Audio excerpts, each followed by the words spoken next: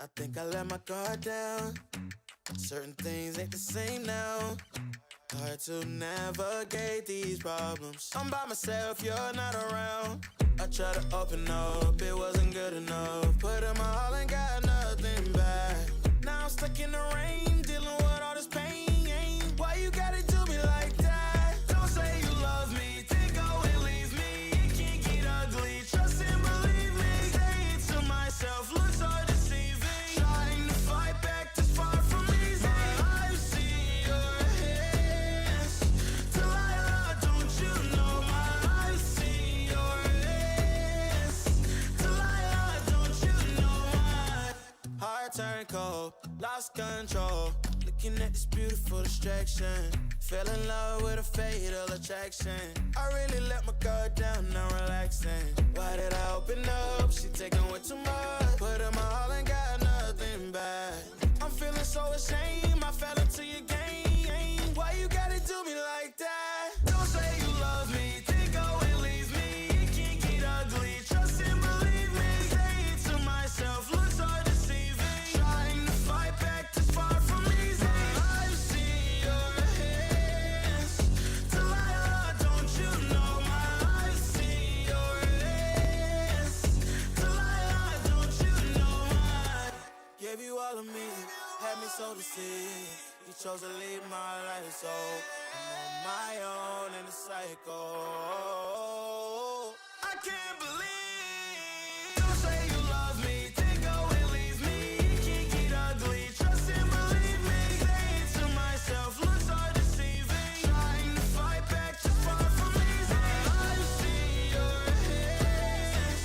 Delilah, don't you know I've seen your hands. Delilah, don't you know don't you know Delilah?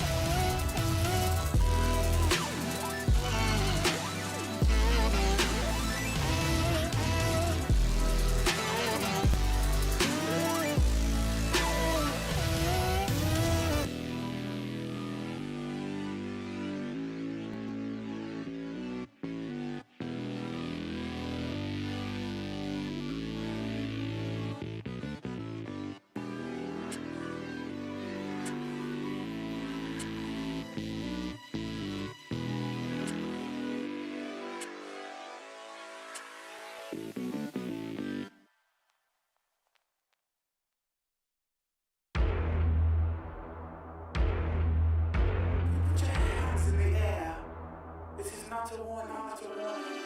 think that I'm running in place? Y'all really testing my patience. Right before I blow up the spot, I had to get back to the basics. What if my talent is wasted? It's sick, but I'm lacking the placement. Thought since I rap in the basement, but my come up is legend, is greatness. I don't care now, it's pedal to the metal. I can never quit now, I will never settle. Puppet to the game, I'm pulling strings like Geppetto. We in the same game, but I'm on a different level. I passed it. Gotta keep grinding till I'm laid up in the casket. No fake round, but you feeling too plastic. Yeah, y'all feeling too plastic. They say my style crazy, but then it's straight jacket. Wow. Why you still testing my patience? Trying to turn me into something I ain't trying to be. All the hate is a heavy rotation. You gon' lose yourself, quit testing me. Don't make me lose my mind. Don't make me lose my mind. Don't make me lose my mind, cause I'm lethal like Wesley, test me. Don't make me lose my mind. Don't make me lose my mind. Don't make me lose my mind, cause I'm lethal like Wesley, test me.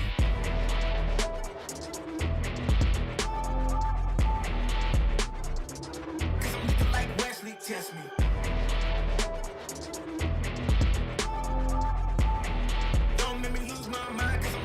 Wesley test me. Yeah, guess I know no better. I ain't got no chill, so they call me a devil. I know. Look, I am just a man on a mission. If I want it, then I get it, I go. And if you're trying to test me a beast, you gon' need Liam Neeson. The chance that you taking is flagrant. You're testing your luck. If you think you'll make it out, then you're sadly mistaken. Careful what you putting your stake in, cause I ain't got no patience and no limitations. You trying to figure me out, and I know I don't make sense, but no one's there when you call like you trapped in the Matrix. You need to take a break from it. I think you should take 6. Cause yes, I hold a throne and no one else can replace this. The pain will only go deeper the harder you chase it. I'm the greatest that you ever met. It's time that you face it, so tell me. Why you still testing my patience? Trying to turn me into something I ain't trying to be. All the hate is a heavy rotation. You gon' lose yourself, quit testing me. Don't make me lose my mind. Don't make me lose my mind. Don't make me lose my mind, cause I'm lethal like Wesley, test me. Don't make me lose my mind. Don't make me lose my mind. Don't make me lose my mind, cause I'm lethal like Wesley, test me.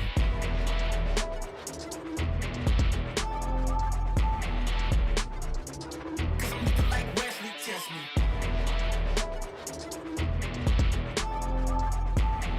Don't make me lose my mind, cause I'm lethal like Wesley, test me.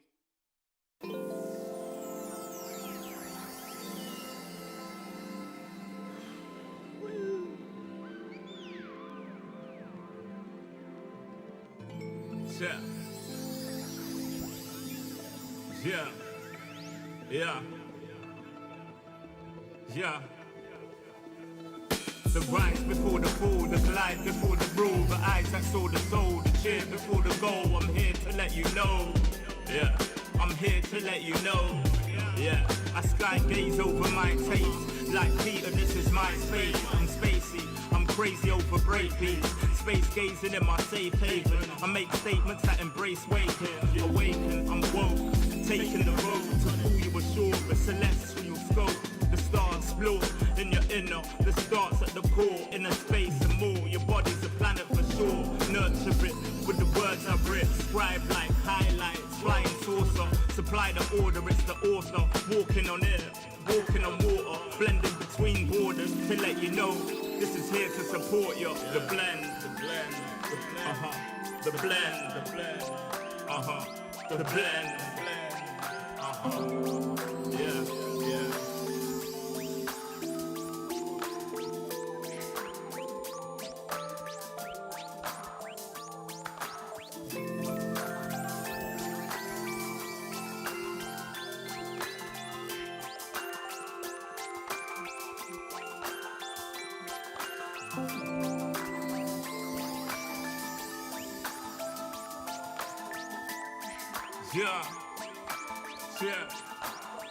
Yeah. Second verse after the first. Take control with words, roll reverse, the rebirth of verb from inside out, outside in. We control the hurt frequency. The heart of the world beats in me. It beats on beats as we breathe deep. Oxygen from trees feed. Gift in our gift. This right here, proof we exist. Mind state is gravity, the way you uplift. Across seas swift, water quench thirst. There's a shift. Set sail like shit to find other lands. Some other lands, sun is planned. With the words I'm writing, I'm fertilizing the earth to rising, realizing global warming and the sea is rising. Pollution the planet needs metabolizing. It's full of fire like a dragon fighting, creating hot springs when the pressure rising. It's terrorizing, but I'm never frightened, cause the days will brighten. Yeah, the blend.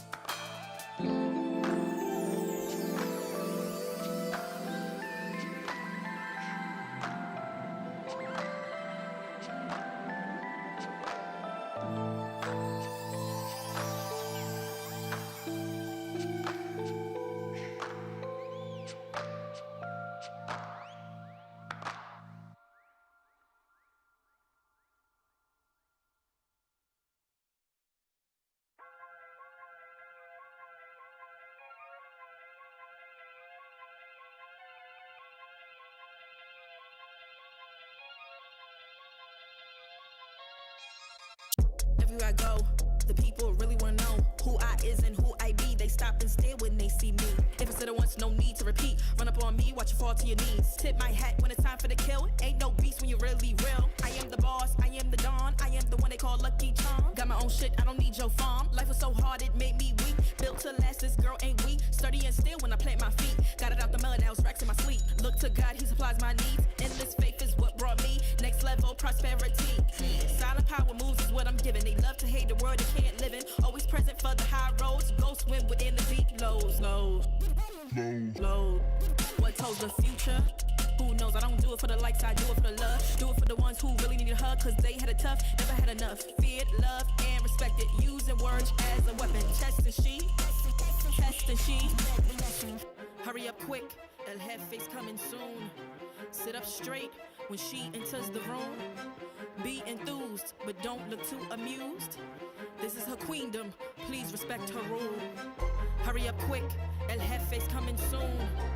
Sit up straight when she enters the room. Be enthused, but don't look too amused. This is her queendom, please respect her rule. Smile in my face, what in my place, but act gully on cyberspace. Let's pump brakes, let's be frank. Running after him when you're the chase. You are the catch and he's the net. How quickly do we all forget to honor these small policies, my darling? You are the empress queen. Man, respect or he'll neglect. You are the wind beneath his wings. You are the season, you are the reason why this world can breathe. Giving sons eyes to see and daughters dreams to believe. Anything less than the best for you is high treason, queen. Hurry up quick, El Jefe's coming soon. Sit up straight when she enters the room.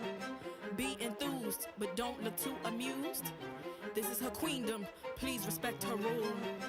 Hurry up quick, El Jefe's coming soon. Sit up straight when she enters the room. Be enthused, but don't look too amused. This is her queendom.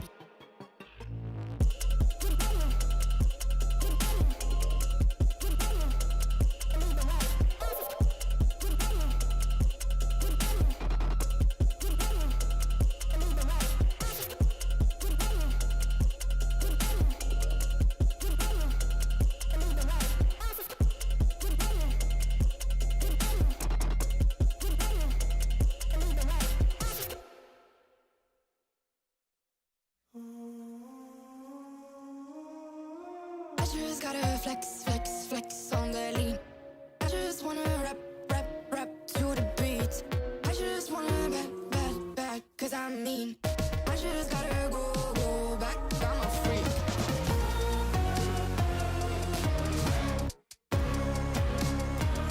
Gotta go. I just wanna rap to the beat. Move of emotion, they drunk at their problems. They always on road and they starting. She knows cause she is the same. She's trying to stop playing games. Move of emotion, they drunk at their problems. They always on road and they starting. She knows cause she is the same.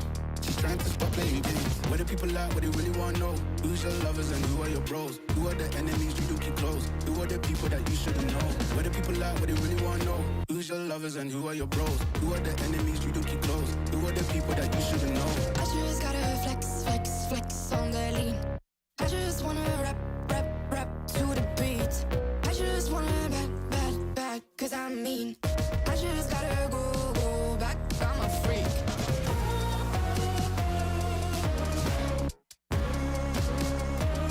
Gotta go. I just wanna rap to the beat. The chains, my vest, my watch, my belt, my cheese, my house, my sneakers, my blouse. I just party hard, popping a one in the chart. I've already won, babe, I didn't even start. Flexing on, yeah. Flexing on lean. Flexing on, yeah. Flexing on lean. I just gotta go, but I wanna hold on. I can't let you go, but I gotta stay strong. Unless you heard it from me, then you ain't heard it from me. Got it from me, all the energy extra. You don't wanna see me with the hitters. Generations caught up, look how things will switch. People they're quick, now they wanna move at the bits. Boy wanna go to him, bitch, nah. Now I'm moving. I gotta do what I do. I'm really here on my ones now instead of 4 3s or 2s. And now it's F from Paris. I could've been effing you in Paris. I don't wait for the drop, I just flow from the pop.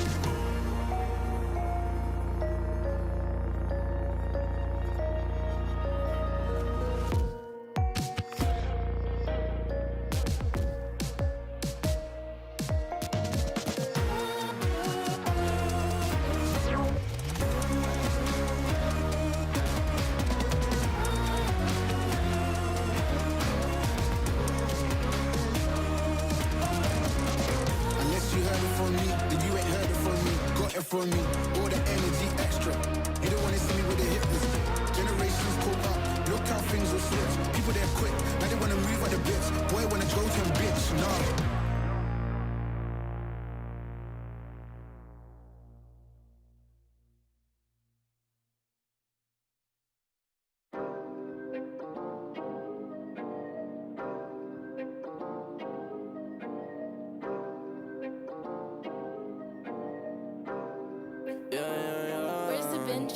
Working a 9 to 5, I had to go and feed the guys. Nobody did it right, I had to show them how to grind. I had to beat the odds, this is the life I live for God. Taking a step at a time, we going up, we headed to Mars. Taking them chances, making decisions, you know I'm never gonna lie. Till you let go, I'm copying all of who you gon' be inside. I cannot fake it, I gotta face it, I gotta do the time. You gotta wait, mate, for a great pay, make sure you're doing your job. Gotta deal with the patience, 200 every occasion.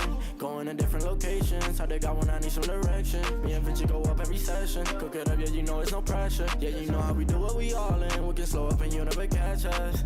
Working a 9 to 5, I had to go and feed the guys. Nobody did it right, I had to show them how to grind. I had to beat the odds, this is the life I live for God. Taking a step at a time, we going up, we headed to Mars. You know my slimes, they came from the bottom to top. They can define us, they tryna find us. Boy, I know you with the ops. We're not the same, no, you can't compare me. I don't belong in the box. Don't try to play me, no, I'm not friendly. This is everything I got. Ain't no playing around, this is no playground. It no matter, I do what I say now. I'ma go give them something to say now. Got them stuck on my back like a spray ground. CZs don't gotta complain. I'm a shooter, got eyes in my vein. They said that I would never make it, they thought I was crazy. They said I'm insane. Working a 9 to 5, I had to go and feed the guys. Nobody did it right, I had to show them how to grind. I had to beat the odds, this is the life I live for God. Taking a step at a time, we going up, we headed to Mars.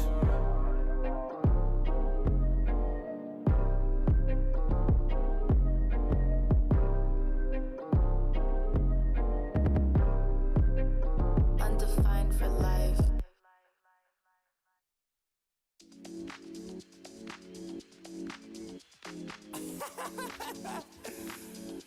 Oh man, what you talking about, man? What? You so crazy, bruh. Wasn't too long before I realized a whole lot of truth just realized. Two groups faking the real guys, and both of them plotting on your meal size. Gotta be more, is this real life? Got a bad hand, but I still try. Try and knock me down and I still climb. I can see the promised land right over the hill line. And when I get there, yeah, we all gon' party. Learn how to surf cause the waves is gnarly. Gotta make the bread, gotta bake the barley. But it take a little time, be patient, darling. Working for the people, gotta rake them all in. But sometimes people make you hate your calling. Some people panic when the brakes is stalling. Me, I go to God when my faith is falling. Put it on the tattoos. A righteous man don't know bad news. Found forgiveness for my snafus. Nothing for the pretty girls trying to get a cashew. Bad dude. Sometimes life really suck like a vacuum. The devil I don't never turn my back to. I just want to shower love like a bathroom. And be a role model for the black youth.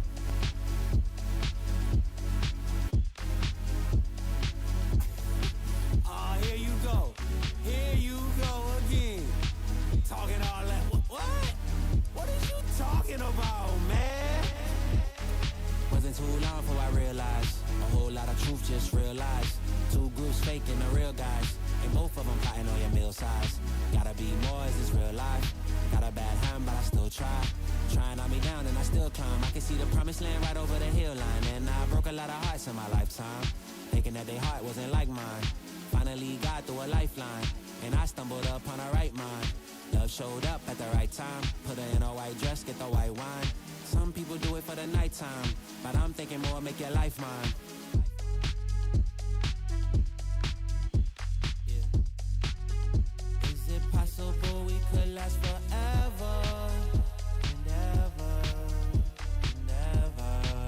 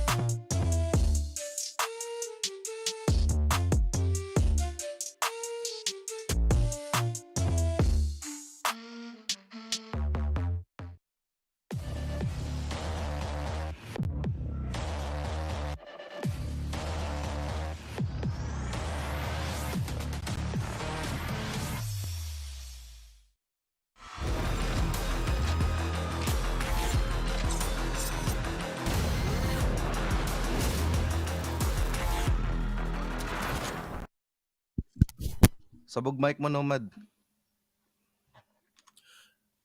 And now we're down to our last four teams here in the Challengers VH. We've already seen the farewell of two other teams yesterday, but now we only need three to represent the Philippines in Asia Pacific Challengers, and we'll find that out today as we continue on to day 3 of Challengers Philippines.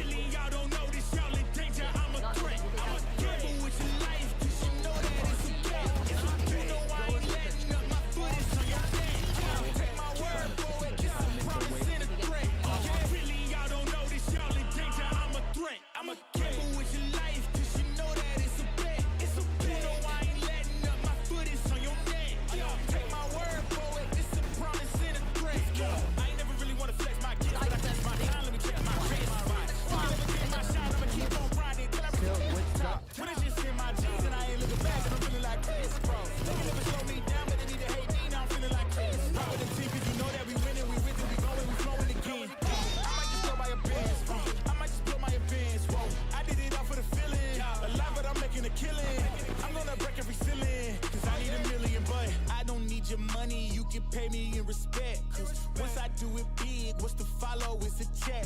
I need 100 bags, nothing more, nothing less. And the ops feel away, cause I'm next. I'm a threat.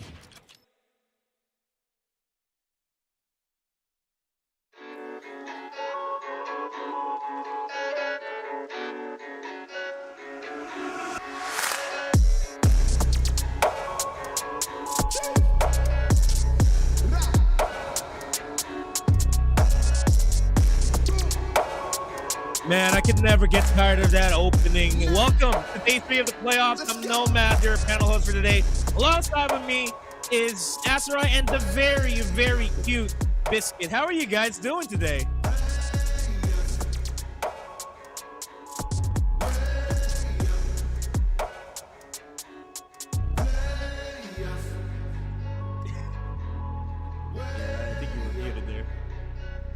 Well, I think while he's got to refresh his stuff, I'm just gonna take over while he talks right now. So, you want to see a cool thing? Check this out. She goes absolutely insane.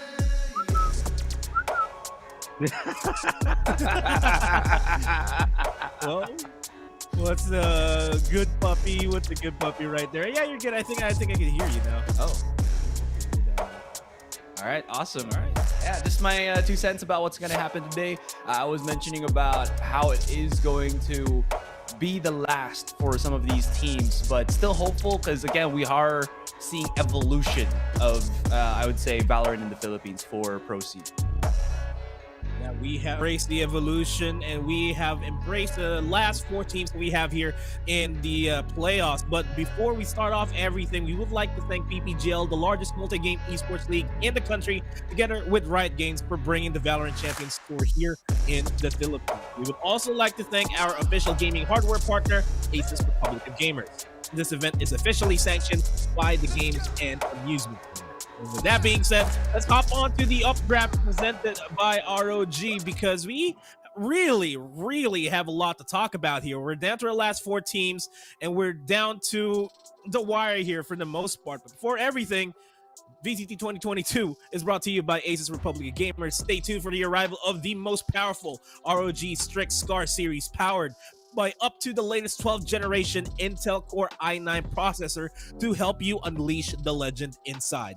No holds barred performance with a crisp QHD 240Hz esports ready display and improved intelligent cooling design. The ROG Strix Scar is the only choice for the best competitive advantage in any esports title. Check out the link in the pinned comment for more information. And lastly, we've been saying this since the start of the playoffs. You guys can get a chance to win exclusive ASUS ROG swag. All you have to do is follow the instructions that's going to be shown on the screen. You can like and follow the ASUS Republic of Gamers Facebook and Twitter pages. Like and follow PPGL and Valorant Esports Philippines official Facebook pages.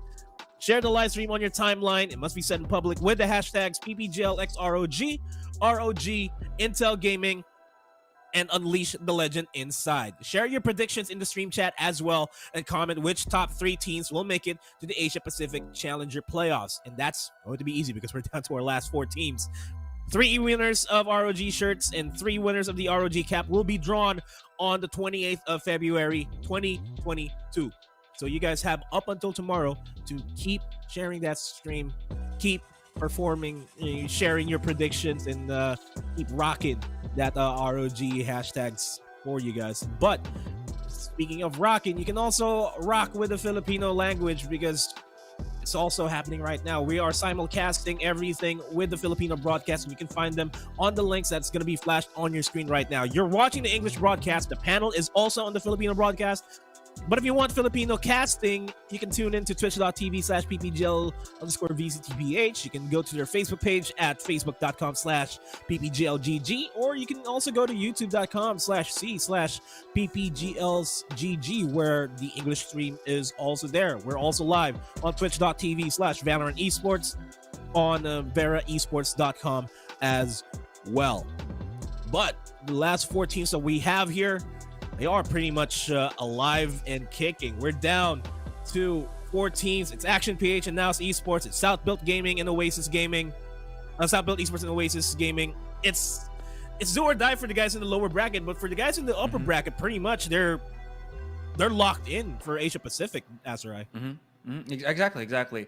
Yesterday, we already knew which teams would be coming in, and if you guys were just following these teams on Twitter, they were like posting all of the hype stuff, the happy moments as to how they reached there. Again, the story for NAOS, I think, is incredible, as they were the team that just came from this, and now they're here. And then for Akshan PH, also the same thing. A ragtag bunch of teams looked very shaky, but dang, did they really rise up to the occasion.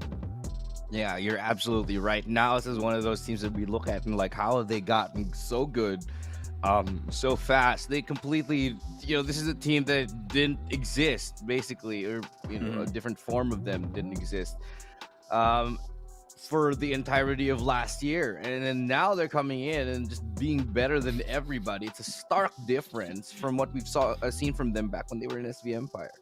Yeah, and they really did come out the gates there ever since they started their match yesterday against South Built Esports. Let's have a look at the highlights of everything that happened last night, actually, and yesterday, just so that we can get a good picture of what happened. Now, you're watching right now, it's Oasis Gaming Action PH in the best of 3, and it was 2-0. I mean, for the most part, we were all 2-0s there, but they were close 2-0s as well. Oh, yeah, they definitely were. I think all the predictions that the casters and the panelists were talking about here was to how just well supposedly Oasis Gaming were playing, but they were plagued by, I guess, the start of the tournament jitters once again, where week 1 they were so shaky, week 2 they were incredibly good, and I think that kind of just hit them reset button on playoffs, where the first time that they go in the match they were looking a little bit battered there. Moving forward as well, you see NAOS, and as Illustrator was mentioning, they've been spot on for the most part. Yeah, now Esports Top Built Esports. Top Built fresh from their victory against Team Secret. They lost 2-0 and they got knocked down to the lower bracket. And we gotta attribute that to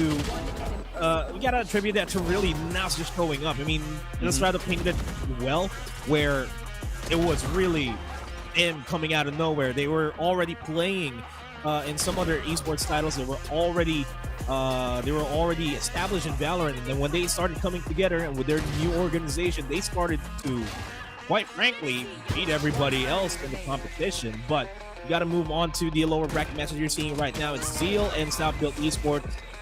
It was an elimination match for Zeal Esports, and South Built still managed to hold on against Zeal despite how close Zeal managed to keep the game together.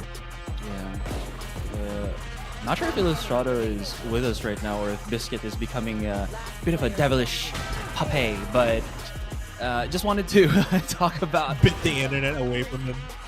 He was doing... I forgot actually if Biscuit was, but the puppy was like trying to bite the live cable for some reason yesterday.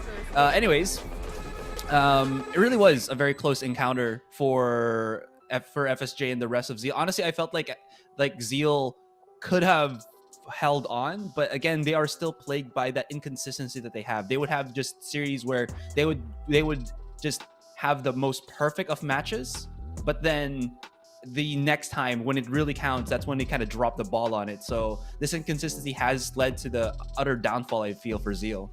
Yeah, apologies, ladies and gents. I actually just did have a technical issue. My dog actually chewed my cable. So I knew it. Yeah, you're absolutely right. But yeah, going back to it, I do imagine that this first series is probably going to be either one of two things. It's only either going to be a stomp, or it's either going to be a super close one that'll probably see a lot of overtimes on, because of the fact that these two teams have such different play styles, and it's going to matter on who is able to bring that play style forward. Let's talk about that a little bit further as soon as we get into the analysis on the first series of the day. But before that, let's just have a reminder on who the top teams that enter the playoffs are. Watch this video.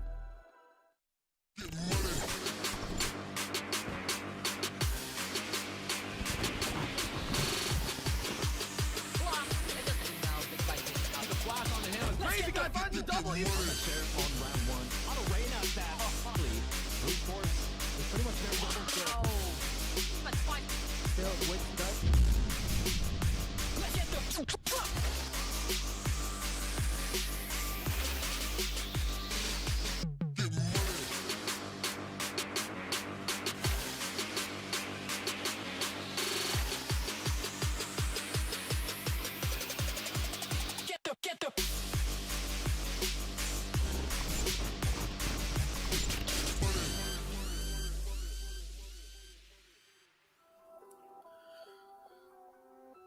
Well, those are the top 6 teams that we have remaining that went into the playoffs. It was Zeal Esports, Action PH, Team Secret, South Built Esports, Oasis Gaming, and NAOS Esports. But now we're down to our last 4 teams. It's Action PH, NAOS Esports, South Built Esports, and Oasis Gaming. Now, what I kind of want to have a refresher on you guys to just have a look on the journey that they've been through since the open qualifiers, where 32 plus teams joined.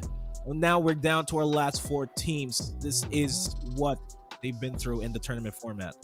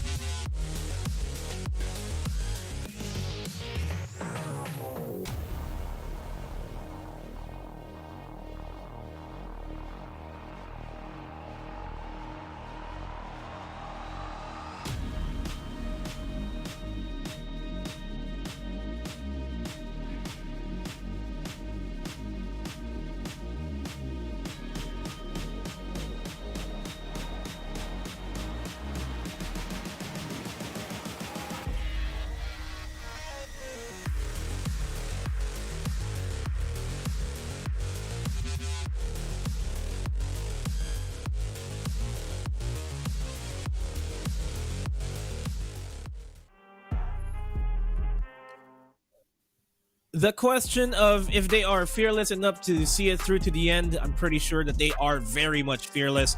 We have a look at the current storyline that we have here on the brackets. Again, it's been almost a smooth run here for Action PH. They made it all the way to upper bracket finals. I would say that the same for South Built Esports, but they get knocked down by NAOS Esports through to the lower bracket, and now they're going up against Oasis Gaming in an elimination match. And now it's still feeling the momentum they've had since the group stages. Here they are in the upper bracket finals as well, Elu. Yeah, so this is going to be very, very difficult here for anybody who goes to the lower bracket. I mentioned this before. That SB Oasis match, it's going to be pretty tight here. I'm still thinking Oasis is running hot. And anybody who's in the lower bracket is just basically in for a rough ride. And what's crazy about that is if you told me that these teams would be in the lower bracket this time, I'd tell you that you're absolutely insane. But right now, Team Secret already has been eliminated, and so Zeal, you know, going back to the end of last year, will be like, oh, these teams are actually cracked. What the hell is going on here? And then Action PH and NAOS are showing everybody that they're the new bosses. Yeah, at least for me, the hierarchy right now of teams is, I'd say NAOS beats everybody, or other. I think Oasis beats everybody except for Action PH. NAOS still undetermined against Action PH because this is going to be the first time we're going to see them go up against each other. But it is going to be interesting to see how the dynamic pans out. As you mentioned, Elu, it was all about, you know, the different style of play. Action PH incredibly aggressive. NAOS all about that communication and great trades that we've seen them do over and over again. So it is going to be somehow, I think, challenging for NAOS to try to beat down APH, especially on their good day. And with that, let's have a look at what matches we're going to be having today. I mean, we already know that Action PH and NAOS Esports and South Built Esports and Oasis, but let's see exactly the order of matches here. It's Action PH and NAOS Esports first. Go afterwards, it's Oasis Gaming and South Built Esports. The loser of the upper bracket finals between Action PH and NAOS Esports will go down to the lower bracket and will be waiting for their opponent, in which it's whoever wins against Oasis and South Built Esports. And unfortunately for Oasis and South Built Esports, one of them has to go home. One of them will continue on forward into the Asia Pacific Challengers, and this really is I'm gonna agree with Elu. We're gonna have a lot of overtimes, especially in the lower bracket. I feel for Oasis and South Build Esports, Elu.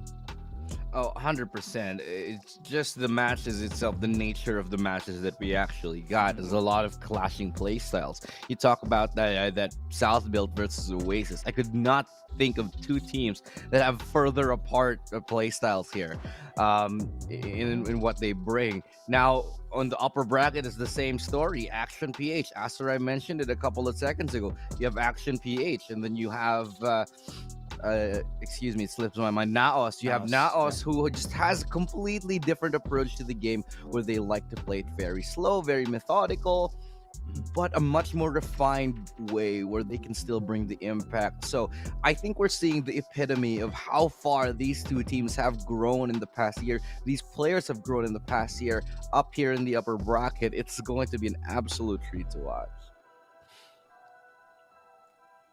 Yeah, it is definitely going to be an absolute treat.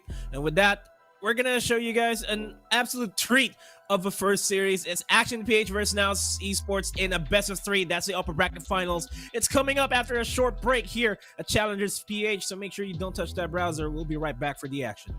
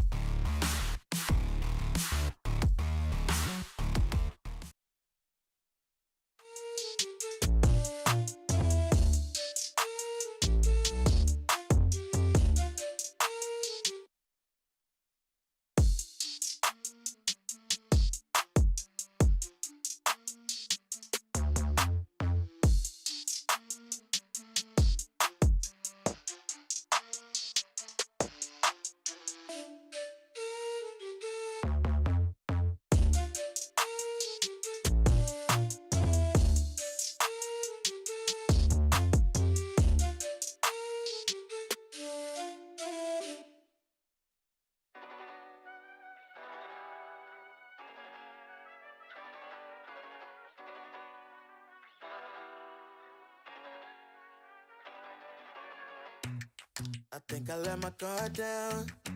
Certain things ain't the same now. Hard to navigate these problems. I'm by myself, you're not around. I tried to open up, it wasn't good enough. Put in my all and got nothing back. Now I'm stuck in the rain, dealing with all this pain. Why you gotta do me like that? Don't say you love me, then go and leave me. It can't get ugly, trust and believe me. Say it to myself, looks so deceiving. Trying to fight back, this far from easy. I've seen your hands. Delilah, don't you know I've seen your hands. Delilah, don't you know heart turned cold, lost control. Looking at this beautiful distraction. Fell in love with a fatal attraction. I really let my guard down, now relaxing. Why did I open up? She taking way too much. Put in my all and got nothing back. I'm feeling so ashamed, I fell into your game. Why you gotta do me like that? Don't say you love me, then go and leave me. It can't get ugly, trust and believe me. Say it to myself, looks so deceiving. Trying to fight back, this far from easy. I've seen your hands. Delilah, don't you know I've seen your hands. Delilah, don't you know gave you all of me, had me so deceived. You chose to leave my life, so I'm on my own in the cycle. I can't believe. Don't say you love me, then go and leave me. It can't get ugly, trust and believe me. Say it to myself, looks so deceiving. Trying to fight back, just far from easy.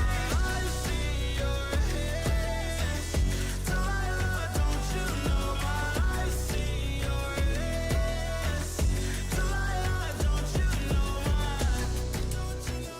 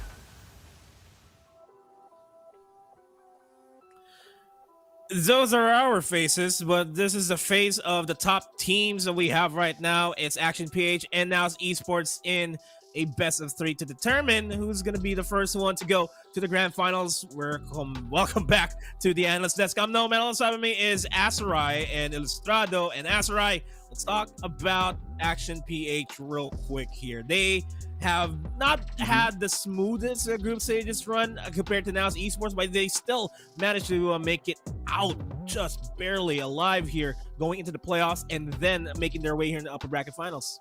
Yeah, they had an absolute unit type of series that we saw from, I guess, the start of the playoffs. They just came of the woodwork swinging. They did that 2-1 against Zeal. They were able to 2-0 Oasis Gaming, and it was all on the helms of Georgie. Not saying that the team itself relies solely on Georgie, but a huge chunk of what Action PH wants to do is very much enabled by how Georgie cleanly takes aggression and map control for them. They can execute really well, but they do need Georgie to kind of elevate things, and that allows like the other star players to start rolling in, such as Zero Deathio and Eman.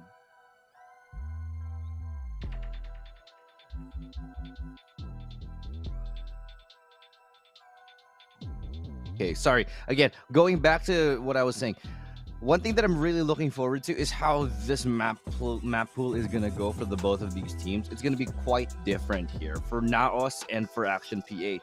I really think Action PH is going to ban certain maps that are the best for NAOS. That's going to be the approach, because the reason for this is because Action PH has a very bad matchup in terms of maps for NAOS. That's going to make it so hard for them. I'll talk about this later.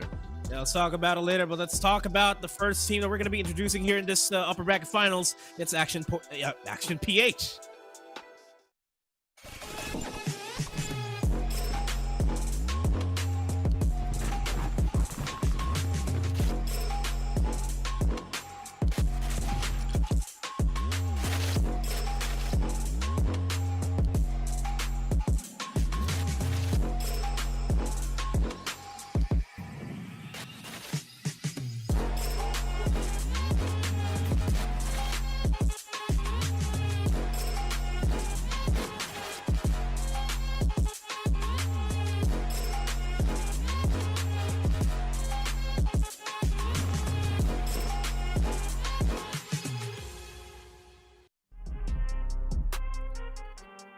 This action-packed, Action-Jackson roster of Action PH is ready for some action.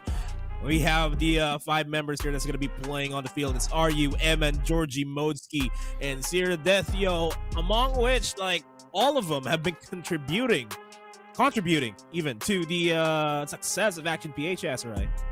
I have no idea where. I haven't heard Action Jackson. Jackson about Action Hank. Action Hank, Action Steve.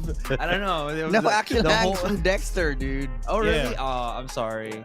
Dude, it's been forever since I've watched Dexter. All right, but anyways, it's not been a while since I've watched Action PH. We casted this yesterday. Incredibly strong team right now. Again, it seems like the way to fight Action PH is very easy. Shut down Georgie. It's simple, but a lot of teams have not really gone and done that. And with that being said, Action PH right now have been really riding the wave and then adding more to that with the complexity that Modski, Zero Deathio, and the other players are able to bring to the Action roster. Yeah, I'm going to just agree with you right there, Asarai. Modski and Zero Deathio have both stepped up immensely, and that is just one thing that I want everybody to keep. It's no longer just the Georgie show, and this is one sign that the roster for Action PH has just become so robust. And so this is one of the things that just make me so hopeful for the Action PH team, that you have all of the members stepping up to meet Georgie at the very tippy top. But they have to meet their opponents first. NAOS Esports looking really poised to be the top dogs here in Challengers Philippines. And let's introduce them for you guys. Here's NAOS Esports.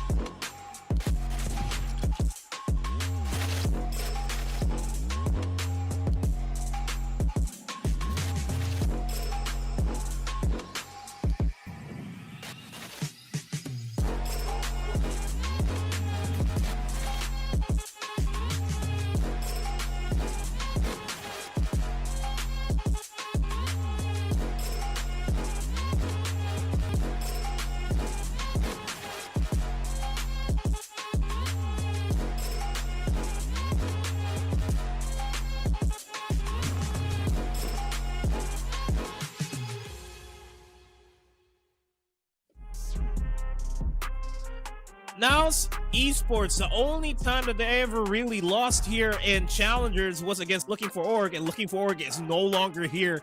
We've got Blast, Blurred, G-Licious, Kakarot, and Kevs, and I believe Ilu, now's definitely the time for these guys. 100%. There are just so many, ways that these players have matured over the past couple months, I'd say.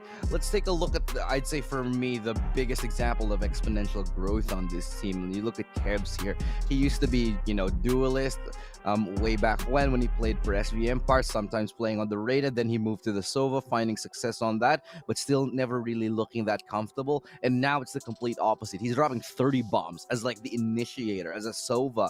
It's absolutely insane. I'd say this kind of growth for an individual player is quite unprecedented, at least here in the PH scene. And then you look at the others who have been growing in their own way as well. Kakarot, who just used to run around and shoot people, now he's suddenly playing far back, supporting his team, clutching out these rounds, being the last person to be alive. And it's just a treat to see how much they have been able to reshape their approach to the game and be so much more fundamentally solid in the past couple of weeks. Yeah, it really feels like a Cinderella story here for NAOS, because again, when we started talking about this team, this was a roster that all of the players came from teams that had mild, if little to no success, right? And then you come into this one and it's looking good. And you mentioned how, these main roster players were working out. And I also have to point out that their six-man, who is a cracked Reyna, by the way, Z, has also been upgrading himself by like slowly integrating aggressive killjoy plays when they played that Haven match yesterday. So everybody from now is definitely stepping up and taking helms and managing them quite well. Man, I'd like to point out now that it's not just about the stars here. The way that Ilustrado framed Kevs there, I kind of want to say that the tail of the tape, that if we have a tail of the tape, I'm going to have to put up Zero, Deathyo, and Kevs against each other, because I feel like both of them enable the star players. They enable Georgie. They enable Kakarot for the team, and that's something that we can look forward to later, as we have to have a look at the maps. And Ilustrado, you mentioned earlier on how vast and varied the map pool is for both of these teams, and we have Icebox, Bind, and Haven. Is this something that you would expect to be picked up by these teams? Honestly, I didn't expect Icebox to come through, especially with how Action PH hasn't been looking so comfortable on it. I'm not surprised that the Breeze has been banned. I'm not surprised that the Split has been banned. These are two of the best maps right now for the side of NAOS. And then Fracture comes in. I'm a little bit surprised. I'm not surprised by this, rather. Sorry, because, excuse me. It's because NAOS hasn't really played this a lot. But the fact is, Action PH hasn't been so convincing on it either. So I would have been happy to let this slip through, I guess, if I'm on the NAOS side. But then lastly, for that Ascent ban, both teams are pretty much happy to play it. So I'm surprised that this is the one that they choose to go with. Maybe just not feeling so comfortable on the NAOS side. For me, I think Action PH has done the best job, if they can, in just fighting out which maps can be good for them. Actually, I'd argue that Icebox and Haven are both teams' really strong picks. Yeah. So Bind will definitely be the deciding factor here. And NAOS knows this. They might not have that much data against APH going into Bind, but I feel that this will be the particular map where we set the lines, because Icebox and Haven, definitely both teams have played exemplary in both these particular stages. Actually, in Icebox and Haven, both of these teams have performed quite well. Now, as we've only seen them perform on it twice, but it's very convincing so far. They've been phenomenal on it with 100% win rate, but their attacking win rate, what's been phenomenal for them on that one is how successful they are. 87% wins on the attacking side because of how clean their executes have been, just how comfortable they looked on Bind. This is definitely something Action PH would want to be careful about. Now, on the flip side, we talk about a map like Haven. It's not 100% for either team because they're pretty close win rates. I do have to favor Action PH on that last pick, though, because Action PH have gotten 72% in quite a lot of matches. It's a 13-5 for them. So from what we've seen, Action PH has some of the best executes in the game. If NAOS want to win the series, I think they have to avoid Haven. I think we have to see them go 2-0. Ooh, that's a good statement there, which leads up to the prediction. Are you predicting into NAOS 2-0 here, or are you going to be favoring Action PH here? What are your predictions, Silu? I'm still sticking to NAOS. I think it's going to be a 2-0 because I do think their icebox is a lot stronger, which was something I think that Action PH was hoping to rely on. And then even the rest of the maps here, even Bind, I think NAOS is just going to be overall better in. It's going to be a 2-0 here for me. Yeah, for me, I'm pretty split, but I'll have to go against the grain here. I know I've always said NAOS, but this time I'm going to go Action PH. That being said, though, I still do have a 100% prediction rate when Group Stage Day 3 started. So I feel like I'm, just saying it out there. Good for you, Asura. Oh, good for you. Good for you. All right. Congratulations on your 100% predict rate. I'm pretty much convinced after the group stages of the NAOS hype train. I'm all boarded. I want to be the conductor of the NAOS hype train, but I can't. So I'm going to have to go 2-1 to NAOS here. I feel like we're going to see a map 3. I feel like it's still going to be a close fight regardless between Action and NAOS, and I feel like this is going to be one entertaining series to start off the third day of playoffs. And without further ado, ladies and gentlemen, it's NAOS Esports versus Action PH in a best of 3 game 1 starting right now.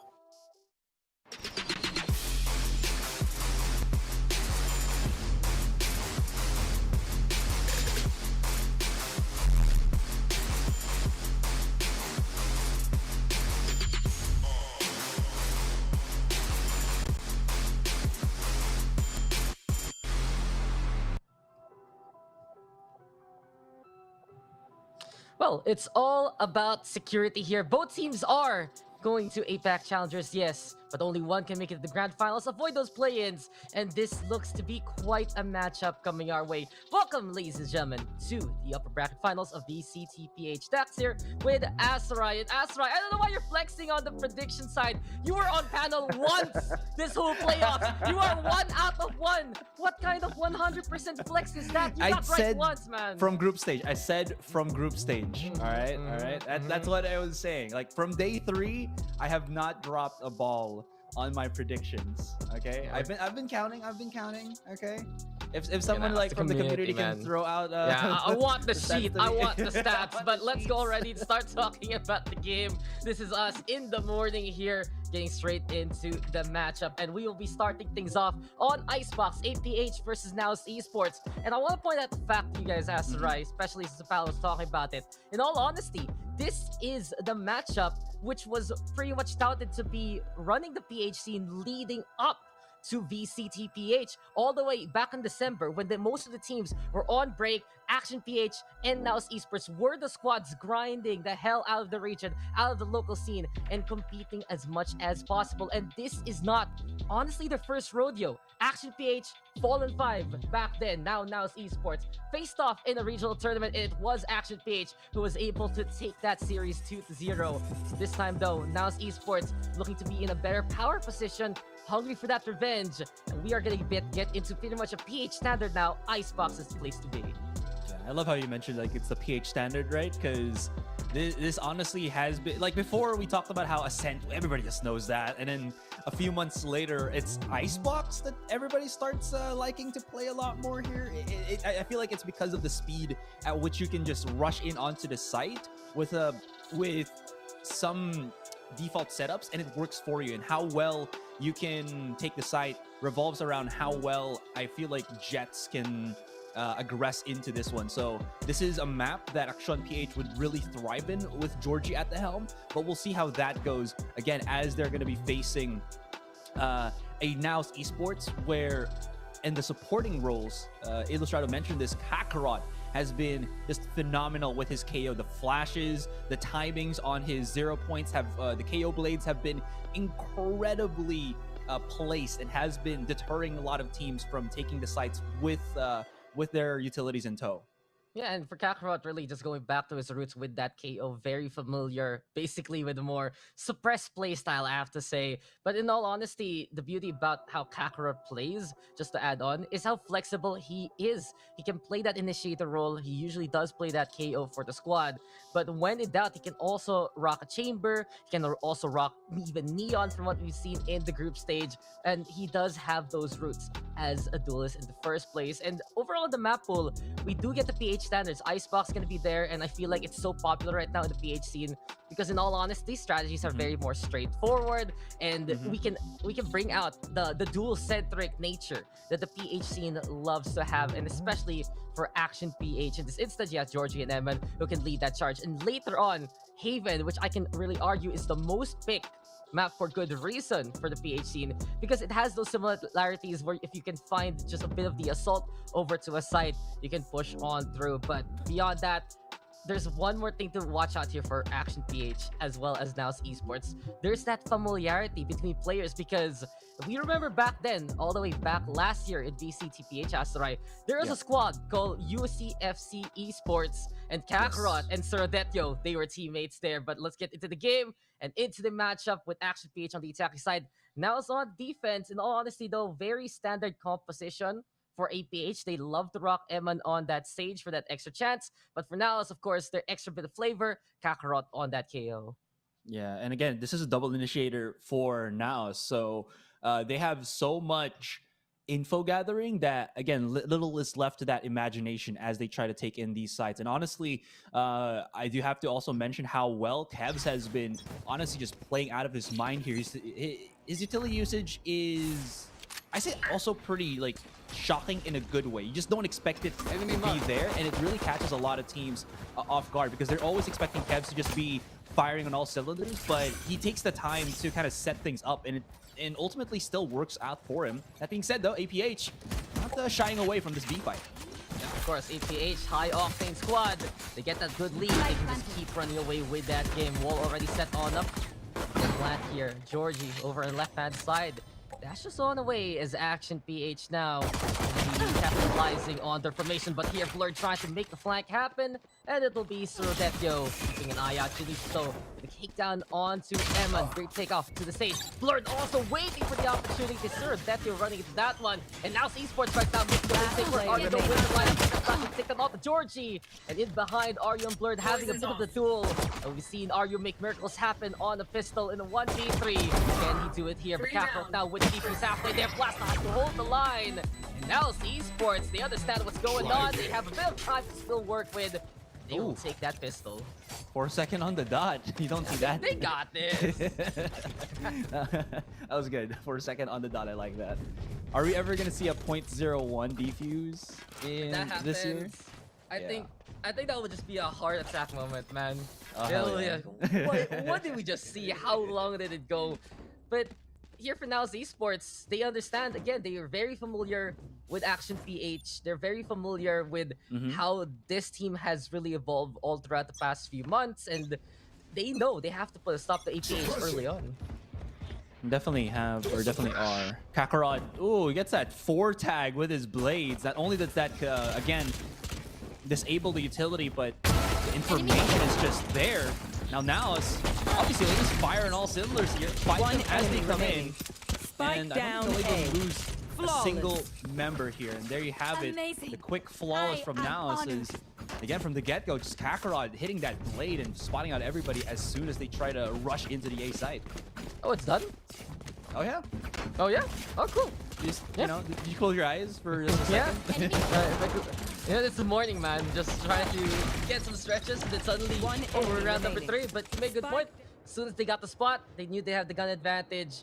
And again, NAOS Esports, this is a squad that understands if you're able to play against Action PH at their own speed and counter them immediately, that'll put such big in the wrench of APH. But now the gun's gonna be into play. Keep an eye out, though, I believe, on how Georgie will try to lead this charge. It seems like for Action PH, though, already they're slowing the pace to a crawl, and you don't want to see that on the APH side. And Blurred there, even catching out Surodetyo to start things off with the Marshall.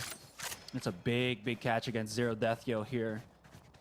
And that's going to leave them a bit blind, as well as, again, a man down. Here. And that slows the pace for APH. Are using RU smokes to create a bit of maybe control, but again, the lockdown or the counter control from NAOS here, just a bit too stifling for APH. I think as they're also allowing Mochi to slowly creep up in onto A, and that Blade spots out a couple of pop shots, I think they're going to just rush in for the A side here. Even though there is that Jalicious holding the fort, they'll still be able to isolate a couple of angles for the moment. We'll see how this goes as they actually go the other way around. It's a maze of green. It's like Motsky's trying to figure out where do I go? What's the angle here? But since they feel like there's so much 30 seconds left. Over to that A side, they go for B instead, and Georgie keeping things off strong with catch there on the Blur, running on in. Take down with the rifle. There we have the wall yet again to separate them from the NAOS defense. Gets broken on down quickly there. Spike's still gonna get planted anyway. And NAOS Esports now having to go for the retake one more time. APH though, they'd love to play onto the corner here by Yellow and look to go for those aim duels instead. Blast already gonna go for the defuse. Blast comes on in from the KO, but Kakarot now knocked out there by Emma. In the meantime, with the takedown, and while all this happens, One enemy right remaining. behind the veil of the barrier orb, it's now Esports who sticks the defuse, and the rotation there for Motsky a little too late. They steal that one Asarai, and they get that bonus.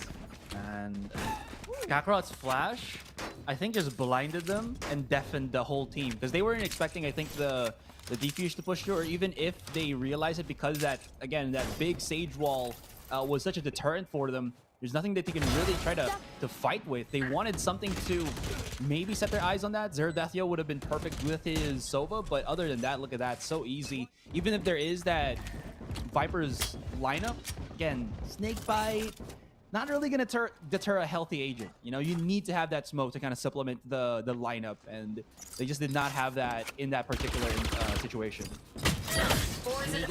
Anyways, you have to be always wary of the APH rush. Kakarot now getting ready, fragment and thrown on over to the other side, preventing the default plants. APH now navigating on through, but Kev's too close for comfort, and Motsky will be able to get that takedown. Still yet again, courtesy of Mr. Boto Kakarot, and we have the resurrection from Emman very quickly into this game. As now Esports now will have to respect APH and how they station on up towards A side. More security here for APH. They don't have the best guns, but they still have the ultimate to work with. Viper split into play. Kakarot now towards Nesto, and that's 3 for the KO already. Will he find more though over to the flank perhaps? Blast trying to spray it down. Are you right there beside the entrance, right behind backside, and Kakarot is creeping towards it. Can he actually find the Viper there early on? One enemy remaining. All around Emman, they found Kakarot there with 4 already. Georgie now all alone, remaining. and Georgie with a second kill, 22 HP in a dream here. Blurred now with the defuse, halfway done, halfway left. Up top though, cannot be any value here for Action PH. And what a twist of fate, Asarai. Usually it's APH who does it to any other opponent, but now Esports, the understanding is there, and they're the ones up 4-0. It was so simple for NAOS. APH, Need a drop. first of all, APH, they were exceedingly pressured to not go outside of their smokes, because NAOS were prepared for that encounter. But NAOS, as APH wasn't really going for the challenge, all they really had to do now was just pop shots and systematically break down the ultimate. This is how you actually go through the Viper spit. Never go through it, let your bullets do the work, and it works out so well for NAOS. That's actually kind of nutty. You know, if you believe that your bullets will hit them, you know, you usually have 25, you have 30, 1 or 2, that's gonna connect. But the connection there from Kevs to start things off. No breakfast for you, good sir. This tube is cleared out quickly by NAOS Esports. And when do you see this, Asarai? Action PH forced to play for picks, go for more default plays to start things off. And the slower pace right now, it is a big telltale sign that it's now keeping the pace in check. Got joggle peak there. You know, it's not a jiggle, it's a joggle. What's a joggle peak? Hello? It's a jog that's a jiggle. You know, because you're running in. So you're lightly running in, and then you jiggle all around. Yeah, exactly. I'd love to see you joggle in the morning sometime, man. Oh, hell yeah. We'll see. Nope, legs. You work out anyway. You know it? True. Careful. They're going on the right side here after I place default. Gotta be careful though because Oh shot my dart! goodness. That is just perfectly bounced by NAOS, and immediately to kick things off, it's 2-for-2 trade. Jordy Sorodetio gets on full. Last player right standing. Now, keeping an eye out, but Kevs again is there. Eagle Eye that he is. Shut down now on the Kakarot, but Kevs for the quad. They even have time for the reboot. And NAOS again, 5-0 right now. There is no stopping these wins. Man, their utility usage has been just on point here. If you look at it from just the perspective of interaction, right? And Blur, for some reason, is chipping ice. You know, it's hot in the Philippines. You want to get something for your taho or your halo halo or something like that. Yeah, it works. It's economical. He's a Filipino. Anyways, just to finish off, the proper point that I was trying to make here, Dax. NAOS has a really good roster in just making their utilities work for them. You know, if you're gonna try to plant anything, get that map control, throw out a molly, throw out a shock dart, it works. And then they also have that reset factor, better reset factor actually than APH, because they do have that null command and res coming in from blast. So if Kakarot, if he can get all of his charges back up and always have that null command up and running, which for the most part I think is up every couple of rounds, it really does help out NAOS with how they charge up against HPH without really having any, what's word here, caution to the wind in their worries. That's not a word, that's a statement. That's a sentence, man. I thought I had to open Wordle real quick just to give you the word. I'm sorry. But yeah, this morning, it's NAOS and their sun shining on bright. And APH, they need to go for a timeout because this is not the script that they're accustomed to. And you guys were talking about it perfectly on the panel. It's a game of styles that NAOS Esports right now, they have that system, the 2 waves, the utilities so potent. Action PH, the rush down, beat down, pretty much the way to go. And the last time these guys faced off in a regional tournament, it really wasn't the case for NAOS Esports. The identity crisis was still there. Rotations, even playing with a sub, playing with a stand-in actually. But right now, this 5-man roster, the 6-man roster, even when we see the rotation with Z for other maps, they're looking primed and ready for the bigger leagues in APAC. Action PH also going to represent. They will go for the push online. Blades do come on out here. Georgie right now trying to fly on high. And he gets a bit of damage done versus Kakarot here.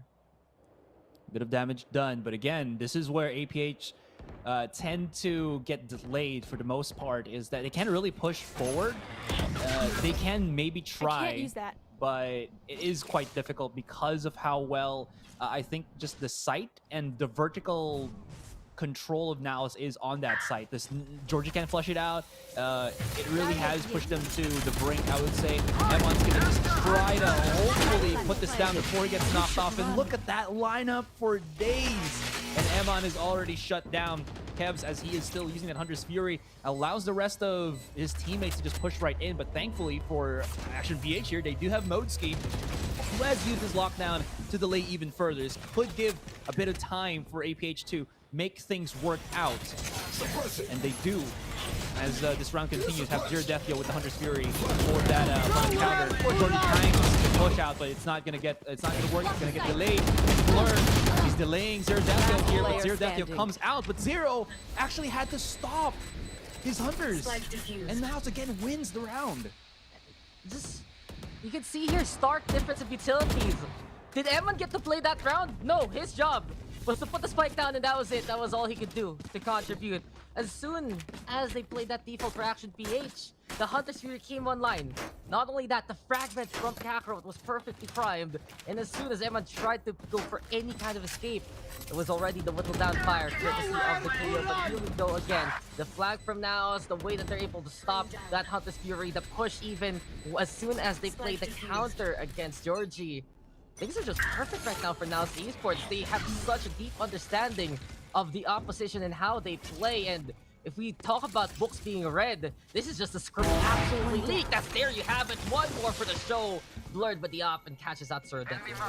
Man, NAOS are just playing out of their minds right now, Dax.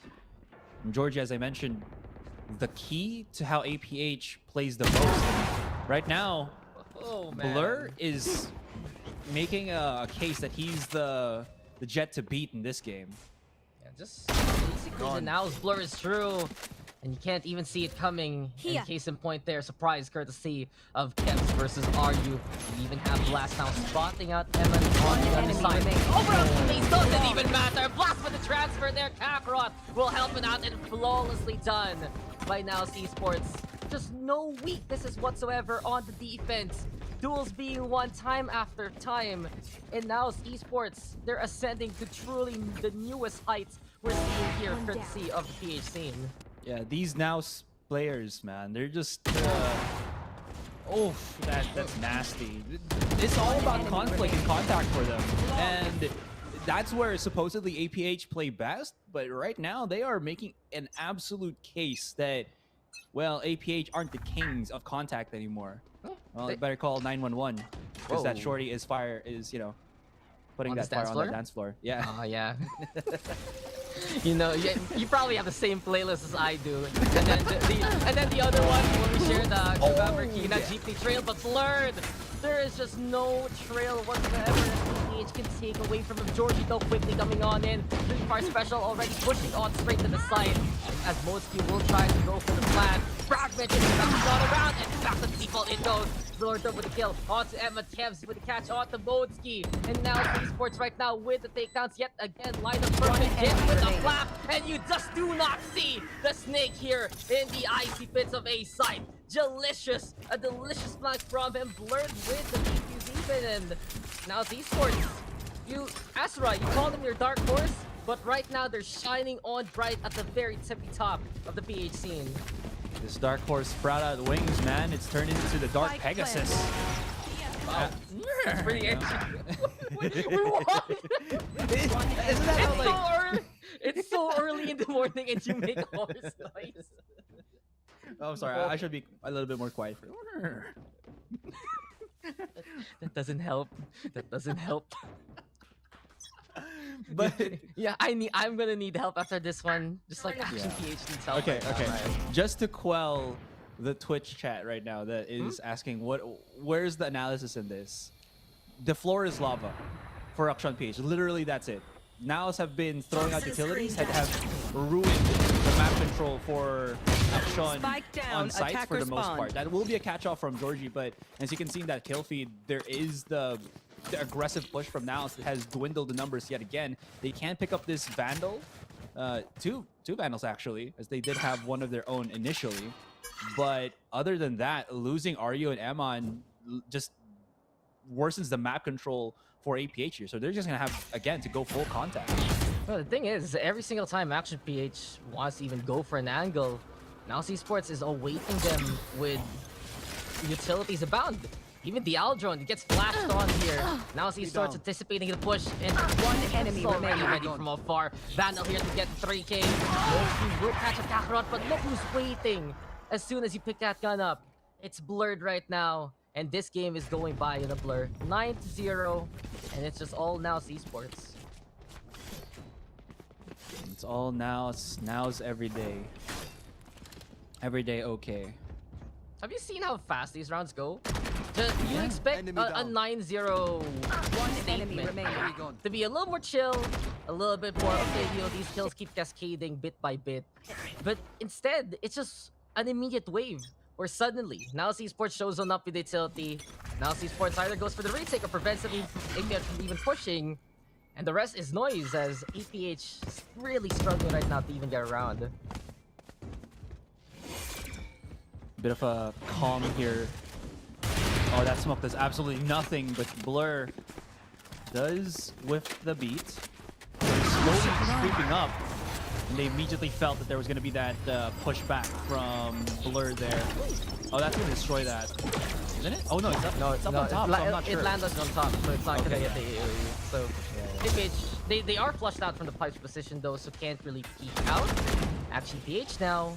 Go towards that inside, and you're gonna cover the right-hand side yet again with the Viper Pit in. So now they already know how to spam this down. Kakarot showing it how it's not starting things off. Georgie falls there. So on the board for Splash. Kakarot so quick again! Crunchy shot towards the pipe. Delicious now. Last player standing. Will get that trade, and Emma at least watching out for the repel.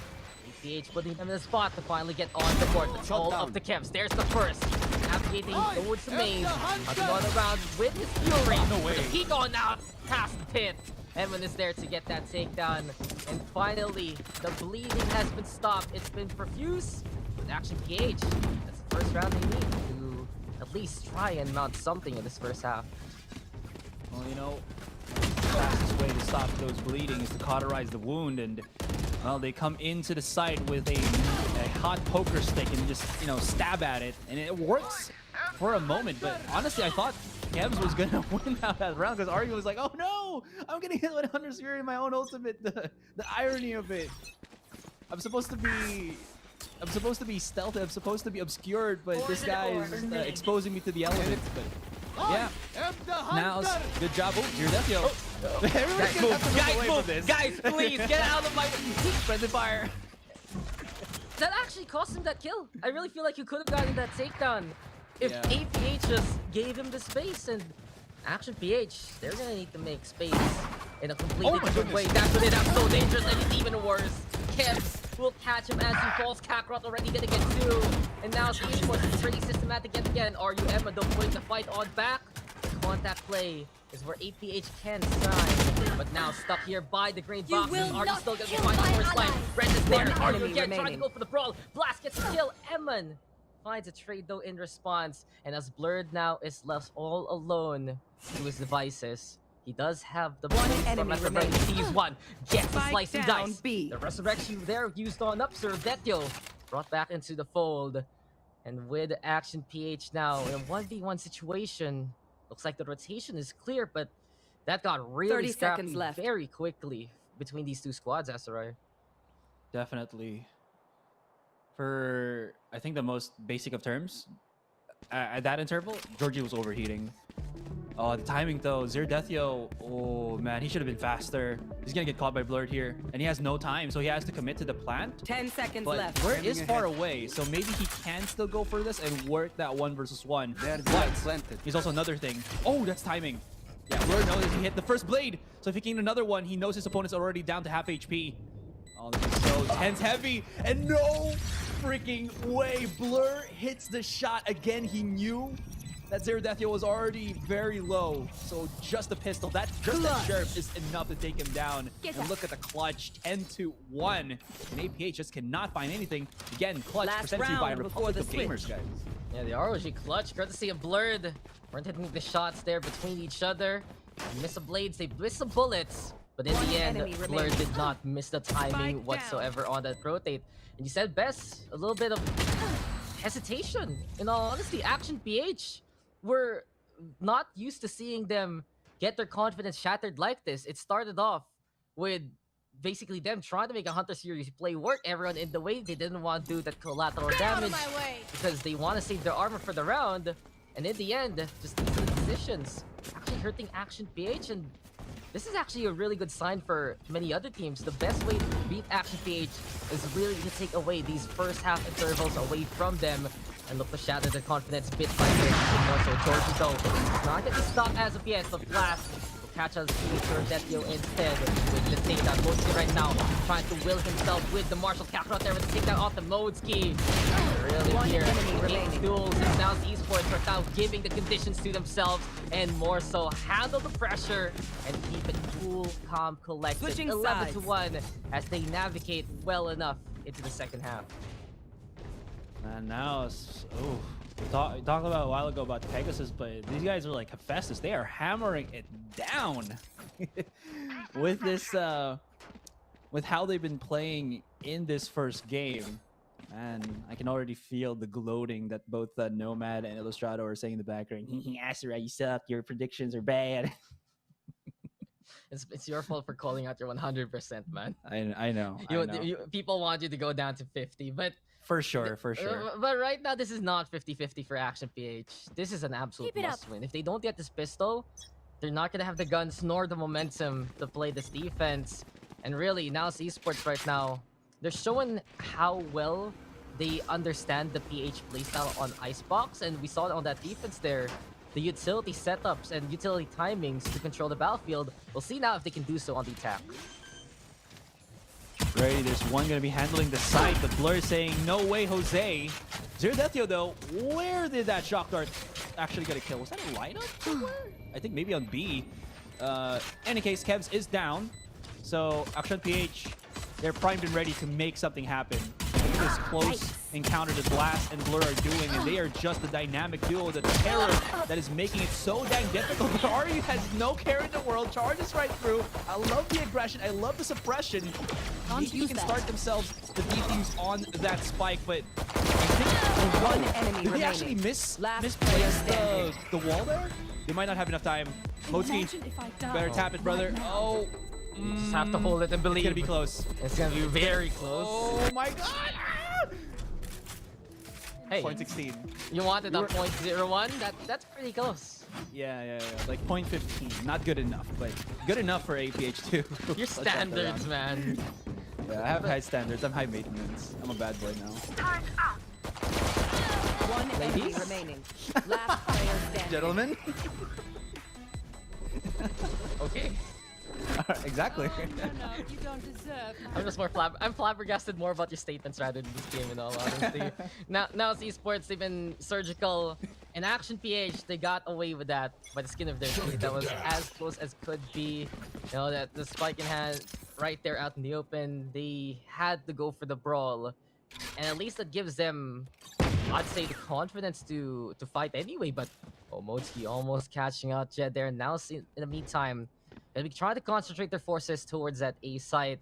And it's all about that KO execution, basically. Once Kakarot right now decides to go for the call, they did use the 0 point already anyway.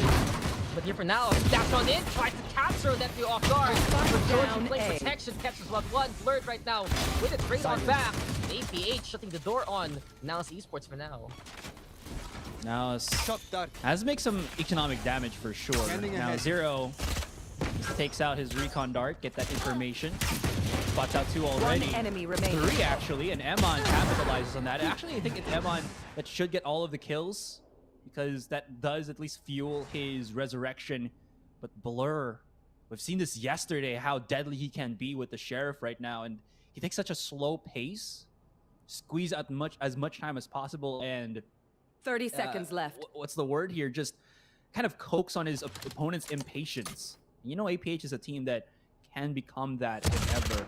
How well can this hit? Oh, it actually gets a body tag, and now he spotted out RU. And again, he's going to drop down and take this as slow as can be. Maybe more economic damage, but that's not going to happen. And still, though, APH hold on. How long can they make it work with this one, Dax? Well, they're going to have to because, again, even if they lose this bonus round, they're put in a map point scenario on the other side for now. And I'm seeing here for Action PH, if they can use their usual proactivity, their tendencies to play the aggress, to be in those right positions at the right time, then that can really help out their defense because in terms of utility, you know, now Esports is going to cover up as much of the angles as possible. They will execute in waves and allow the likes of Blurred to get all the space that he needs to fight, and then Blurred will give that space back to the rest of the crew to push on forward. So APH right now, it's all about anticipation here, and you can see already Georgie wants to take the forefront. We're going to peek out onto Blurred. Poison Plateau being a bit of a bother. 0 point is there, and now it's trying to just go for the taps, go for the free fires. And this is just such a scary approach here courtesy of NAOS. What the hell was happening there? For like a good second, they were just like trying to peek, maybe set some free fires here. Oh, Georgie wins the fight, even if he was maybe caught in transition, throwing out his cloud burst. Good reactionary from Georgie there. Again, he needs these wins just to kind of ramp up his confidence, because if he doesn't, they kind of all fall down. But now, he's the one-man army. He's the Georgie that we know. Hiya, Georgie! He comes out from that sewer, grabbing one enemy all of this spike down quite easily. Now it's up to Blurred, but again, the lines will be blurred in a bad way for now. At least for that round. Still 11-4. And APH, as I mentioned, they got their work cut out for them. Yeah, season 3 things there, and Action PH right now just making sure that their sightlines are as clear as possible as soon as the fight really kicks off. But this was a very, very interesting start. They're just trying to go for the tap, looking for the free fire as much as possible, but as soon as Georgie got the angle of his attack, went for his own push, and Action PH, they basically bounce back and bite back with this aggressive defense that really suits them. And in a map like Icebox, they know that NAOS Esports is going to be coming from some of these funnels. Those are the angles that Action PH need utter confidence to contest in the first place. And we see it here. If they're going to be succeeding, they're going to be, at the very least, needing to have the right players go for those earlier peaks at those right timings. And case in point, Georgie right now, he's the one on that jet willing to play the engage, disengage, Blurred on the other side, trying to meet him in parity. But what we see here right now from Action PH is they're getting by with the gunfights, but at the same time, it's not going to be the most sustainable unless they get back on their usual APH domination, get one of those rounds where many of them are alive for even longer, and build up a bit of that economy to stem the tide of NAOS. And I just gotta say this, Action PH, they're on a timer each and every round. Not because it really is a time to each and every round, like what 2 minutes, but because of the fact that if they try to take aggressive angles, it's usually the whole bunch of them, right? And Modski, he can handle lurks, but if he uses certain utilities to just handle that, I don't think it usually works, because you can traverse Killjoy utility by just like throwing smokes at it, right? So with that being said, I think switching up to the defense side is a really big help for APH here, because they're not the ones that are trying to reach anymore. So being spread out, it's much more easier for them to handle the map than if they were on the attacking, because everybody has to be pushing right in. It allows Georgie to also kind of isolate his attention in certain locations, but that is a bit too far forward. Not even thinking Kevs is just running out to the back of the site, but still, at least now they know. Third example, but Georgie was just not prepared, and Blast for you. Moment up the face of Modski there, allowing NAOS Esports at least to keep the numbers parity. They do want to try and scrounge those guns that APH are desperately defending here at this time. So Spike now being planted. Dark comes on by to the other side. Emmondo. Oh, again, here we go with a Raptor staff. Blast, you can kill. And really, Action PH, they still have to fight for this. Scrapping on by. Catch those. That there's one on the right. Goes for the click on the left. Almost gets Are You There? And that could have been such a steal from NAOS Esports. Way too dicey for Action PH. They will take it. Yes, they will get the round. NAOS Esports is making them work for the Aserai, and you mentioned it. Just those isolations at the start, it helped out Georgie first few times. But really, NAOS Esports, when they get on the inside, APH needs to still be prepared for that. Look at that. And I like how it just now it's just like, oh, back away. After each kill, back away. He hits that second shot. Thankfully for Emon, he had that.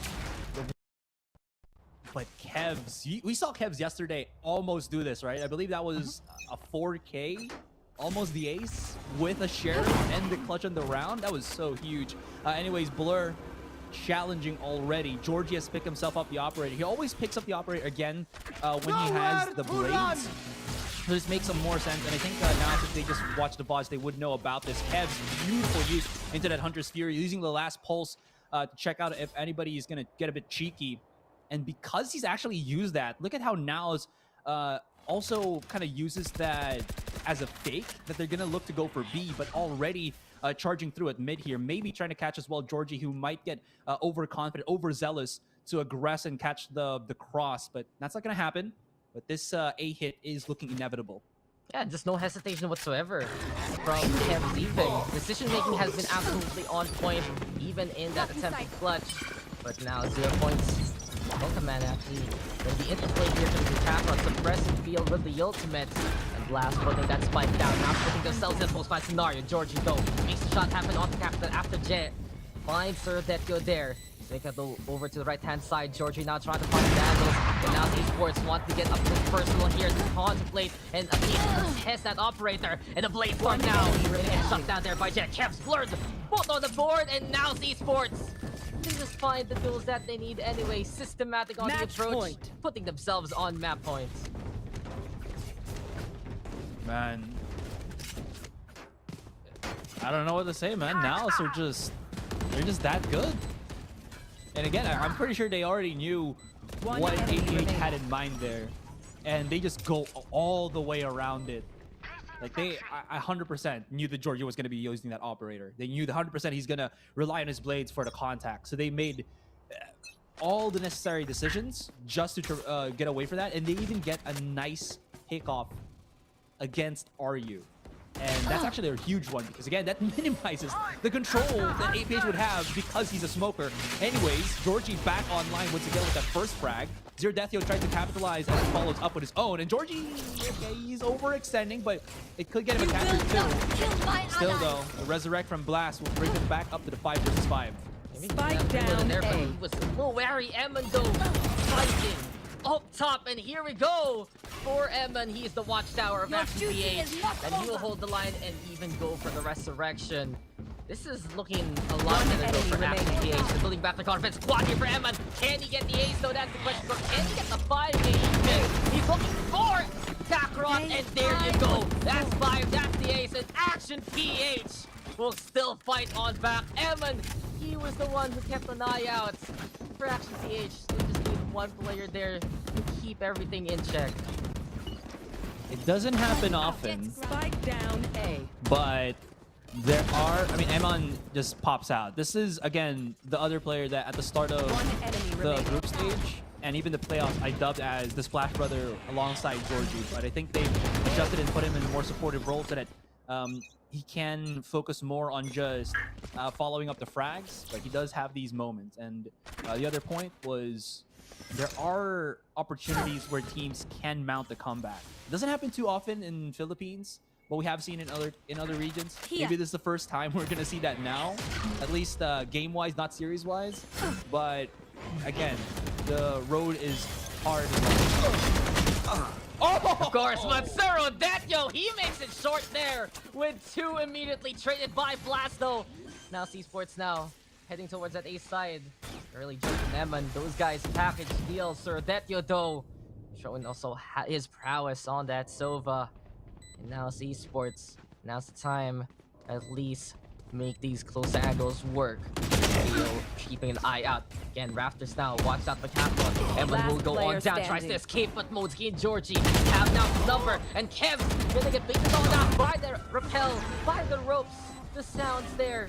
Making sure his vision is gonna be absolutely clear. RU will be able to deal that killing blow as he was low. And 12-7.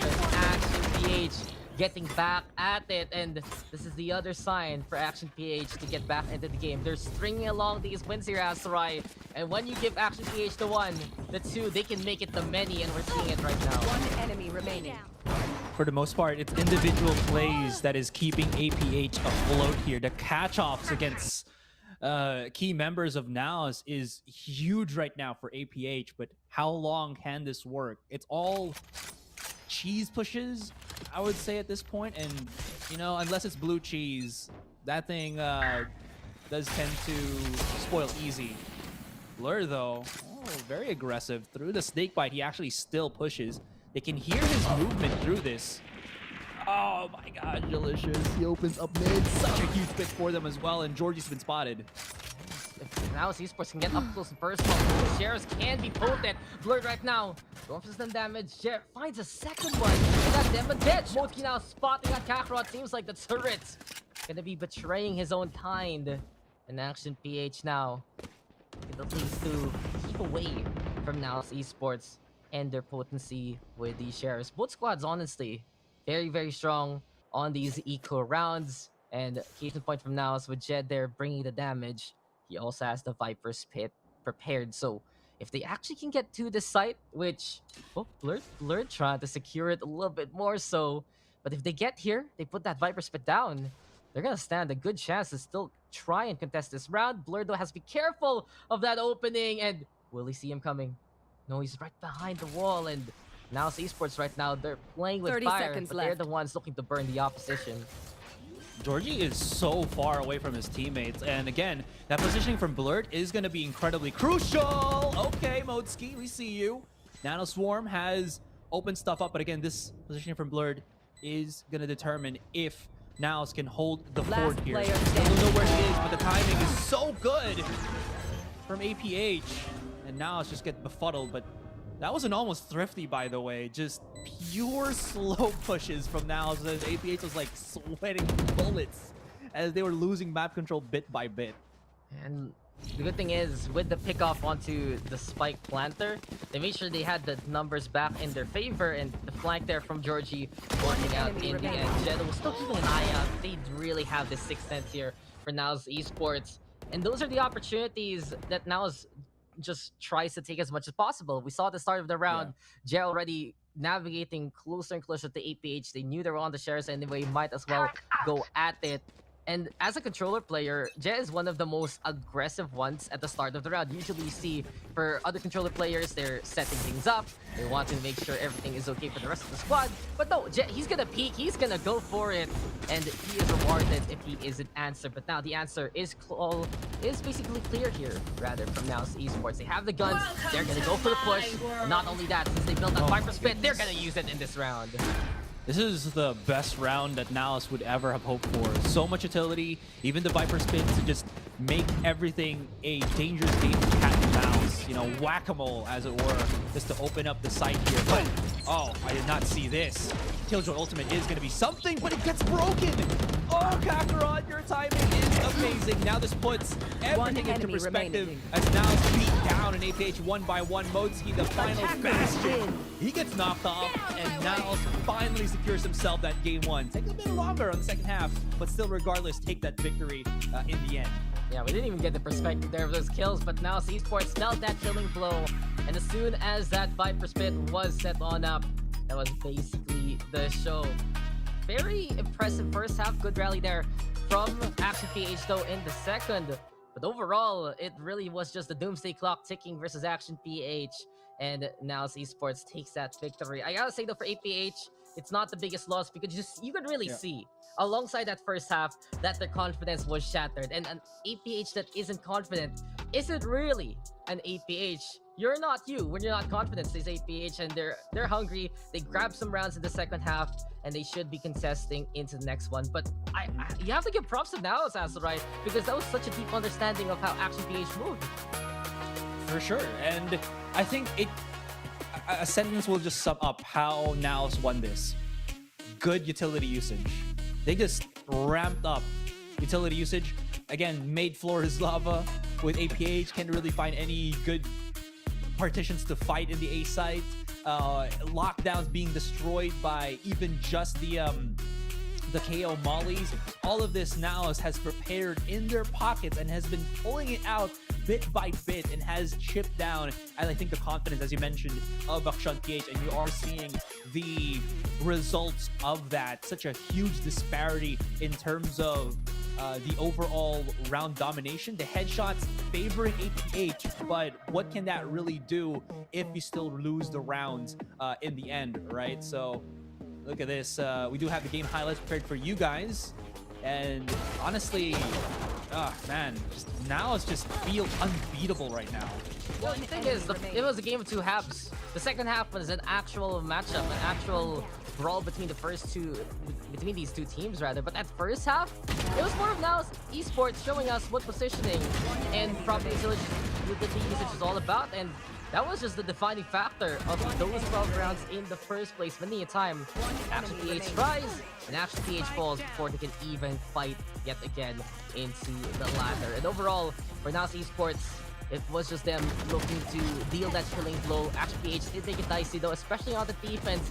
They were heating on up, getting the aggression, the angles that they want for that harder contact. And the positioning was there, courtesy of APH, but now Esports, they just know their win conditions, basically.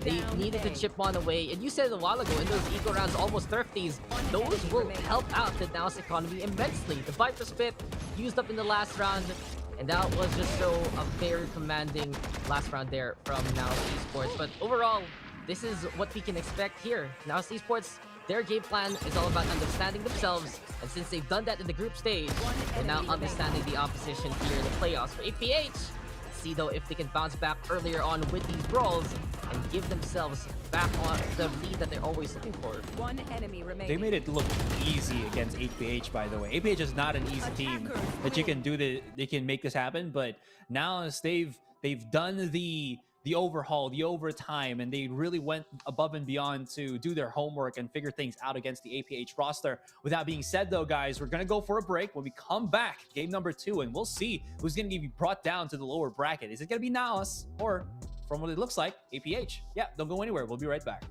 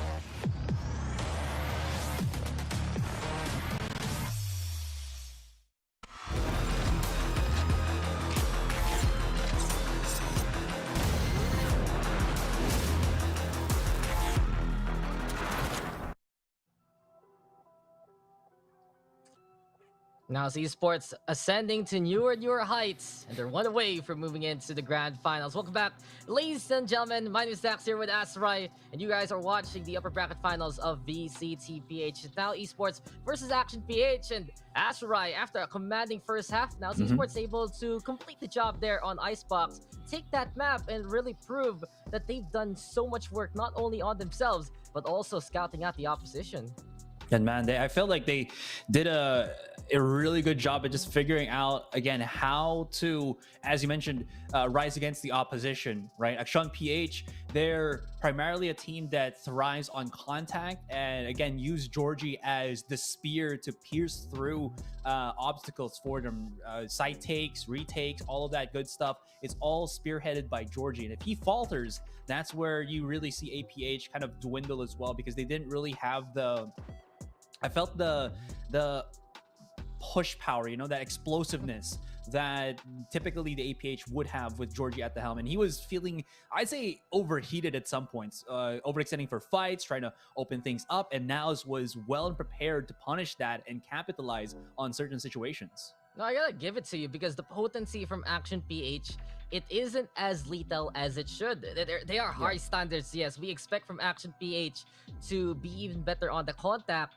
And I'll cite some examples. Yes, Emma did get an ace, but he wasn't as noisy as he usually is in many of those other rounds. Same thing as Zerdetio. Usually he's getting bothered there by the positions of NAOS Esports. He's getting outflanked, he's getting outmaneuvered, and we know he can go for those 1v2s, 1v3s, but in that scenario, it just didn't come. And the thing is, that's the whole playstyle of Action PH. That's their core tenet in the first place, that they have those kind of players that can do that. And if it doesn't come out from every single one of them, they will be faltering to the superior utility usage that we saw there from NAOS Esports, especially when you have that KO that throws such a big wrench in the plans of APH. Man, there's just... APH tried to do so many things, and each and every time it felt like, you know, karate chop, stop that. Just getting chopped at the hands as they were trying to reach into the site, right? They were just getting swatted away by NAOS. And now, with all that being said, it feels like this next map is truly going to be a challenge for APH here, because this map does not adhere to teams that are very aggressive and rely on over pushing, right? Bind is, I think, a map that you have to have a certain composition for it to work, or you have to have a certain game plan for it to work, and it can't be just push into the site, play for contact, and it works. It does not. It's suffocating, to say the least. The funnel's basically gonna be a big bother here to Action PH, but from what I've seen, you know, NAOS Esports, in the meantime, they're the ones picking up this map. And the beauty about them playing on Bind is I feel like we're gonna be getting an even superior experience from what we saw on that first half of Icebox. Just how much of a bother the likes of Kakarot, the likes of Je will be in first place, how Kevs will be looking to line things up, and if they're gonna be rotating someone out, if Z's gonna be playing, we'll see also what kind of composition we're going to be getting there. But for APH, I think the question right now is, how can they force out these utilities earlier on versus NAOS? And I really feel like they just have to make a bigger impact at the start and decide there and then that, will we actually go for this push, or will we go for those rotate? Because usually for APH, it's always that former. Maybe you'll see a bit of that latter, a bit more, even more maturity actually from APH if they want to answer back in the series. Maybe they'll also bring Eman back on the duelist. That could be something, because again, the playstyle that we've been seeing for APH for the past couple of days is, as we keep like a broken record, we keep saying it's Georgie, Georgie, Georgie. But way back when, Eman also takes the helm so that Georgie can be hands-free in certain situations. And right now, he can't really open stuff up by himself. They might need Eman as well to be in line with their teammate. The question to that, though, is there was a match I remember where APH played on Fracture. I can't remember which team this was. I think maybe Zeal. When Eman was kind of overheating himself, he was playing the Raze at some point, and he was just like satcheling wildly into the site and not really finding any picks. Well, I believe, it was Zeal. FSJ was just, I felt like much better in that regard. So there really is some risk and reward to this one for APH. I think APH right now, again, don't want to... It feels like I'm beating down an APH here, but there really is some trials that they have to overcome to reach that next level. And a lot of the issues that they had before were very much masked by how just explosive the players are. But now that they've kind of reached an opponent that can handle the explosiveness, they need something else to wiggle their way to a game win. And that being said, I felt like it is going to be a risk if they want to pick maybe Eman again on a duelist, but it could work out coming into Bind. Look, Asrai, your words can't hurt Action PH. It's an emote only mode, but the rounds, those hurt. Yeah. Those hurt, and we saw them happen there versus NAOS Esports. It's rare to see Action PH hesitate. It's rare to see Action PH second guess themselves. But case in point, the Hunt is furious, like, guys, could you please move? Or some of the angles they took there on the attack. They didn't really scream that confidence, but they got back into the second half. So they already got that internal bounce back.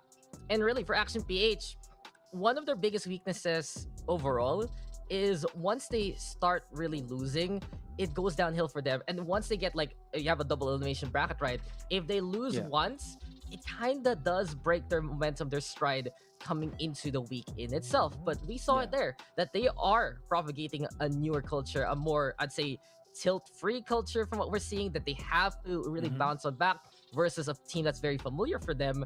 And that's the only way they're gonna get through this mind map. If they can actually really mature a little bit more coming into this one, look for those rotates, look for those picks, because NAOS Esports right now, this series is basically a testament to how they evolve and how their playground. And since we talked about Action PH for quite a lot, I really want to mention the fact that it wasn't even the noisiest frag outs there from some of the members from NAOS Esports. Yes, Blurred, he would be getting those snipes here and there, get those impactful frags at the start, but Kevs, he had so many takedowns along the way, and you can really see the waves of pressure from NAOS Esports. It can be commanding. But guys, we'll be going for a break, and when we return, it's game number 2. Dax here at ASUS, VCTPH will come your way very, very soon, so stick on around.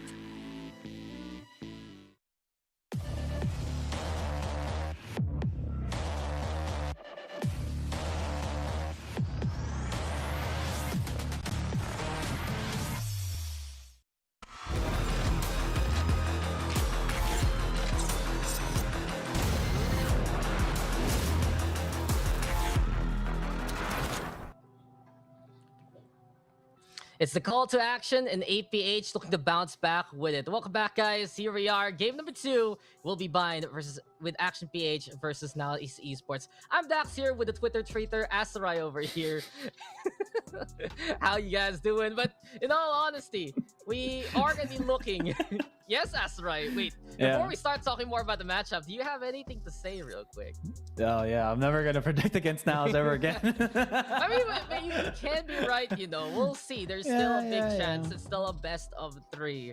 But really, NAOS Esports, dominant map number 1. That is much to be said. That's pretty much it. Game map second half, though, a lot more contentious, giving APH that springboard. And I really wonder right now, because we were talking about it before we went on break, what will Action PH bring? Will we be getting that double duelist from APH? Will we still see Sage here from Eman? Well, we're going to be finding on that because we're going to check out the agents anyway. So bye, guys. Quick little reminder, that's going to be the map, and it will be APH on the defending side first. NAOS Esports on the attack, and I'm waiting for those lock-ins, trying to see what we're going to get here from APH especially. And there you go. It's the classic from APH. You got the 1 and 2 punch. Georgie and Eman together again on the duelist role. The race is online. Haha. I may be cringe, guys, but I do my homework. I know these teams, all right? And it is, as we mentioned... You saying that you may be cringe makes it even worse. You know that, right? Oh yeah. I'm steering into that curb as fast as I can, you know, just putting it out there. All right. Anyways, this, I feel, again, similar to what Team Secret has done before, is a back to form for them. Again, Eman, I haven't really felt him as a true support player like Kakarot has done for NAOS Esports. So him bringing back his signature raise to help out Georgie, again, as you mentioned, 1-2 punch onto the side, is a incredibly big help to Georgie right now, who seems to have difficulties entering by himself. And that's not really a bad thing, you know? Even though the meta might dictate that more support, more utility is what's good, if your team can't really manage that, you can go to what you're most comfortable with, and that still gives you a lot of options because you know what to do best with that specific comp. And well, guys, we're going to be getting into the game, but that's a great point there, Asarai. It's a stark contrast of what a flex player can be. You have the flex that leans more into the duelist because that's pretty much their roots, and that's usually what kind of player Eman is. We saw that ace a while ago with the Sage. He can pop off like crazy, and we're looking to see more of that for APH. In the meantime, though, NAOS Esports tried and tested composition, and Kakarot, he does come from those duelist rules, but he is more inclined to be that flex support instead, and we see him there really navigate as much as he can for his team. But as NAOS Esports runs on to find it again, they haven't really been beaten on this map. It's a small sample size, yes, but that can bring a lot of confidence that is let through. So APH now trying to defend. Boombot will be saying hello, and B-Long gonna get tattered quickly by the utilities here by Eman, as well as the helping hand of Serodetio. They put out a lot of utility just to kind of keep that safe. Modski's got to back away as gets spotted once again. Only has one more smoke left in the chamber, so I feel like APH have to try to do something here. Zerodethio Eman double peek. They do get one first. Zerodethio obliterates with the frenzy, and as a rabid dog just foams at the mouth and bites at the opposition. And he does get those 2 knocked down. I was going to mention how Kakarot can create some space with that fault line, but not as optimized, at least in this particular round. With all of that, though, they're still going to try to re-hit on the B as they stack up onto B-Long. It's a good addition here, as now, again, they have that fault up and ready. Last player standing. From Blast and Modski. Spike with down, Eman, B. That's not ready, but Delicious! Almost making the classic work, the 2K there. At the very least, making it dicey. The Action PH now coming up ahead, and will take the pistol. And an interesting fact here is Action PH, surprisingly enough, hasn't really run this comp in the official circuit at all. This is gonna be Eman on the Raze, Serodetio on the Sova, and when they usually play that double duelist, they play it with the Sky. When they want to play double initiator, it's Eman on that Sky instead. So really, APH going back to something of a comfort pick, but it might throw NAOS Esports for a loop because APH can bring that hard aggressive yet again with the intel and with those aggressive peaks. Blurred, really gotta be careful with that one in the showers. Georgie already catching out too with the ghost. Quick, clean, and efficient from APH. And they're really just playing the anti-eco right now and putting a stop to any kind of setup NAOS Esports wants to do. I'll say this already as well, Dax. Raze is the queen of buying. Last Even if player she's standing. primarily a Spike duelist, down, and we're just attacker going to be spawn. seeing a clean round, I'd say, here for NAOS, as got the Blast is spike. the one to remain. At least he does pick up that spike, so maybe he can squeeze through to get the kill here against Ryu, but Ryu just, you know, a bit too jittery with the feet. He's not going to stay idle by against Blast, who's just looking at it with the Sheriff. But as I was mentioning with the Raze, I feel even though she's a duelist right here, she provides an incredible amount of control. Not the same that maybe an Astra does, but somehow similar in one specific angle because of the utility she has and because of how the map is laid out. So even if, again, that is a duelist, it still gives Emon plenty of time to support Georgie or the site with just how powerful Raze is in this particular layout. Exactly. There's no midpoint. It's all these clusters, and the Razes will dictate the pace of how these initial fights can go. And in this instance right now, where NAOS Esports can start off in the first place. So Action PH playing those close angles, playing the aggressive antics. I really feel like for APH, that's where they can counteract what NAOS Esports wants to do in the first place, because you can see immediately the kind of composition NAOS Esports is running is all about that setup. And if they get those plays just like what Georgie did, catch out NAOS Esports while they're getting prepared, and Action PH can get those few pickoffs that they can basically get for free and tip the skills back in their favor. Boombots though now saying hello. Roombas here trying to clean up nicely. Blurred rolling it over to the right-hand side. Oh boy. Clear out the left end. Oh, mostly gonna get tagged there, but I feel like for Action PH, it's a noble sacrifice just to not give that intel on away. But the spray is there. Blurred feels like something is amiss. Emon having to hide yet again. While APH is tagged on a little bit, they still have control of the hook of the Oh, Zero. Nice catch against Blurred here. They all back away, but now Kevs is holding the cross back on the back of the B site. Georgie's still here. Tries to be a bit, I'd say cheap, but not going to work out in the end. And Modeski, he's a snake in the grass. He does get a kill over and over again. This Spectre is finding his value as he gets 1, 2, and 3. Blast finally shuts it down. Leaves the clutch to Ryu. And Ryu's winning. But he didn't respect it. Oh, he didn't respect it. Blast still had time to peek out just a second or two, but that's enough to clutch out the round. Played like a fiddle there. Went for the spike plant. Are you anticipating the lineup? Good lineup, by the way, but he just didn't respect the fact that that spike wasn't put down in the 4 seconds he was running. A little too late on the reaction, and Action PH can be losing on that one, but that was a great bonus after everything is said and done. That was pretty much an indicator of how deadly this APH defense can be, because the poison pill that is Georgie and Emon, it doesn't end there. You have to be wary of players like Modeski. You have to be wary of players like Serodetio. And NAOS Esports right now, they have to be on their toes from start to finish, because it's Action PH that really defines that starting point, surprisingly enough. Blur right now trying to get on through the other side here of a site. Labs now controlled by NAOS Esports. Action PH over onto the triple. Lob not even used by Blast, and not even. Oh, he's not done at all. Seven construction side. He's the one dismantling the defense here of Action PH. 2 down already. Are you inside the shower, staying away from the AoE? And while a pinch is possible, it's NAOS Esports right now with the numbers. Don't forget that he's still there. Are you right now? We'll get one. Beyond that, Serodetio all alone, and this is looking too difficult to handle unless the Sova can really clutch this. Gravity well. Okay, never mind. Yeah, no. This is it. No. Okay. Don't even start Asteroid because it's done. Oh, ooh, yeah. Bro, give me a fault line. I got you, bro. I got you, fam. That's it. Oh That's the thing. I think that's case in point what NAOS Esports wants to do. If they can do just that, set up the utility perfectly, cusses, gravity wells, intel, then APH is done. But for Action PH, we saw in the past few rounds, again, confident peaks, sacrificial holds. I do want to harken back to that 3rd round where they kind of tanked a bit of the pain shells just to try and make sure that the information isn't completely given all away. Those are the kind of plays just like that. Cat can help. Action PH. Eman starting off strong, and where are the smokes now, Jet? They're coming in the next round because you're gone from this one. Dunzo.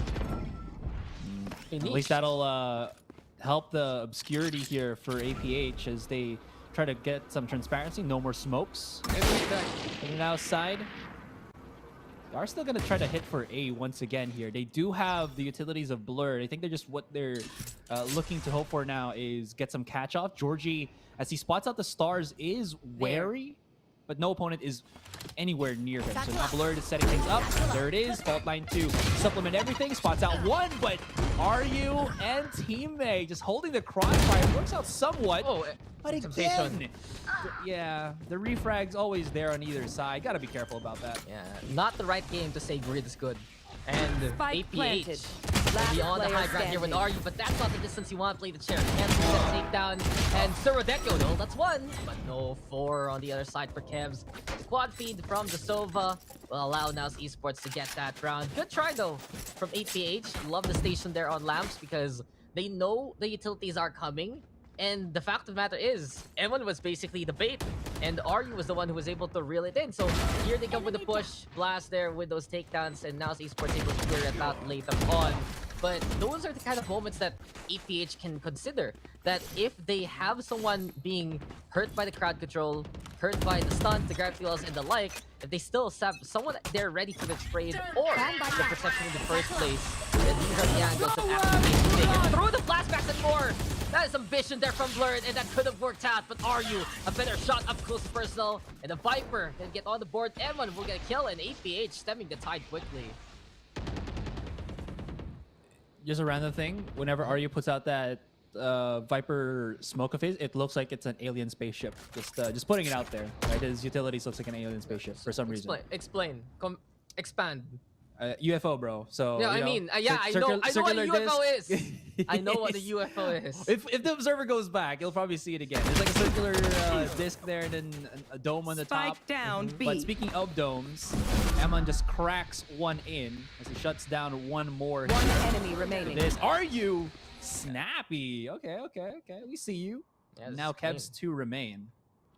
Thing is, now Esports, if they don't have that initial setup, they're going to be having to go at a single pace with their 4 utilities at the ready. And right now, it's all up to Kevs. He has fragged out so far. We've seen him get a multi-kill already. Last map 30 also, seconds left. He was at the very top. But now Esports right now, they really need to be ready for these kind of plays from Action PH. This is the one team that will contest you from start to finish. Hell, sometimes it's not even the timer that tells you that the round is there, that the round has begun. It's Action PH, and case in point, in many of these rounds, as soon as the gates were down, RU went to that Spider Spit, forcing a reaction. Again, I respect the call from Blurred.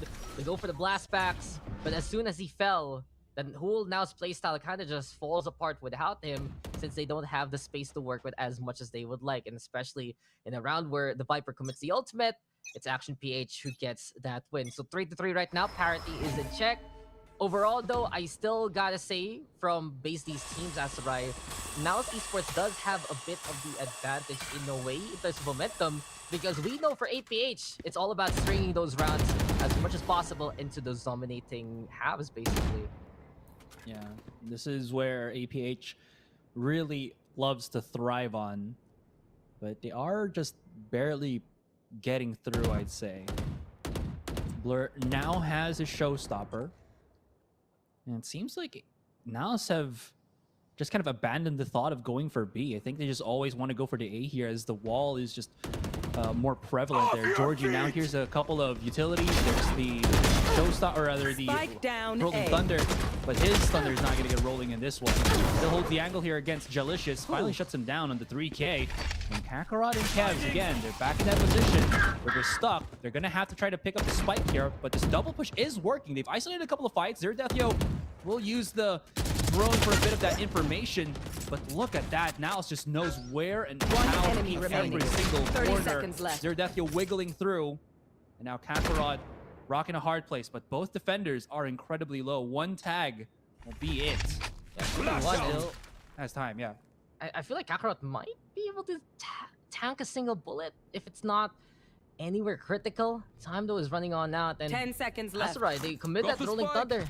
But Action PH, the initiative to be on a different angle allows them to get those kills. And no, Kakarot has to stick him. Georgie, come on, peek him already. There you have the takedown. 4-3. Yep. And this is where it starts for Action PH, because I feel like NAOS Esports now, their economy might be in tatters, and that is where it gets difficult versus Action PH. Case in point, they're going to be going for the Sheriffs, but let's look back at that round, and this was the Georgie play of this game. He just goes into the cubby, very simply gets to, because NAOS Esports just wasn't expecting it whatsoever.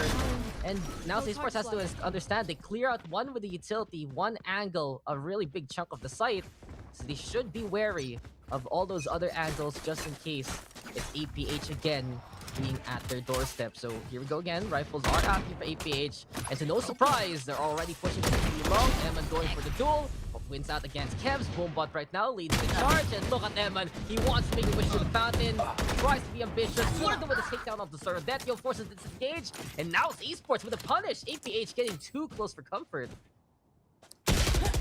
Again, it's very much, Spike down B. I think, already felt by now is how the obscuring vision. timing is, but they still get caught.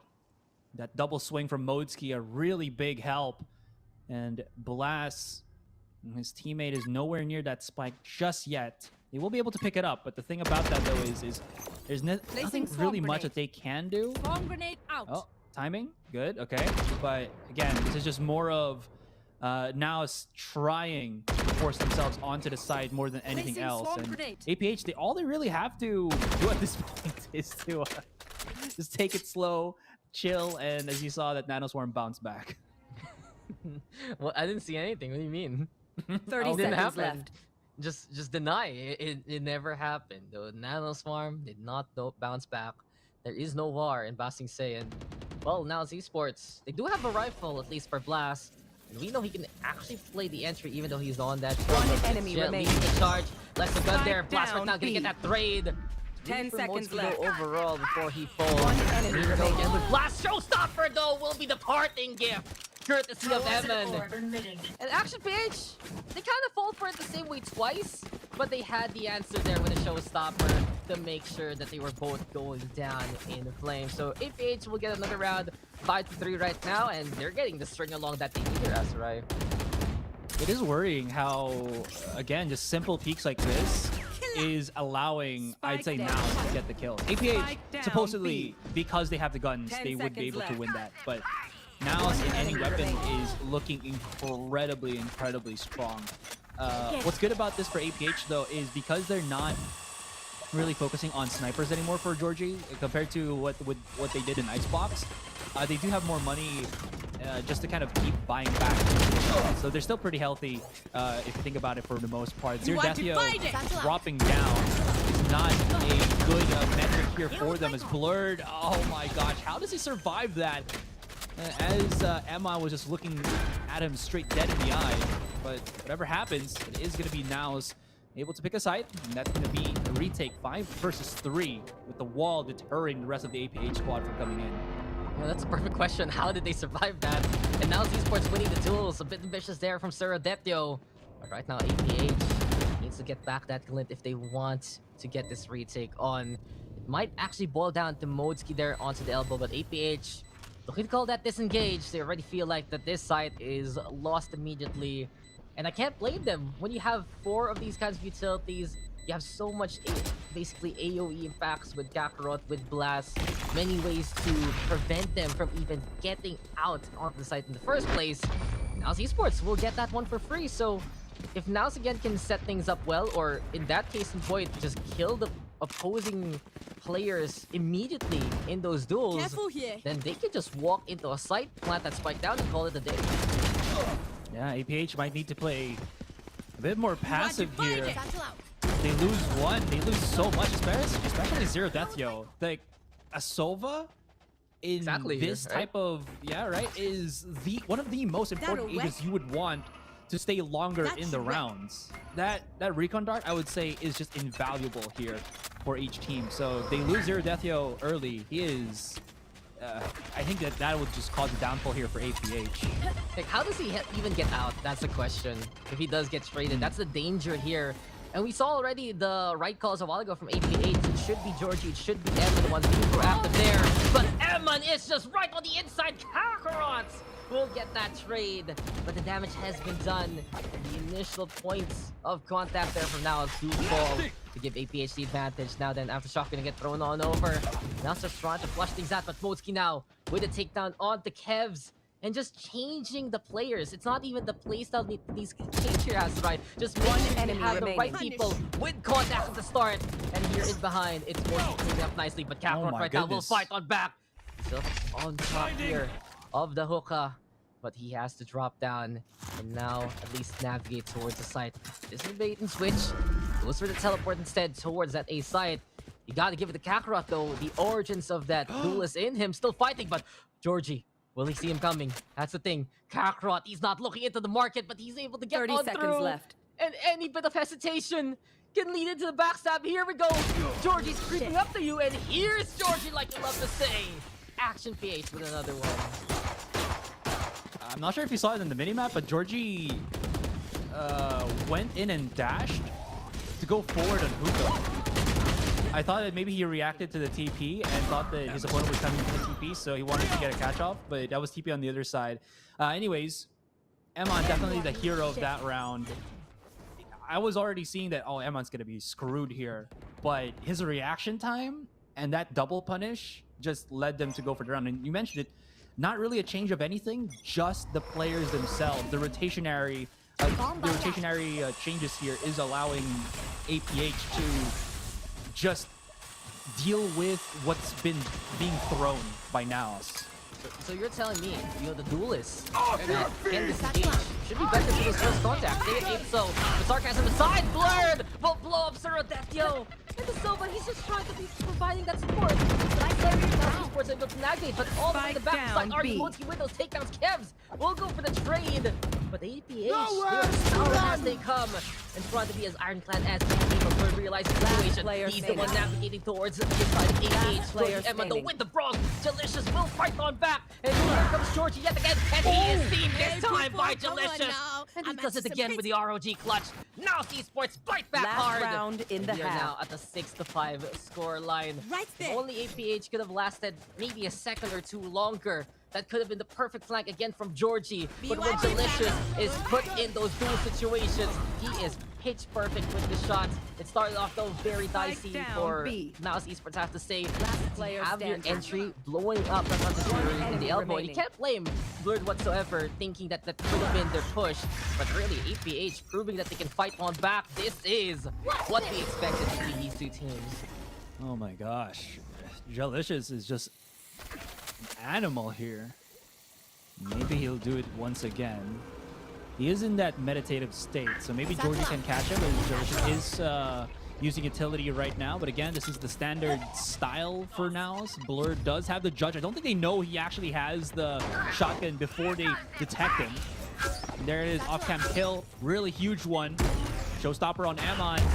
He's trying to close the distance, and Blur cannot find any luck against that. Still, it is going to be quite hairy though. And Emon does destroy the lockdown, but it does get traded off in the end. Blast, on the other hand, for NAOS has just been thriving in these very, very intense situations. Last player With the standing. explosive Blast is the one blasting the opposition. Kev's there with the takedown to Surodetio. Spike And as planted. soon as they got the multi-kill, now it's Esports now. Knocking away the door that Action PH was desperate to try and shut down. The Showstopper was a good start. But with Blast there, with takedown immediately, it will come to parity. 6-6! We're all tied up! And really, this is Switching looking sides. to be quite the map that can bring us the action. I was saying it a while ago. First half of Icebox, yeah, Action PH not looking too hot. Second half, that's when we got that attention, and they were able to build on it to be confident coming to the second half. But here now, us understanding bit by bit how to play against Action PH. Action PH, they had the right idea, especially playing that earlier aggression, having those peaks with the duelists as much as possible, and putting a stop to the NAOS Esports setup. But when NAOS do get that entry onto the site, the mid-round rotations are their bread and butter, Asteroid. And we see it here. They get the right positions to go for those kills, suddenly give them the momentum into a round. Well, I won't be Asteroid this time. I'll be frank with you, Dax. Please just continue. Let me give me silence. Okay. Okay. There's a quick push right now for APH. I'll put my thoughts later on as the action ensues. Georgie not able to take down Kev's Blur. Now way out into the open. Does get spotted, does get gutted. And this opens up the site. Zero and Georgie are very low right now. So there is still a manageable round for NAOS to work their magic on as Kev's now holding valiantly on elbow. Dear Deathyo, he was right to just not take that completely, not commit to it, as Kevs was holding the angle. Now as the spike is about to get planted down, actually gets delayed, I think, because of the smoke from Jalicious. So they're doing a really good job. The crossfire not working out in favor of APH, and they drop the ball. Zero with the recon threat against Kevs, loses it, and yeah, just great delay tactics from NAOS and a push out to secure the round. Yeah, thanks for catching that round because I had to delay my mold real quick from what you said a while ago. But I did have a point, but I will say that later. I've got enough time to go into the astral But hey, we saw him. The legendary 6-man of NAOS Esports. Blast his turret. He's done it again. Got a kill there. Ooh, so 6. Unfair. You know, NAOS Esports, why did they run six players on one map? How does that work? Someone make a ruling real quick, but really, I feel like for APH, yes, they got delayed, but they also wanted to bait something out to try and force NAOS to push, thinking that they had a small window of the advantage. But case in point, you know, turret being a bother, and NAOS Esports also getting that initial frag to start things off. And really, those first kills do help out immensely in this kind of series. Most kills down, Jalicious will be able to get one, make that 2, as he gets on through to the short angle. And APH right now trying to make kills work. These are free guns, by the way. The classic George now getting tagged, and he dashes on away to relative safely. Pain shells, okay, that's fine. A little underhanded with the cook, but that is the chef's kiss there from Serodetyo. And these are the classics, guys. These are just pistols that you get at the start of the game. And Action PH, the lethality on this roster, the skill with the mechanics, giving them a fighting chance and giving them the chance to scrounge those guns here. They're the ones with the Bulldog Asteroid.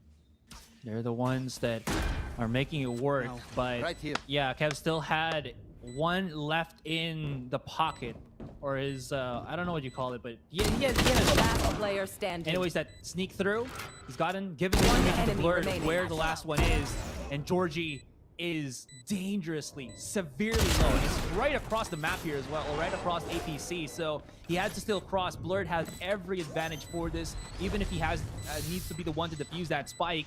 Georgie has to cross his sights, and that was not a fight he was going to be able to win. And this is where I was going to make my point, Dax, that first half, and before that, of course, ROG Clutch, presented to you by Republic of Gamers. This was the point that I felt like first half should have been in the bag for APH altogether. Because attacking side is when they really get their metal tested, especially with the utility usage for NAOS, and that's like a really big factor that you can put into bind, and it gives you such massive control in this map. This is the perfect map to run these kind of compositions, basically. This is NAOS Esports at their most oppressive, and for APH, they had a good handle on to play that defense, but their life would be easier, yes, if they had more rounds, but look at them. Emma, they catch on to Blurred, a little too ambitious, and I would love to see from NAOS Esports maybe a bit more passivity, because APH now do have the guns, but it is going to be a 4v4 for now. Action PH, though, see if they can get on through. They still have a proper point of entry with Emma, and Blastbacks are at the ready to fly on to the other side. If they can even get through Jet here, go for Kakarot instead. That might be the chance here, but now it's Esports. Lab control is a go. Kakarot now making the burst fire work, and Emman, he's gonna go down as APH will navigate through and get closer to that default. But while Mode keeps meditating, it's Jet already premeditated with the shot. Serodetyo goes on down to the Whittle on fire. Kakarot here playing the guessing game. And as the Nebulas are there, now Esports cleans it up, and Kevs again! I feel like he shouldn't be playing Valorant. He should be playing something like Billiards, because he is a pinball wizard. He is perfectly with the angles and the archery from NAOS Esports, giving them these kills to wrap up these rounds even. He's put in the time, man. Just figure out where the bounces are. He's a what's that? I say like there's like a show that's done that before where the assassins like uses all these bounce points, you know, curves the bullet. Oh, there we go. Wanted. Wanted. I can't believe you still remember that. But Oh, yeah. Some average Kev's moments though, not gonna lie. It's a pretty True. simple lineup. We got some good defaults, but we're getting it pretty consistently. Second one in this half, if I remember correctly. And honestly, with the 6-9 scoreline, nicely done, truly, by NAOS Esports on bonus. They are able to scrounge right now. They Last understand where player APH is standing. gonna go, and that's the thing. As soon as they know that APH is committed, it is just way too oppressive. It's a complete Yeah. lockdown. APH is quarantined to whatever segment of the map they're on, and you can see it there. As soon as NAOS Esports can set up that noose, APH is basically hanged there quickly. Also, here's the thing: when you're gonna be taking a site, right, and you remove Sage out of the equation, you can't just push up into the site anymore and not get U-Haul control. U-Haul control is the biggest thing on the A site. If you don't get that, you see how much control Jellyfish can have. He peeks out, and everybody from APH feels so restricted about it. They have to look on Heaven, they have to look on U-Haul, and because they don't have U-Haul control, they have to also be aware of that back site. And it really messes up the dynamic for APH. Granted, of course, that APH were caught in transition, but they still needed somebody to at least manage that so that they wouldn't get flanked by Delicious. I feel like this is APH, again, really feeling the pressure of things, and now it's just knowing how to play this particular map. Yeah, way too constricting right now, and Blast is not done. Goes for the kill onto Aryu there. He was low anyway. Vector. enemy Tag on remaining. down, and Blast. Spike Still down keeping up A. with the SMG. Emma though, great tap onto Blast, but now he's all alone in a 1v3 slate. Emma gonna go at it yet again. We saw him get the ace last map. Will he play the hero here that APH needs? A little bit of the buff perhaps. Showstopper is upon us, and Kev's able to get away in time with low HP. Painshell's now for the chase. He's hungry for this kill, haunting the opposition. But as now, he has to calm on down and look for that spike. Now 30 Esports, seconds they left. have to go for a bit of a regroup, but this momentum is where Eman shines. When he gets these multi-kills, it's like he will get answered by the one he's trying to woo. But now, Eman, can he go for the 1v2? In behind here, moving towards the Heaven angle. Just be careful a little bit. Over to the defense spawn. Double stack though towards short here for Kevs and Blurred. Scan comes on out to try and get the intel, but Eman keeping away for the time being. If he sees Blurred here, it's gonna be instrumental for this victory. But Blurred even quicker on the shot. In the blink of an eye, the clutch potential there from APH array 6-10. I gotta say, Asarai, this is where NAOS Esports truly shines, and I feel like we can harken back a bit to the compositions real quick. APH, they usually have something to help them out in these instances, and their most common composition is to put Eman on that Sky. And if you notice, right, APH, they don't have those flashes. They have that extra recon with the Sova instead. But one of the biggest problems I've noticed is even though they have that intel, they're getting locked down by the crowd control options of NAOS Esports, and they can't really push into those Sova scans. They really can. Man, that was difficult. Emon just... He couldn't really do anything, right? Other than maybe get a catch, but he can only guess where his opponents are. But his opponents obviously can scan twice as fast as Emon could even try to get that information. Now Kev... Spike down. Oh my goodness. And Kakarot even follows that up, and even has the Rolling Thunder, knowing that there's going to be one more into the seam here. He doesn't try to capitalize this because Eman has made some waves on Hookah. He just manages the attention of the rest of the NAOS players on the B site. Maybe this will allow APH to still have that numbers. All they really have to do now is just stay where they are, manage their expectations, don't go over committing to this. He will be able to get this one through. And look at that, Zero just got smushed on the side. Again, the floor is lava. They can't really be confident unless they know it's absolutely 100% nobody on NAOS is going to be there. And look at this. Yep, both utilities, linear direction, easy crowd control. NAOS utility. This is a brand that we should be watching out for. I wish all my utilities were under the NAOS banner, because from start to finish, it is absolute quality. Hunter's Fury was there. We saw Kakarot go for the rolling counter. He could have pushed, yes, but he also wanted to help out on the advantage of Evan instead. But the blades from Georgie. Maybe now he's gonna be able to build a bit of that momentum, but there you go, the assassination in behind. Looks for a second, Blur will do it! The blades do get to Zerodepio with a sheriff there in hand. It's big enough. Now Esports, not the best arsenal given all their round wins. And Action PH gonna be, at the very least, putting that spike down. Lockdown though is go hard, has the offer to try and make a difference. Gonna be called a blast.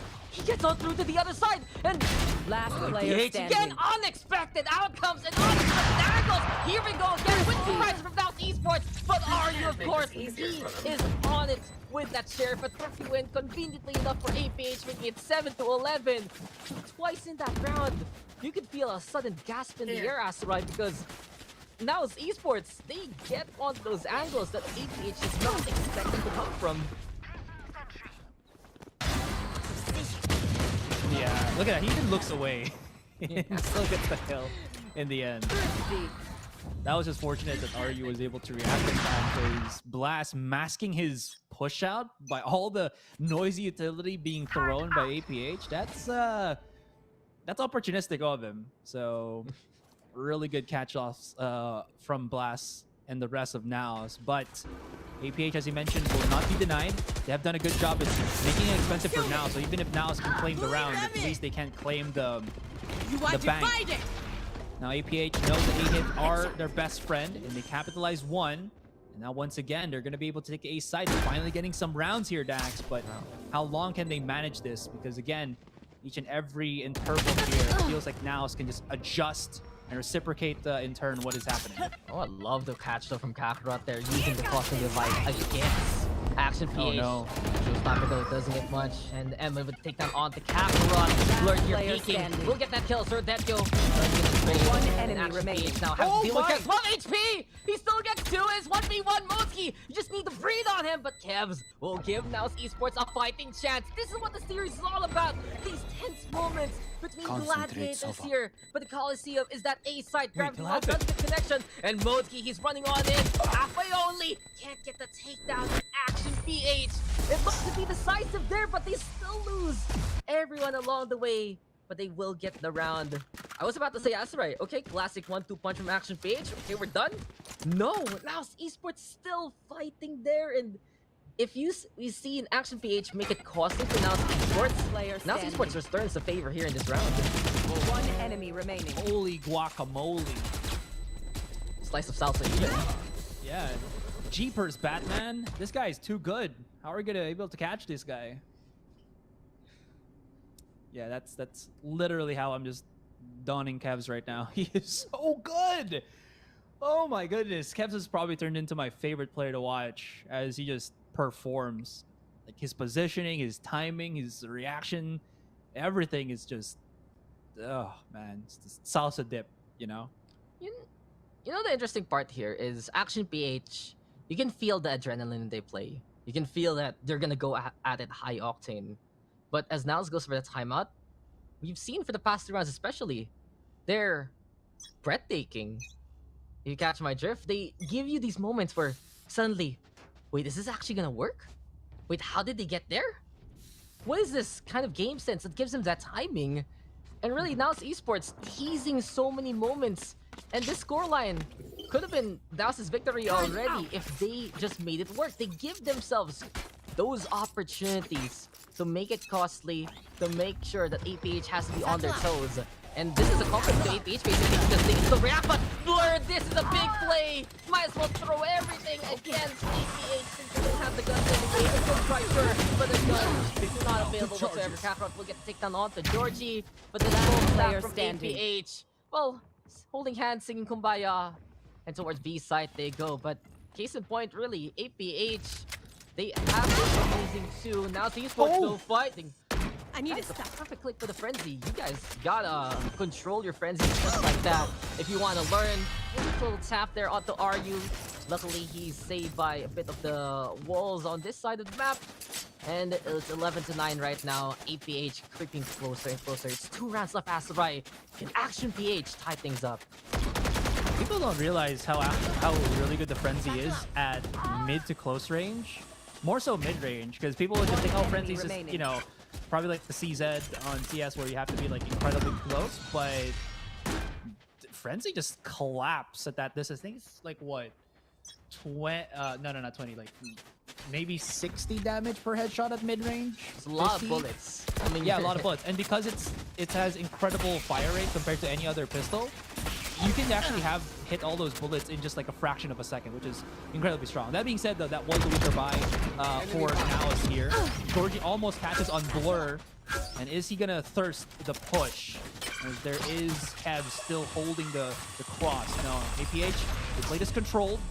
They're trying to bait out the utilities, as well as just again not overcommit to the fights anymore. They're starting to learn. They're starting to adapt and overcome adversity. Is that what we're seeing here? APH though, yes, more maturity we're seeing. And case in point, you said the utilities needed to be baited on out. Just because Blurred was put in a bad spot, now he doesn't have anything to really use except the gun he has on hand. So Action PH removing the Raze utilities from the equation. Can they use that to their advantage and push on forward, given that they can still go for the empty flashbacks are there. Showstopper though, looks at the road, Action Blurred Cats with the takeouts anyway! Making sure that the openings there from APH. Costly though, catching out. Are you in response? Fault line will be it to play, and it's 3v2 as NAOS Esports now. Spike planted. Will be on the other side of this wall. Cosmic Divide though is the call. Blast now pushing on forward and Moski inside the container, but this might be carrying 1-4-3. Make that one more. Kakarot now trading on back, and it's all up to Surodecchio here for Action PH. Can he get the kill? Yes, he does. And Moski, he's the one to watch out for. Surodecchio will bring that in the end. But Action PH, they're getting by here, Asarai. They really are overcoming adversity, and they're 1 round away from tying things up. I killed him. Moski, oh my gosh. Overcoming adversity is a rather small understatement for this Dax. That was an incredibly losable round for APH, and Moski scoops up what's left of the APH team and brings it all the way up to the top floor. Oh my god, so close. It's so far away, and now look at this. They're at spitting distance of NAOS, 10 to 11 Dax. Oh. You are divided. Yeah, this is what happens both against Christmas, basically. This is a grind for APH and NAOS, giving them their basically their due, basically what they've been working on so far, and the fact that they've built themselves alongside each other. Of how each other plays, but Surodecchio, that's simply done. 1, 2, and 3, a triple kill. Soon as the Cosmic Divide was basically set on up. Now Stride, and we got 1 enemy remaining. Round here for APH. Georgie will get that kill, and he wants that angle versus Blurred. What can Blurred even do? Not too much. So if you made a wish, APH fans, you probably get it here with the upcoming 11 to 11. But I have to say the adjustments again for Action PH looking very, very crisp, and the calls right now as they get the flawless victory have brought them back to the fold. This is not the Action PH that we have seen over the past few days, past few weeks, where they just run away with the game, right? This is them being absolutely gritty. And even in their grit situations, as right, they still look for that streak anyway. But in this instance, yes, they have gone for the streak, but it has always been dicey. It hasn't been them able to command these rounds as much as they would like. And that like, last example, though, that last round, that was one of their situations where, okay, we can get back into it. But this is an evolution for APH. Really goes to show these guys are going to APAC, and they're getting better and better even as we speak. We talk about how APH is the team that goes for absolute contact, and you're absolutely right. This is the evolution for them. The question now is how hard can NAOS go around it? Because honestly, I felt like every single round that APH has won are all rounds that they should lose. I got the spike. And that's actually not a a trash talk or anything. It's more of just how you see them pick up good bad situations and turn it into a situation where they can actually get advantage of. Like especially in that last round where Kakarot was already setting up his Rolling Thunder, Zero Deathio just steps up to the plate. The round before that, Modeski steps up to the plate. And all of these, again, contact-heavy things that APH is doing is keeping them afloat. And each and every member is now doing what they can to make it happen. Blur comes out from spawn, or from Hookah. They already know he's going to be here. Kev's doing the same thing, but Blur has delayed the spike planter. Are you? 30 seconds He left. has used his ultimate, but now Blur is trying to isolate fights here. Tries to mask his drop down from Hookah, but Modeski was well unprepared. And from, what was it, Dax? Like 6-6? From 11-7, we're now looking at the 12-11 with APH at the helm. Right there. Yeah, great numbers there. As right, you have an octopus or something to be trapped. No. Who even has one of those? Just your brain. It's the best app. It's called My Brain. Wow, I'm so proud of you. Remaining. Download more brain 30 cells real seconds quick. left. But APH Enemy was perfectly punished. executed there over the B side with the Viper Spit anyway. They also were able to anticipate the rotation there from Blurred. And they're getting the contacts now, they're getting the confidence, and they're the ones on match point. Operator is out. Also an extra gun, just in case, because this is going to be the last round of regulation. If NAOS Esports win this, we go into overtime. If APH wins this, we go into map number 3.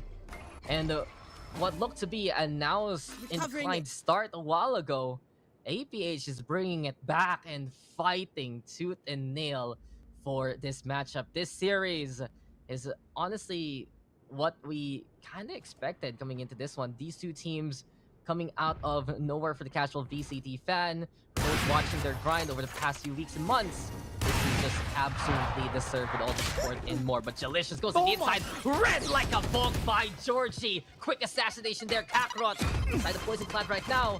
And look at this, APH isn't even fully committing. They respect the composition on the other side, and they're waiting for another opportunity to strike Asarai. And again, they can't really commit to this just yet because they're unaware of where Blurred is, and he does have that showstopper. They also have Blast with his lockdown. Never mind. 30 seconds left. Oh my goodness. Okay, this is just gonna be catch after catch after catch. Now we have Kakarot and Blur to remain. Make that Blur. He's winging himself the showstopper. They know where he is. And even if he does whip one out, there's like 4 people looking in his general direction. TP made it well aware for APH where he's gonna be popping out of. And APH miraculously, and I gotta say miraculously because I did not expect them to win Bind, take it. And they push us into a game number 3. What a match. You call it miraculous, man, but honestly, it's saintly here from APH. They're the ones who made their own miracle happen. We saw the adjustments, we saw the rotations, and we saw again the calls for them to push forward, to hold on back, and to understand how it's going to work versus NAOS Esports. That is maturity. That is evolution in the series. And that is the perfect answer. It's a team who honestly has the answer against you. The familiarity, it breeds this kind of competition. And you can see it here. MVPs between Kevs and Eman. But honestly, this was a team effort all throughout. Not one player really defining the pace of the whole game. Moments there from many of these, well, champions, in all honesty. There were times where you see Emma just popping off, you see Modes popping off, you give it to Georgie, and that was the case for ASUS PH. Now it's Esports, Kakarot, Blurred, and the like Jed there making it happen. And from what we've seen, now Esports kind of losing, I'd say, their luster as soon as Action PH really adjusted on the fly.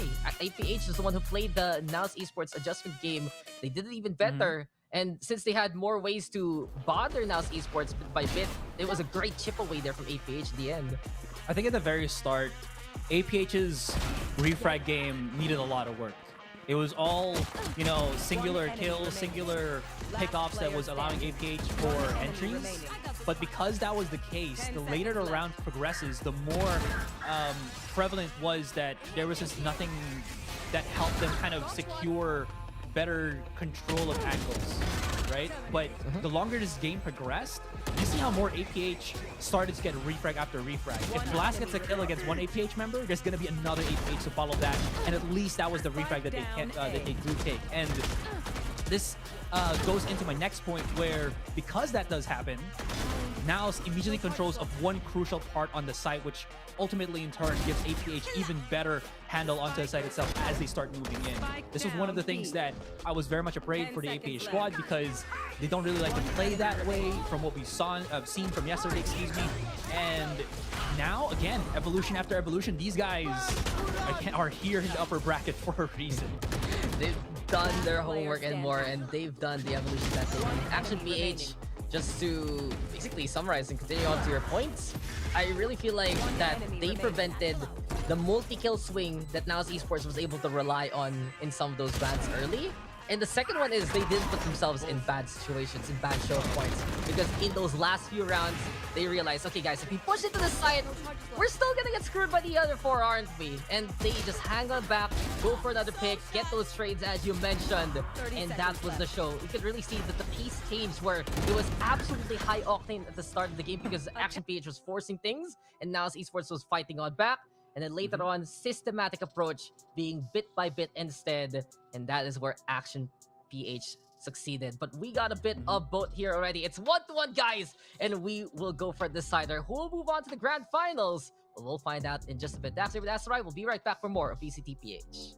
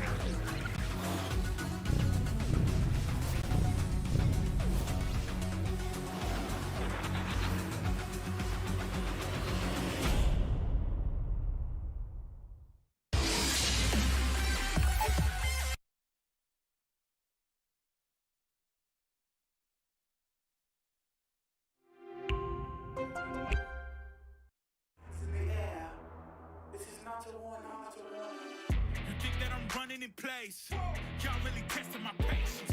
Right before I blow up the spot, I had to get back to the basics. What if my talent is wasted? And see what I'm lacking to placement. Thought since I rap in the basement, but my come up is legend, is greatness. I don't care now, it's pedal to the metal. I can never quit now, I will never settle. Puppet to the game, I'm pulling strings like Geppetto. We in the same game, but I'm on a different level. I passed it. Gotta keep grinding till I'm laid up in the casket. No fake round, but you feeling too plastic. Yeah, y'all feeling too plastic. They say my style crazy, but then it's straight jacket. Wow. Why you still testing my patience? Trying to turn me into something I ain't trying to be. All the hate is a heavy rotation. You gon' lose yourself, quit testing me. Don't make me lose my mind. Don't make me lose my mind. Don't make me lose my mind, cause I'm lethal like Wesley, test me. Don't make me lose my mind. Don't make me lose my mind. Don't make me lose my mind, cause I'm lethal like Wesley, test me.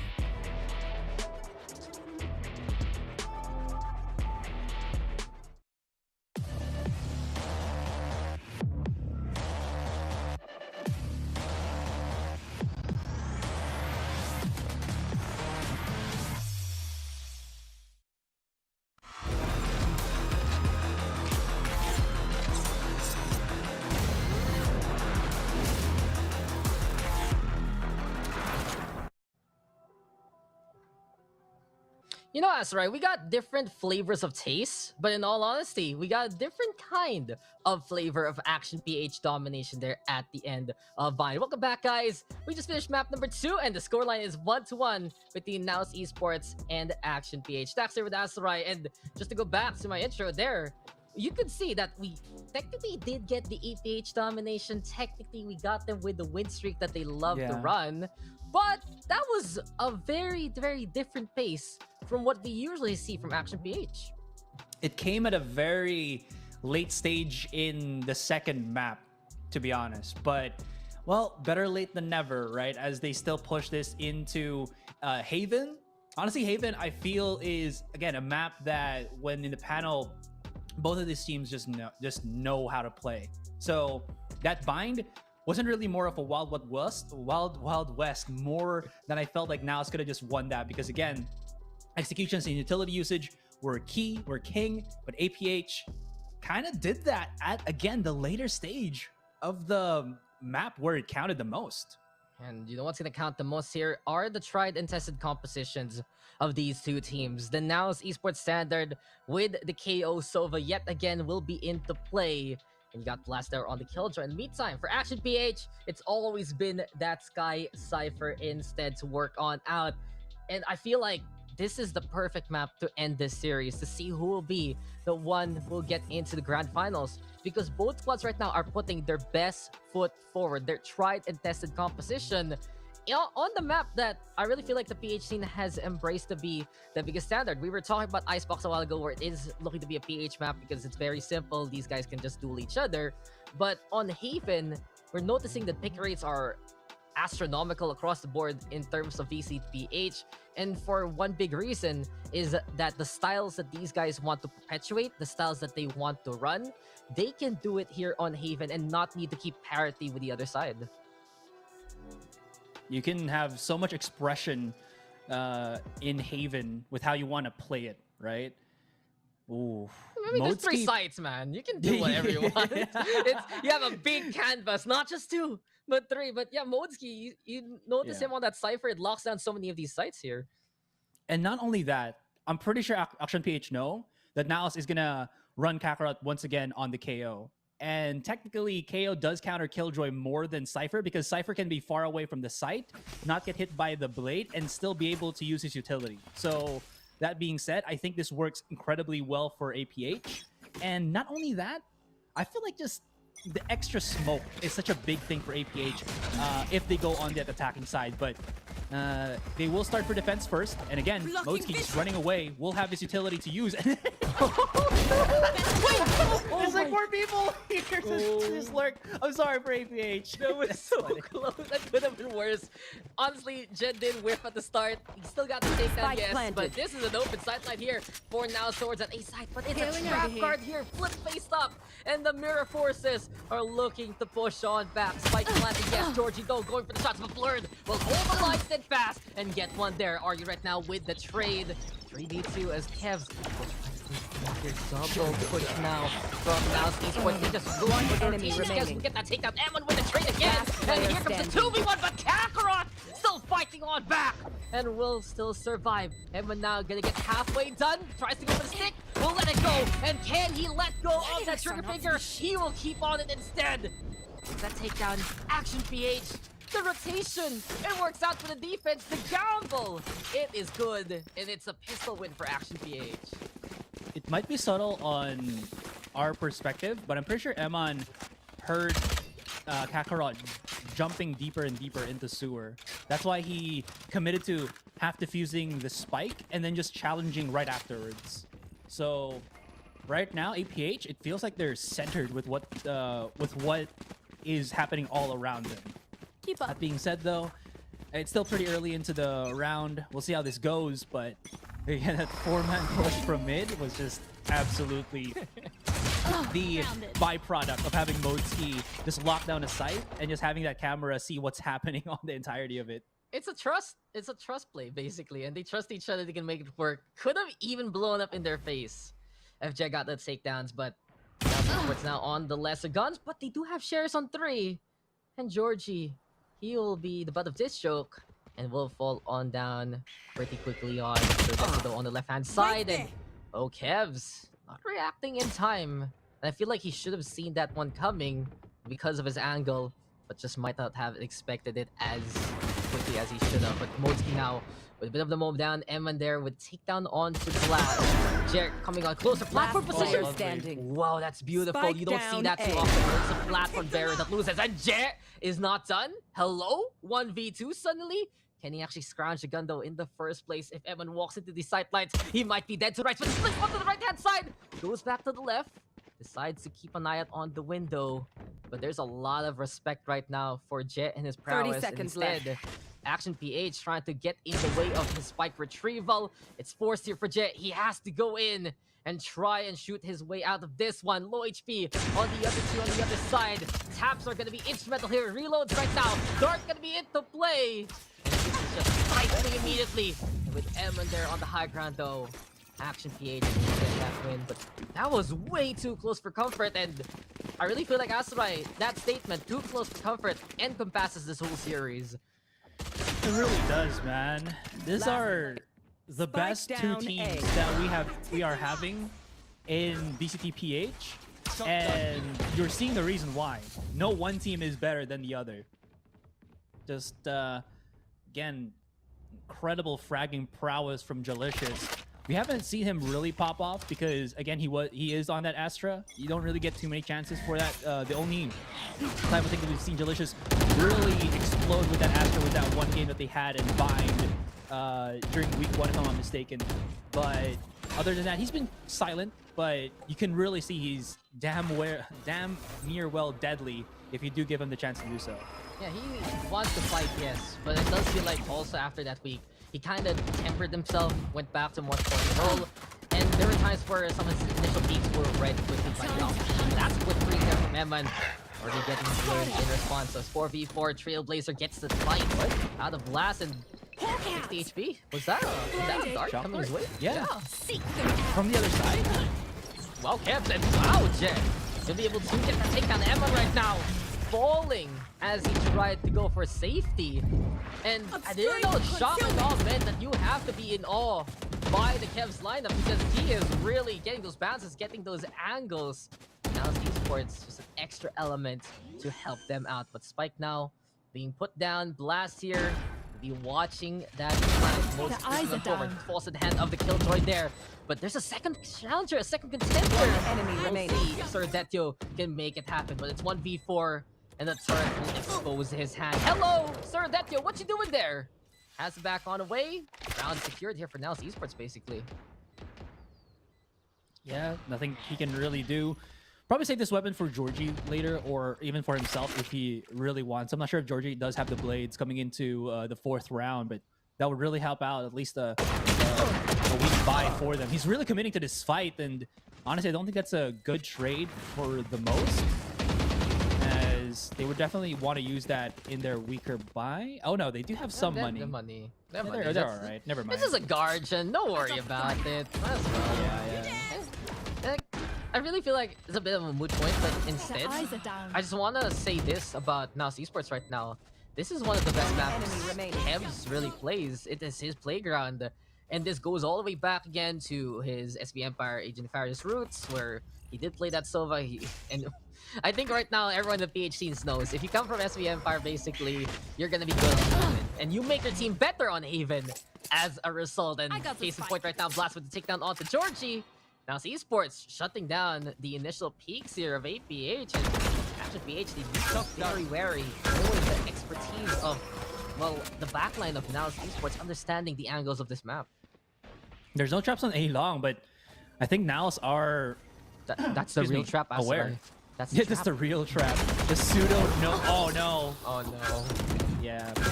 That's a lapse. I thought they baited the fact that there was nothing there, but I think they basically did.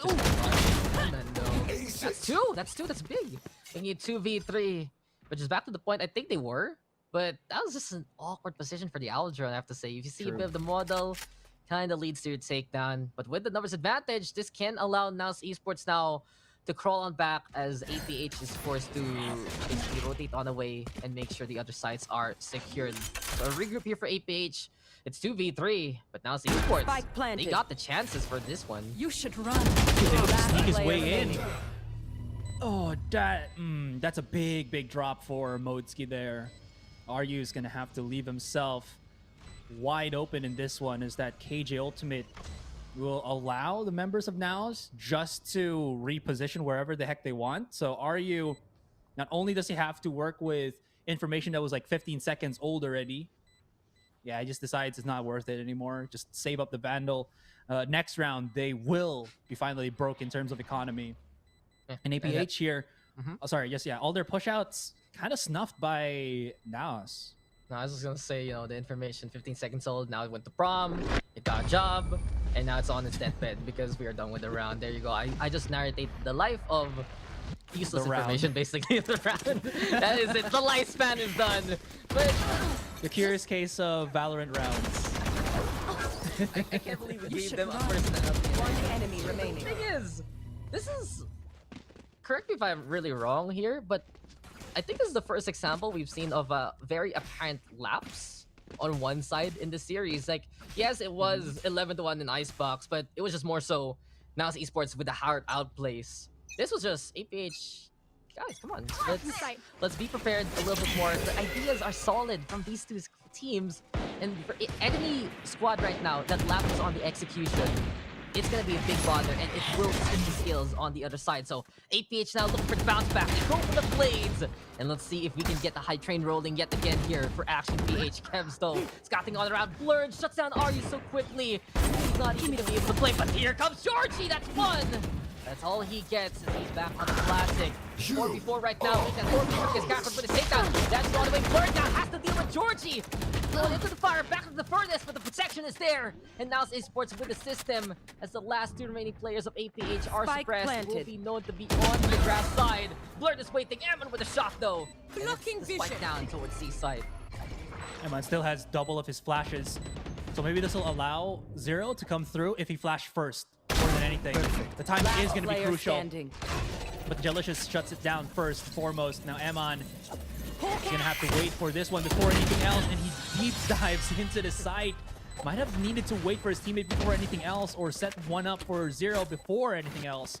But that was a catch-off from NAOS. They take the round regardless. A bit dicey, but NAOS still claim it regardless. Could have been a play, honestly. I got enough time to go into the Astro. The thing is, I really feel like the tipping point of that last part of the round was that frag from Chet, because that was a very great opportunity taken by Sardetio. And we talked about lapses, no one really watching that C-long angle, but as soon as that happens properly, you know, the Astra able to actually get that sightline, it didn't look that apparent. And it was a very quick trade to make it 2v1. Might have gone into the plans of NAOS Esports instead. And because of that, they're the ones in the lead. Really goes to show though, Asteroid, I honestly expected the series to be a bigger brawl than what it is right now. But we're getting such a systematic approach, really proving that coming into feedback, these guys have even more elements right under them. Now the Fury is called to action, doesn't really get too much there. Tripwire though being a bother. Here comes the Seaside take from NAOS Esports. They're also going to commit a custom fight. Arnie right now going to be trying to play with it, but Blast with the first takedown. The entry kill to it yet again, leading the charge. That's NAOS playstyle and system, and Blast with a second one. He's going full aggro here. Kakarot with the flag even, and they're picking apart APH one by one. That wall was absolutely intentional. Like, the way to just if you're playing sticking to the wall in the back of the site, your weapon's gonna peek out, or I think half of your body's gonna get peeked out, and you can't like shoot or see anything. That is unfair. I would say that is too strong. Really, also now, as you mentioned, they were keeping track of the utilities for APH, baited it out, knew that Blurred still had his dash out, so it was more of like now is coaxing APH to stop them from planting. And even if they don't stop them, they'll still have some contingencies for the B side post plant if ever. Now Zero, his positioning will not get scanned. I think everybody from NAOS thinks this is going to be on the A side, but not going to find him there. That's a small victory for APH, but NAOS, my gosh, Jax, look at that. Still stopping this guy though. You want a stopping point? Blast. That's it. Period. That's the end of the sentence. Because you have a player who plays Sentinel, but is this aggressive. The thing about Blast is evolution really coming into NAOS. Kind of was that second string compared to Georgie and Eman back then in the Dreamfire GXR days.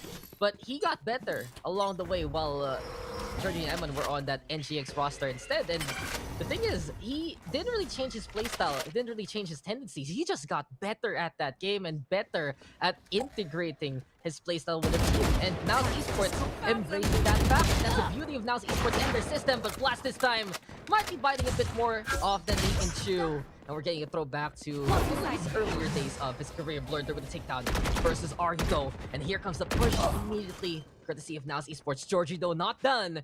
And this is one antic APH can take the offensive defense, making sure that this map is claustrophobic. And it's NAOS Esports right now feeling that tighten up this round. Seekers were used already, so that's going to flush out the 3 remaining. How well they can actually wiggle this one out is if they can react quickly enough. Not going to be the case here as APH no takes wiggles. the round in. Yeah, I like the adjustment here from APH. They'll just allow the site to be taken by NAOS, who they know just has like what 3, 4 people at max on the side and one holding the lurk, and just have like 3 people catch that lurk and start pinching in from the back of NAOS. This is what actually PH loves to do. And I feel like that's been the whole sentiment for the past 2 maps. But the way that we're getting it, it's just a different kind of flavor, as I like to say. This is just completely a different style of the action PH way. It looks the same, but it's different. Same, but different apparently. And it's more methodical, it's more on the slower side, yes, but you can really feel it's a bit more constricting rather than APH fully looking for those mechanical differences and just trying to outpower you as much as possible. Really, APH roster, the brave deep, very cool, still their style of the game, but Kev's, that is his hunt, and he tracks down RU to the ends of the site. Locked and loaded. Good takedown there for NAOS, and you can always rely on this guy on a map like this. That is so scary, man. Are you trying to even take that back of the site? And again, these tiny little jiggles, dude, gets caught every single bit. When APH tries to play at the back of site, that's when they just drop it the most. And try to do it again here. And that's just not what? He was inside the smoke. One bomb shot from Blur was like, goodbye, Emon. Now Zero Death and Georgie, yeah, they've run all the way to the A side. Just gonna hunker down, save these weapons, play for the next. Yeah. Well, go next. APH gonna make it done this time, and they're just these moments where you know this side's gonna be winning unless someone plays the hero. For NAOS Esports, you see the family come together, make a picnic happen on Seaside, then they're good to go. And sir, one enemy remaining. Detio? Hello? Kevs is there? He just wanted to, you know, appreciate the flowers, Asarai. And Kevs gets in the way. Enemy blocking sight. One. That's at least some exit potential. We wanted kind of brawl somewhere to happen. At least we're getting it here. The arena set and Blurred. He's able to find the pixels yet again and get that takedown to the operator. Getting value, but overall, that was just an easier approach, I have to say, from NAOS Esports. And if actually PH can't put a stop to the initial push of NAOS Esports, nor can they go for the flanks, then that's where it really will fall apart for the defense of PH. Also so weird for Motsky that he didn't break the recon. It got 1 pulse off, or maybe even 2 actually. So that was ultimately what led to Arya dropping down. And again, uncharacteristically for Modsky here, tries to get that mid-map control where somebody would just be spotting him. So APH, they're really starved for information, as it were. And because they haven't taken any aggressive map control and have been relying more on their utilities to do that for them, I think NAOS are just able to work their magic through. But other than that, that was a really nice setup from Kevs.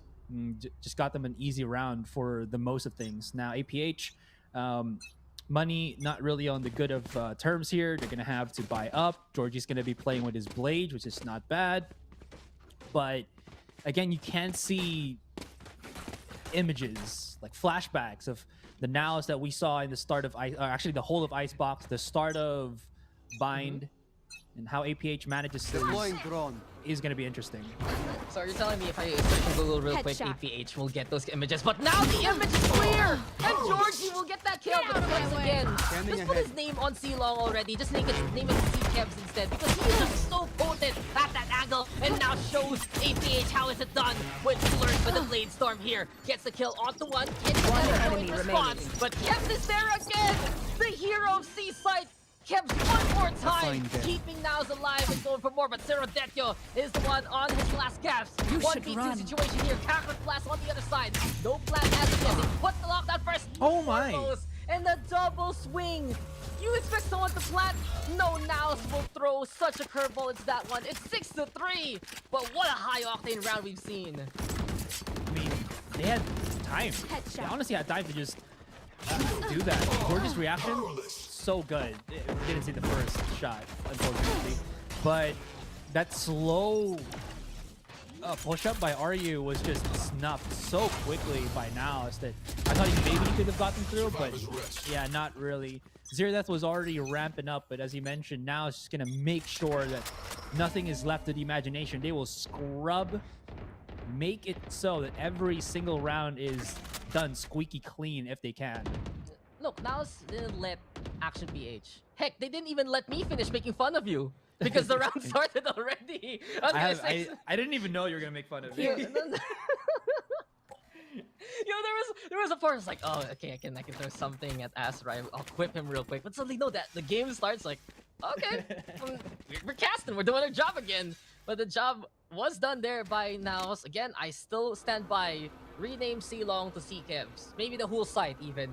He is just wonderful on that side of the map, and I can feel for NAOS Esports, they love that, they have that tendency to go there because they just have such a player that can really understand those angles. But now we're changing things up. We're getting a different kind of taste here as we go towards the A side.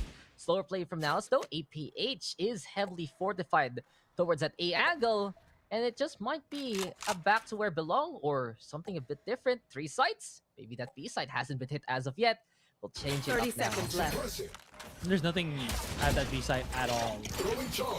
And what's strong about this style from NAOS is the same style that, the same options that we can see for them. Kakarot is going to go down, but he does have that spike planted here, so that at least sets the seeds of how NAOS will be able to play. Since they still do have the Chase who is going to be managing the post plant, they could have something working out. One enemy remaining. Quickly, APH just snuff one out.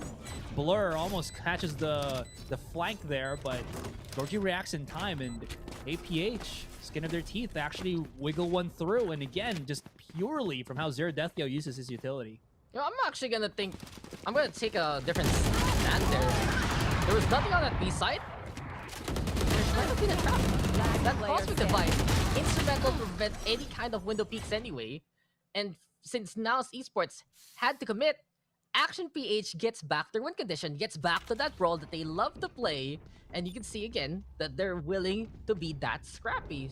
So maybe that's the reason why that APH is letting that B side go. Now that they don't have the Cosmic Divide, it's a sudden change of the setup. There's one waiting there, one in the garage, there's even a star, and really the plans here, multitudes, layers, man. I don't have, you know, the playbook of these teams, but we're seeing right now between Action PH and NAOS Esports, they're giving things up for reasons. They're going for these opportunities for, of course, the advantage. And there you go. The advantage is taken again by Action PH. Zerodetyo will bring that to his opposition there. In the immortal words of the philosopher, the Greek philosopher Shrek, onions have layers. And NAOS also has layers. So NAOS is onions. Somebody once told me that Asura is gonna be cringe, and he's not the sharpest tool in the shed. He's a damn good caster though, but he's looking kind of glum. I'm looking kind of glum, and I don't want to continue on this. But the all stars abound as NAOS Esports will go towards that C site. We do have the spike planted already. Jet and the Astra gonna looks for the retake. There's a quick mission from Georgie with the operator, but he misses the mark on that shot. Time now ticking as APAC will call great here towards the C long side. Well, Link rather, with Moski now pushing on forward. Evans with the kill. Off the blast to start things off. No one now on site, but we know what the struggle here is for NAOS Esports. Kept just one away from that Hunter Fury, and if he can get one kill, it will help on out. But here comes Emma with a takedown off the Kakarot. Are you? To go for the defuse, kept peeking, trying, looking for that kill. Just one is all he needs. Last player try standing. and come on back, but no, George, you find the answer. Jet! He tried to play the flat there, Flawless. but in those trials and tribulations, it's Action PH who gets it flawlessly done. Oh, that was a Last big round catch. before the switch. Not the kill on Kevs, but the one against Blast where he was just on the site itself. Zerodethio's timing with his dart was paramount to that. And even though, as you mentioned, that Kev just needed that Enemy one remaining. tap, that one anything, for some miraculous point, I don't want to say miraculous, but maybe for some reason, APH still had like 4-man strong looking down at C-Long, and It's crazy. you know they Kev's even not going to work. win those. They made a firing squad as right. That was an execution on Kevs. That is the amount of respect he commands, but now we will respect Hunter Fury. Does he go for the kill? No, can he find the tags? Are you already going to get taken on down? And now it's Esports. This time they use it for cover, and they bring the damage to Emin as well. Here we go again. For that B side, the pace picking up in the game as the Trailblazer will get the bottom and just to get the kill on the third. That you instead covering the flag. Blur there. One enemy remaining. Here comes Georgie though, but down he goes. And Motsky now all alone. But in the blink of an eye, it's looking to be over. Motsky will get one, but Blast is there to keep NAOS in the lead. 7-5 as we get into the second half. Switching sides. So don't work, try and try again. Boy, did they. Just battering ram to the fragile door of that C-Long. As they smash it out open. Look at that. Just like, with Kev's ultimate, so easy. And then you just use Blur as the spearhead. And all of these utilities from APH, very disjointed, trying to catch off NAOS. But the thing is, NAOS wasn't shaken, not even stirred at that point, Dex. So with that, we do end the first half with a 2-round advantage here from NAOS. The question now lies, how effective is APH on the attacking? They did mention last game, Emon would have been better if he was maybe on the Sky, the Initiator, because they would have flashes. Well, this is the perfect time for him to prove himself. Yeah, Guiding Lights will be the guide to these sites for NAOS Esports. Gotta say though, for NAOS, APH rather, but NAOS Esports, that's no points for you, Kakarot. 0 points for this round. Motsky though with a takedown onto Jet. Blast is there to go for the trade. Last player we see this a lot from the NAOS defense, and actually PH, I feel like it's the best roster after back with Blur here. Win 2 from the window, and he gets 2 more. That for the squad. Cloudbridge is gonna be in the play. Scrambling on around, trying to play that guessing game. But now he's low on the 40 HP. Georgie Zerodethio is still relatively healthy. And the spike even gonna get planted to add insult to injury. Or in this case, to add intel to the mix. The Aldrone will force Blur to go on the inside. And the chase is on. He's just trying to psych out the opposition. Maybe make the 1v1 a possibility. And he's able to do that by misinforming the other side. But still, time being bought. Oh, the recon gets the scan anyway, and APH now knows where he's coming from. Georgie though goes go down. Blurred here with a 3K. Zerodethio trying to be responsible, but no! Blurred does it in a blink of an eye. He goes in, he gets the takedowns, and the pistol will be whipped and won here by NAOS Esports with an ROG. And just to his namesake, that round, that clutch went by in a blur. Oh my goodness. Let's look at that replay real quick. Through the window, through the wall, he does get those kills. And that says it all. One enemy Look at this. Isolation, the taps. I thought he already lost the round because he got like scanned by the drone, or spotted by it, even got scanned by the recon dart. But it don't phase Blur at all. Such cool, calm demeanor under pressure. And he just brought it back from NAOS. What a huge, huge momentum swing, especially when this first or the second half is so crucial for teams. Yeah, Kakarot here already waiting. Guiding Light gonna be the call, and actually he's trying to force things out here with the Spectres. So a brawl will commence, and Kakarot scanned into the takedown. So APH find a good pickoff, but they're being responsible right now with the guns that they are gambling on here. Modesky though watching out for a potential push lurking here, and these someone peeking into the takedown still.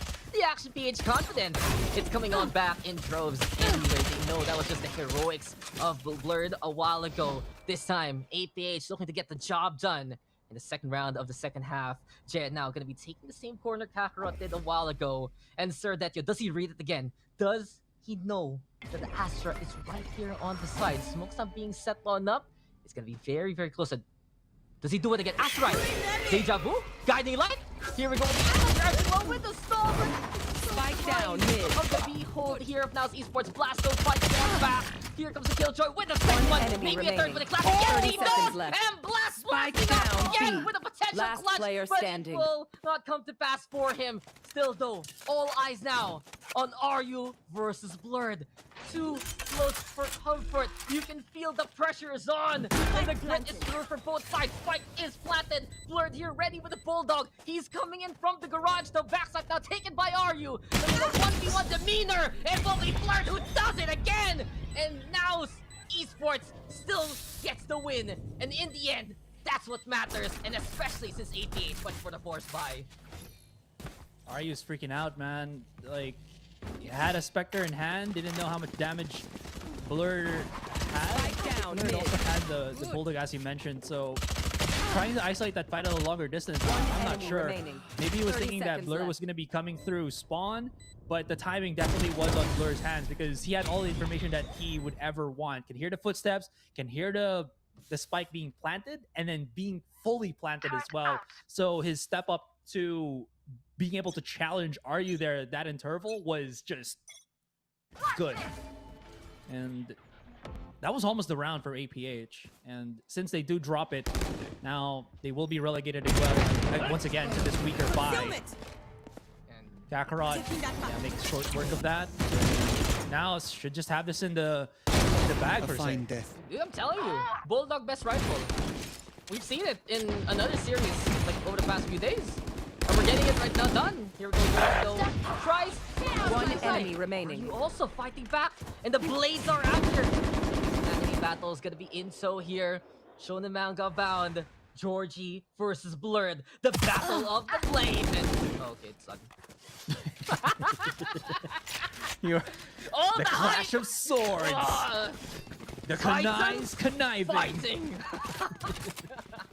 The heavyweight matchup. The title fight. Oh, it's okay. That's the one round knockout. It's all good. It's all good. All good. We're fine. Blur's black on black. Blur is back on his operator. That's right, chill. It's the morning. You still have more casts to go. You don't want to get too spicy already. What do you mean? I just had my tongue tied. Okay, all right. Maybe you were gonna call black and blue who's soon, right? Yeah, exactly. Okay, I got you.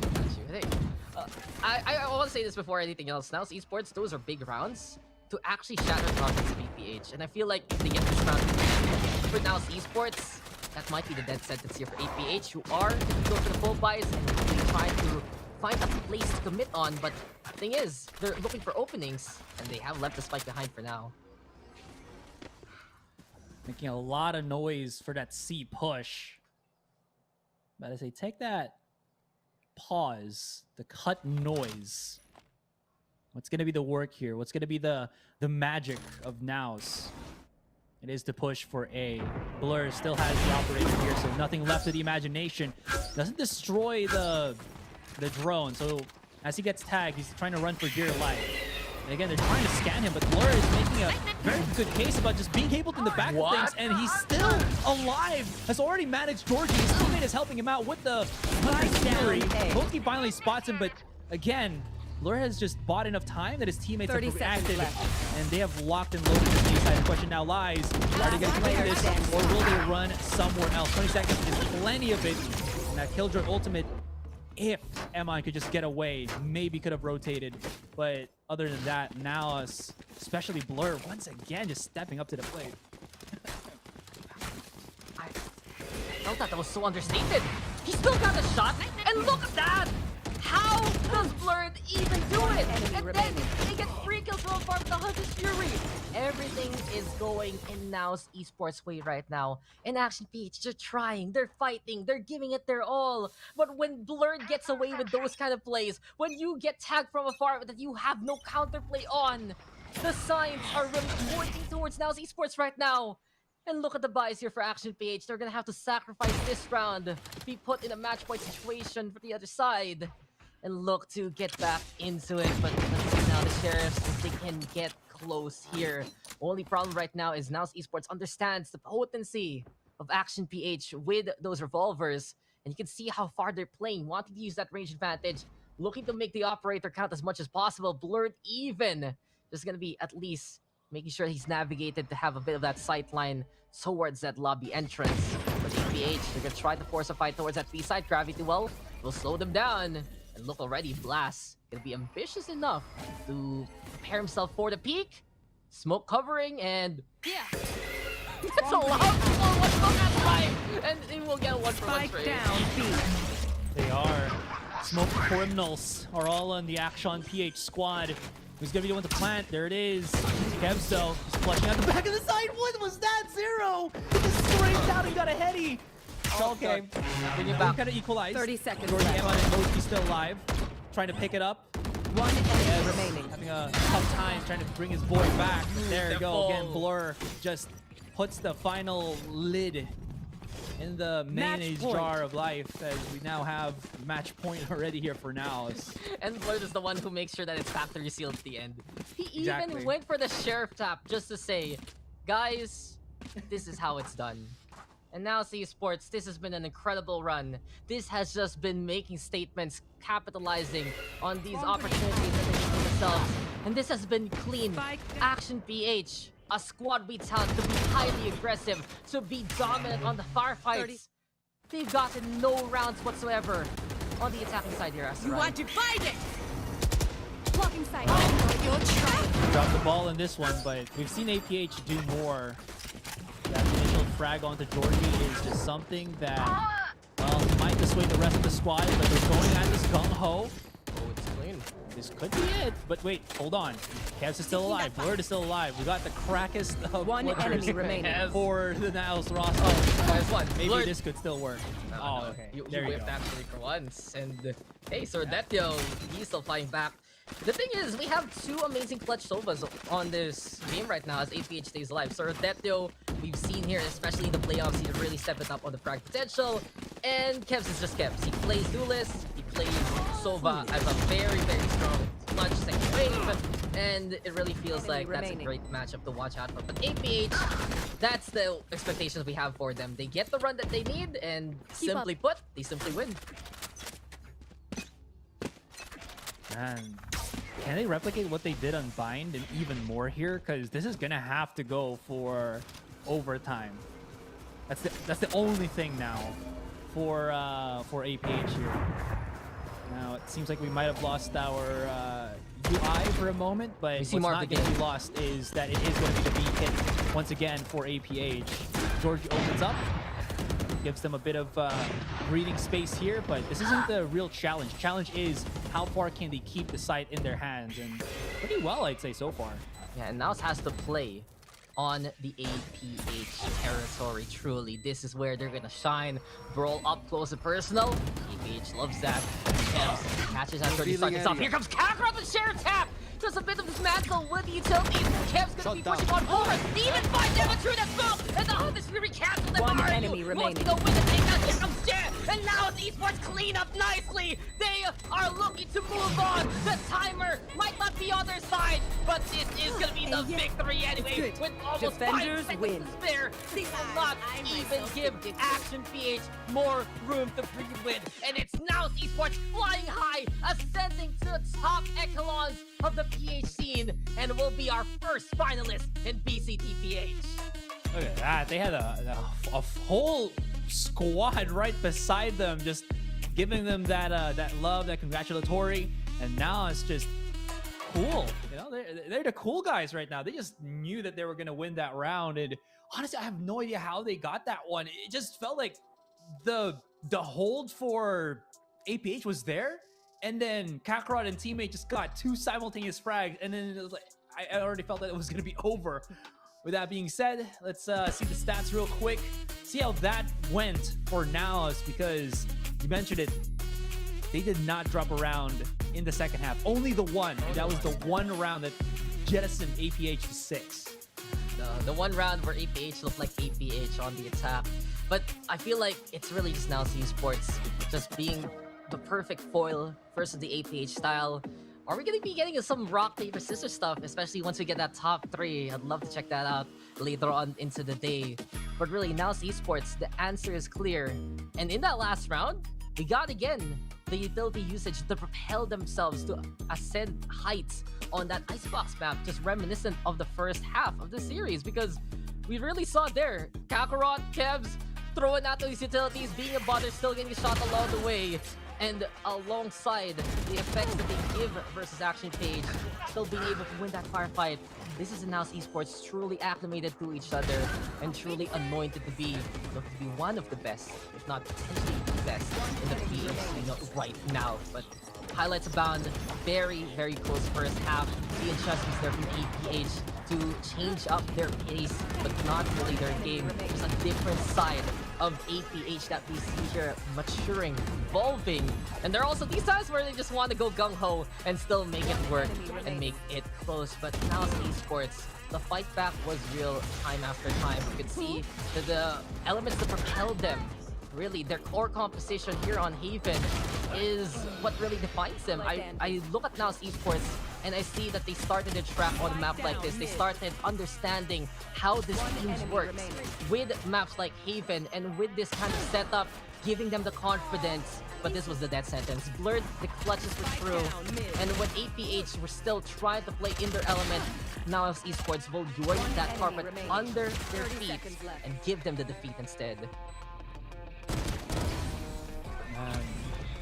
NAOS, as you mentioned, man, there were so many things that they have done exceedingly well here. And I think just to kind of round off what you did, just beautiful performance for them. Utility Kings. Like if Oasis were last year, I would say the Utility Kings, they got uncrowned here, dethroned by NAOS, and how well this squad has really pushed it up. I remember I was talking with, you know, a coach of another team yesterday.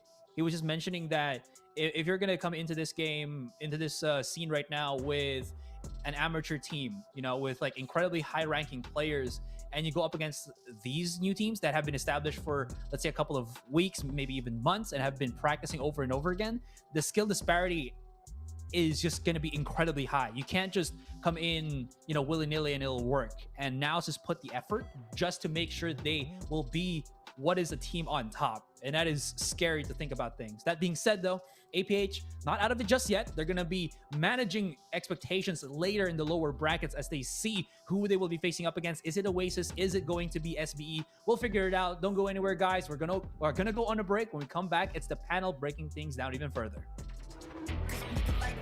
Test me.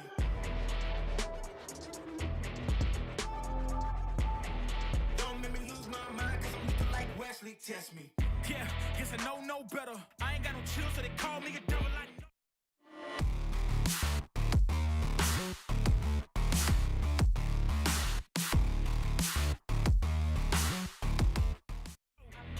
Look, I am just a man on a mission. If I want it, then I get it, I go.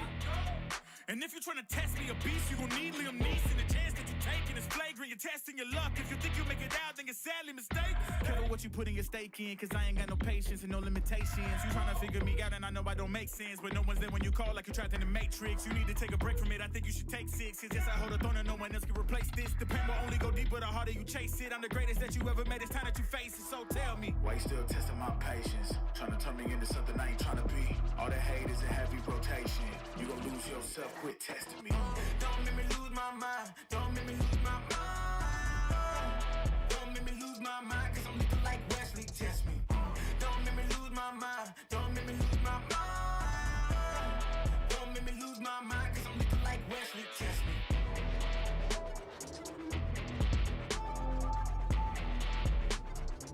Cause I'm looking like Wesley. Test me.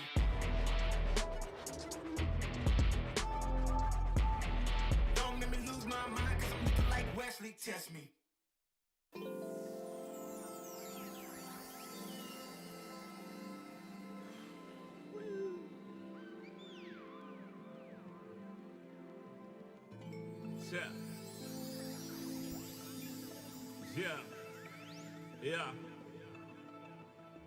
Yeah.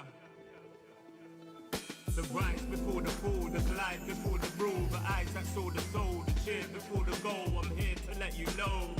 Yeah, I'm here to let you know. Yeah, I sky gaze over my taste. Like Peter, this is my space. I'm spacey, I'm crazy over breakbeats. Space gazing in my safe haven. I make statements that embrace waking. Awaken, I'm woke.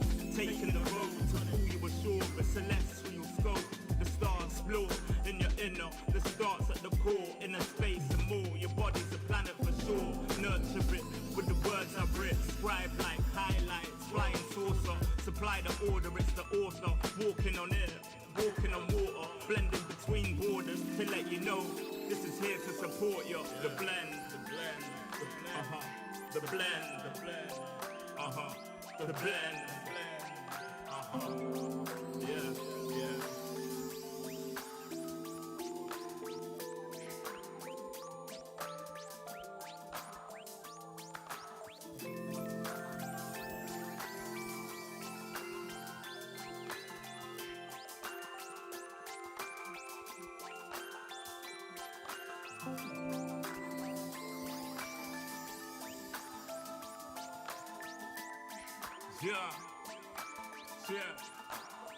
Yeah.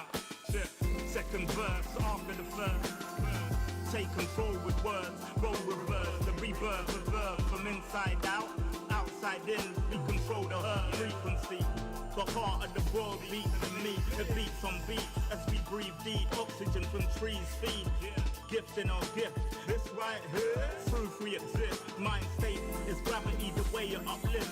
Across seas swift, water quench thirst. There's a shift. Set sail like shit to find other lands. The motherland, sun is planned. With the words I'm writing, I'm fertilizing. The earth's a rising, realizing. Global warming and the sea is rising. Pollution, the planet needs metabolizing. It's full of fire like a dragon fighting. Creating hot springs when the pressure rising. It's ever rising, but I'm never frightened. Cause the days will brighten. Yeah, the blend.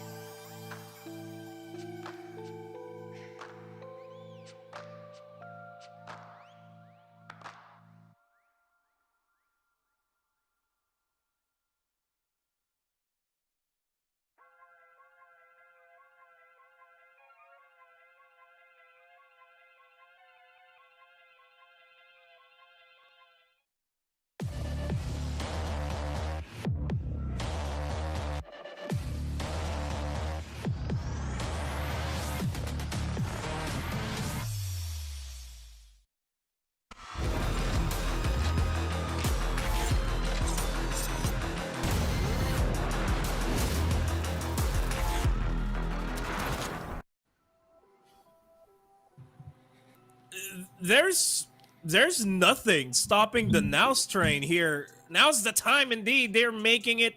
They already made it to the grand finals. Now all they have to do is stay there, prove that they are the kings, the new kings now for Challengers PH. Welcome back to the panel. I'm Nomad. Alongside of me is Asarai with a cap and Illustrado no cap.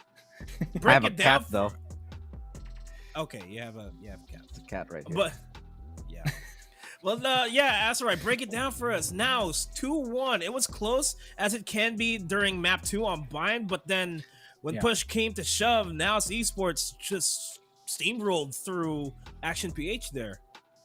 Push comes to shove, they just again came out of Haven with the now standardized form, and they just filled it out, and they got themselves a heck of a good Haven to say at the least. That first half they were looking shaky, but once they were the ones that started defending the sites, you saw how well they just locked everything down. Nothing left to the imagination, squeaky clean on how they executed, and boy oh boy was APH not prepared for the Haven that was about to come. I actually thought this would have been over by game number 2, and we saw it. I think the only difference is really Action PH started to get into that form, and then they started popping off individually back there on Bind. I didn't think we'd get to Haven. And it was a ridiculous comeback that happened in map number 2 when Action PH started finding that form in the attacking side. However, if we didn't see any of that, I think it would have been a complete stomp here by now. As Action PH, they do have the resiliency though, but the consistency might not be all the way there just yet. Yeah, let's have a look at the highlights of what happened earlier on. And Illustrado, you mentioned earlier on before the game started that Kevs really is a factor here for NAOS Esports, and he has been popping off. Like on Icebox, he was top fragging on that Sova. On Bind, he was also top fragging for his team despite losing. And he was on Haven. He was still very, very much consistent. The only one to get multi-kills after multi-kills. Multiple multi-kills, I mean, for the most part there. Yeah, I think Kevs has actually proven himself right now to be the #1 rising star player in the Philippines. He's very multi-dimensional. He's not just a typical, Jet one trick who's able to just enter into the site and get maybe a kill or two. Completely different guy. This is the guy that you want on your team. Any team would love to have him. He'll play support. He'll play entry. He'll do literally anything that it takes to win, including top fragging. And this is something that we just don't see very often from the players, like, from anybody in particular, actually, because Kevs has just been this force that it's just so hard to stop him, because not only will he out-aim you, but he'll outwit you on every single time. That being said, I feel like Kevs is rubbing off on Blur, because if you've seen the rounds where Blur just clutches on Haven, it was nutty. Like, he just bamboozled the rest of APH and played them like an absolute fiddle. And I think this is just, again, just how you see teammates learning from each other and using that to their advantages, and it becomes a potent mix, at least specifically here for the NAOS boys. Yeah, and really, Kev's the glue to everything, and he has thoroughly enabled Blur for the most part of the game, as well as Kakarot. I mean, despite Kev's just top fragging and just killing everybody on the first 2 maps, he still was able to get information, impactful Hunter theories, especially on Haven, to really wrap things up for the entire team. And with that, everything being said, our MVP of the day, the MVP of the series, the ROG Series MVP, is none other than the man himself, Kevs. 253 ACS, and the stats, the numbers here really just hit the iceberg, just the tip of the iceberg for what sort of impact he actually made throughout the entire game, Asarai. Oh man, yeah, he absolutely was. We saw it yesterday, we're seeing it today. The consistency of this man is absolute, and the quality of that consistency as well is top notch. He's able to just play again these teams, whether organized, aggressive, or even top, all the way around, and he just, again, exudes that confidence. And other than that, his clutch factor is always on par. He almost always gets it for NAOS, and when he does, NAOS just erupts right afterwards. I think one of the best things actually about Kevs as well is his presence on the team. This is something that I don't think we have really talked about before, but one great thing is his composure. He is a guy who just never panics. He does seem to keep it cool almost all the time. And the way that he, we personally know Kev's a very, very cool guy. He's able to keep himself cool and composed, and that definitely uplifts his team whenever things start to get a little bit dicey.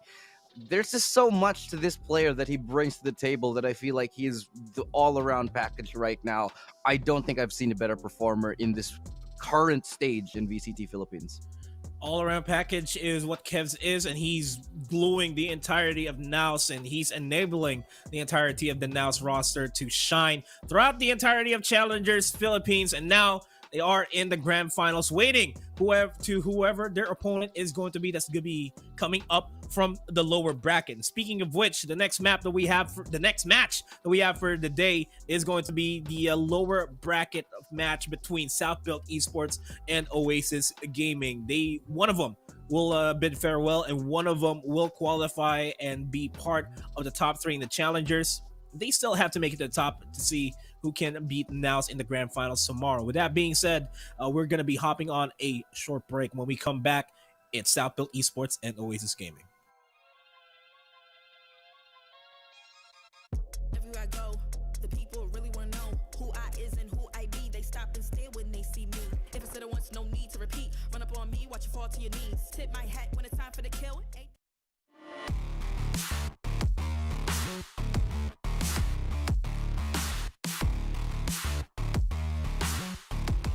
When you're really real, I am the boss, I am the dawn, I am the one they call Lucky Charm. Got my own shit, I don't need your farm. Life was so hard, it made me weak. Built to last, this girl ain't weak. Sturdy and still when I plant my feet. Got it out the mud, now it's racks in my sleep. Look to God, he supplies my needs. Endless faith is what brought me next level prosperity. Silent power moves is what I'm giving. They love to hate the world they can't live in. Always present for the high roads. Go swim within the deep lows. Low. What tells the future? Who knows? I don't do it for the likes, I do it for the love. Do it for the ones who really need a hug, cause they had it tough, never had enough. Feared, loved, and respected. Using words as a weapon. Test and she. Hurry up quick, El Jefe's coming soon. Sit up straight when she enters the room. Be enthused, but don't look too amused. This is her queendom, please respect her rule. Hurry up quick, El Jefe's coming soon. Sit up straight when she enters the room. Be enthused, but don't look too amused. This is her queendom, please respect her rule.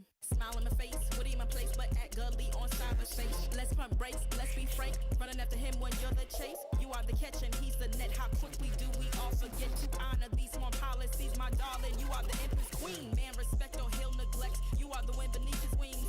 You are the season, you are the reason why this world can breathe. Giving sons eyes to see and daughters dreams to believe. Anything less than the best for you is high treason, queen. Hurry up quick, El Jefe's coming soon. Sit up straight when she enters the room. Be enthused, but don't look too amused. This is her queendom, please respect her rule. Hurry up quick, El Jefe's coming soon. Sit up straight when she enters the room. Be enthused, but don't look too amused. This is her queendom.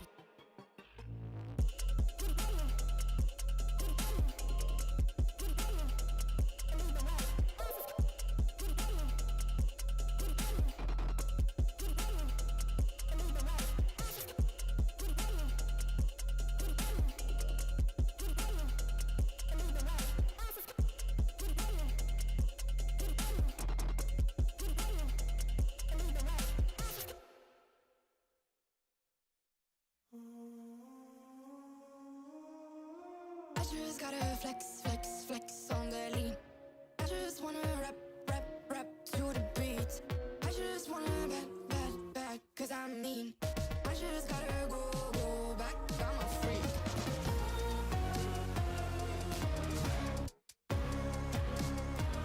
Gotta go. I just wanna rap to the beat. Move of emotion, they drunk at their problems.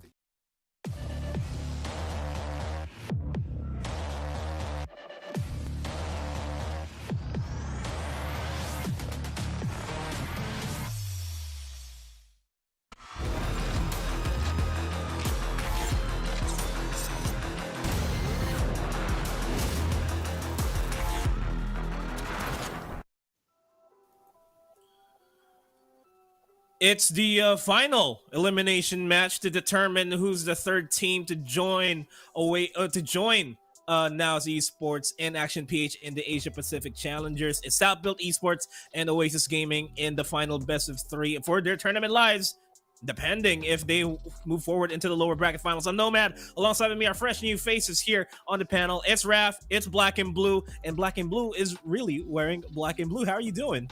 Well, it seems like this entire panel is. I've got the flannel on this panel, as Raph likes to say. I think he's kind of putting on the same outfit as me if I can It's the see exact that same there one. through the filter. But yeah, we've got the same thing. It's Oh, the exact Nomad's same. even got blue, so I appreciate the representation, guys. Absolutely. I mean, just Well- the excitement's been mounting up. Oops, pardon me, Nomad. Again, I'm just a little too excited. I'm looking at the colors. Everybody looks gorgeous today. Obviously, this was my idea. For sure. Well, your idea is definitely, highly appreciated. But what else is highly appreciated is our sponsor, because VCT 2022 is brought to you by ASUS Republic of Gamers. Stay tuned for the arrival of the most powerful ROG Strix SCAR series, powered by up to the latest 12th generation Intel Core i9 processor to help you unleash the legend inside. No holds barred performance with a crisp QHD 2040Hz esports ready display and improved intelligent cooling design. The ROG Strix SCAR is the only choice for the best competitive advantage in any esports title. Check out the link in the pinned comment for more information. And for you guys that are watching at home or anywhere or at work, I don't know, you can get a chance to win exclusive ASUS ROG swag thanks to ASUS Republic of Gamers. All you have to do is like and follow the ASUS Republic of Gamers Facebook and Twitter pages, as well as the PPGL and Valorant Esports Philippines official Facebook pages. Share the live stream on your timeline set to public so that we can see them with the hashtags PPGLXROG, ROG, Intel Gaming, and Unleash the Legend inside. Lastly, share the prediction in the stream chat and comment which top 3 teams will make it to the Asia Pacific Challengers Playoffs. And it's really quite easy. We already have 2 there. And we'll get the winners on the 28th of February 2022. 3 winners of the ROG shirt and the ROG cap that you're seeing in front of your screens right now. That's going up until Sunday, so make sure you just keep doing your part for you to do that. Also, we have the Filipino broadcast that's simultaneously broadcasting this right now on twitch.tv/ppgl_VCTPH, as well as on their Facebook page at PPGLGG, and we're simultaneously broadcasting this on youtube.com/c/PPGLGG. We're also live on the English broadcast on Valorant Esports 3 on Twitch, as well as VeraEsports.com. And we bid you guys hello, good afternoon, good morning, good evening, wherever you are. It's now time for South Built Esports and Oasis Gaming. It's a best of 3. One team has to say goodbye, and one team is going to be joining the top 2 teams in the Asia Pacific Challengers, and it's as close as it can get. But historically speaking, Oasis Gaming in the official VCT circuit has been winning against South Built Esports, albeit being a new roster. What are your thoughts on that, Raf? Oh man, thematically, the struggle continues for SBE, which is honestly a real heartbreaker for me personally. No one else in particular in this panel. I'm not saying any names or whatever, not really implying anything, but yet really has been a heartbreaker because we've said this many times. The roster in South Built has been the legends, they're the heroes, for the inspiration for most of our aspiring players, while Oasis has proven to be able to bounce back many times. Again, they've avoided that Icarus fall that they're so notorious for, and they look like they're in good shape today. Yeah, and to touch on your point there, Nomad, when it comes to that official circuit, that's when Oasis have really gotten the better of South Built, who seemingly this pattern continues, and this pattern has been something we've been seeing time and time again, where they would get the better of a team in the community circuit. When Oasis and South Built would face each other, South Built would typically come out on top. But when it comes to that official circuit, outside of community tournaments, outside of local tournaments, that's really where they kind of seem to, I guess, lose the swagger that they typically bring on the community side. So for them, this is their last chance to prove that pattern shall not continue. We're gonna have to find out for ourselves. Well, let's introduce one of the teams that got brought down from the upper bracket and now fighting for their tournament lives here. It's Oasis Gaming.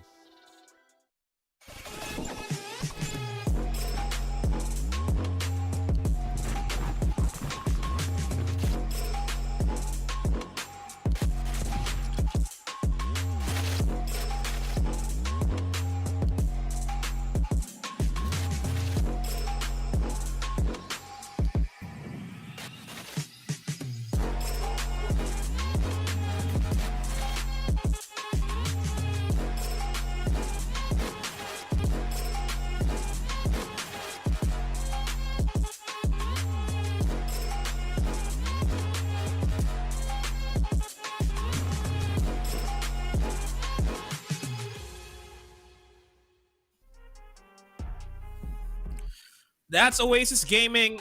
They have been knocked down from the upper brackets to the lower brackets and maintained their composure for the most part against Team Secret. And now they're going up against South Built Esports. It's Coco, Envy, Courtesy, Rip Peru, and Wild Oreo. We were talking about how on the official VCT circuit, South Built Esports hasn't been able to secure a win against Oasis Gaming. And this Oasis Gaming roster, after their 2-0 victory against Team Secret, looks like a roster that's ready to deliver the same pattern of history here against South Built, Raph. I mean, with all of that being said, right, this doesn't really make the road any easier because, as we mentioned, they did come off that Secret series. Now they have to face off South Built. If this was a year ago, we would really be, I would say, be very surprised because the trajectory that Oasis have put themselves in has been absolutely fantastic. They've paired it with the consistency that's been absolutely lethal. But right now, too, again, I pointed out South Built is going through a little bit of a woe, and they need to make it a competitive series. Otherwise, Oasis, they could potentially run away with this one. Definitely so. And, just to add on to that point, that really is kind of, I guess, the big factor here where Oasis, they're the ones who are looking really consistent right now, but South Built, they've had some really high highs in this tournament. They got some low lows as well. And that's something they're going to have to rectify here and now if we hope to see them later again. And we'll see them right now because we're going to be introducing South Built Esports and their roster that's going to be playing on the field.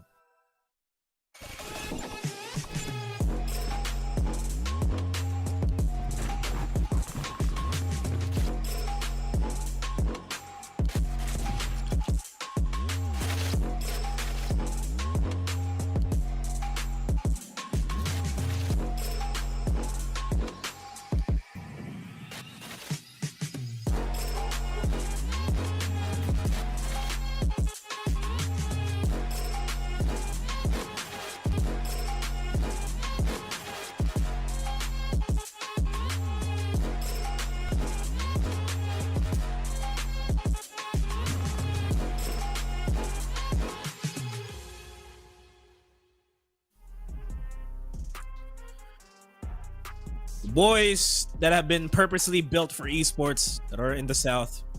It's these guys that are wanting to make a name for themselves in challengers. Finally, they got the high highs and the low lows, just like what Black and Blue said.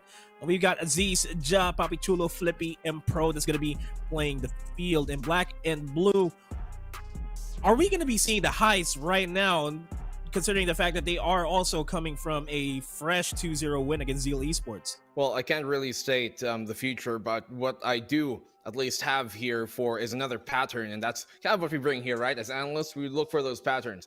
In the community scene, South Built, the two lower bracket matches that they've had so far, Team Secret and Zeal, those are teams that they've almost always had the better of in the community scene. When it comes to the official circuit, this is the only time they've been able to prove that. The only teams that really do get the better of them for now in the official scene are teams like NAOS and potentially Action PH, because they don't have that experience playing against them. But this next team they're going up against Oasis. They typically do have their number when it comes to the community scene, as I said, outside of the official circuit. But when it comes to that official circuit, as we saw during the open qualifiers, Oasis, a 2-0 sweep, clean win against them. And that's something they're looking to rectify here today. For South Built's sake, luckily for them, they're able to get that revenge every time they lose the opening series back at their opponent, aside from NAOS, and this has to be another one for them.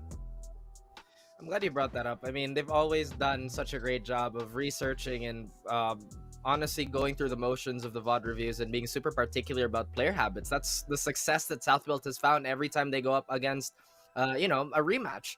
But before we can talk about that, I believe we're going to be jumping right into the map veto, right? Yeah, we are. We're going to be figuring out what maps they're going to be playing on. And it's going to be Ascent, Icebox, and then Haven. We've seen the Ascent matchup from Oasis and South Built before, and it was Oasis Gaming that came out on top of that, 13-8, and that's the first map they're going on, and that's the map that they're going to be sticking with. That's their first pick, followed by Icebox, picked by South Built Esports, and Haven is a decider if we do decide to go to Game 3. I'll start it off with you, Black and Blue. What's your take on the map picks here? I think it's really, really smart that Oasis banned Breeze and Bind, because those are two maps that, South Built have looked pretty good on, especially on Breeze yesterday when they completely dominated over Zeal Esports. The Fracture and Split ban, the first one makes sense. Split, kind of wayward, but I do get it. Oasis, they're a really good split team. Hell, when I was talking to Fluffy like many moons ago in different tournament, they were telling me like, it's so nice that Oasis, they want to play split versus SB because they wanted to test how their split was against another team that is very, very good on split as well. So Oasis, that's a respect ban here coming from SB for them to ban split, knowing that even them themselves are a pretty good split team. But we go to Ascent, Icebox, and Haven, and honestly, those opening two, I think it kind of favors the Oasis side more than anything. I'd have to agree. Ascent is a map where Oasis is somewhat meddling in. They do have a 50% win rate, which is not bad at all, but definitely if you want to open up with a map like this, especially with the way the veto works, right? You kind of want to start off really strong because, as you mentioned, South Built have a wonderful time adjusting to teams. But then again, South Built, they only have a 40% win rate on Ascent, which is... I'm not entirely sure how I feel about it. There's been so many configurations on both sides when it comes to the agent picks and whatnot. But Ascent, I still feel like this is truly in the side of Oasis, which is probably the reason why they picked it, right? Icebox, we've seen a little bit of a, I would say, a stifled performance from South Built in their recent history. Truthfully, this was very good for them early on, but as the months and as time passed, it's been looking a little rockier. Yeah, and if ever we do reach Haven, it's relatively even across the board in terms of win rates here. 60% win rate for Oasis on Haven compared to the 58 that South Built Esports had, and that's just the numbers here. But just like what Oasis says, forget your stats, we prefer magic. Is that what we're gonna see? I don't know, but if we're gonna go for our predictions, I might just go the Oasis route here. How about you, Raf? I can't say I disagree with you because I've always stuck with the Oasis pick. South Built, I'll still love that team to death, but they haven't been looking the best. They've been a little shaky, as I've mentioned, so I'm definitely going with Oasis this time around. I'm going to have to agree with the sentiments here. And honestly, if South Built don't take Ascent, I don't know if Icebox is going to go well for them. Stats be damned. I do think the pick here should have been Haven first, and then they settle it on Icebox, if anything. Icebox, formerly a great map from South Built, now looking kind of rocky here in the locals, at least in the official circuit once we came over to the VCT. So I'm not too sure if this map veto was the right choice for them, but I am going to go with Oasis 2-1. All right, now we've had Oasis all across the board once again here on the panel. Yeah, but that being said, it's all Oasis, and it's all down to this, the best of three between Oasis and South Built Esports. It's really down on a wire, and it's down to our casters to deliver the story for you guys. Without further ado, let's go and hop into game number one in this best of three.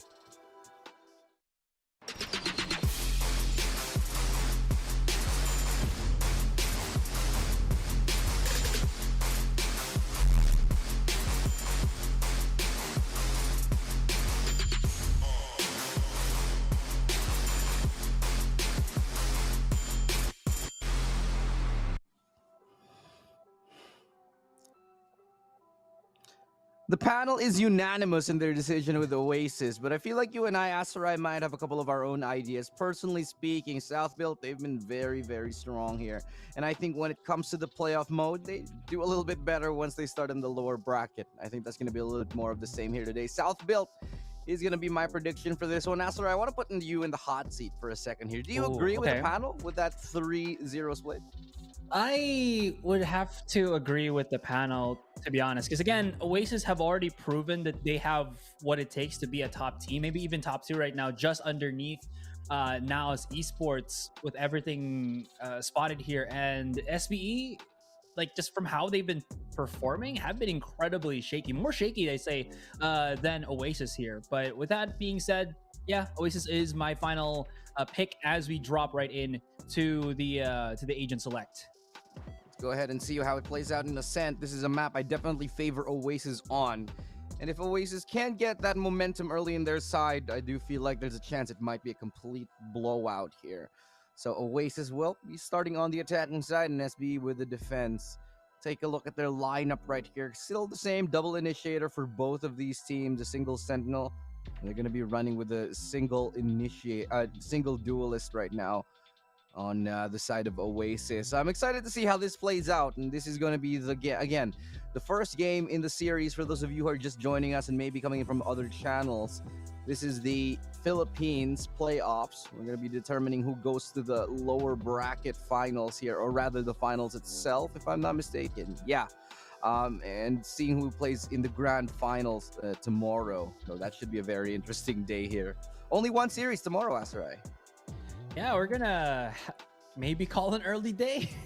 maybe if it's yeah, a 3-0. I don't jinx the long series, all right? It's always Raph or Ray Ray, so I should be fine if I say something. Yeah, like you're that. fine. It's just Raph and Ray Ray who are the cursed ones, right? You have Raph on the panel, you have Ray Ray on the cast. You just expect like a 12-hour day. That's just how it goes. Yeah, what happens when both of them actually either panel or cast? Oh, together? just the tournament just never ends. It goes to 24 hours broadcast and 1,000 overtimes, basically. Oh my goodness, yeah.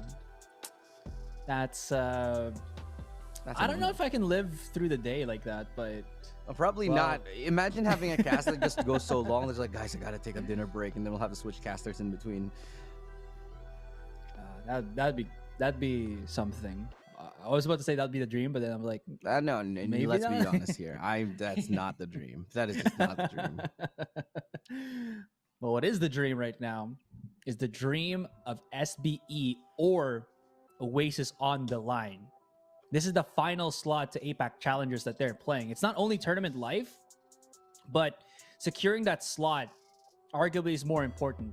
So there is a bigger weight to this match than what we've seen already today, which is that previous one with NAOS and APH. Obviously, that's still, to know who's like the best in the Philippines, but and the prize money is pretty nice. If you can get, I mean that too. I mean, I'd want the prize money. It's pretty significant. I think $10,000 for the first place winner. So definitely something that you want to keep your eyes open for. As we now go into Ascent, let us now begin with this match itself. Once more, we're starting SBE on the defense, and Oasis now starting on the attack. Finding yourselves on Ascent. A quick mid push does come in. ASUS quickly dispatches of Marky, his counterpart on the other side. Mid control will still be taken. Alarm bot will alert Ja to the presence of a close player right here. Doesn't really go off here. Coco is able to get a refrag, but they still have to deal with Ja in this corner. Knows where he is, but low HP. The shock dart from Pro is effective enough. And ASUS will get that kill from mid. That was a stylish one tap to finish it off. And that's going to be South Build with a clean pistol round. Yeah, just so good to begin things off for SBE. Aziz, I believe, didn't even have to peek through the smoke there. He just had an angle, pop a couple of shots, and the pre-fire shut down Marky. With that, SBE firing at the very start here, looking already to heat up. But the last time we saw them do that, it wasn't the issue of the start. It was more of the finish that really rescinded how SBE was able to finish off each game. So we'll see how that goes, but at least now it's good. I agree. I think South Build has had problems closing out certain games here, but I don't think it's been much like Oasis, because if there's any team who I keep thinking of, just like they get an early start and then it sort of starts to slip away from them. Oasis kind of epitomizes that. A lot of the time we'll see them go up with large leads and then it just starts to crumble apart a little bit over time. Hoping that has been solved though after their great performance to get here, knocking out other teams as well, like Team Secret, who have just been removed from the equation very, very early on. That was one I didn't expect as well. Team Secret going out first. I think nobody expected that. You just see the tweets of the pro players from Team Secret, and they're like, "Ah, yeah, this like team's really stepped up right now, guys. No excuses.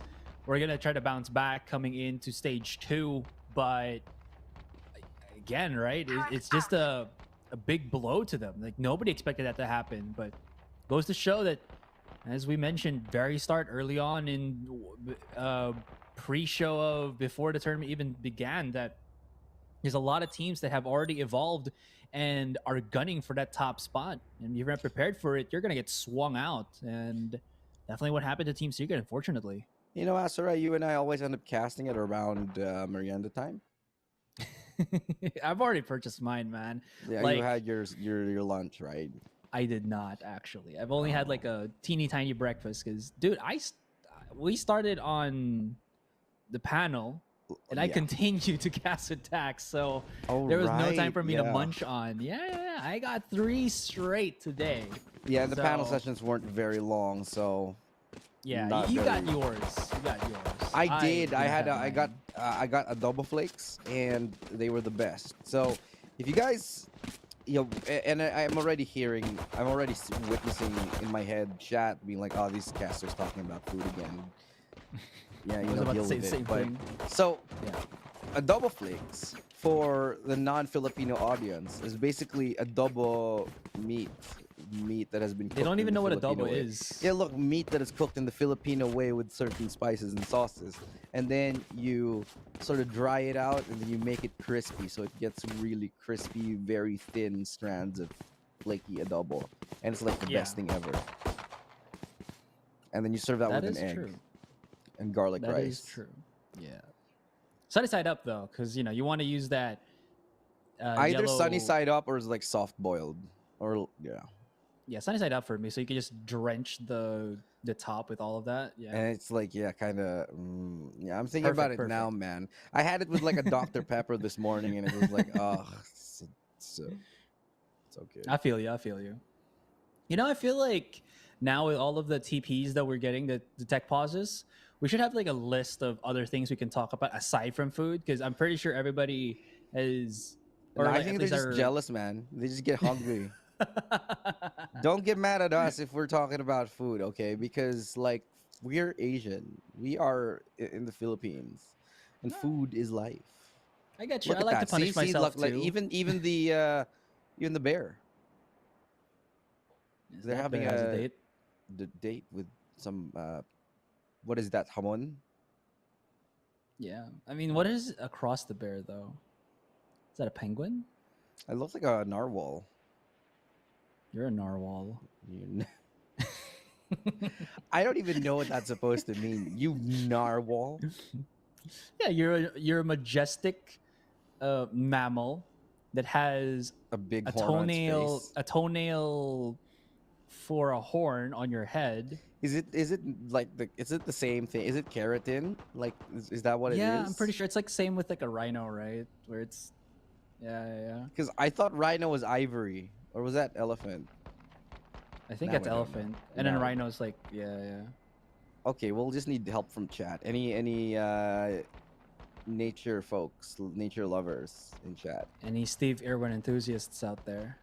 I used to be a Steve Irwin enthusiast. Oh hell yeah! Yeah, that's the only reason why I watched Animal Planet when I was a kid. Oh no, I wouldn't go. I loved Animal Planet. I loved History Channel as well, and the Discovery stuff. That was good. Yeah, I learned the a one lot. with that's being narrated by what's his name again? David Attenborough. Yes. Yeah, he's the OG. Have you ever seen March of the Penguins? I'm pretty sure I have. Is that like the Emperor Penguins? Morgan Freeman narrated penguin documentary. Maybe. Anyway, let's see if they can march their way to victory. Oh, good shot. As you know it was gonna come already. Oof. Yeah. He knew it. He knew. He felt it. Just it's an eco buy right now for Oasis, so not too much to, I'd say, write home about. But Ascent is one of those maps where things can go kind of crazy. Marky able to get a good shot onto one. Will be tagged by the recon. Now they know where he is. There's a little bit of backup surrounding him. Around here towards mid, as Flippy, right around the bend, just be holding this angle, waiting for somebody to push in, but nobody's really committing to this. Gun here. Now Oasis just managing expectations. This is a double up, but not really the biggest, though Marky, because he does have that sheriff, could provide some damage, but Flip is just too mobile. Even though he was just walking around, still not allows Marky to hit the shot. I think the reason why they wanted to put Marky there because of that one tap for the sheriff, but since they lost that, we wouldn't be able to do much other than just. We have damage on Jaw, but As the round ends, SBE only lose Aziz in the process. And as this was just only in a Marshall, he'll be happy to give that up. Now he might actually go for a Vandal. In fact, he does. Considers it at least. Something that they might want to fight for, especially considering this is Ascent. Very much viable to go for early rifles here. But it's equally viable to go for those pistols. Even the Spectres on the bonus, you can get a lot of kills. Given the nature of the close range nature of this map. So let's take a look at the buy. It's just gonna be a Spectre here. Jaw's gonna be on the Sheriff. So will be economy saved for the side of South Build. They want to play things extra safe as ASUS rounds the corner. Flash comes through. No, make his presence known, not knowing how close Trailblazer actually is. Gripper is right there. Get that pick off right now, but South Build, they just want to keep going. Gravity Well will be deployed here, and that brilliant shot right there with the Sheriff brings us actually to a 3v2. And this aggressive A presence, this push towards A main, has actually net them 3 kills early on. Great work from South Build. And South Build should know that there's still a lot of forces on the A side. I don't think Oasis will give A main control, primarily from the fact that, again, all of the guns of Oasis are actually there. So they don't want to give South Build any form of leeway whatsoever. That being said as well, Coco had to just give up B since he did have the spike, so that's working all the way. Choice is certain, but the outcome also certain as SBE just take themselves a nice little round shot, as you mentioned, hitting some headshots and using the utility to utter optimal use. Yeah, that was a great setup there. The crossfire, unable to break through it. I do want to give props to Flippy, who was just great at dodging those flashes, baiting for his teammates, going left and right, jiggle peeking the corner, knowing that Ja is going to get that kill eventually. So free upgrade for the side of South Build right now as they claim the dropped weapons of Oasis. Oasis are pretty much struggling right now with South Build. They've gotten the bonus round. Now they even have the operator on ASUS here, who's making some presence towards B main. Slowly but surely. Right, Oasis, they really like to default on a certain location, get a pick, rotate somewhere else. But this time, SBE, they're playing far back. They know what's about to come here. It's all about just the upgraded pistol. So a longer distance where they can just jiggle peek is probably the best for them. If they stay too close, they might get burned. And Flippy wants a challenge just in case. Does have a flash if need be. Things at all. They come at him one by one, seemingly about to almost take the ace, but Wild Oreo shuts it down before it gets to Harry. Actually, it has. As he is left alone to deal with the world. He's also going to get stunned out. That's a bit for it. And he actually does get out of this corner if he can make more. No, never mind. Not going to.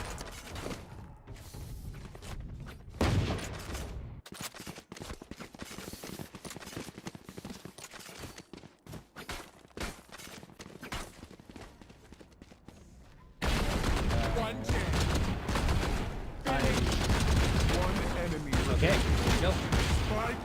Yeah, I think I wasn't unfortunate to hear what Elo said there, but it's okay. Sometimes he doesn't say anything that's worth. I actually cut out, and thank you, Asarai. I just got back. I am a man who of many words after. with very. Okay, that's just how it goes. I'm glad you got my back the moment I turn it away. Great partner right here. Oh, I thought you were gonna be back in like a minute or two. No. No. I got you. Well, okay. Utility being deployed here towards mid. Aldrin actually doesn't really spot anyone. Here. Might give a false sense of security here to South Build, but Alarm Bot already informs the players of South Build that they are already making their way up market. They have closed the door. So if they do break through it, this is going to be for South Build to really reconsider how they're holding this. They do have to deal with that. Good shot. Tailwind out. Here comes the market push. It's a good smoke as well. Cloudburst safe for now. Nice connection on the second. Looking for a third. He's gonna repeat when the backup has come in from Papi Chulo, who has dealt with another couple players, leaving only Coco scratching his head, wondering what the hell they got to do to break through South Build's defense. South Build. 30 seconds left. When the going gets tough, this team gets tougher. My gosh, yesterday able to win that match. I believe that was Team Secret that they won against, and yeah, that solidified Team Secret's demise here in this tournament. And now SBE all taking names away from those that 10 are seconds trying left. as well their best to keep themselves afloat in this tournament. Coco, yeah, he's got nothing. Like positioning awareness of opponents, he can maybe capitalize on it, but time is definitely not. So he can't sneak by and play it slow. All he can really hope for now is just to use this Vandal for the betterment of his team coming into the later rounds. But SBE, they're so clean here, Elo. Nothing just do but keep doing this. It's good timing to call for that timeout as well right now, considering how much they just got basically owned by South Built on that one. Such a good setup, such a good crossfire right here. I really like what they did with the mid control for South Built. They threw out that owl drone, even though they didn't see anyone. They still knew they had the insurance of the alarm bot. They responded to it accordingly by sending out Papi Chulo to watch the back of ASUS, who was peeking towards B main. That got them a couple kills off guard. Or Oasis Gaming caught. So they didn't expect somebody to still be in B main to escape like that as well. Very nicely done for ASUS here. We mentioned on the panel a couple times, ASUS is truly one of the key players for South Build. And when he pops off, when he hits shots like this, the rest of South Build Esports, they just fall in line. Yeah. And this is just uncharacteristic, I would say, for Ja. Well, maybe not, because Ja is a prolific fragger, but again, haven't really seen him pop off exceedingly well when he is relegated to playing the Astra. I'd say the Astra. When he's on a duelist, he's actually really, really good. But the Astra, I think, has been not too kind on him. Now he's racking up like 6-0 and 3. So I think this is the form that we've always been expecting for SBE, but it came in at a later date. Again, as I also mentioned with like APAC a while ago, it's better late than never. Get out of my way. They're trying to rush down. Remember, it's on the A side here. South Build will commit everything. Seekers as well.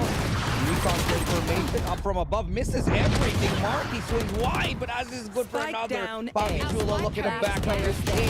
And he gets another double here as Wild Oreo left to the Wolves. 6-0. South Build are making this game impossible for Oasis to come back from. It's still possible right now, but with how it's looking, it's gonna be a tough one for sure. ASUS is on form. Ja, like you mentioned, is on form, and there's the ever-present Papi Chulo, who you can always count on to be able to shut down any pushes towards the site. Right here. That was also unfortunate for Marky. He got like a supposed free kill. Used up all of his blades. Still got absolutely nothing. Yeah, that was rather the unfortunate turn for Oasis here.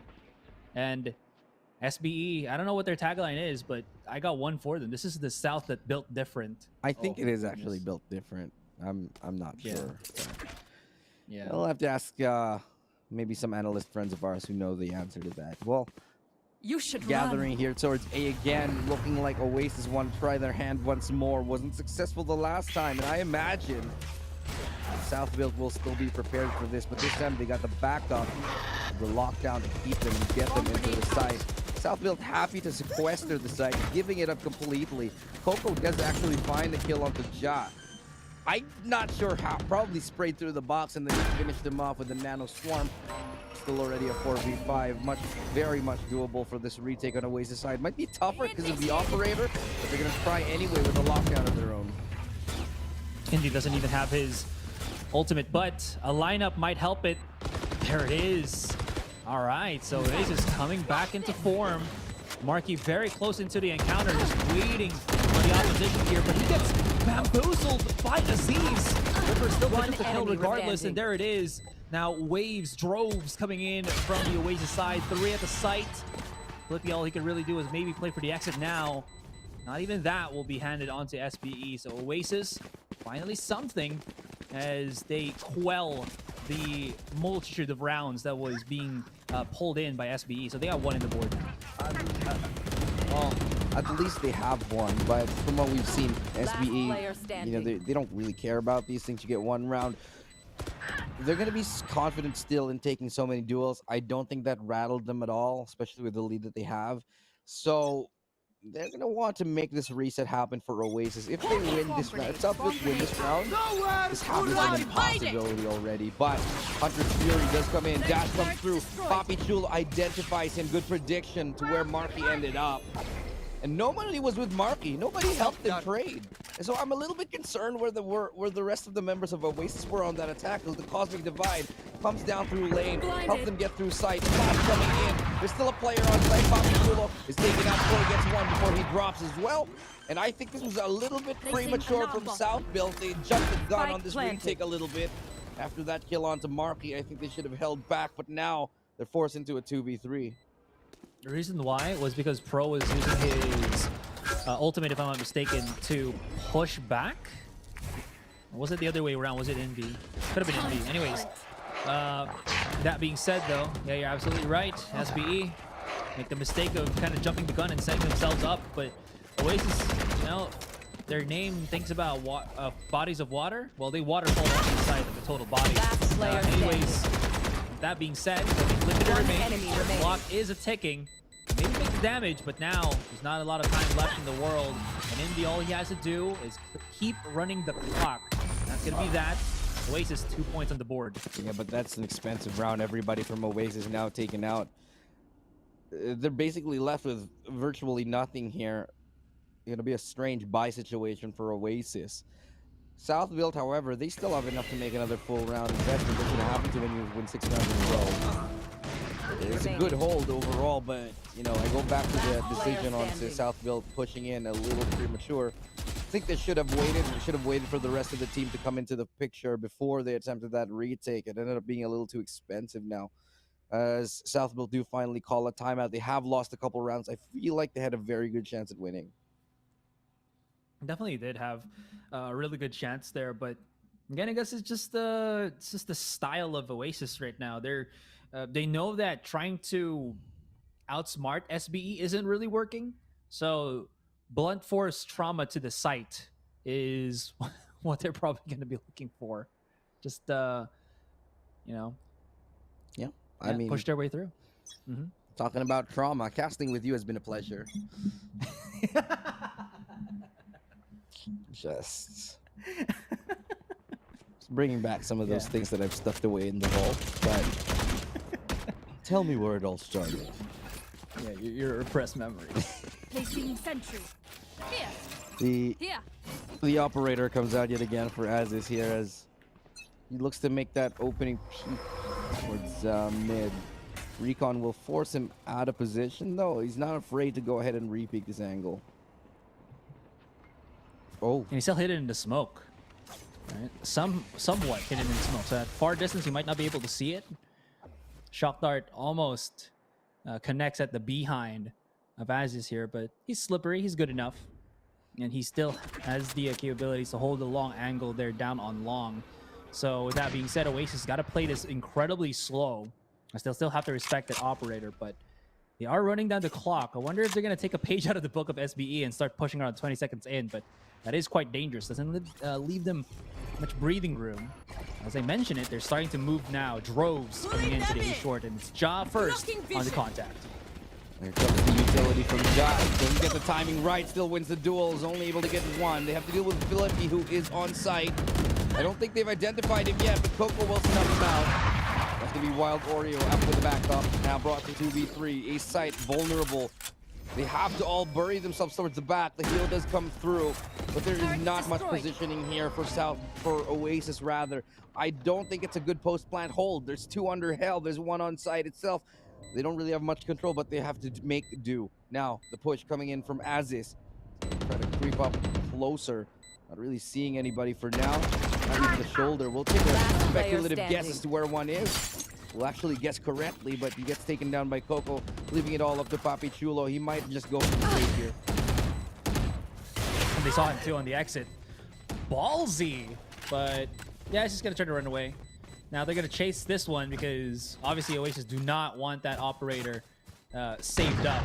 And Coco guesses otherwise, while Oreo guesses otherwise. But they're hearing the aggressive shots of Poppy now, and he could actually fall down. There's still a couple more time. While Oreo backs away smartly. Poppy still gets value off of that. Maybe give him the operator, but That being said, though, Oasis, it was risky for them to stay on the site, but at least they did have that crossfire to work with.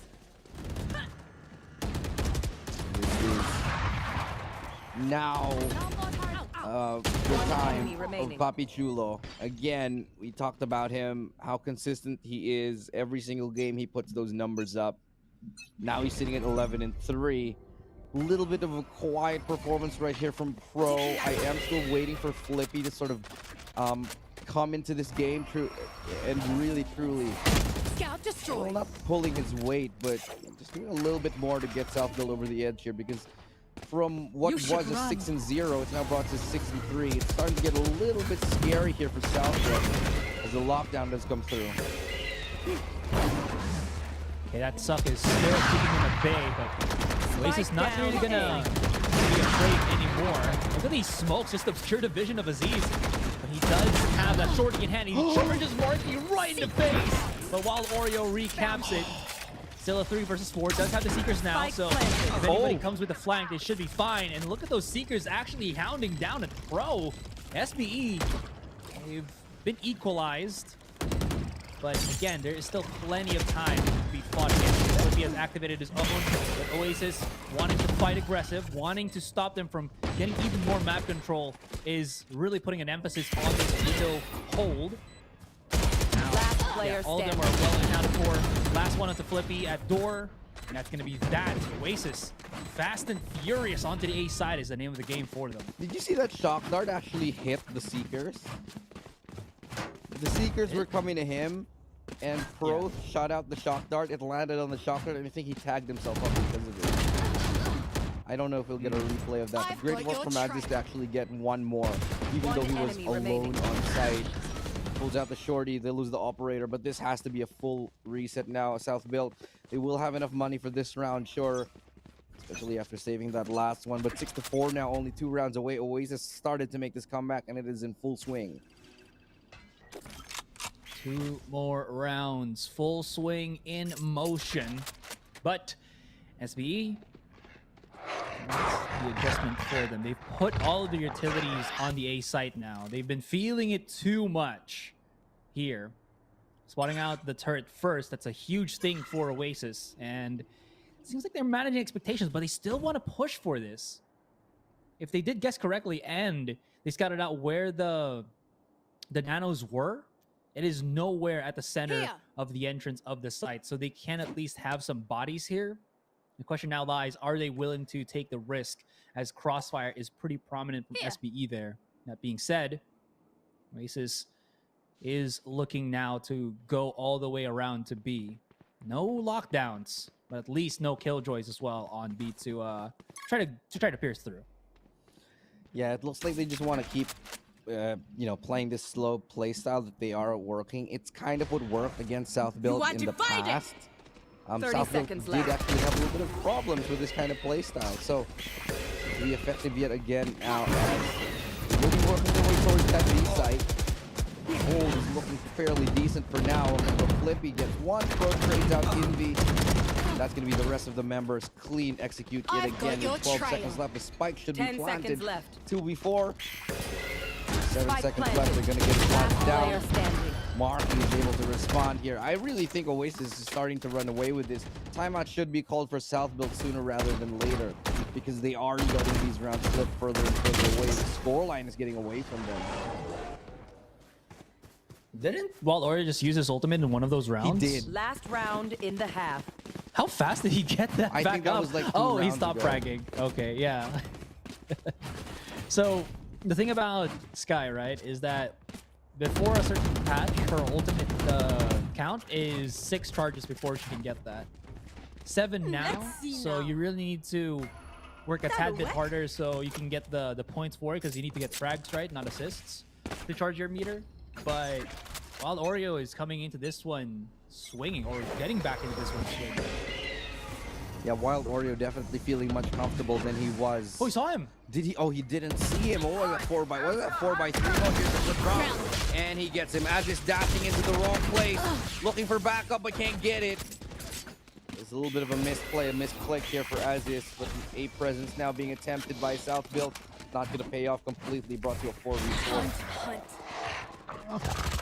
Stand still there, and A main erupted into trades for multiples. And Jaws sneaky position, not sneaky anymore. Trying to flush him out, but his smoke timely gives him some moments to maybe go through the cover. The drone not able to spot him, so maybe he's gonna just double down and actually stay here. The flash, excuse me, will push through, and Envy re-asking for somebody to hold the cross just in case. And all the utilities to flush out Jaw is not there. Maybe we're gonna commit to this one again. Blinded. Good flash has been deployed. Give information, and they really want to hold on to this aim. They don't want to give it away. But they only have 27 seconds left. They're going to rotate the B. That's a lot of time that they have lost, but they're throwing away that gun, making sure that nobody actually can claim it. Just throw it off the edge of the earth on ascent, right? So you gotta maybe have to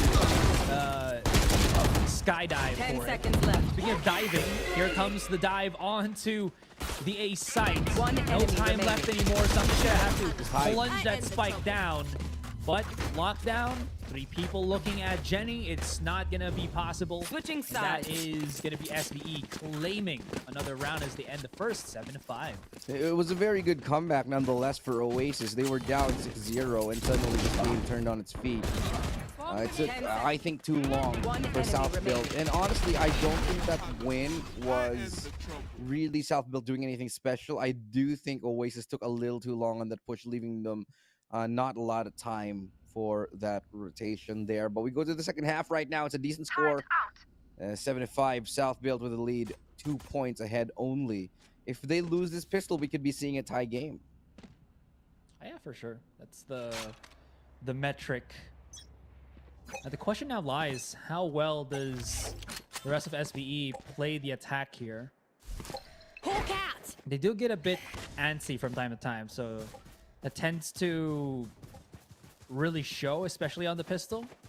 But now it seems like they do have a determined demeanor to just start managing their way through mid. Similar to what we saw in Exxon PH multiple times, but what this only does is actually pretty good because gives you a good chunk of mid control. Can either go through market or what this one is, short and A main. So Ripper's going to be the first one on the contact. The flash doesn't actually phase him. And he's a sneaky boy, just hiding in the pocket of the thing. While Oreo not spotted out, so he's going to be able to squeeze one in. He still has good positioning, but somehow, some way, SBE still get the site itself. Oh, almost a kill with the shock dart though in Pro, but he survives. Close.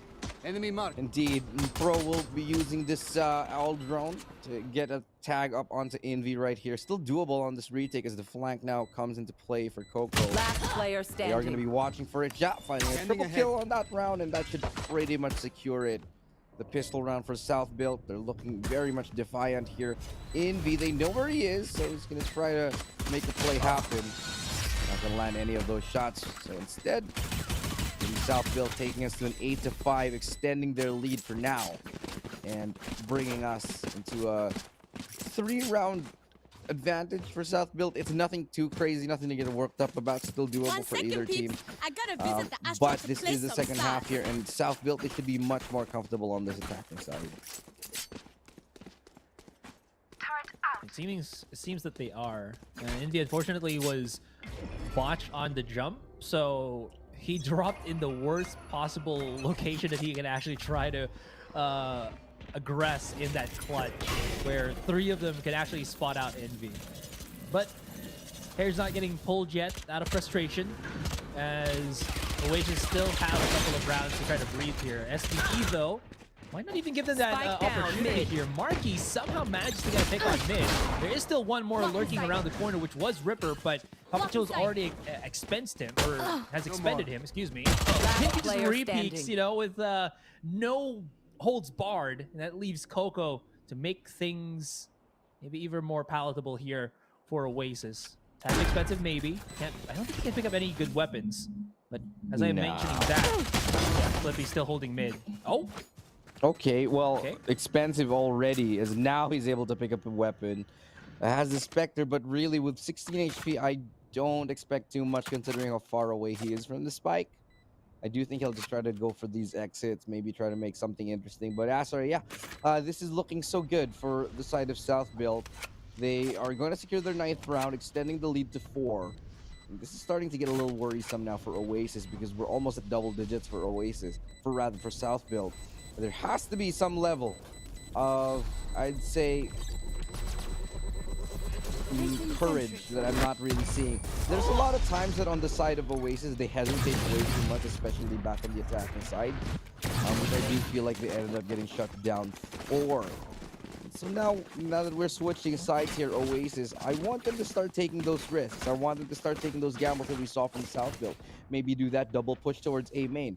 Maybe go for market or B main control. Get something going early to force South Build to really, really respect you and take much longer on their attacking side. Even if they try to do that, it seems like South Build just have the answer for it, and that is always just the challenge. Leave someone in, and Oasis try to be cheeky. Yeah, South Build just has trades for days. That being said, though, this is Oasis's, let's say, comeback play. They like to over-aggress mid and use what they have to pure annihilation, right? Use that superior aim of theirs, and somehow it does work. This leaves SBE with only 2 to manage the rest of the round, but this is a bonus as well for them. So they can try to maybe clutch it or just make it a more expensive endeavor for Oasis. And expensive it has been. But I think if they can get even just one more, it's already expensive, Asarai. So if they can even just get 1 kill, it should be very much worth it for South Build to try. But they are going to be gathering towards A here. There are 2 players waiting in the wings. That's going to be Wild Oreo alongside Envy. 2 of the youngest players in the scene. 2 of the most talented ones at that, looking to hold here. As the guiding light doesn't really stop them from pushing. ASUS has gotten on a big flank. This could be the god flank here. It's all going to be up to the timing. Last player standing. Nope, never mind. I built that up for so long. And he died with his knife out. That's just unfortunate. Goes to show how much Oasis still have, you know, hairs at the back of their head tingling, right? Again, this is what Oasis love to do. Fight for... One enemy remaining. I don't want to say what's right. Fight for what they need to get the round in the end. But again, that was a bonus from South Build here. Now they're going to be coming into this one with Vandals in hand, hold fresh perspective, and Oasis. What's the dealio? Oh, triple push on A long. No one's flashed though, but SBE corners. He might be able to catch on the swing. Ripper though, double kill, and the A main control. Spike is somewhere on spawn, and SBE have just lost all control now. They still have 2 to remain, but again, they're gonna have to fight a tad bit here just to regain what was lost again on A main. This is very much exactly what I wanted to see from Oasis. Their individual members popping off. Ripper always capable of it when his team needs him the most. And what a way to stop South Build right in their tracks to prevent them from getting the double digits now in a 5v2. Has to be a near impossibility if they want to win this one, but the utility does come out on A, and it does seem player standing that Oasis have complete grip on this defense right now. 9-6, potentially 9-7, unless ASUS finds 5. I highly doubt it. Well, 30 seconds he does left. have a dash, so resets and fights are not going to be a thing now, because Marky just boop, spots ahead, boop, you're dead, and boop, just 2 more, and Oasis will be able to. You did. Yes, exactly. Where's that from? I actually don't know. 22 Jump Street. But you know what I do remember with all Cynthia. that beat groups is... Oh, 23 Jump Street. Yeah. Slam poetry. There you go. There you go. Slam poetry. Yelling. Waving my hand. I'm not going to quote the whole thing, but I memorized that to a T, though. Really? Good for you. You know what I don't expect people to memorize though is how the heck does Anakin Skywalker talk to R2-D2 and understand that boop boop boop gibberish? Oh well. Maybe it's like in anime when they just have those sometimes. Like, of course, man, it does things. He's still popping shots. I love this man. Aziz just does not give up. Okay. Revealing area. Well, finally. They force him to give up. Yeah. He tires out. Tires out. Aziz. Ooh, another nice shot right there from Coco. It's a little bit of a Hail Mary play. Not 100% sure I'm happy with this lockdown. I think they might have been... I think they would have done well to save it for an actual gun round. Because they go for a fake. And it means almost nothing. Because the players on Oasis, they're already here. Standing. Yeah, That was a try question to of get a that fake. extra money. I don't not know. Even. I don't like it. I feel like they really should have saved that lockdown and used it on the next round instead of going for a meaningless fake that'll get you, what, 300 credits at most? I don't know. I disagree with that a lot. I don't think that call was the right one from South Build. I think it was all right. The problem was I was wondering where the smokes of Ja were to kind of supplement the push on B, because Coco got a headshot because he had free vision towards B main, if I'm not mistaken. Maybe the smoke timed out, could be, or something, but yeah, that was kind of awkward to see there. In any case, though, back to the drawing board for SBE here, as he's got tagged by the recon. So we do know at least that this guy is about to run right in. That dog, on a leash for a moment, was unleashed and immediately got shut down. This does give some information, crucial as it is for Oasis as they try to run their way back. That being said, though, while Dorio is doubled up with his teammates, but by himself, he can actually do magic. And oh boy, does he. A Houdini in his own time. 2 kills already. Even has now the capabilities of that Seekers. And he's still pushing forward with the rest of Oasis here. Yeah. Well, now in the 3v5, Oasis looking so confident in their holds. I don't see South Build breaking through any of this defense right now. Even with all the utility, even with all of the weaponry that they did have, it seems like piece by piece, South Build, they're just crumbling apart. 3v5 with 30 seconds left. They might just do well to save at this point, honestly. I don't know how you're going to get onto site like this. With 27 seconds, they're cutting it way too finely. As they still have to deal with a Killjoy and utility towards that A site. This could just bite them in the back. 17 seconds. They need to go. They need to go now. Coco will hold the angle here. Just fall back to save it. Southfield. At this point, it's just not worth it anymore, but they're trying. With 9 seconds left, and they're just going to annihilate this. Bobby Tula will find only one. And I think South Build, they need to call a timeout here. It's just getting worse and worse with each passing round. Yeah.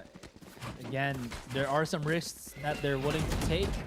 Their mind goes into the play that, it's a timer. We're not going to get phased by it, but there's a teeny tiny chance that you get a bit pressured and maybe make mistakes. When you don't have time, that's usually it. And look at this. Yeah, you see Papachula just wanting to get that fight, but Oasis, they know that they have every single thing falling in for them. And as we didn't clear anything, we pay the price. Now Aziz is going to try to do the same now. Get smoked off as well as the suck, but he's still pushing through. He's running into this. Oh, that's a frustration. Play for sure, but maybe it doesn't matter because Aziz is just a crack shot. And you almost fast take Sparky there, who runs back, but he's got Coco alongside him. So even though this is turning a bit hairy here, as dust settles, Oasis not at the top of the list. They're actually at the bottom of it, but they still do have the weapons from the The Sheriffs, they could come into play here. Close angles onto the B site. They have 3 players buried on top of it. The retake now beginning with Coco and Ripper. Gonna try to get onto that site itself. Stars come out. Turret is available. Coco will not use it just yet. As he does spot information onto 1. Identifies the boathouse player. Ripper finding 1. 2v2. It's gonna be Pro to bring it into a 2v1. Coco left in a clutch situation, and Pro hits the shot yet again, keeping Southfield ahead and maintaining their lead only barely with a triple kill here from Pro. Triple kill from Pro, but that double starter from Aziz was what got them the round. Look at this. You know, sometimes That's the one that gotta hits. go. Like, really? That's the one that hits. Sometimes you just gotta do what you gotta do. You know, you leave all logic down the drain, down the toilet, flush it down, and instinct, ultra instinct, and it works. Sova take the wheel. So take the wheel. Oh! Up battle towards mid. Well, Sova wasn't taking the wheel then. No, absolutely not. Just let him die. Actually. Enemy mark. I trusted you, Sova. But no. Here towards B, they have the 4v5, and it really seems like South Build, they cannot start a round without a disadvantage. It's like each round they lose the first player. They give it the pick. I'm not too happy about this. I really want to see a change of pace by South Build. I really want to see a change of approach and a little bit more composure. It does seem like they're a little bit out of whack right now. So they're trying B again. Good recon. Spots out too. Shock Guard doesn't really fully connect though, but it keeps them at bay for now. Marky, Shorty just waiting for the right time here. He does have an operator in his hand. He's playing this so close. He swings out, he gets one, he gets shot from behind, but the damage is done. It's all up to John now, as he wonders what the hell happened to the rest of his 30 team. seconds And they left. are dead. That is the answer to that question. Ja has to be absolutely Hercules here. And he's gonna get shot from the side. That's pretty much all said and done. 10-10. We got ourselves a ball game on our hands, Asarai. Definitely do. Back and forth we go. Yeah, this hole just works out for them. You know, that tiny little avenue, well, it's a bit traffic. You know, just like EDSA starting to get more traffic again. Shout outs to all the Filipinos out there in the chat. I do like what they did with EDSA. Like, they put all the buses on one side. One side, yeah. Yeah, that really does help. worked out. That does help. Because they're not just going wherever they want anymore, and now they just go one place, and they, you know. Swapping lanes, which is actually also dangerous because those are huge buses. Yeah, but you know what? He got the huge Odin as well. Yes, Also busting. Oh no, we made the same joke. Am I lame now? Is this what? Oh no. Yeah, I'm rubbing off on you, brother. Nah, damn. Yeah. This is my fate. I've accepted it. Yeah. Enemy tagged. Well, you know what? Sometimes you gotta duel your fate and put down the cards. You know, maybe you get a Swords of Revealing Light. It's an eco round. Don't get mad at this chat. We're just having fun. 10-10 on this eco. That Odin doesn't scare them away. It forces them to retreat. No trap cards this time. You know, there's a live-action Beyblade movie coming out. I saw Black and Blue's share. I'm not so sure how I feel about that. I mean, it's gonna be directed by Jerry Bruckheimer, who Jerry did CSI. Bruckheimer is directing a Beyblade movie? Yeah, CSI, Bad Boys, right? We're gonna see like a totally badass. I forgot the name. 30 seconds like, left. Imagine what the Beyblade looks like. Dronzer is gonna be such an emo Phoenix or something. And there's gonna be like some guy with sunglasses or something like that. I don't even know. Oh man. Okay, they It's an actually action get on movie. site for free. That's interesting. But look at the position. He's opening the door Oasis. again. Okay, I like this. Yeah, I don't know what that play's about, but there's still 2 players towards A main, so they're kind of pinched in on site. The silver lining here is Pro. He's got a little bit of a flank going here towards mid. Will he catch anybody? Doesn't look like he's gonna catch anyone in rotation. Hunter's Fury was deployed. It's actually good enough to destroy the lockdown. Find Marky on the top of it, forces them to updraft. Now 3v4 right now as they all just go down one by one. Brought to a 2v2. Action ending so quickly before it even begins. That's a 1v1. How is this even possible? Pro has to run. Has to turn it, but Coco keeping it cool.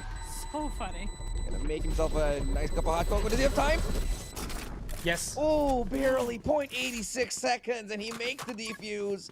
11 rounds for Oasis. They snatch away the lead. Oh, me and Dak spotted a .16. We're still looking for that elusive .01, but we're getting close. We did. We were looking at for this year. I think it was Oasis that got the .01 too. Girl down. if memory serves me correctly, but my memory doesn't serve me that well every single time. Now, the reason why Coco played that so well is he got the information from his teammates that Pro popped his ultimate way far away from mid. Like, they didn't even see the ultimate come from A main, so that would just be a mid, and they knew that Pro was just gonna have to go for the long rotate, right? That's why you saw Coco not even phased at all. He just tapped it and knew that because Pro did not have any inkling if it was a tap or anything, he has to just like wide swing it. And I believe his recon dart just got absolutely no information whatsoever for him on that defuse. So everything was falling into the hands of Coco for that turbo. Oh no, he misses. Flippy, he misses the shot. Flash comes out though. Hunter's Fury to respond. It actually gets a tag. Get a frag. Didn't look like it. Flippy's brought down low. No way to heal him up. Can't heal himself. And so they will be in a tough position. Look at this. The mid control is available short, but there's two players still holding tight and in short rather. Now A site under contention. They're trying to get players towards it, leaving only one. You should run. 30 seconds working left. his way in the smoke as the lockdown does come through. It's biding their time here, Asterai. They haven't swung out yet. Oh. That means that, oh, this is gonna just cook Marky. Look at all these utilities thrown in his general direction. But Envy somehow does not get tagged by the Detain, and he straight shot. And because of the amount of bullets he had, he's still got to pick off. Oh, that shock dart only softening up Pro here, but they do know at least that SB have 2 players somehow just trapped underneath hell there. So it's gonna be now to SBE to just wiggle their way through victory. They're still gonna have to scan wine here because they stuck it. They didn't suck it. And Justin there interrupting. He could actually do so much more damage than what Oasis are going to be figuring out. And now, caught left and right. Coco only has 5 bullets. Maybe a tap here, a tap there. 1 bullet. I like that, but it's not going to work. They're not accurate at that jump, and I think Coco just lost this. Oh, yeah, he did. And the right click from Papi Chulo to send him home. The classic free gun, by the way. But the money, it's not great. It's really not great here for Southville. This is what they have. I think one of their players is going to be forced on to a Spectre. Not sure who it is just yet, but Ja definitely earning his stripes. Would have given him a Medal of Honor if I could. After that kind of hold, well played. Bringing us to 11-11. Not the best of buys. It's decent enough. Papi Chulo only on half armor. He'll take it any day. But Oasis, they bring out the operator on Marky. Look at that damage onto Pro. Hasn't even seen anyone. The early shock dart doing God's work. Well, you know, God's plan. God's plan. 3 push on top mid now. And Envy, as he scans this out, he gets all the information for Oasis. This is going to be huge. Oh my God. Doesn't even know what hit him. And there's the clothesline from the back.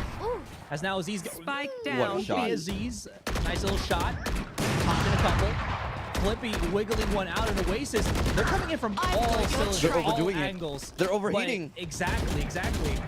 And now they might actually have bit off more than they can chew. They got to start exiting out or retreating because SBE, they're willing to fight. Last player remaining. SBE, what the Papi Chulo through the cloudburst.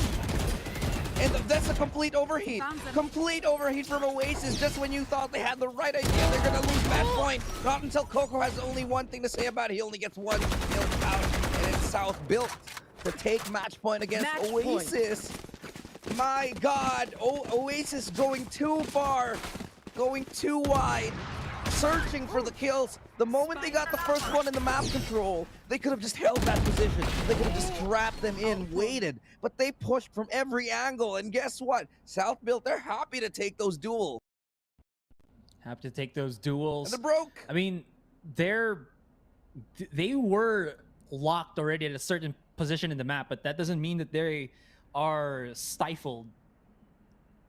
I guess gotta give it to South Built. I thought it was all over after that. So well, yeah. Like, they were all trapped outside B main, and then they even got picked off But then at that point, just keep them there. Contain the offense. Keep them locked in. They have no map control. There's nowhere that it can go. They have to push into you. But instead, what does Oasis do? They push into a disadvantage. They walk into Southbuild's crossfires, who was already trained, expecting the pushes from multiple corners. Because guess what? There were so few corners that Oasis could come from, and I think they just dropped the ball on that completely. A complete overheat from Oasis. Yeah, they were feeling it, but they got counterfelt. Yeah, that doesn't feel very nice, SRA. When you're getting counterfelt. Unless, you know, it's cool with you, you know? So. Yeah, it's totally cool with me. But it wasn't cool with Oasis, for sure. Hey, man. Permission is cool. Yeah, 100%. Permission granted. This is 2022, all right? Get with the times, everyone. Get with the times. So if you're gonna play Valorant, you're gonna have to ask, can we push into your site? That's the worst game I've ever seen. This is exchanging. Oh man, I'm not gonna dwell on that. But yeah, the money is just absolutely in ruins here for Oasis. They're in a quagmire at this point. They have no money. That is only a single vandal. You are on Ripper. divided. Okay. Mark is still holding the angle. Yeah, just like, yeah, Oh whatever. my Try. gosh. Just try. I'd like to see you try.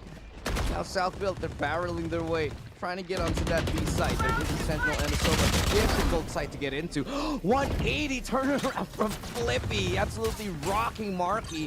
But Envy's able to get him through the wall. Now they're pushing towards the back side. I need to see some utility if they want to clean this out. But Southbuild's Papi Chulo, he's found Envy. There's still one more player to find. And that's ASUS who takes them down. I think this is it. I think Southbuild's got this. Map number 1.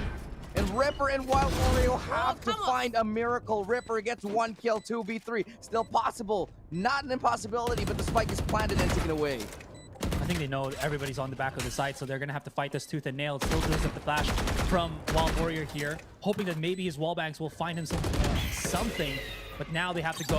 Time is ticking. There it is, the pinch. All left into the hands of Ripper. He's caught rocking the hard place. From all angles, but Ripper is managing. And we push it to overtime. Oasis, you thought it was going to be over. You thought that was the final nail in the coffin. But these guys, they found what was at the back of the hammer, and that's like a 2-wedge thing that pulls out the nails. And there you have it, our ROG clutch, presented to you by Republic of Gamers. That should have never went that way. Why are SBE peeking that? I know they tried to swing, but they swung out one at a time. That was an uncoordinated double peek at the very end of it. That should have been the game. But these minor mistakes. I thought that they wanted for sure. That was what, a 2v4 retake that we just saw. Oh my god, heartbreak from Southbuild. And this might just be what it takes to send them over the edge. We're going to overtime here. 12-12 is the scoreline. Things are pretty much in the danger zone here. But which one is Maverick? Well, we'll have to see who goes first into the highway to that danger zone. To the danger zone. Danger zone. Gotta take a ride. Oh god. Okay, more of our hate showing right now, but they go straight for mid. Not hesitating at all as they run down. No hesitation on the Oasis side, but will they expect ASUS? Spike Yes. down mid. Get a kill onto him 3v4. Spike drops though, so it's a little bit of time here for Pro. Gets a good line. Oh, he no! Oh no! That should have been a lineup on the 2, but he couldn't control the spray. But the backup is here. Flippy and Pro working hand in hand. He still has to find Wild Oreo. He is on site. Pro's aware, too aware, and he misses the jump. Or Wild Oreo. Oh no! 1, 2, 3. He's cycling. The cycle killed him. Switching sides. Well, Match you know, point. cycle killer.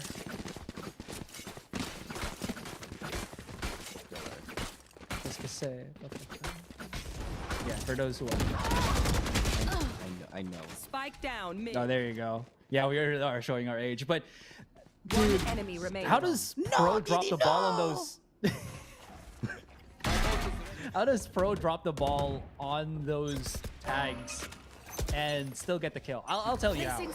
That still delays the rest of them. Positioning, bro. Because he's delaying, and the timing for his teammates was off for a couple of seconds, but the spray down that he did, plus the attention of Oasis to break down that that dart, was enough so that the remaining two members of SPE got themselves a nice little pick. Marquis can actually find himself a pick against Aziz here. Oh, wow. As his attention was verted towards that A short. And we could be looking at a second overtime here as SPE, they're kind of caught off on mid.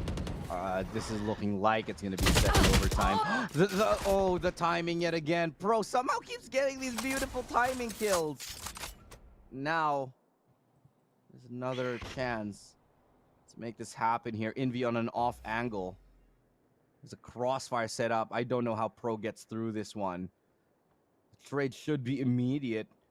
Where's Papi Chulo and Ja? They're here towards B main. They could collapse onto the site. I am expecting Pro to just wait here. He cannot peek. Oh no. Oh no! Oh, he shoots too early! He shoots too early as Envy gets him! 30 seconds Well, left. that does allow the rest of SBE to get into the site, but Placing swarm grenade. we've seen this before. Could go either way. We'll see how it goes once again. Ja is going to be holding on B main here. Thankfully, Coco's turret is down because Coco is also down. You're down. Papi's going to be on the side. Oh, yeah, go ahead. You're down as well. Bad. But 2v4. Now Last player towards the standing. C site. And this is going to be it. This is it here. Unless Papi Chulo pulls up another. No, miracle denied at the last second here. 3 kills for Envy, keeping his team alive in this double overtime right now. Is Ray casting on the Filipino? That's what I want to know. Over here.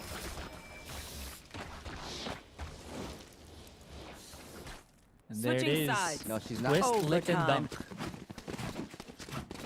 Get that good taste of Wild Oreo.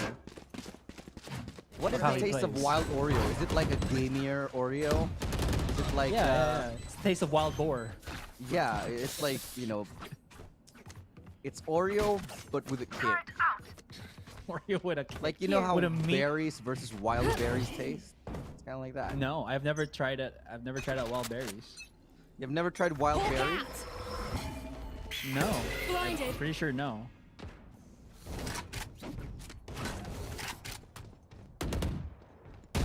I've tried out strawberry shortcake. I That's love the strawberry helps. short. I'm making strawberry shortcake later.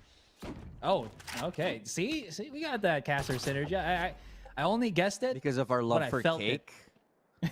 Wait, that could be totally interpreted in a different. I am not continuing this line of conversation. Cake is great. That's all I'm gonna say. Yeah, but sometimes the cake is a lie. The cake is sometimes a lie, and Yeah. we're all about the truth here as casters. Now, they're approaching here as Oasis side towards mid again, and you see both of these teams. They love going for this mid presence. They just love doing it so that they can get a little bit more position and potentially cut up rotation. Sometimes it is too. I'd say it doesn't benefit them a lot of the time sometimes as well. Good shot from ASUS though. He's gonna be able to take down a second. Dashes forward. Alright, but they're still flippy 30 to hold seconds on. left. And these are whiffs right now coming in from South Bill. Going to this next overtime. Ja is not gonna whiff that opportunity. Sees his chance.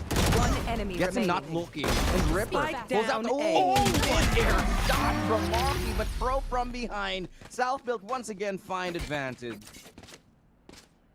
Switching just sides. anchored a site Match point. well enough that their teammates react or are able to properly time a retaliate, right?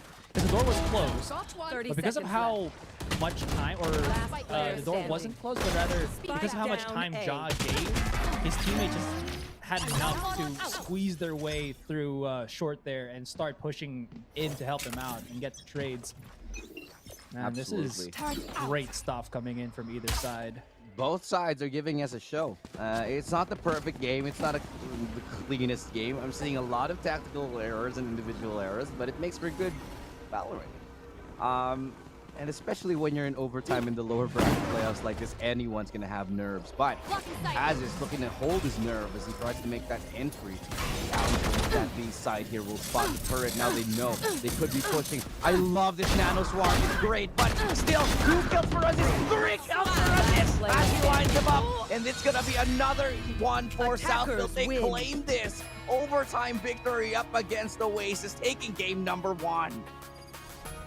Sometimes you just don't expect it. You take the lesser damage from your own mollies. If you walk through that, you will not die at the same rate as an opponent will.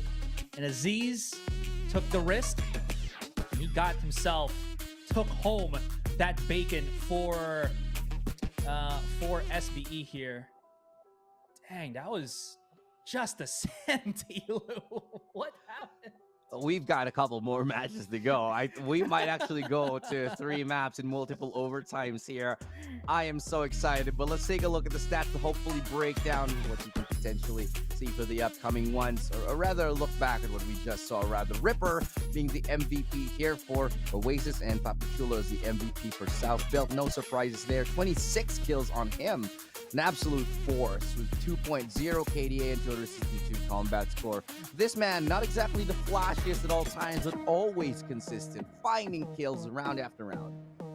Yeah, and his utility usage, I think, also has to be given a lot of merit as well. SBE were able to ride on the coattails of some setups from Papachulo for a good chunk of rounds that we saw in this one. Double overtime Illustrata to start off both of these teams. They really don't want to go and say goodbye to VCT already. That is the nature of how tournament goes. Let's check out the highlights real quick and get a recap of what happened during game number 1. SBE started off incredibly strong, mellowed out a little bit as Oasis were also finding their bearings there. And at the end of the day, SBE to win at least the first game. Still have more to go. And we go back to our original point. We talked about this on panel. We talked about this pre-cast. Oasis Gaming, they could have closed this game out, but they still are showing signs of this old Oasis where they have problems getting that 13. I have no idea why. I don't know if it's the nerves, but there are a number of these times where we say, okay, Oasis, they're going to take this game, and suddenly it starts going all completely awry. I don't fault them entirely. It is South Built, after all, who made a very good comeback. Despite leading, actually it was a comeback upon a comeback because they were starting with 6-0, and then but there were these weird moments like this one. And it's like, you missed out, you hit this one. Yeah, it's a weird game. Shows the experience of like SBE, right? That sometimes just doing you is better than having a well-executed plan. No. Like, it's the same with sports, right? Where if you have a star player that is feeling the moment, you rather than just passing the ball or trying to do something, it's like a set play. You just let him do whatever. You're Kobe, and you don't pass. Just do it yourself. Exactly. And that actually still also applies to esports. You know, from time to time it does. And SBA, I think, have kind of shown us how that could work. And Aziz, aside from Papachulo, have definitely sparked that, especially with this play. Look at that. Yeah, as this goes from like hitting the craziest of shots to whiffing, I don't know, but it's still an amazing run from him. So again, you just witnessed game number 1. That was just game number 1. So I gotta take a break. Our stress gotta take a break. Our throats have to take a break because that was a crazy game. Once we do return, we'll be starting with game number 2 here. South Built in the lead. Can Oasis come back? We'll find out after this. She knows because she's the same. She's trying to stop playing games. Move of emotion, they drunk at their problems. They always on road and they stuck. She knows because she's the same. She's trying to stop playing games. Where the people at? What they really want to know? Who's your lovers and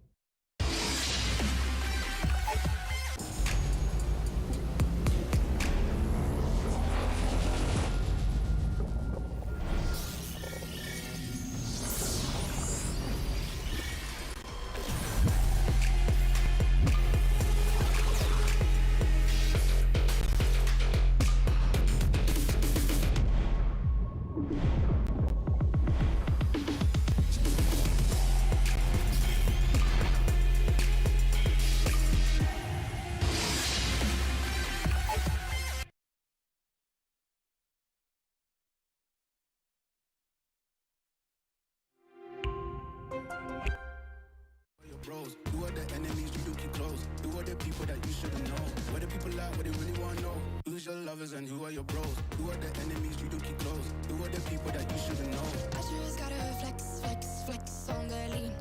I just wanna rap, rap, rap to the beat. I just wanna back, cause I'm mean. I just gotta go back, I'm a freak.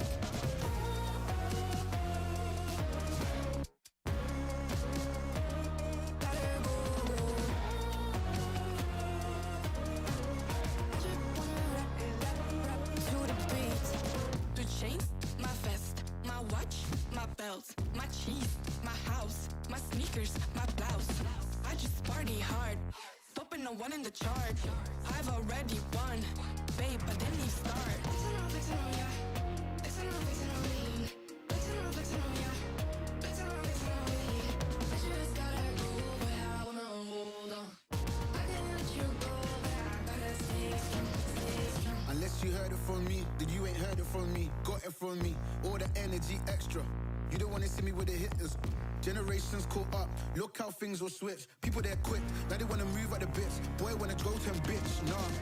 Now I'm moving. I gotta do what I do. I'm really here on my ones now instead of 4 3s or 2s. And now it's F from Paris. I could have been effing you in Paris. I don't wait for the drop, I just flow from the pop.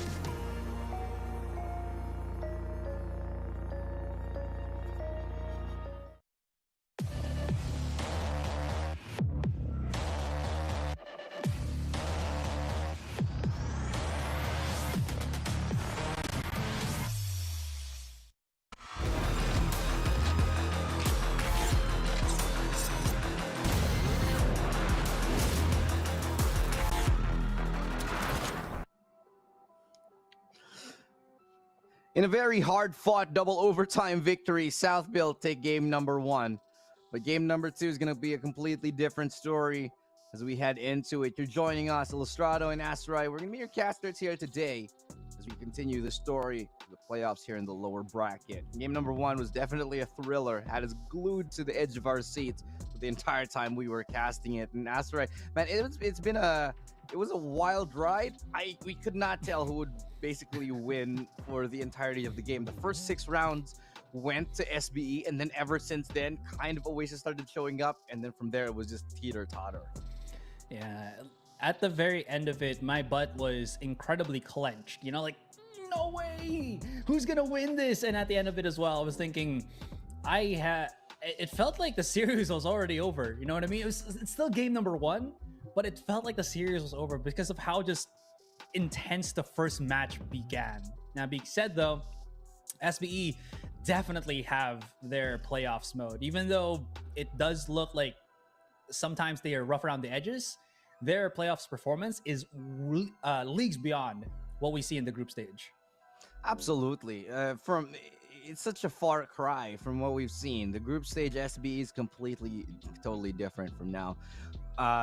Still looking a lot cleaner. I think the decision making is a little better, not entirely, because I do see a lot of fault come mid-round towards late round decision making that just makes me go, really, what, that was the call on that one. So it's still not the cleanest, and I don't think this is SBE at their best yet, not by a long shot. This is not the form that we saw SBE from I don't know, December last year or even January. So this is still them trying to come back to that.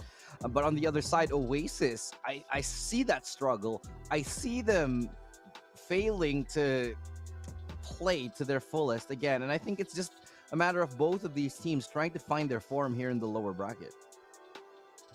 Whether that's the case or not, they still have to thread through this. Again, this is already the lower bracket, as you mentioned. This is the final stand for both teams, where if you get knocked off, it's just going to be maybe the wild cards or stage 2 that you're looking to have another shot, right? The APAC is already secured for the 2 teams already, actually PH and NAOS. So the final slot is up for grabs. And right now, SBE, they're looking to hit that finish line faster than Oasis can even manage here. All of that though, this next map, Icebox, for the past couple of games for SBE, haven't really been kind to them, I would say. They started off strong, but then they dropped the ball. But Same could be said with Oasis when they managed to go against the Action PH here. So yeah, they lost it quite handily as well. So you're exactly. absolutely right, Asarai. Icebox isn't convincing for either of these teams, actually. But going back to what the panel said earlier, both of these teams, not exact. Well, going back to what Black and Blue said specifically earlier, is that Icebox seems to actually work out for the side of Oasis. I'm not sure I agree with that, and I know that's definitely, I don't want to go up against him on this one, but in my personal opinion, I don't see Oasis taking victory right here in Icebox. I think South Build is just that much cleaner overall, and for me, South Build, I think there's a very good chance to take this 2-0. Yeah, South Build are veterans, not only with their experience, but I would say as well with their maturity and how to manage loss, right? I think now we are seeing some of these younger teams with younger players in them feel the tension of what getting deeper into a tournament has given. And SBE, I feel, are the team that just feels, we're all good. We're pretty chill. We've heard about when they were taking losses during the group stage, they weren't really that tense or that even frustrated that they were losing. They were just like, okay, we'll bounce back on the next one. And we're seeing that kind of translation of emotion go into this one right now. Even though they're going back and forth, it seems like they never really lose what they want to do. But Oasis, on their hand, they're managing, but it seems like they are definitely struggling. Not the Oasis that we were also seeing do perfect runs during the group stage. Let me just paint the picture right here for you. The last time that Oasis Gaming actually did play Icebox, it went 4-13. Let me put that 4-13 for Oasis Gaming. They were 4, and that was already a stomp. And the next time they played it, one of the times they played it, and they played against Action PH, and this was the third map. They went 13-2. So Oasis Gaming was the 2. I'm really not looking forward to the chances here of Oasis, considering I honestly think that Oasis Gaming has not been doing well on Icebox. I think it's one of their weakest maps, if I'm being honest here. But let's see and find out what lineup they're going to go with for this time. Yeah, that being said, Oasis still has the opportunity here. They got the pieces. It's either they just have to make it fall into place and say Tetris. Do you play Tetris 99? That is a fun game. I love Tetris 99. I just know the terminologies. I just watched the documentaries. I'm not good at Tetris, brother. It's oh wait, you don't have a Switch anymore, do you? Wow, thank you for reminding me. I'm sorry, me neither. Let's not talk about Switches. Let's go into the game here. It's game number 2, South Build versus Oasis. Right, that's why you don't have your Switch anymore. I remember. Well, it is what it is. No, Chet cannot know why you don't have it anymore. Absolutely not. But Micro, a lot of damage onto Wild Oreo here, and ASUS from up on above will try to make that punish happen, but Marky's already taken a loss. My God, how is Wild Oreo still breathing? Coco's gonna respond, try to get him the heal, but the spike is planted on B. This has worked fantastically for South Build. They fell for it hook, line, and sinker. And South Build has all the map control, has all the positioning that they could possibly want, and all of the players still alive. Last player standing. And now, as Coco see all his teammates fall all around him, he's gonna be happy to maybe get this kitchen lined up. It seems like kitchen is a hazardous place with for knives Coco. and everything. For Coco, yeah. You get turned into cake. Ah. Yeah. Well, this time he don't got those nuts. Coco nut is a very giant nut. I don't like nuts in my chocolate. Just saying. How dare you? I mean, I like almonds sometimes. And cashew with macadamia. Yeah. Pistachio. Okay, I take that back. I like nuts in my chocolate now. I take that back. I'm wrong. So do I. I know you like nuts in general, but well, you could be in a nutty situation. There's like a 4-stack here from OG. But that drone, hello. Oh, they're all here. They're all here. Okay. Healing though, that still works, right? Because I mean, they get like 2 picks, but the spike is where? All the way. Or they can't here get in it. front of them in B. Yeah. And look at this wall. It's boosting them up. Just to make more angles for South Built to check. This is going to be a tough take here because they have to recover the spike. I don't know how they're going to do it. But they have sent ASUS out on the flank. He's going all the way around. And they're just trying to make noise for him. Get a little bit of control here, but the flank is being watched. Pro wins that duel, sure. But Marky responds and gets him instead. It's all up to the flank player ASUS now. The timing. That's huge. But still, you have that deadly crossfire. He spotted out Micro, and they chased him down. 30 seconds left. They know that someone was still marking on B main, and now that Aziz's position has been exposed. Well, not totally exposed. They will be guessing where he is. Now they've figured it out. They can't heal themselves back up, and Aziz will have to try to go for the cross here, but Oasis are again, just trying to stop Aziz from just getting out of B main where they could just hold on. But Aziz held on better, and that's going to be the ROG clutch presented to you by Republic of Gamers. I actually can't fault Oasis for that peek. I do think that they should have double peeked right there. What did go wrong, however, for them is the moment that they lost their flank player, I feel like they should have went back to site and played the number. One enemy remaining. Instead, what happened was they kind of held on to the spike a little too long. And yeah, they just won, ASUS just won all the duels in the end. But now the bonus round virtually non-existent for Southfield here. It's pretty much lethal at this point. At least they've done the economic damage, right? So, interestingly enough, the Josh tries to break that and gives away his position that he's right on top. But and he gets paid too.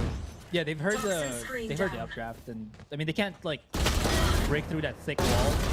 But Ripper can just maybe have a pre-fire angle, and that's good enough, which it is. Oh boy.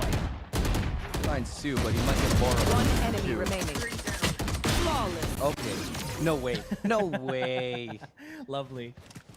Okay, he gets the right click, pulls it out, upgrades it to a sheriff, but whatever. It's the bonus round. Southfield's not going to be crying over spilled milk in this one. Especially in an ice box, where milk won't go bad if you spill it. I mean, if penguins, you know, go through the ice, you'll have like milk, like taste with a bit of penguin. So penguin milk. I don't know. Do penguins give off milk? Aren't they birds though? I don't know. You spilled milk. I know. on ice, I know, right? but I'm just wondering if penguins. I don't think so. Because they're birds. They do that thing where you know they lay regurgitate. Yeah, lay eggs and regurgitate the fish that they catch into the gullets of their children. Yes. Oh, such great technology parenting. for everybody. Updraft, the dash in from Ja. So not a lot of utility to escape. He will be relying on his teammates for that control as they hold on to mid. ASUS looking to make first contact here towards mid. Gets the timing right, but just can't land the shot. Wild Oreo is emerging victorious once more.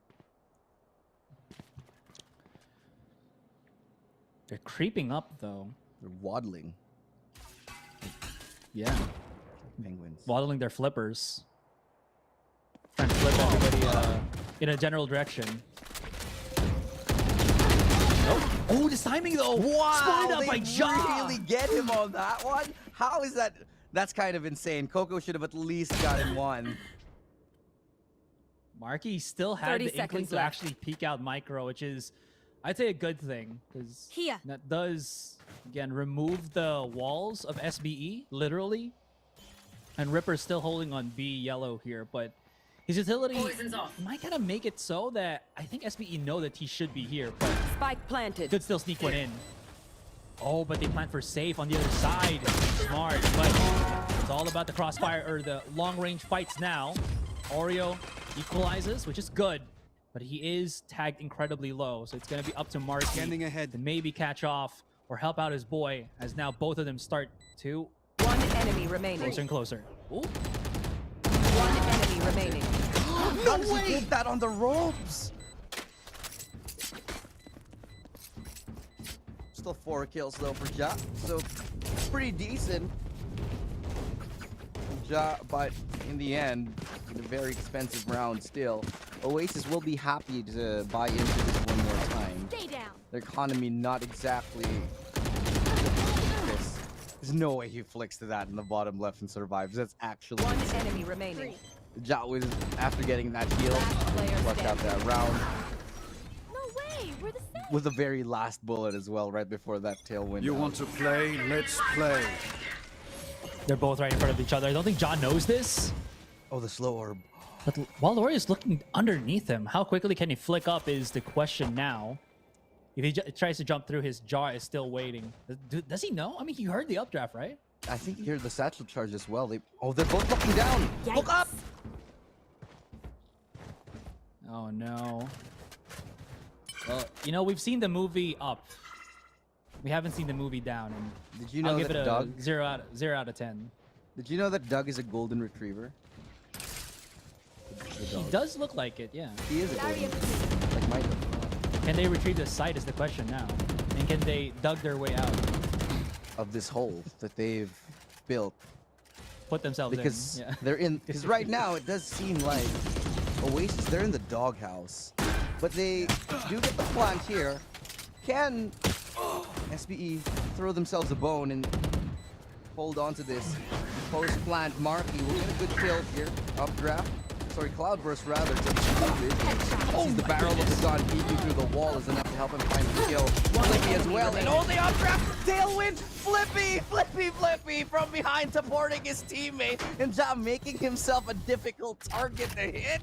He knows he doesn't need to get a kill. He just needs to survive. What a perfect bait from Ja right there. Big brain. Knows that his teammates got his back. Aerial superiority confirmed. Oh man, well, I have no idea why both of them were looking down, but as I was mentioning, who's just the faster reaction with that? Look at that, he just dodges the blades. He dodges an updraft. Have you ever seen that? Not in that context. Oh, it's so good. And then Flippy just flips them away with his flippers. That's insane. That is so insane. I would never. So good. That's. Oh my God, Ja. Good stuff as we go into a timeout. I'm telling you, dude, I really don't like Oasis's Icebox. I'm going to be completely honest. I think it was a misplay to pick Icebox, but they weren't really left with a lot of options. I think Black and Blue said it earlier in the panel that going up against South Belt on split, pretty much dangerous. But at the same time, I think they might have had Fracture available for them. Not sure if South Belt banned it. We'll have to take another look. I gotta add as well, man. Group stage picks and bans for maps is different from the picks and bans for the way picks and bans are done for playoffs. Yeah. We're doing it normal now. I believe we've normalized with the rest of the other VCTs how the pick and bans happen on playoffs, and this does allow for better things for, you know, tactical pick and selections. How does Ja survive that, by the way? How is he still alive? I was wondering, he's getting shot from underneath his feet, and he wasn't swept off. He's like single digits, but they do have the heal from Flippy to keep him safe, keep him alive. One Oreo commits? Oh, gnarly, bro. Last player standing. Message sent. Oh, Coco just swings out. What is this Enemy deathmatch? remaining. Is this deathmatch? Spike Coco! down B. What is going on? And he's gonna take a loss up against Micro. That round? What the hell did I just witness?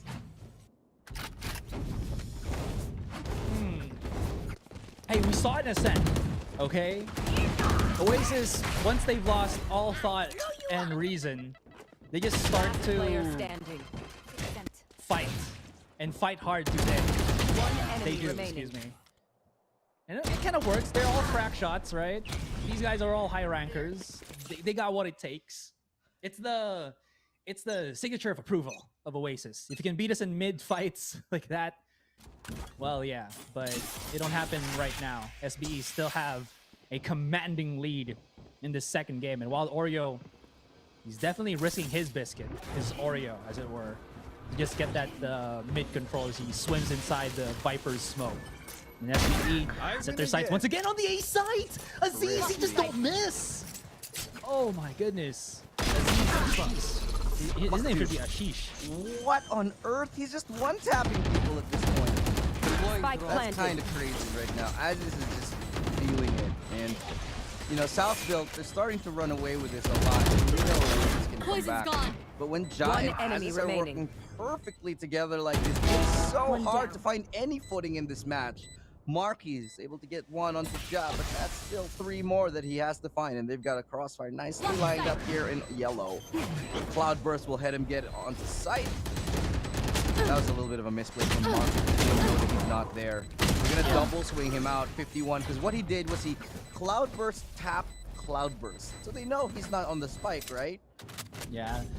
But what you want to do is Cloudburst, tap, and then, you know, fake it. That's it. That's the one, yeah.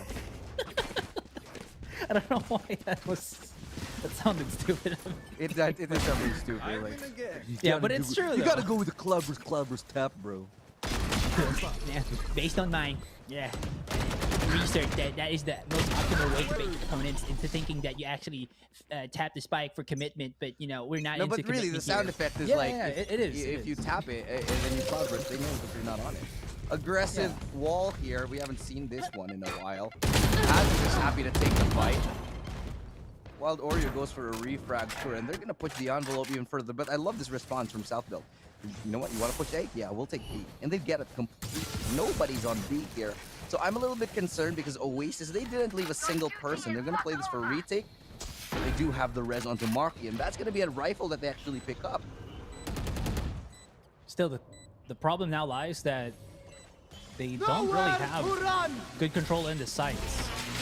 And to add a bit more insult to injury, Pro is using his ultimate to delay even further, trying to bait them in. I think Micro knows what's happening right now. One on top, one at the bottom. It's a nice little sandwich, but Micro's holding on for dear life. Flippy's already expended. The rest of the squad, the final 2 of Oasis come in from B. That's just going to be that. A short struggle, and then a calm silence at the end as SBE take the 8th round, and now we're going to 9th. It's 1-7, man. It's just getting worse and worse here. For Oasis Gaming.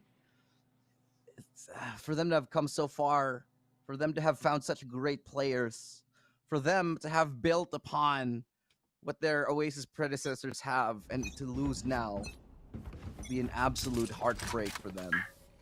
They have been a great team for most of the season.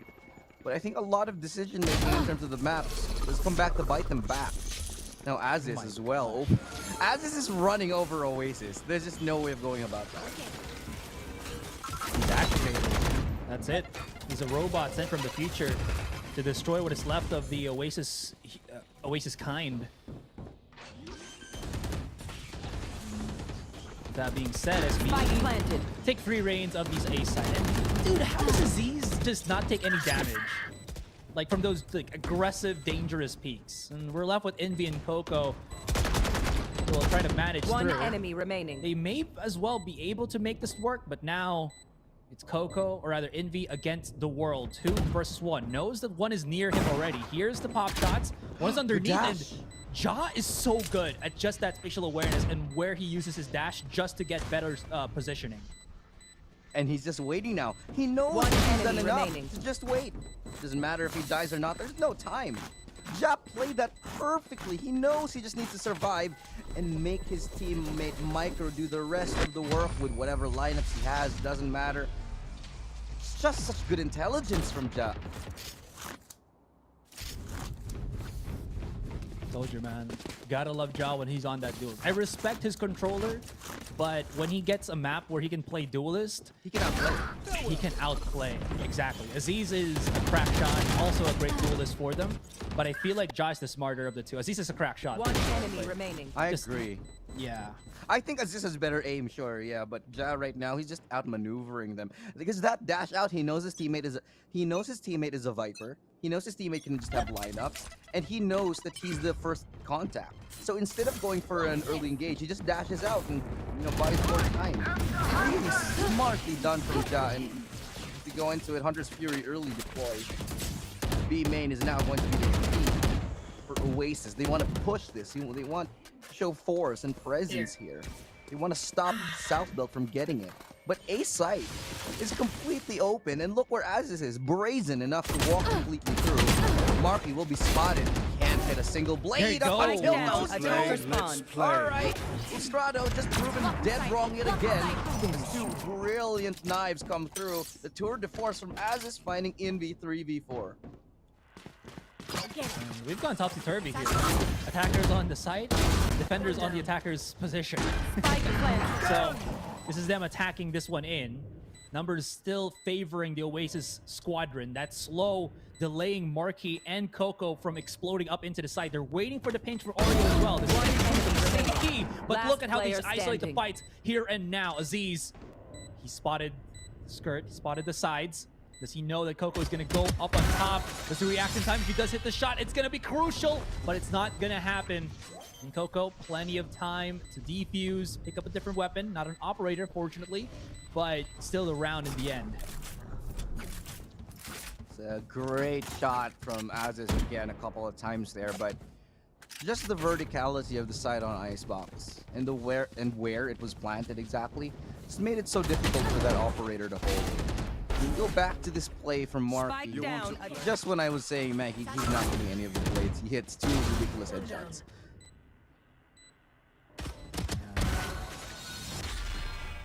Well, silence the doubters, right? And the weather forecast for today is -24, 25, 27. And of course, congratulations to Paul. The employee of the month. Paul, you just won yourself a gift certificate. I like Paul. Paul's cool. It's a good, yeah. Maybe it's an alien. Maybe he's Paul Atreides. Who's that? Is that the one from the Doom? Oh, I was thinking about the Seth Rogen one. No, it's Doom. Was it Seth Rogen? I don't know what you're talking about. The one with the Shaun. Oh no, the one with the Shaun of the Dead actor. Nope. And then No idea. The alien. Anyway, 2v4. It's Flippy and Aziz here. They spot one. They could go for the res. But I feel like if they get a pick, that's when you go for the res. Oh my god, tempting fate. Over push, overheat yet again. But the shock guard is enough to bring us to a 2v2. I think they jumped the gun one more time. But they know Envy. where Coco is. They're going to try to push standing. him. He's got to run. Spike Envy from down the flank B. supporting his team. One enemy remaining. Oh my god, Oh Ja's my- got it. Can Ja get the other? He's got to run. Envy has got to run here. Ja still has a dash, an upgrade, all the utility. Matter of the patience, and Envy gets the quad. They went through a Last meat round grinder, before the switch. by the way. But they almost won that. Oh my gosh, man. Oh, Oasis scraping rounds here. Very scrappy, as you mentioned. Tempting fate, always remaining. fighting. But it almost worked out. If Ja was a tad bit healthier, I'm pretty sure he would have fought that much earlier there. Out of the two of them, Ja also had much more utility. But if you think about it, wherever he was going to come out from, either Kitchen or Orange, would have still been in the favor of Envy, because that's just pop shots. And he can just shoot through smokes and be able to win that regardless. Arm here for Ja. Get the connection he wants. Gonna fall back a little bit, take a little bit of damage. I was gonna go down to behind the mark. Trade this time. Spike Mark down holding strong with A. a double kill. Not gonna get the headshot tap on that one. Pro gets one, but Last one player finds standing. micro. Showstopper does connect onto Pro, and as he's left alone 1v3. They're gonna try to fight him again.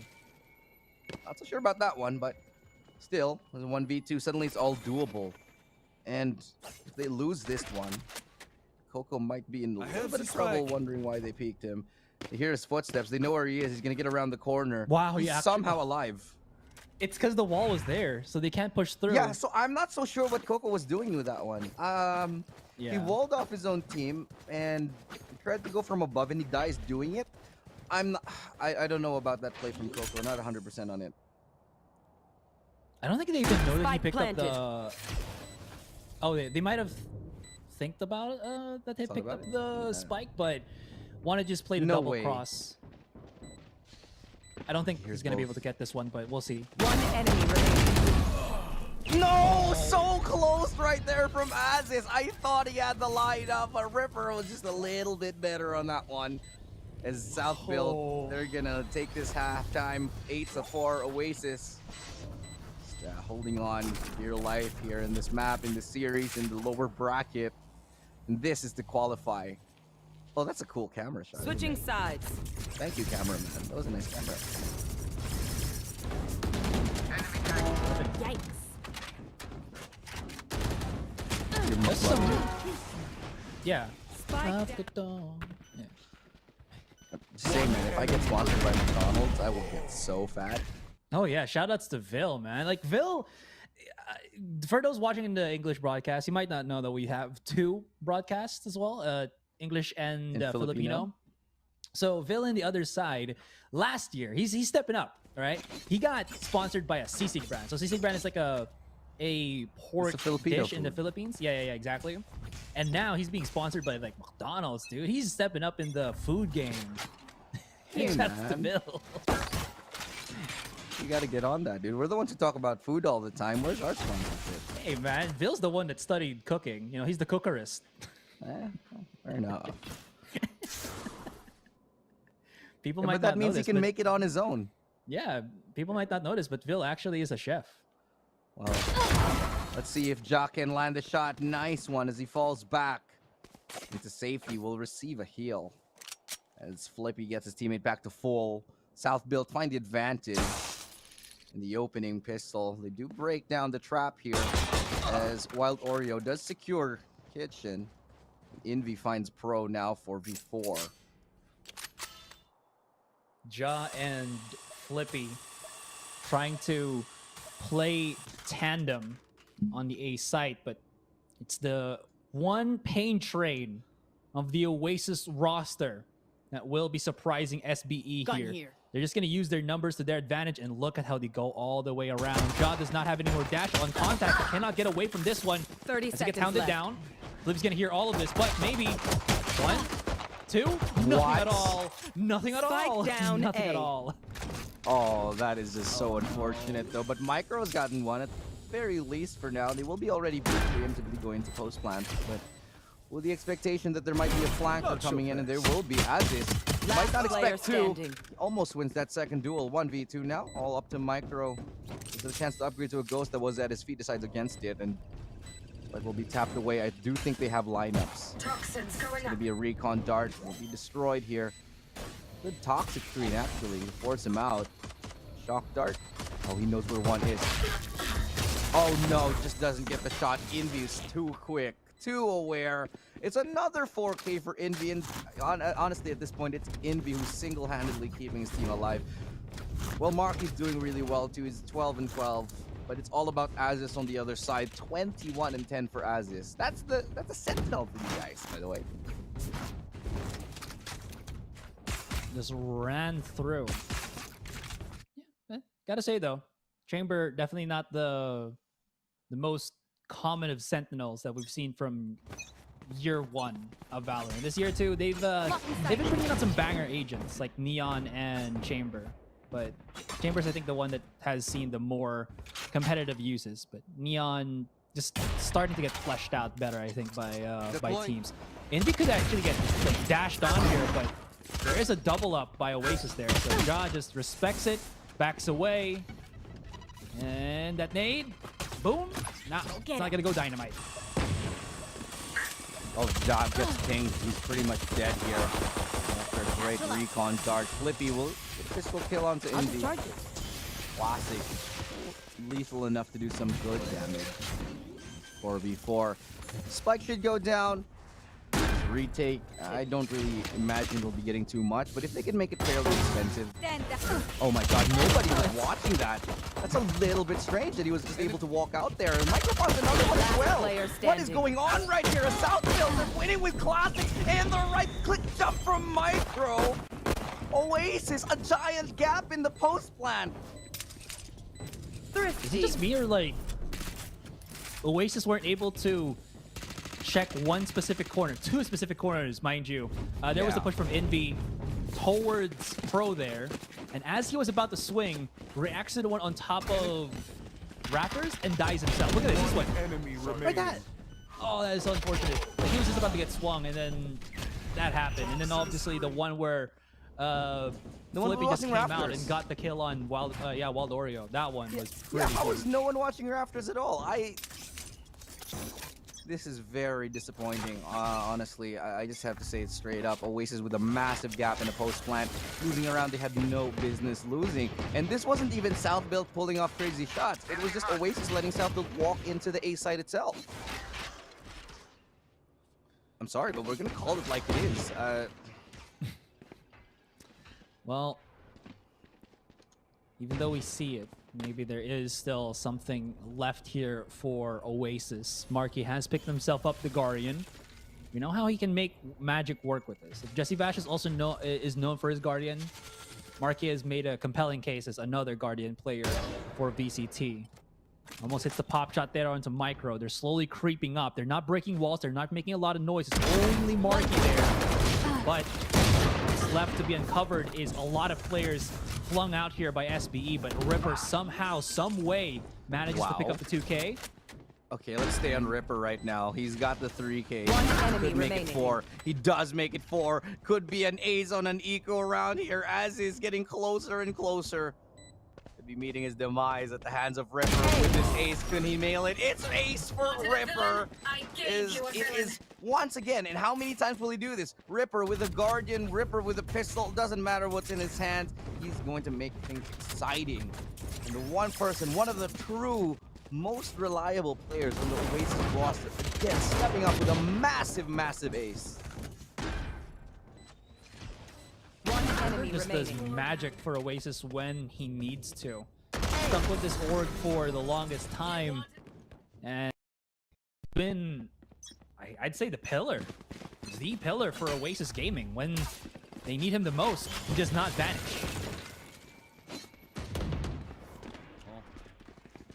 Oh, did he just fall off? I think he did. Yeah, I think he Marquez did. fell off. Oh, that's unfortunate. It's kind of sad to see him get washed up like this. Washed No, up? I'm kidding. I'm kidding. Because he fell off. Oh, come Yeah, on. I know, I get the That was an joke, I get absolute it. joke. Okay, I'm pretty sure he's good. I love Marky. He's good. He's amazing. Incredible. I'm trying to say face it just in case. But yeah, it is another eco around here from South Build. But so far the ecos have been kind of wonky. So we're gonna call it. Oh, we don't know where Giants. That misses everything. Does Coco and Marky clean up house? Players left with Mark. Player remaining. Micro? Okay, not gonna be allowed the same freedom as he did last time. As is all alone, if there's anybody right now in South Build who is going at 1,000 kilometers per hour, it is ASUS. If anyone can clutch this, ASUS. Next. He already gets one. Teleport's ready. Tries to set up a teleport now. Two players looking towards his direction is not going to win against Envy. Great stuff from Oasis here. That slow push-up, again, always enough. And Marky and Ripper starting to heat up substantially here. I wonder if, with the excess amount of Oasis's money now, are they going to buy for an operator? Because be sure that Jai is going to be picking himself up one. If he gets 2 kills, he'll have his tour de force up and running as well. But I think Oasis now going with the same thing with Akshan PH. No need for snipers. All about that contact. But, oh, I'm curious to see how Ja can go about this. But that smoke makes him a bit blind. Not blind enough from the looks of things. No. Not at all. These guys are able to take that one down. Great read, great out drone. Sees everyone. Hunter's Fury keeps them alive as Ja still somehow finds Ripper. And Spike South down Build, A. they're making a great case in this one. They even have the res available should they need it. Doubt it'll come to it. Now in the 2v5. Wild Oreo and Envy. They both get a kill each. Suddenly it's a 3v3, 3v2. Very much doable. Right if there's here. any 2 players on Oasis right now, and these guys, they do have what it takes. Envy is on fire. Wild Oreo remaining. looking to support, but he peeks Spike a little too down wide A. and drops the spike. Envy in a I clutch have the situation, 1v3. They might just let him plant here and take him down after narrowly dodging that recon dart, but ASUS, we'll see him right as he rounds belt. Yeah, as the wall broke, that's when Aziz spotted Envy hiding in the corner, trying to go around the detection of that recon dart. Let's have a quick little replay about this one. John, so quick. Like, he adjusted not to hit the side to the wall, which would have maybe even allowed Marky to survive, but just hit that upper body shot that was still exposed. So those tiny bits of adjustment give such huge impact for SBE here. Anyways, Aziz, this drone has absolutely nothing. He can TP back if need be, but Marky wants a challenge. But again, third time does not do the charm, and Aziz still finds one. They thought he was still on top, breaking all of his teleport and everything. But Coco thankfully has the reset. It's all about that resurrection and the red hot chili habanero pepper sticker there. Might be the inkling for Oasis to get hot and heavy on this B long. When a 4v4 now, the res has been forced away. There is a res available. I doubt they'll get to use it though on SBE's side. Instead, they're just going to buy their time and wait. They still have 56 seconds left, so they do have some time to play with. Beginning to be a slow, steady approach here. They're going to leave somebody towards mid. Going to wait for a little bit more utilities to be deployed here. Not going to be committing too much down, but they're taking a decent amount of damage. Envy does get dropped down pretty low as well. And so Ripper looking to hold the flank. Flippy sees the shoulder. It's enough. It'll be a 3v4 right here. As 30 seconds more left. flank play will come to pass. As it's Ja who's going to make his rotation here with an operator as well from that A side. 3v4. Fire in the hole! Oh, that's for sure will. There it is. Kumbaya does absolutely nothing. Wild Oreo, beautiful tap to be slow. Envy and him have to make things happen, have to make things manageable, and the nade throw, everything works out. Oreo finally heating up, goes around, Envy's a crack shot, and even Cracker on the clutch as he keeps the dream alive for Oasis Gaming. You've seen him post him on Twitter, all of his clips. Now you see it live here at VCT when time is of the essence, when he needs to step up the most. That's disgusting. Let's take a look at that again. Both of them. Wild Oreo tap first. Yeah, it was a great tap. But let's look at this enemy remaining. Bam, sees him. So sexy. Oh my God, Envy. What a shot. What a play. Take flight. You could say that these guys had a wild choreography.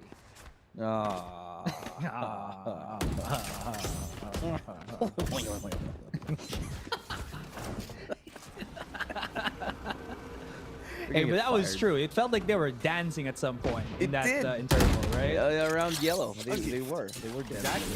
But there's only one winner in this dance of death. This will get a tap. Oh my God! Pixel shot jumping on the Ripper. Give him a inch, and they'll turn it into a mile-long shot. But again, it's the same thing that we saw a while ago. Looking downwards when you have to be looking up above. Flippy, he somehow managed to circumvent everything, though Envy is marking it. He's timing. They miss each other. Oh, he's actually doubling back.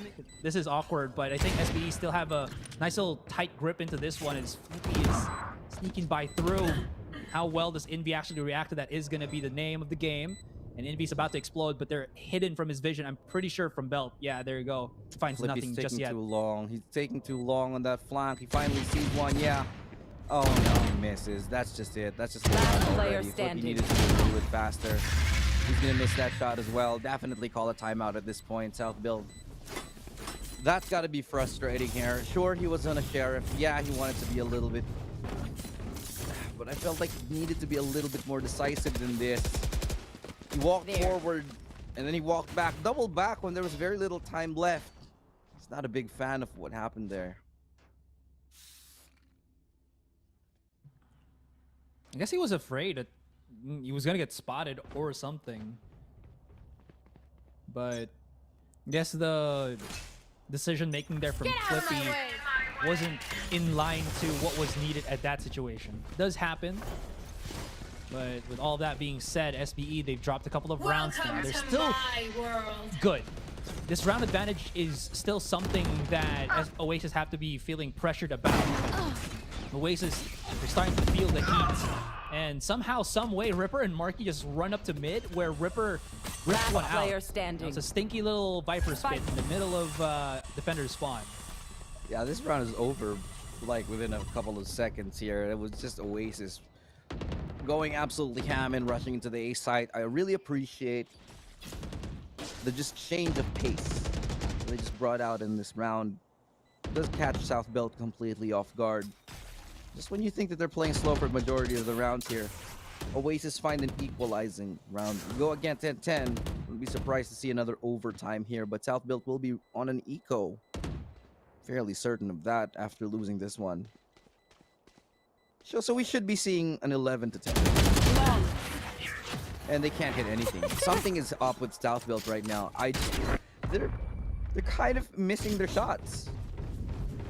Well, it's that enemy art turnaround, you know? One team starts to hit all the shots. Excuse me. One team starts to miss everything. They change the frequency of their body so that they can dodge the bullets. But it is true. There is a case of overheating right now for SBE. They need to take it slow. Need to take it chill. A reset would be really what the doctor would order as of this moment. And looking into what they can use, util-wise, ultimate-wise, it's not looking too pretty for SBE here.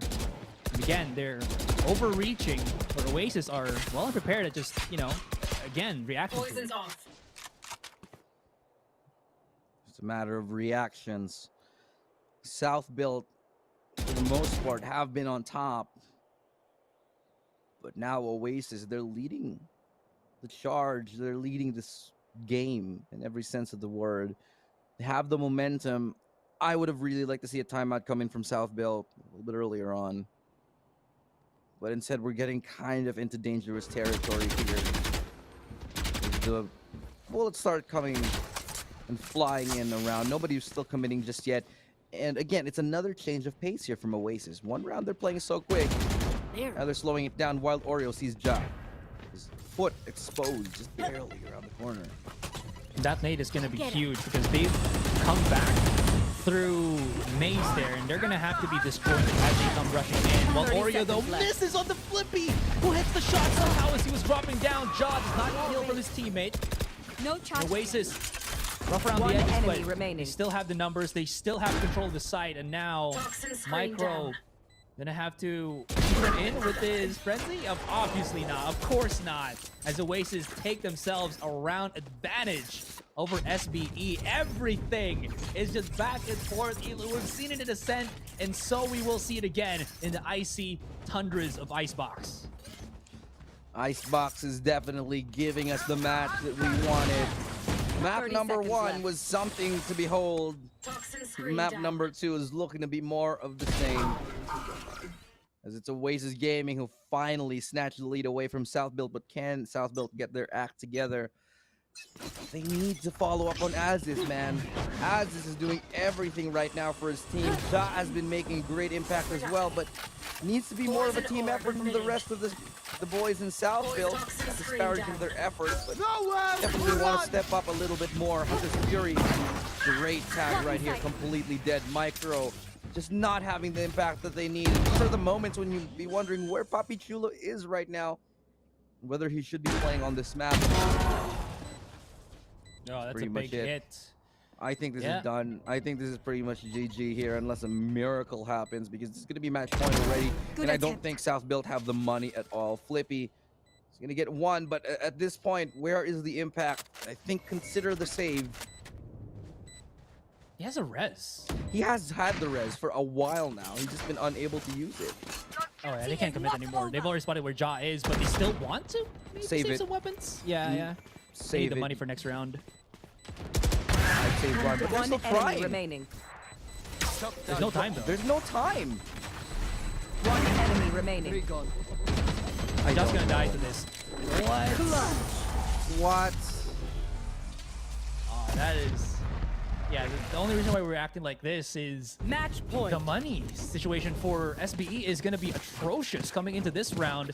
Anyways, that is your Republic of Gamers ROG clutch. Thank you very much for that hit of Oasis Gaming coming back into this game. Might But even they had be no pushing more us to, time. game number 3. They had yeah, no more exactly. time. They had 3 players alive. They still had the operator. I really think they should have just kept the operator and maybe saved it or something like that. But there was no time. They go for it anyway. And when they go for that diffuser, nobody was covering the diffuser. A very, very big misplay here from Southville. I'm still waiting for that timeout. It's not coming. And ASUS misses a consider of a shot right there. So stopper lands nicely. Perfect. This is the game. This has got to be the game. We're probably going into map number 3. Southville look like they have just completely tilted, lost control. Oasis are now fighting back tooth and nail. They want to stay in this. Marquee might not be able to react in the nick of things. And the pinch comes in. Even though it should be, there is still some firepower left on SBE's side. Even the wall from Flippy, so that can be well utilized, but they have to work here and now. Even though the spike is calm, it's gonna go wild in just a few now. And Ja stepping up to the plate. He's waiting for a bit more. Knows one is above him, below him, and look at that. SBE surgically retaking things with time left on the clock. 10 seconds, Elu. And this, Ja is... What? He just waited, and he knew what was needed to be done, and it worked.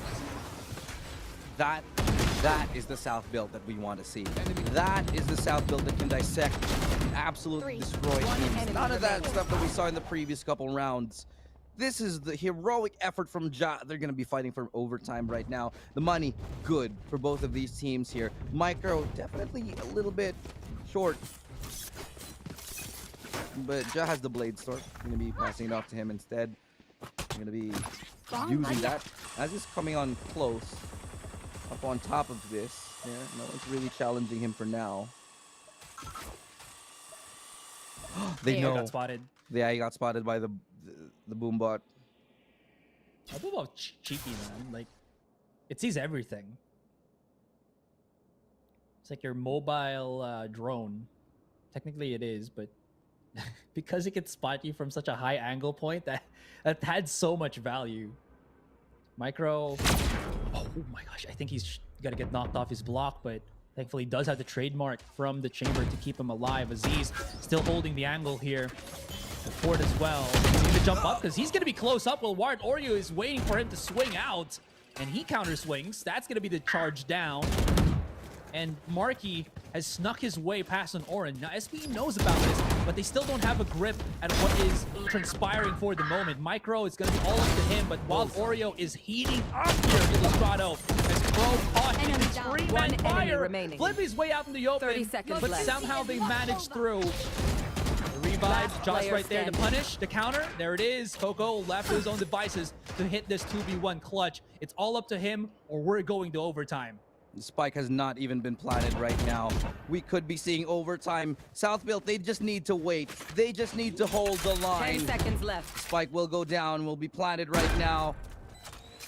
Can Coco do it? Clutch situation. This is for victory. Sees them both. Doesn't get the shot onto one. Can't connect, and it's just through the wall that Ja will find him. We're going into overtime. Southville, hold on.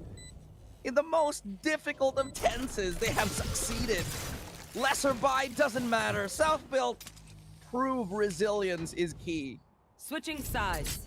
Overtime. Unicorn blesses us with the first overtime of the second game.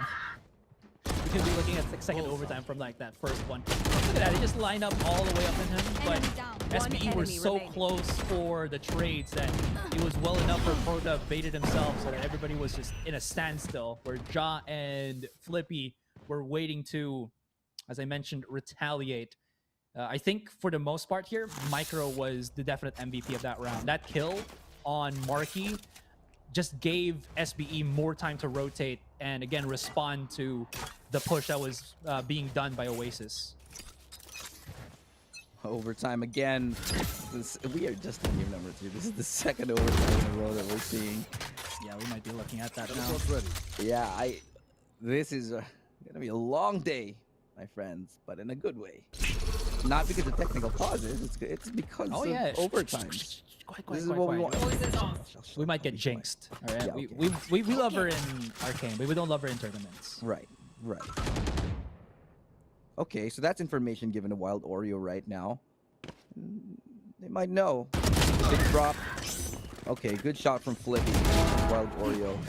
And Marky from up on above is going to be taking down another one. A site still in contention. There's 2 players left. Envy does find Jot. Good scalp to clean up. There they are. And sees the close by player will help them take more of this control, but it's a 3v4.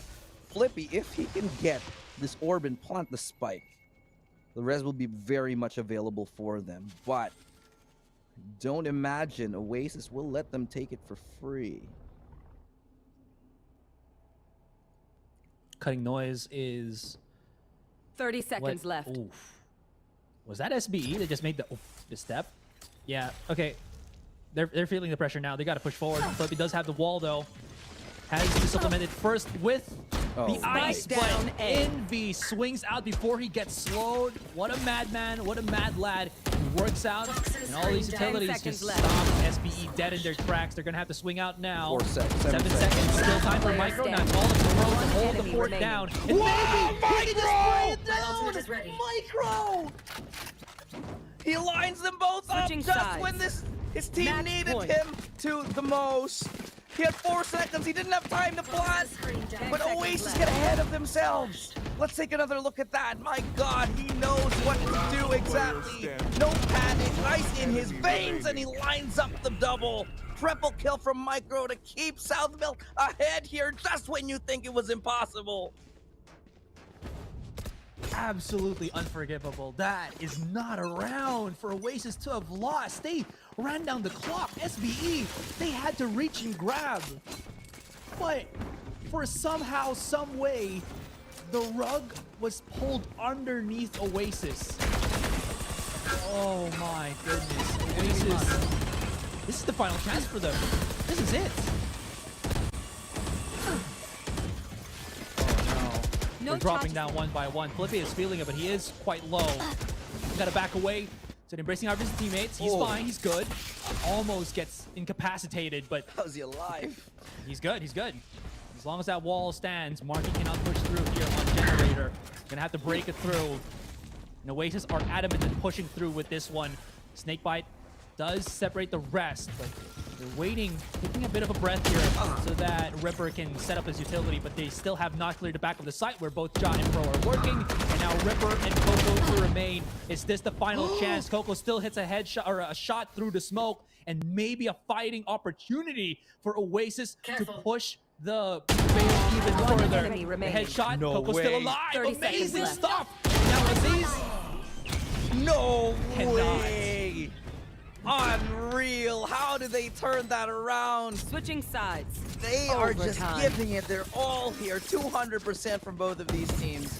What was that? 2v5 at some point, right? Enemy kills. No, that's insane from Coco. 30 seconds. That's absolutely crazy.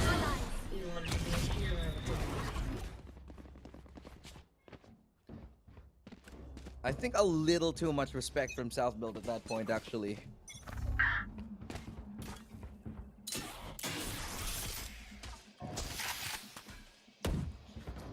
This is something else, Whatever happens, right? I mean, both teams have just been fighting tooth and nail for that. Yeah, there's like 5 or 6 instances where I'm like, yeah, this game is done. Nah, this game is done. And they're like, yoink. Hey, man. It as a caster, it works to actually disproven because creates that nice little tension, as it were. They can hear the rotation of Aziz, by the way. So this is Marky. Now, for the life of me, would get all that information for SBE. SBE is still very cautious of what is on the site. There is Ripper that is still hiding there. As the Wild Ori gets spotted, throws out for some delay tactics. Still some time for SBE here, but this is a sickness that SBE have, is that they overrun the clock from time to time, but this time it's not going to work. It's not going to happen. And they, as you mentioned, have a great shot into Wild Oreo, and they push even further with the smoke of Micro. And it's an aggressive push here that gets Ja in. Aziz in an advanced position. They take the fight across the snowman. They win that duel here. Marky now has to fall back. No charges left. Actually gets behind cover, dashes out. Well played here from Ja, but a little bit too slow on that. Tries to fall into cover. Micro swing. Oh my god, they finally, but Ripper with 3, looking for 4. Flippy right now. The Viper Spit is available. He uses it. He's got 30 HP left. That should at least give us a little bit of an indicator, but no, he spots him. Flippy will take it. And that's going to be Southfield yet again with advantage. Switching sides. Match Yeah, Ripper had to at least get that to half already because of the spike about to explode. He needed to give himself a bit more time to maybe hold on to the clutch against Flippy there. But I love this straight both walls so that the rest of the members of SBE can just cross back onto Snowman and deal what is left of the B forces of Oasis Gaming. Now that being said, we're back to square number 1. This is one of the craziest games I've ever casted in my life. This is technically we've casted it twice now because of that ascension. I'm not gonna lie. Oh Okay. no, okay. That's Aziz dropping once again. Same location as well in B long. You gotta be a little bit more careful about that, as it's definitely kind of getting red at this point with that advanced angle. But he does call in the reinforcements now. There will be a little bit of a push as well coming through mid, so the flank play could be coming to fruition soon. Nothing to commit to it though, as there's still a couple of curse here on yellow. Dash out, Pro gets 1, Jack gets taken down, and all of them are dead. Now Flippy. I think we're gonna be seeing an overtime number 3. Well, third time is the charm.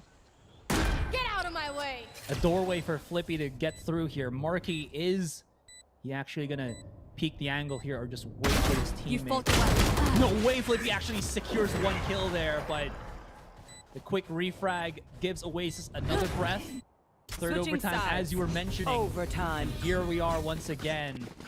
Slate is clean. The back and forth, the push and pull continues. This is just the gift that keeps on giving. A triple overtime. That's right. We've had our fill for the day and then some. And changing things up right here on the defense. Seeing the operator here on B for pretty much the first time deciding against it. Now they're still gonna push it up towards B. We'll be in the exact right place actually to receive. Let's see if it picks off anybody. Flippy gets spotted. Up the operator. Yeah. Oh, he sees it, but he doesn't want to shoot it down.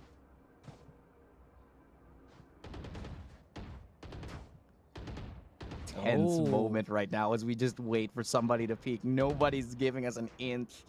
Mark and Ja in a standoff. The Jets right behind this corner. And who's gonna Marky's bite getting first? antsy. Marky! Oh, waiting a little. It's whoever is more patient. That's gonna be the one who wins that duel any day of the week. And you know SBE is hella patient. Like they take up until 20 seconds before they start even pushing into sites, right? I like the play there from Marky and Coco. Coco was making a whole chunk of noise on top of B main so that somebody would peek, but Ja wasn't having it. Ja was just not having it. Speaking of which, while Oreo spots out 1 on the lurk here, so we equalize. We've balanced it out. 4 versus 4. 1 still onto the site. Ripper can make some damage happen, but Ja has already secured 1. Spike down. And they were aware. Oh no. We've seen this before. Maybe it can happen again. Oasis, while Oreo and Coco to remain for the clutch. Seen crazier, but oh my god, bro, how is he alive? His back was covered. Micro gets it, and it's gonna be South Build who take advantage one more time. Every time we go into overtime, South Build take the first one, and Oasis take the one right after. But who's gonna be breaking the deadlock right now? 1 round will be all it takes for South Build. Do it here. The patience shining through once more. We go back to what we saw in the previous round. 30 seconds left. It's really all about that patience play here from South Build. Oasis getting a little too antsy on that one. Yeah. I get it that they would want that map control as well, but man, the patience of SBE is commendable, I guess is the best We're word. round 30. I just want you to know this one, Asarai. We're at round. Okay. He's brought out the operator. It's taken a while, but finally ASUS has had enough. Micro Gets spotted from underneath. Not 100% confident in that position right there. He got tagged too. He did. But I guess he couldn't get out, you know? No way. He's a Viper after all, so. They do know that Aziz is here, right? So, and since he has the operator, they would know that he's not gonna be too good in the utilities department, and even so, he's gonna be running that naked operator for the duration of this round. So they can take it nice and slow, wait just for a little bit for the hit. But it is just only Aziz and Pro holding the site. We'll see how well they can actually manage this through. 30 seconds It's left. again another battle of patience here as Marky looks to be the first one to break through, as is with the operator up on high. Shoulder peek. One Jump enemy peek, remaining. but Ripper from the side, uncommunicated mid-push. Gives Oasis Gaming another round, and it's again gonna be 5th overtime now, is it? Switching Yeah, sides. probably around that. Overtime. Just wanted to also mention as well, Ja was holding mid, but I think Yeah, how did they Oasis slip through? Oasis was waiting for, I believe, Ripper's Viper meter to go up to full so that he can sneak up on mid while his teammates do the same on B long. And because Ja was stuck on Boiler, he had to either drop down, pop a couple of shots to the smoke, get a kill on Ripper, but the chance of success for that is, well, I'd say like maybe 50-50, right? And he didn't get the pop shot off, tried to challenge Ripper, lost, and that just lost him the game, to be honest. Trying to get closer. This is the longest game we've seen in the history of the Philippines so far. At least in VCT, I think. I don't think we've seen Last year, I more think than we might have seen something as long like as this. 6, maybe? Yeah, around 6 overtimes, I think, 7. Okay, well. But if you got to 8 overtimes, I'm pretty sure this is the longest one now. I've seen an 8 overtimes back when I was casting for Game Changers. That was a fun one. But let's see how this one goes. Obviously, we never want this to end, but at some point, the other teams will want to play as well. So up on above here, they should expect this play now. Ripper can't land a shot. Aziz is able to get him instead. It's going to be the toxic screen to come out. Here on the attacking side, Oasis look to hold them off, but B side is completely ripe for the That early recon from NB might not actually bear him any fruit. Might have been better used for later on, as now they're going to come into this one blind. Flippy so close into touching tips with Wild Oreo there, but backs away as he slows down the opposition from coming right in. This is very much winnable for MBE as nobody is going to be swinging the corner and simultaneous frags right in front of our eyes as we now see Coco to remain pushing out of orange. He's going to get peeled here, but he's going to come to the shot. He's wilded right now, but he cannot last much longer. Not much fuel left in the tank. As SBE back into this position once again. Can they close this up, or will Oasis once again persevere? It's just too many bodies for him. Too many. That was very, very close. As this, once again, I do want to point him out. He's still leading. Oh, man, I thought he had it, but just barely. Now South Built yet again. They seem to start every overtime with the advantage, but they can't close out the game. Now they need to be able to take this one. They're taking us for a long, long ride here, Asurai. SBE back into their favorite strategist, waiting at spawn for a few seconds, see if there's anything that comes up. Finds absolutely nothing. Or sorry, excuse me, Oasis. I mean, as he spots nothing on long there though, so SBE are expecting the A hit now. Especially as that drone spots absolutely nothing on mid as it clears out of kitchen as well. And Ja, anticipating, still has a dash. Smartly backs away. They have the numbers advantage already. They don't have to really commit too much to the fight, but he wants to check himself in that corner here as he finds another pick. Flippy is slowly creeping up. Now wildly swings out, but Envy expecting. Ripper, Envy, and Coco left in a 3 versus 3, but they have a good lockdown onto the site. Now they can just pull themselves back, though where that spike is planted down, kind of awkward, I'd say, as the round pursues. 3v3. Ripper finds ASUS. And an advantage once again going to Oasis. Dropping down now, Pro and Micro. Look to make this retake a possibility. Will fake upon the ropes, but not a lot of time left. They gotta go now, but Ripper dispatches of one. Micro in a 1v2. He's got no time. It's gonna be another overtime here, 100%. We're gonna 16-16. This is, I think, our 6th overtime now. I've lost count at this point. Switching Chat, sides. maybe please tell us. Overtime. But neither team can really break free. I'm losing my mind. Oh, this is the 5th overtime. This is the 5th. This is 5. Okay. Yeah. Well, if they can't break free, they gotta try to maybe soar and fly in, because there's not a star in heaven that they can't reach if they're trying.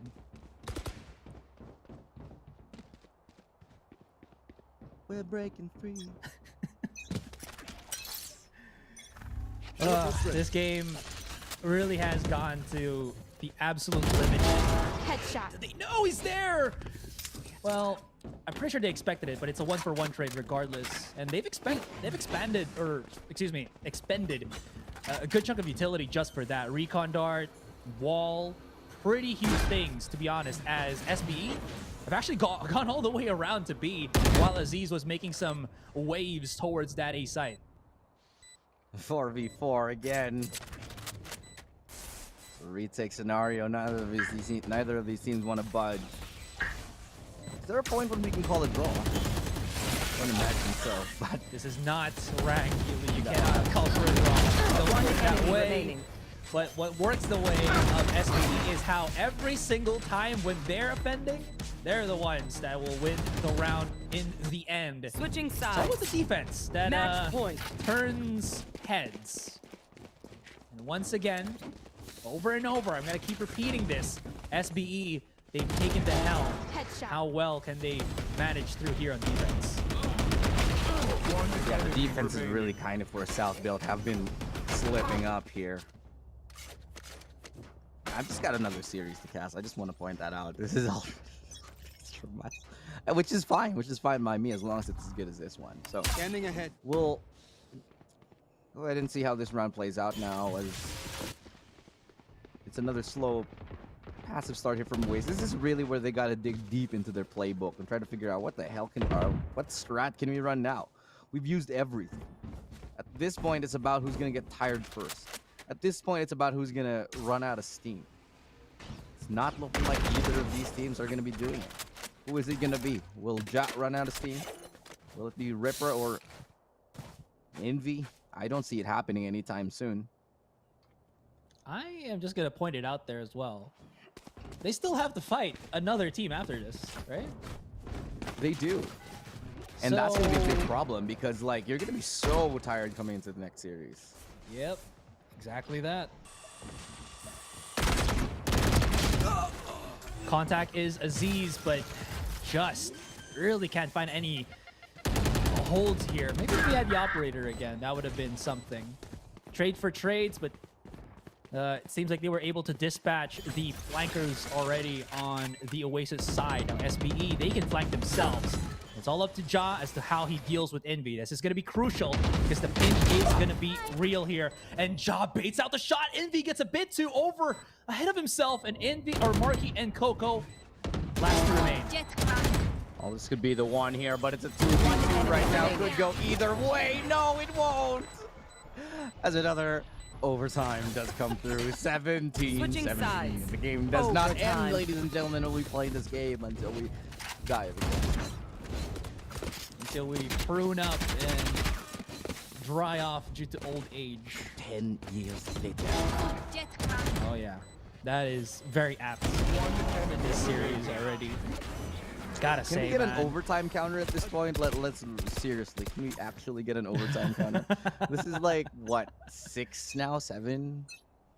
All you gotta do is count to, from 12. You just add 1. You know, so we're 13, at 14, 6th 15, overtime. 16, 17. Yeah. Plus 1. Yeah. Yeah. Exactly. 6 overtime. Yeah. Exactly. There you go. Easy. Okay. Thank you. That is a huge pick. Well, Okay, here we go. Oasis might actually win the first round of that. Overtime. So with that, Spike planted. a 3v5. Take right now. Oh my Invi god. and Coco.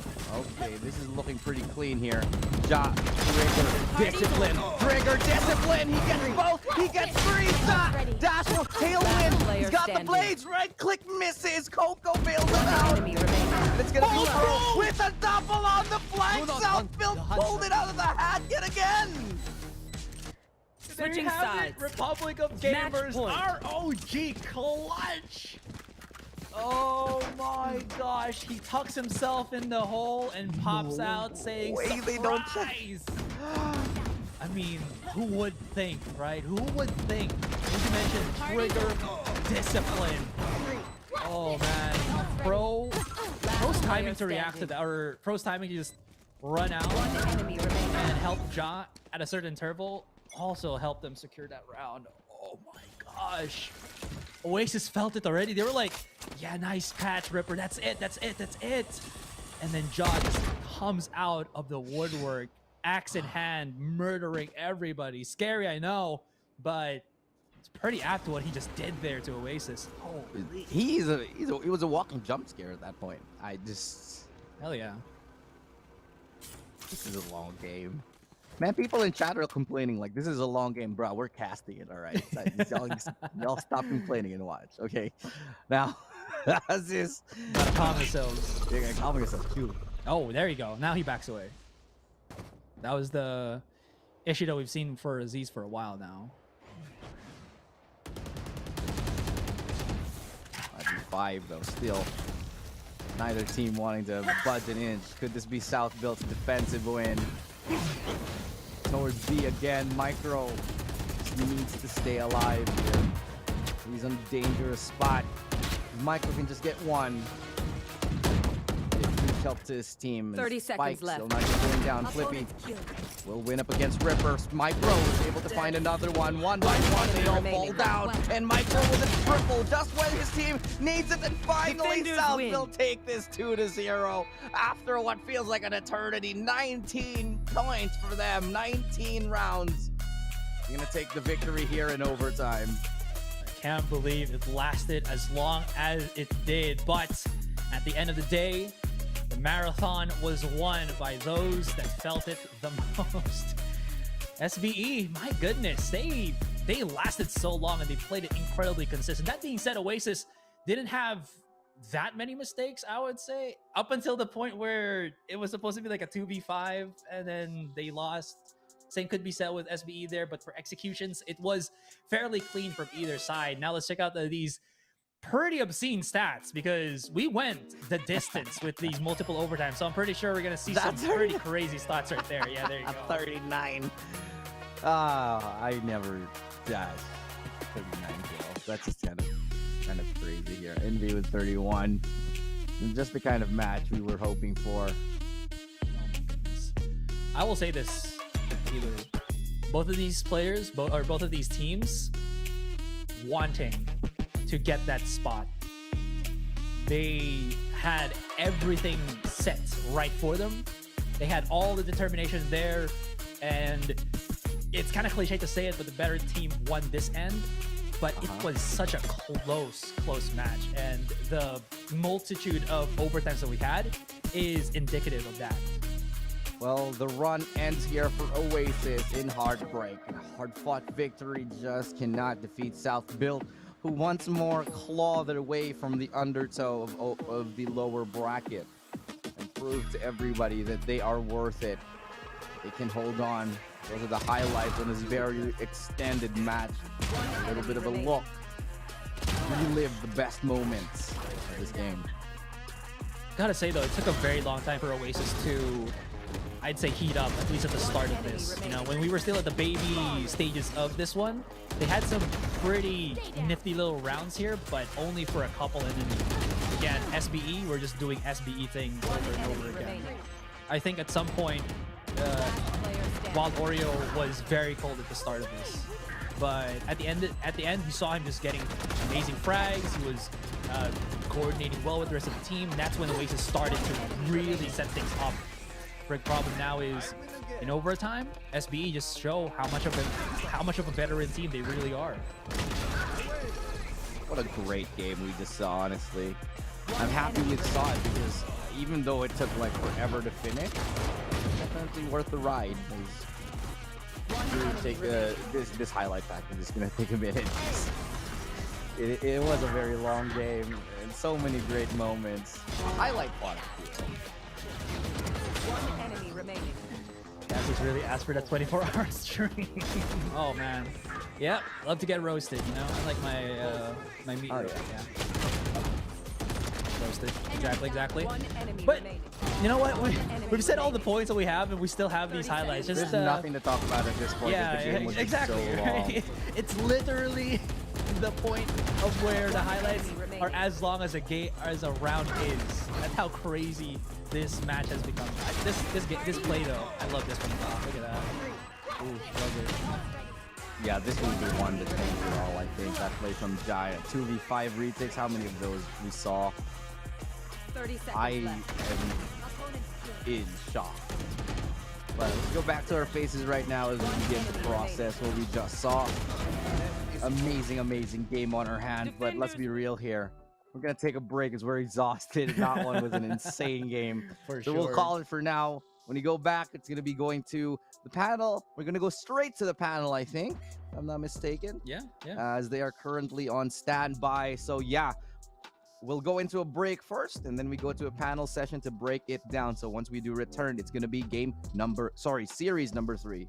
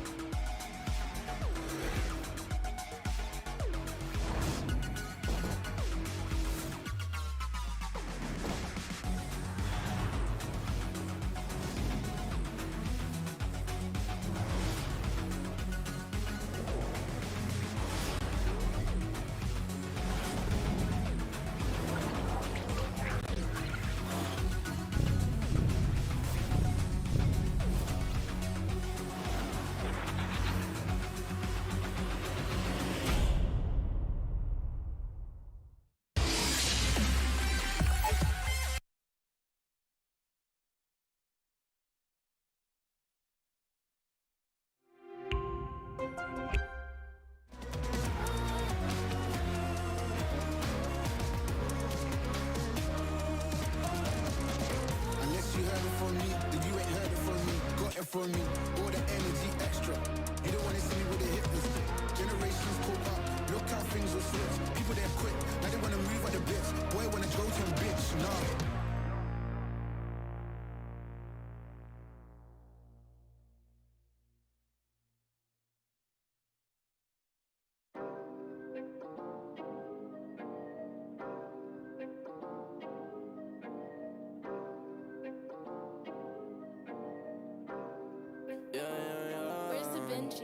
Working a 9 to 5, I had had to go and feed the gods. Nobody did it right, I had to show them how to grind. I had to beat the odds, this is the life I live for God. Taking a step at a time, we going up, we headed to Mars. Taking them chances, making decisions, you know I'm never gonna lie. Till you let go, I'm copying all them, who you gon' be inside. I cannot fake it, I gotta face it, I gotta do the time. You gotta wait, make for a great pay, make sure you're doing your job. Gotta deal with the patience, 200 every occasion, going to different locations.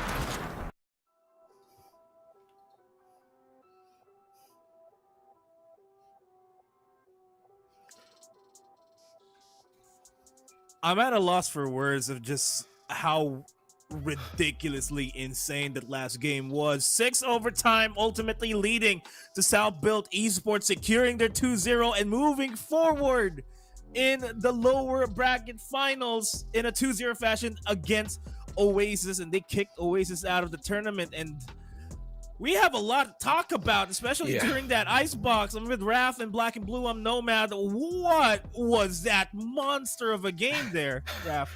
I don't get it. I mean, we were thinking about the Oasis, the Icarus fell, you know? Well, that was probably it, but my goodness, South Built, there's just... You know, it's so hard not to be a fan of the game, especially when you're on the desk where you're trying to dissect the game as much as you can, but then you watch games like that. What is there to say? South Built, once again, has delivered such a fantastic series. There were so many times, though, where the smallest thing could have led to something else. I'm just going to say this right now. What was ASUS doing, thinking of committing to all those fights?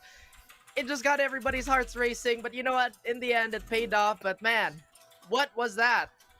It took him like 6 defensive rounds, 6 attacking rounds to finally use his rendezvous, but when he did, that small factor that he stayed a bit longer into that overtime round helped carry South. But as he talked about it, Raph, moment after moment after moment, not a single timeout could be called, even if there was, because both teams had that advantage. Both teams had that momentum coming into it. And by God, we were just blessed with one of the best maps we've ever seen in the VCT Philippines and C for that region. What an amazing map. What an amazing series. Just an amazing game. And obviously the casters, they killed it. Asrai and Ilustrado on the English side, and obviously on the Filipino side as well. Those guys, everything was popping off. Great game. It was really a memorable game that we just have to watch the highlights over again, because there are a lot of moments in that game where Ja was popping off. There were times where Papi Chulo popped off, especially on the set here on the first map, but we see members from South Built Esports just flipping on the switch, just like Flippy, who's had multiple clutches all throughout the game. And if you're going to be looking at the individual stats, Ja specifically has been popping off since the stand and on Icebox. Absolutely. I mean, the calls that were made, honestly, there were quite a few questionable ones, but let's stay with Ascent first. Flippy had to be the one to really bolster down the team. He was the fortress, you know. Everybody wanted to be the blade. He was the shield. He held it down. And look who it is again. It's him on the highlights. Everybody contributed. I feel like this was a statement for Southwood, because I honestly believe no one on either side underperformed. Yes, there were mistakes, but everybody was still contributing to a, you know, great effect. Yeah, you put it right on the money, Raph. And when we were talking, you know, with Nomad, with Dax behind the scenes, when we were watching ourselves, you know, spectating this, we were like, both of the teams are both overperforming yet underperforming. They're putting themselves in these bad situations, but still winning them every time. When Oasis would be down 3-5, somehow they come back into it. 2v4, they still come back. Same for South Built. Man disadvantage, who cares? You can buy full armor, but somehow South Built, they got plot armor for this one. Yeah, I feel like that's the best way to explain the entire situation here for South Built Esports, because of the fact that, you know, we've been... I lost my mind there with that play. But because of the fact that I'm not adding this into the analysis, but because of the fact that all three of us voted for Oasis, I feel like the all-panel curse is really in full effect every time we do that. But I digress. South Built Esports, they showed how much they really want this. They finally settled the score against Oasis on the official VCT platform, and they're finally going into Asia Pacific Challengers. And our game MVP, our ROG Series MVP, is none other than Ja. 231.7 ACS, 19.7 average kills. Sure, the stats there don't really show how big of an impact he has. He had a 39 bomb on Icebox. 39 he had bomb 23. highlights. Yeah, again, just the clutch of a lifetime, the clutch that could make careers. Well, we already know Ja has a very, very illustrious career, but that is yet another stripe to be added to his name, another badge of honor to wear proudly. But I have to say, Southville, dude, they've been... Why do you guys have to play with my heart like this? Sometimes you see the dip, suddenly they're going crazy. Come on. And you talked about like just the ups and downs, the swings left and right. There are some moments I mean, all of us predicted on the panel that we're gonna get at the very least, 3 maps because we knew how close this would be. It ends in 2, but my God, around here, a single kill there, and things could have gone differently. Hell, there was even a time it came down to a 1v1 there in overtime, and still things continued on forward. Somehow, when the going gets rough, both of these teams really do get tough. I don't think any team performed necessarily better than the other in that overtime situation. Sometimes the timing, the favor, it just fortunes the bold. And in this case, well, SB, they were bolder. Well, Black and Blue, you actually said it better yourself. I wasn't supposed to, and Raph just really had to have that slight smile. I had to stop myself. But you said it best earlier on at the start of the series itself, Black and Blue. You said that Southville Esports, sometimes they got the highest of highs, sometimes they got the lowest of lows. We've seen both of that happen at the same time on the overtime round, especially when Oasis was starting to pick up, specifically on Icebox. We kind of thought that Southville Esports was going to be just playing for game 3, but no, they fought and fought until the very end. We didn't get to see a Haven, but we'll get to see them in the lower bracket finals, meaning that they have finally secured their slot in the Asia Pacific Challengers. Now, sure, that's all fine and dandy, but of course, bragging rights is still what's important here. Who's the best in the Philippines? And would that be the same case here for Southville Esports? Would they actually feel the highs of highs going into the lower bracket finals, into the grand finals? Well, they're going to be going up against a team that they have yet to face here, and that's something that they've always struggled with when it's their first matchup. They're going up against Action PH right after, so we're curious to see if they're going to be able to come back after this game and hopefully give us another great series. But there we go, man. Just what a series and what a game. GG's to Oasis. I think everybody coming to this felt like Oasis would be one of those possible reps for the PH coming into APAC playoffs. Unfortunately, we're going to have to wait for them. I wish there was like 4 teams representing the PH now, because Oasis, by God, they deserve it just as much as anybody. Well, that's sad to see Oasis bidding farewell, but for now, we will bid you guys. We're gonna go on a long break because the teams need to prepare themselves, especially Southville Esports after that performance. I'm pretty sure that they need to recuperate and re-energize themselves going into the potential last matchup that they have against Action PH, which is coming up next. The lower bracket finals between Action PH and Southville Esports is coming up here at Challengers PH, but it's going to be a long break. So make sure you guys grab something to eat, get rehydrated, stretch yourselves up, and get ready, because the last series of the day is definitely going to be a banger. When I need some direction, me and Vinci go up every session. Cook it up, yeah, you know it's no pressure. Yeah, you know how we do it, we all in. We can slow up and you never catch us. Working at 9 to 5, I had to go and feed the guys. Nobody did it right, I had to show them how to grind.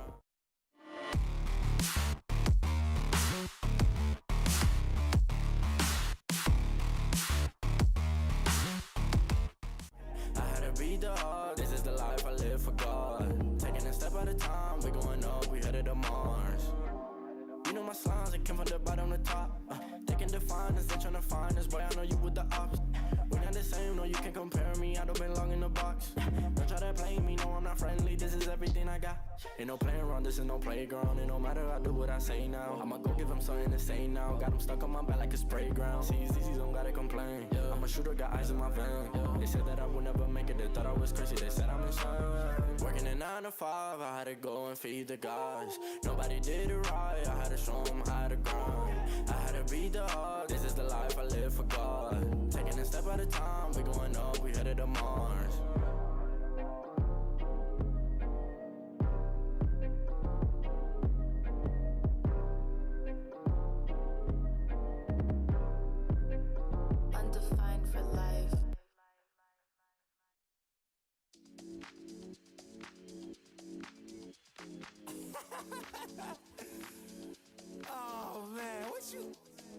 talking about, man?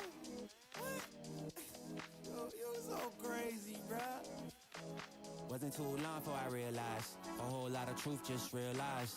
Two groups faking the real guys, and both of them plotting on your meal size. Gotta be more, is this real life? Got a bad hand, but I still try.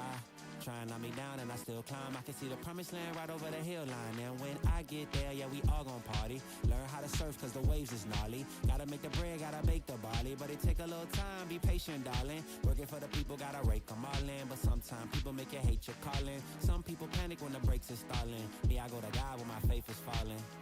Put it on the tattoos. A righteous man don't know bad news.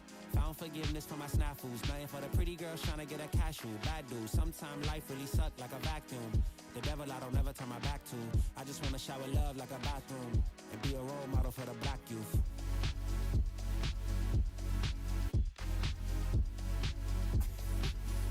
Here you go. Here you go again. Talking all that. What? What is you talking about, man? Wasn't too long before I realized a whole lot of truth just realized. Two groups faking the real guys, and both of them plotting on your meal size. Gotta be more, is this real life? Got a bad hand, but I still try. Trying on me down and I still climb. I can see the promised land right over the hill line. And I broke a lot of hearts in my lifetime, thinking that their heart wasn't like mine. Finally got through a lifeline, and I stumbled upon a right mind. Love showed up at the right time. Put her in a white dress, get the white wine. Some people do it for the nighttime, but I'm thinking more, make your life mine. Yeah. Is it possible we could last forever and ever and ever?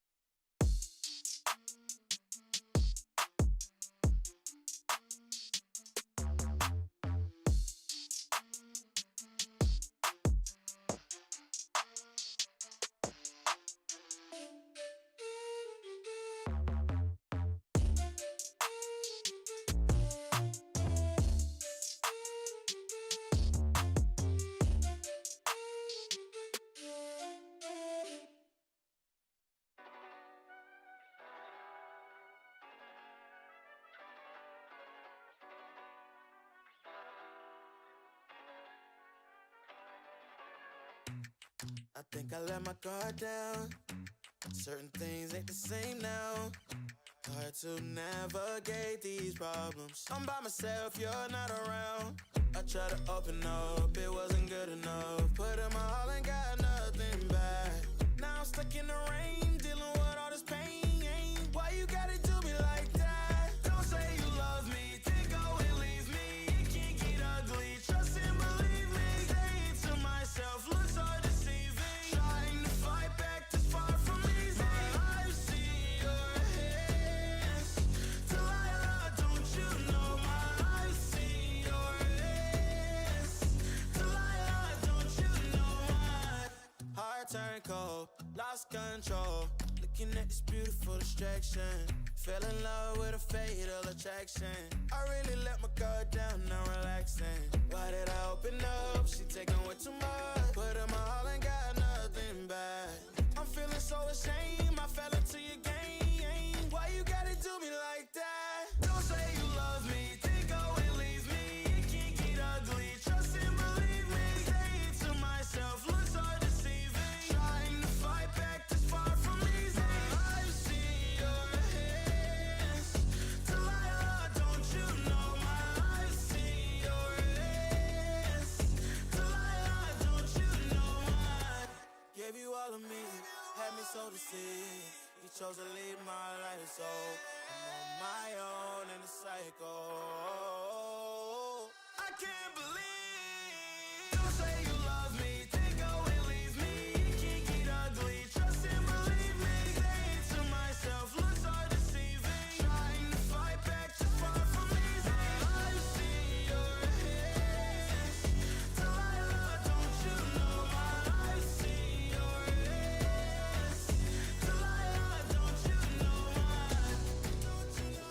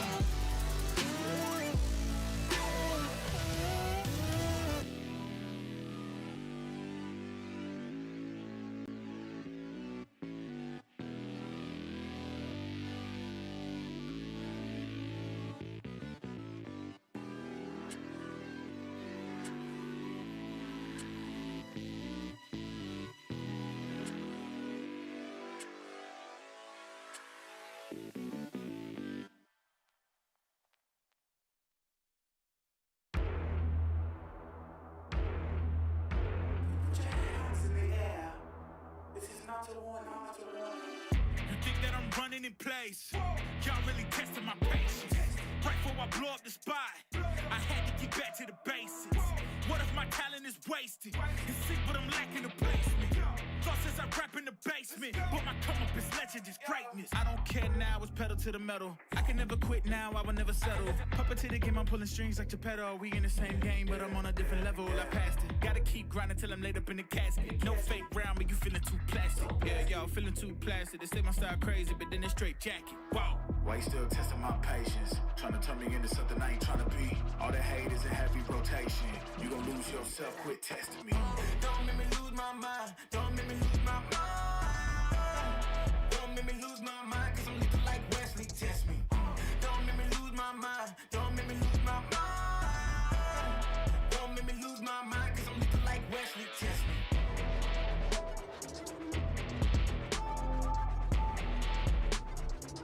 Cause I'm looking like Wesley, test me.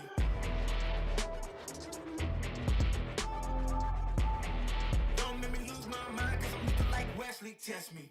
Yeah, guess I know no better. I ain't got no chill, so they call me a devil, I know. Look, I am just a man on a mission. If I want it, then I get it, I go.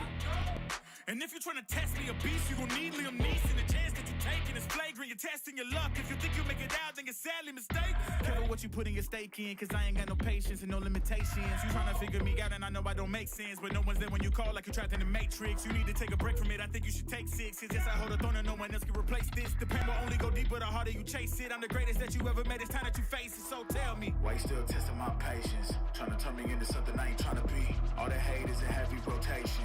You gon' lose yourself, quit testing me. don't make me lose my mind. Don't make me lose my mind. Don't make me lose my mind, cause I'm looking like Wesley, test me. Don't make me lose my mind. Don't make me lose my mind. Don't make me lose my mind, cause I'm looking like Wesley, test me.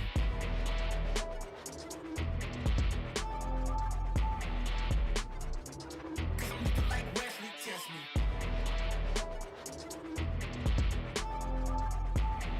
Don't make me lose my mind, cause I'm looking like Wesley, test me.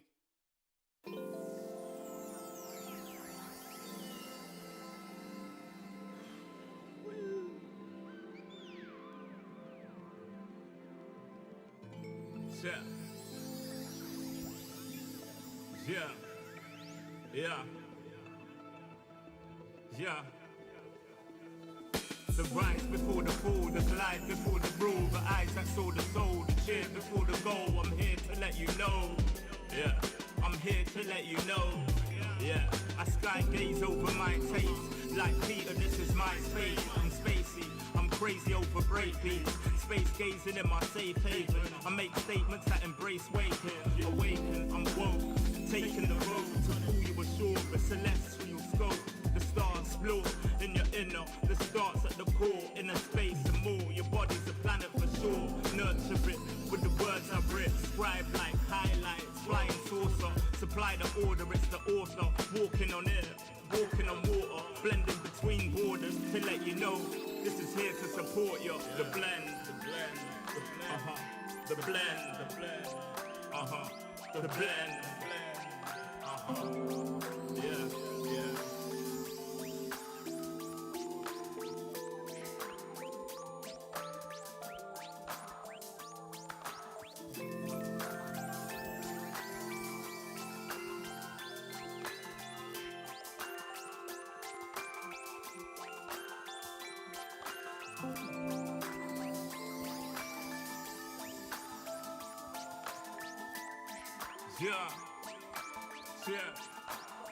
yeah. Yeah. Second verse after the first. Take control with words, roll reverse, the reverb, reverb from inside out, outside in. We control the earth frequency. The heart of the world beats in me. It beats on beats as we breathe deep. Oxygen from trees feed. Gift in our gift. This right here, proof we exist. Mind state is gravity, the way you uplift. Across seas swift, water quench thirst. There's a shift. Set sail like shit to find other lands. The motherland, son is planned. With the words I'm writing, I'm fertilizing. The earth's a rising, realizing. Global warming and the sea is rising. Pollution, the planet needs metabolizing. It's full of fire like a dragon fighting. Creating hot springs when the pressure rising. It's ever rising, but I'm never frightened. Cause the days will brighten. Yeah, the blend.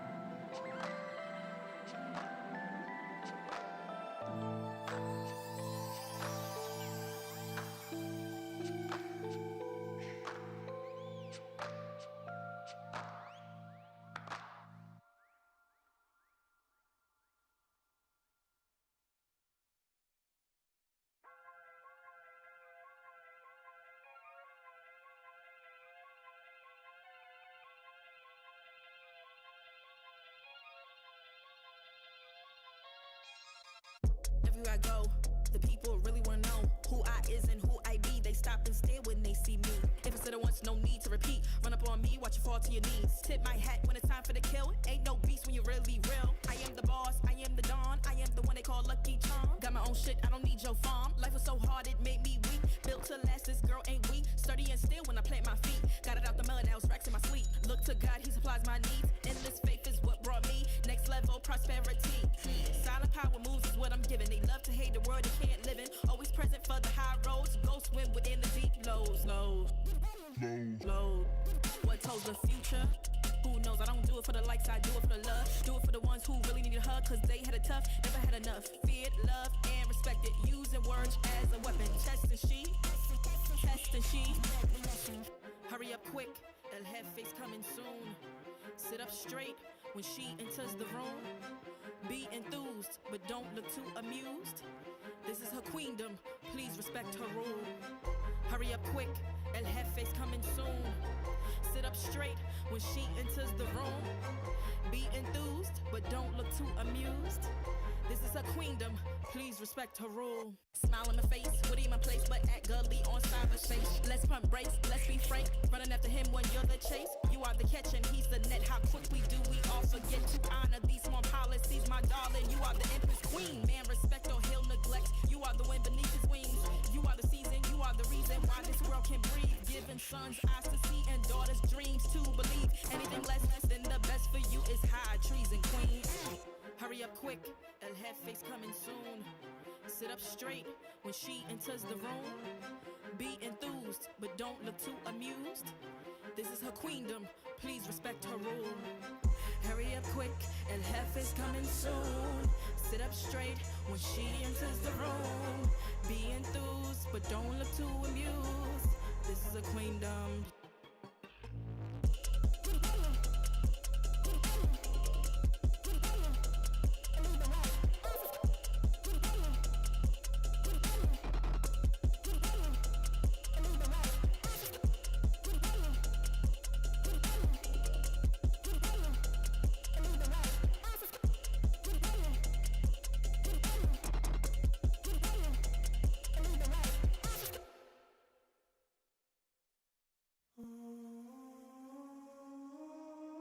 I just gotta flex, flex, flex on the lean.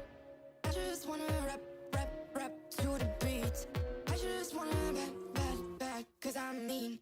I just gotta go back, I'm a freak.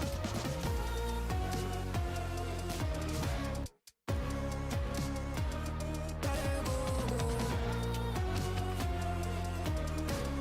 I just wanna rap to the beat. Move of emotion, they drunk at their problems. They always on road and they starting. She knows cause she's the same. She's trying to stop playing games. Move of emotion, they drunk at their problems. They always on road and they starting. She knows cause she's the same. She's trying to stop playing games. Where the people at, what they really want to know. Who's your lovers and who are your bros? Who are the enemies you do keep close? Who are the people that you shouldn't know? Where the people at, what they really want to know. Who's your lovers and who are your bros? Who are the enemies you do keep close? Who are the people that you shouldn't know? I just gotta flex, flex, flex on the lean. I just wanna rap, rap, rap to the beat. I just wanna back, cause I'm mean. I just gotta go back, I'm a freak.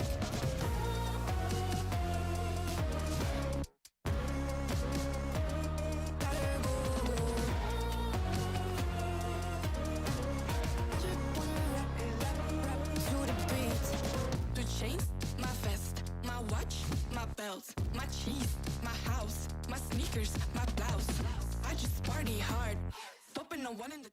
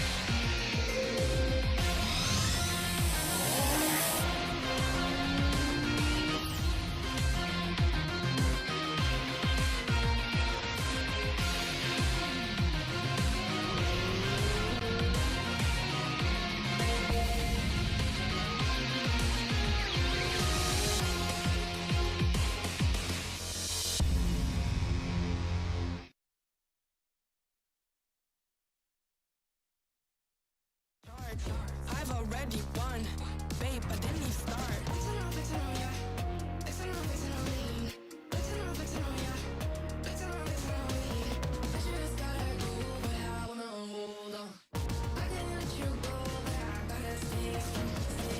Unless you heard it from me, then you ain't heard it from me. Got it from me, all the energy extra. You don't wanna see me with the hitters. Generations caught up, look how things will switch. People they're quick, now they wanna move at the bits. Boy wanna go to bitch, nah. Now I'm moving. I gotta do what I do. I'm really here on my ones now instead of 4 3s or 2s. And now it's F from Paris. I could have been effing you in Paris. I don't wait for the drop, I just flow from the pop.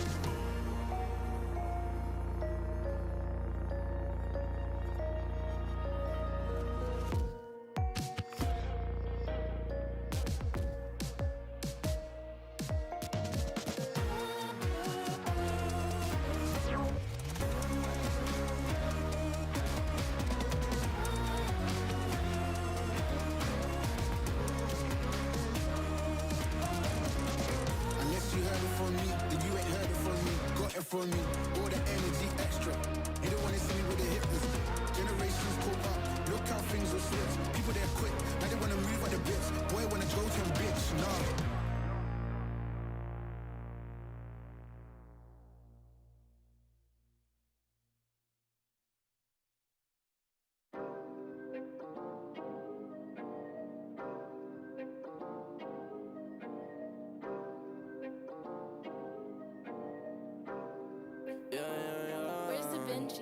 Working a 9 to 5, I had to go and feed the guys. Nobody did it right, I had to show them how to grind. I had to beat the odds, this is the life I live for God. Taking a step at a time, we going up, we headed to Mars. Taking them chances, making decisions, you know I'm never gonna lie. Till you let go, I'm copying all them, who you gon' be inside. I cannot fake it, I gotta face it, I gotta do the time. You gotta wait, make for a great pay, make sure you're doing your job. Gotta deal with the patience, 200 every occasion.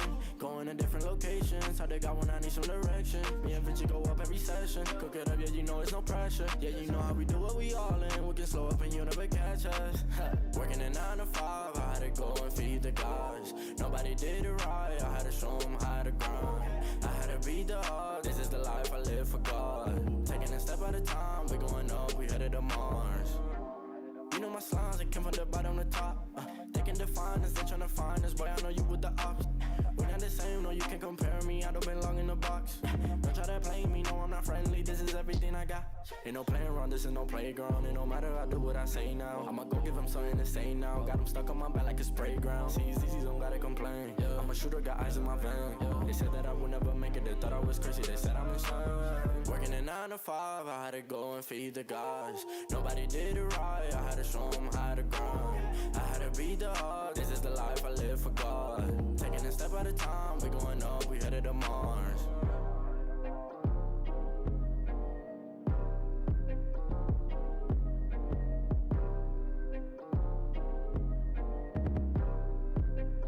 Undefined for life.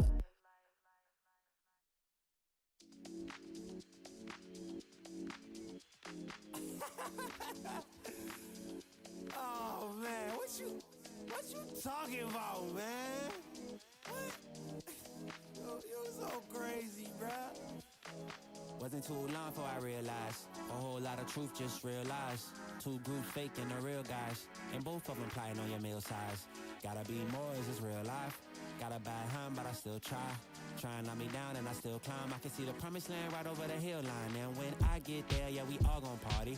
Learn how to surf cause the waves is gnarly. Gotta make the bread, gotta bake the barley. But it take a little time, be patient, darling. Working for the people, gotta rake them all in. But sometimes people make you hate your calling. Some people panic when the brakes is stalling. Me, I go to God when my faith is falling. Put it on the tattoos. A righteous man don't know bad news. Found forgiveness for my snafus. Nothing for the pretty girls trying to get a cashew. Bad dude. Sometimes life really suck like a vacuum. The devil I don't ever turn my back to. I just wanna shower love like a bathroom. And be a role model for the black youth.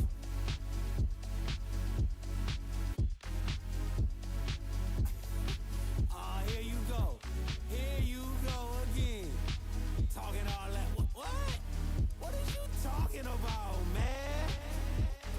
Wasn't too long before I realized a whole lot of truth just realized. Two groups faking the real guys, and both of them plotting on your meal size.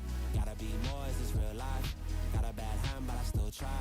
Trying on me down and I still climb. I can see the promised land right over the hill line. And I broke a lot of hearts in my lifetime, thinking that their heart wasn't like mine.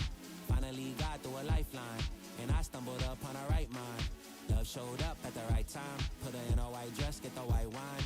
Some people do it for the nighttime, but I'm thinking more, make your life mine.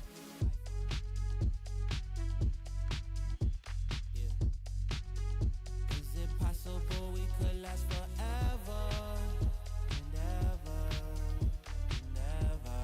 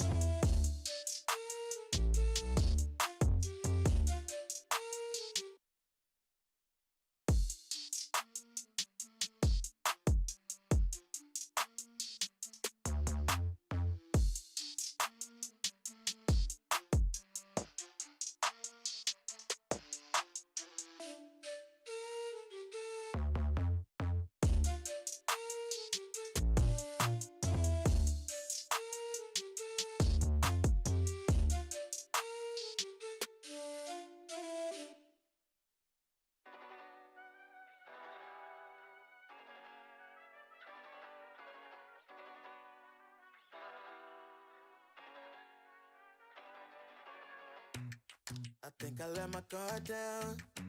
Certain things ain't the same now. Hard to navigate these problems. I'm by myself, you're not around. I tried to open up, it wasn't good enough. Put in my all and got nothing back. Now I'm stuck in the rain, dealing with all this pain. Why you gotta do me like that? Don't say you love me, then go and leave me. It can get ugly, trust and believe me. Say to myself, looks so deceiving. Trying to fight back this far from easy. My life's in your hands. Delilah, don't you know my life's in your hands? Delilah, don't you know my heart turned cold, lost control. Looking at this beautiful distraction. Fell in love with a fatal attraction. I really let my guard down, now relaxing. Why did I open up? She taking way too much. Put in my all and got nothing back.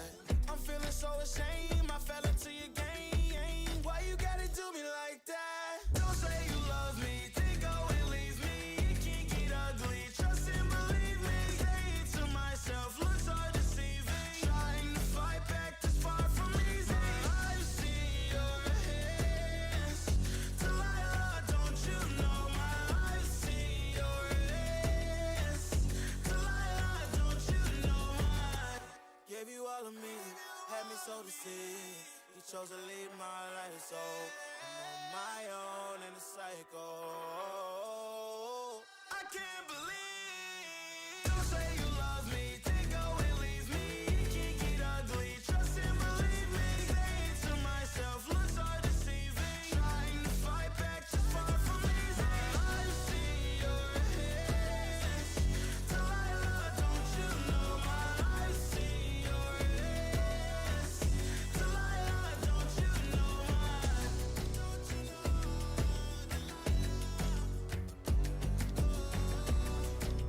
Life's in your hands.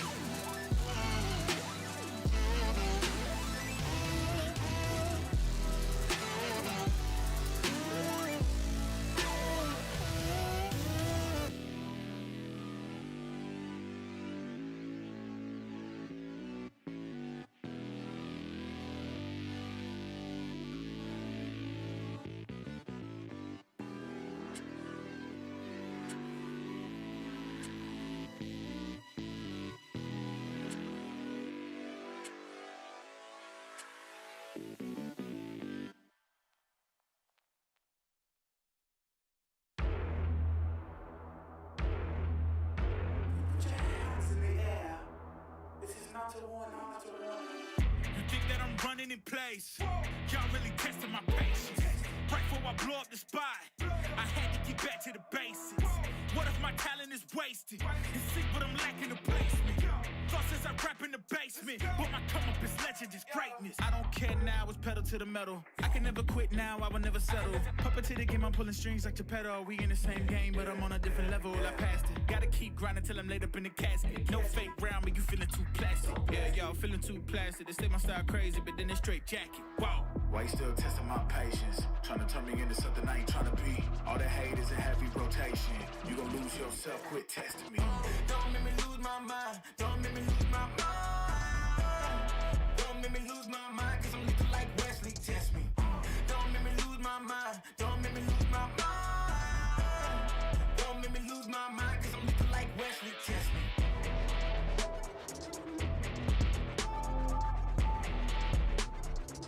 Cause I'm looking like Wesley, test me.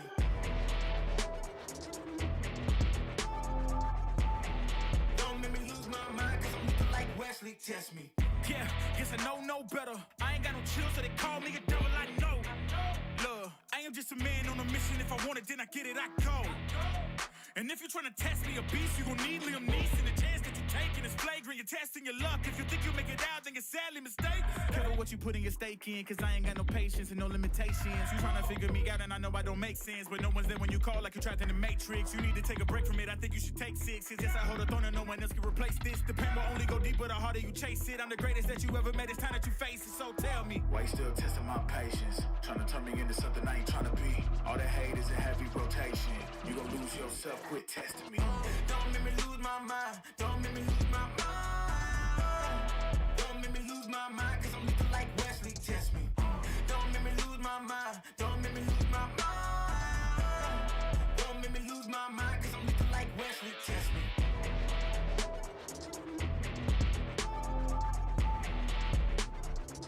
Cause I'm looking like Wesley, test me.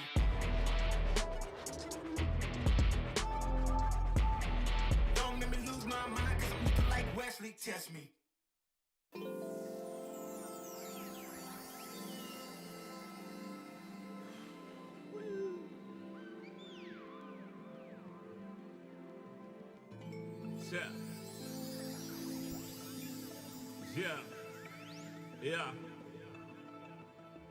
Yeah. The rise before the fall, the glide before the rule, the eyes that saw the soul, the cheer before the goal. I'm here to let you know. Yeah, I'm here to let you know.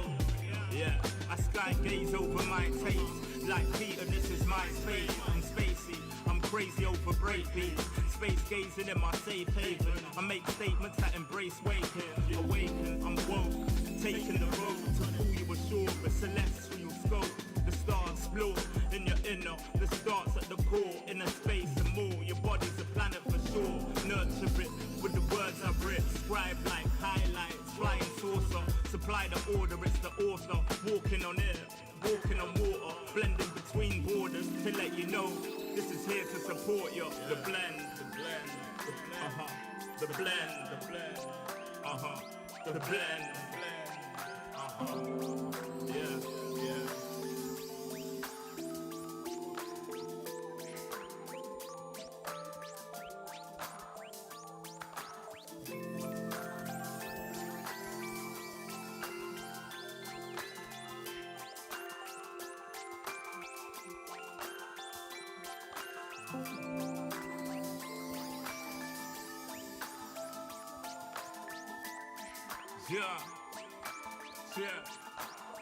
Yeah. Second verse after the first. Take control with words, roll reverse, the rebirth of verb from inside out, outside in. We control the earth frequency. The heart of the world beats in me. It beats on beats as we breathe deep. Oxygen from trees feed. Gift in our gift. This right here, proof we exist. Mind state is gravity, the way you uplift. Across seas swift, water quench thirst. There's a shift. Set sail like shit to find other lands. Some other lands, sun is planned. With the words I'm writing, I'm fertilizing. The earth to rising, realizing. Global warming and the sea is rising. Pollution, the planet needs metabolizing. full of fire like a dragon fighting, creating hot springs when the pressure rising. It's ever rising, but I'm never frightened, cause the days will brighten. Yeah, the blend.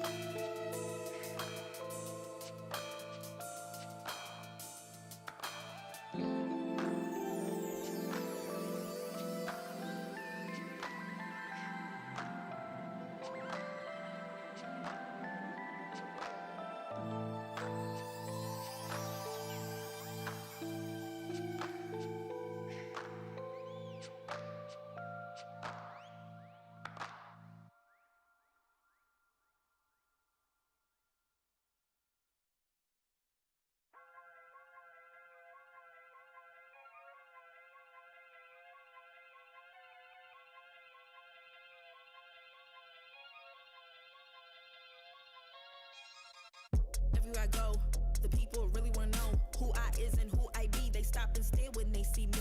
If it's said it once, no need to repeat. Run up on me, watch you fall to your knees. Tip my hat when it's time for the kill. Ain't no beast when you're really real. I am the boss, I am the dawn. I am the one they call Lucky Charm. Got my own shit, I don't need your farm. Life was so hard, it made me weak. Built to last, this girl ain't weak. Sturdy and still when I plant my feet. Got it out the mud, now it's racks in my sleep. Look to God, he supplies my needs. Endless faith is what brought me next level prosperity.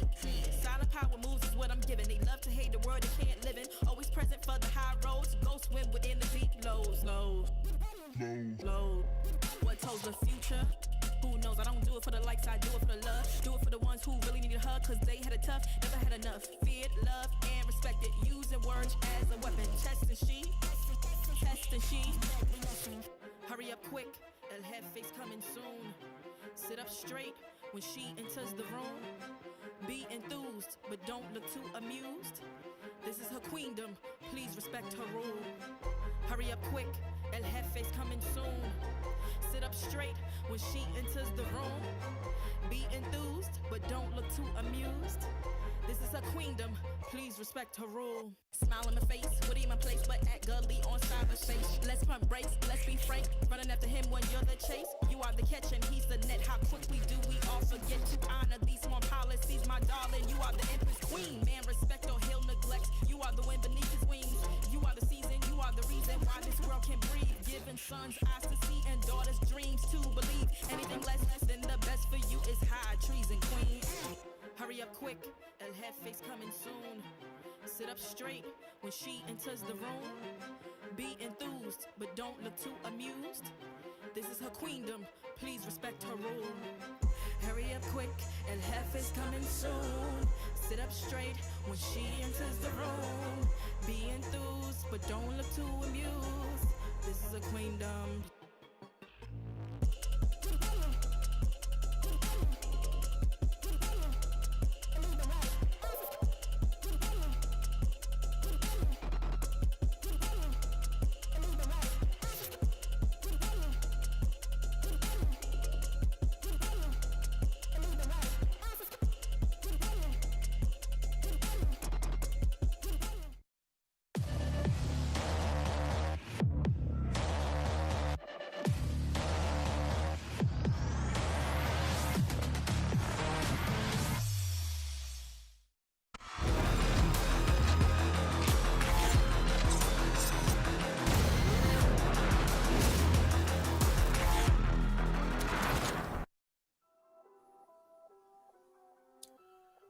I'm pretty sure these guys have properly rested. My hair is properly rested as well. Oh my god. And it's time for the lower bracket finals to determine who's going up against NAOS Esports tomorrow in the grand finals. These guys are already locked in for Asia Pacific Challengers, but right now it's a battle to see who is the best in the Philippines. I'm Noman. Alongside with me once again is Raph and Black and Blue.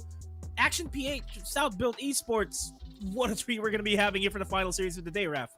It is going to be a treat, and I hope you guys have, refilled your gas. I hope you've eaten. I hope you've grabbed your drinks, because I feel like this is going to be another long one. Either whether it be a 2-1 or a 2-0. We've seen how long a 2-0 can go.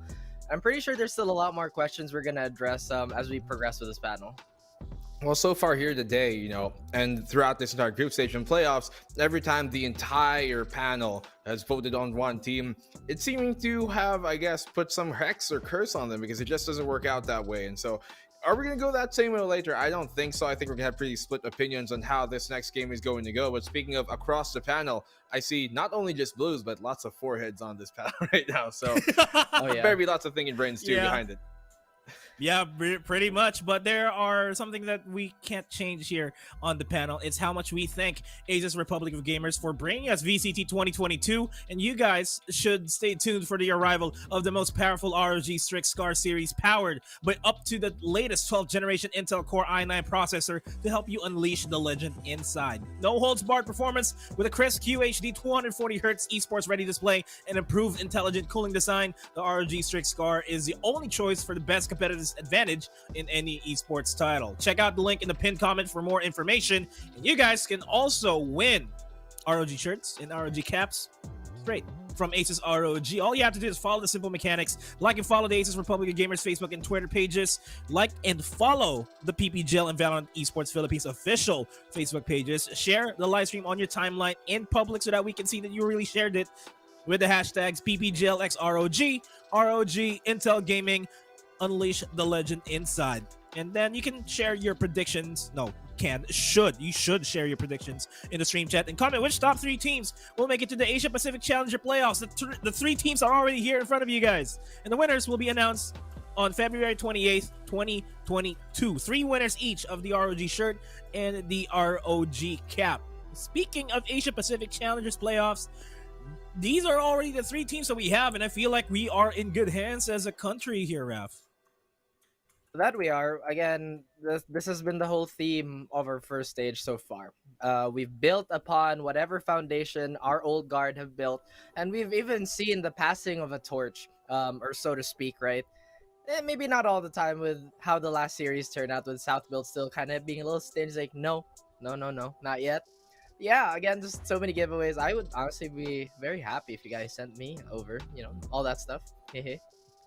I would be quite happy as well. But I mean, for the teams, that had a lot of expectations coming into this entire stage, group stages and playoffs, I guess the run isn't done just yet.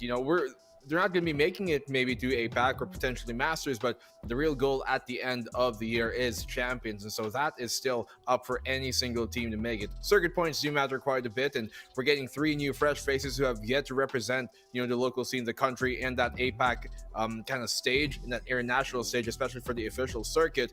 But I think the local scene right now in the Philippines, it's in pretty good hands. And we are in pretty good hands right now as well, because we're going to have one hell of a series. So let's introduce one of the teams that are going to be playing here in the lower bracket finals. It's Action PH.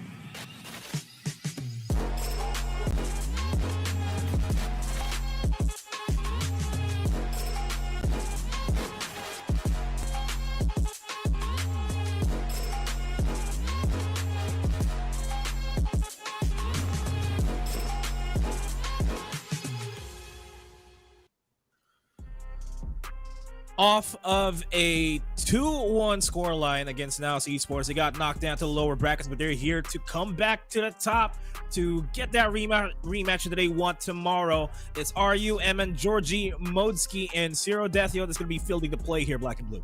Yeah, this team, one of the more recent teams we have formed in the pro scene, but by gosh, from the very start, they were already getting that ball rolling. I have yet to see a team in the entire history of VCTPH that runs off of momentum like these guys do.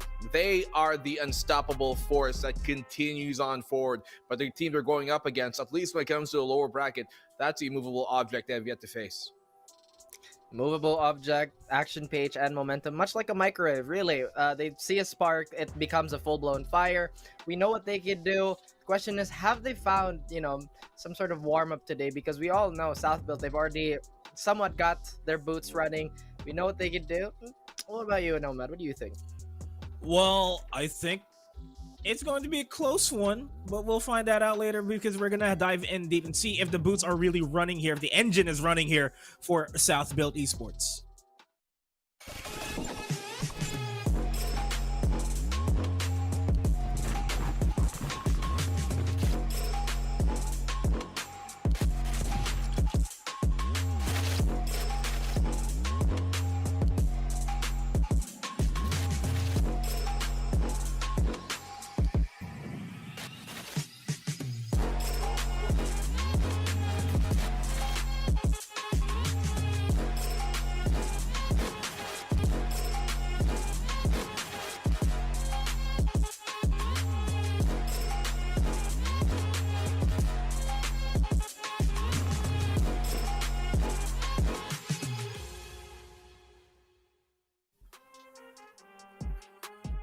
South Built Esports, the gauntlet that they've been through is not a joke on the lower brackets. Close 2-0 victory against Oasis Gaming, but they're here to try to come back into the top and take down NAOS Esports. We got Aziz, Ja, Papi Chulo, Flippy, and Pro Raf.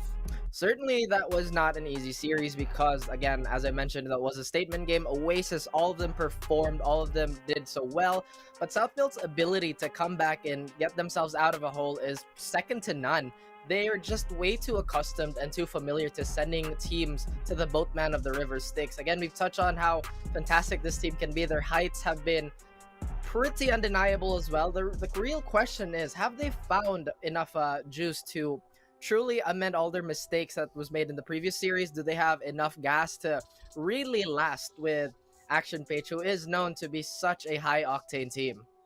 Yeah, this team has made itself renowned for being that clutch team, for being able to shoot itself out of a bad situation, even though they shouldn't be put in that situation in the first place. For the most part, they're able to get themselves out of it. So even though the mud might be knee high, they can walk right through it.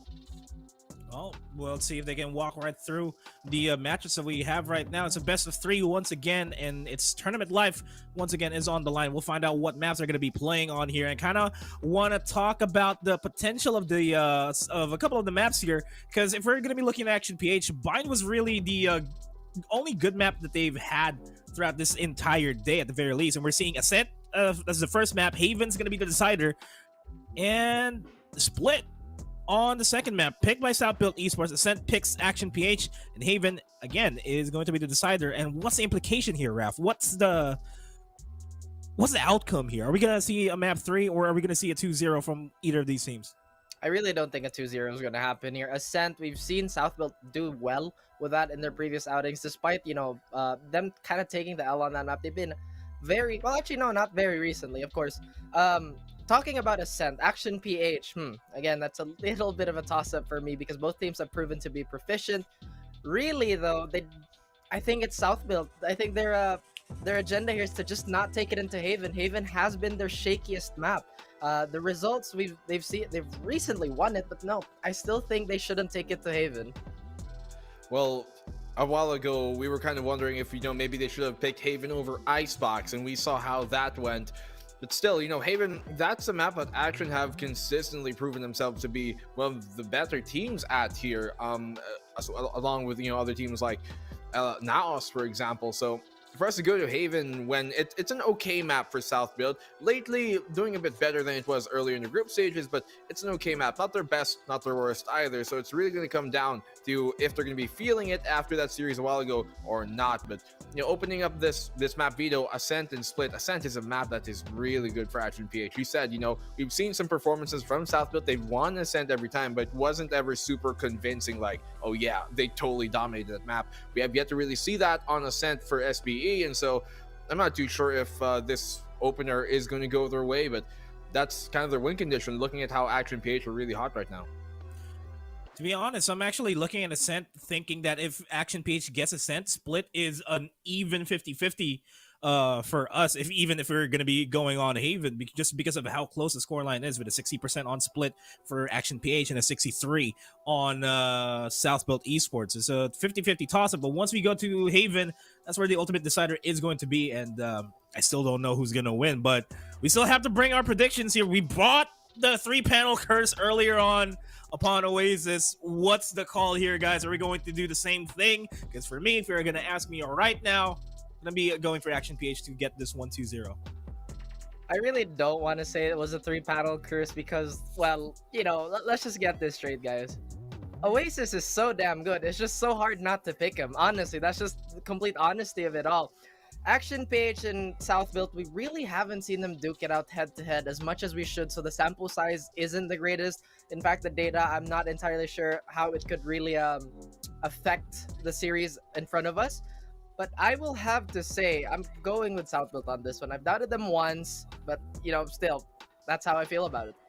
Okay, so we already have one going to the left, one going to the right. So no triple prediction here, as you know, I kind of suspected. Very contrasting ideas, but I'm gonna have to go with my other man on the panel with a flannel and agree that I think South Built, after that win from a while ago, can continue that momentum 2-1. They might not have played against Action PH specifically, but they do have that experience, at least playing with them and against them, and them just being friends in general. So they have that experience to back into, not exactly in the server, but outside of it. So that's where I think they're really going to get themselves going. And let's see, I don't think, you know, especially after that series a while ago, we're going to get anything less than the very, very close one once more. Well, there you go. The flannels on the panels have finally said their words. The guy in the coat and the hoodie is going to tell you guys to stay tuned because we're hopping on Ascent. That's the first map, and the lower bracket finals is Action PH versus South Built Esports in the final. Best of 3 for the day.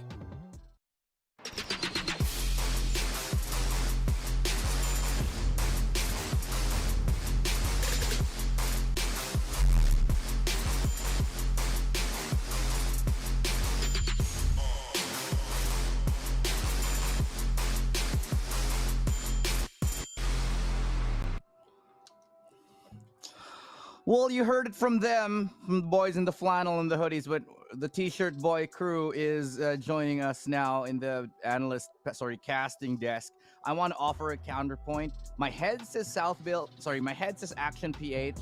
My heart, my gut is telling me South Built is going to take this in a 2-1. I think it's going to be extremely close. Asrai, we probably casted one of the longest series that we've ever casted. I think this one is going to be a little bit more of the same. Yeah, honestly, today has been the final stop, the final resting ground for teams, right? As we are looking to see which final top 2 will be moving forward for tomorrow. We already have the one, which is NAOS Esports, and now maybe a shot again at redemption for Action PH, because again, we saw how shaky the performance was when they went up against NAOS. I felt like that wasn't the 100% Action that we saw yesterday. I felt like Georgia was very off center, and maybe if they get a win here against SBE, that could you know, bring back his confidence. But that being said, though, SBE definitely on a forward trajectory here. Both of these sides have a very compelling case in becoming the second ongoer to the top 2 going tomorrow. Let's head here towards Ascent. It's going to be the agent select right now. And if we're going to be taking a look at the agents, it's the double initiator now coming in here for South Built. Action PH, they're going to be playing with a very conservative double sentinel.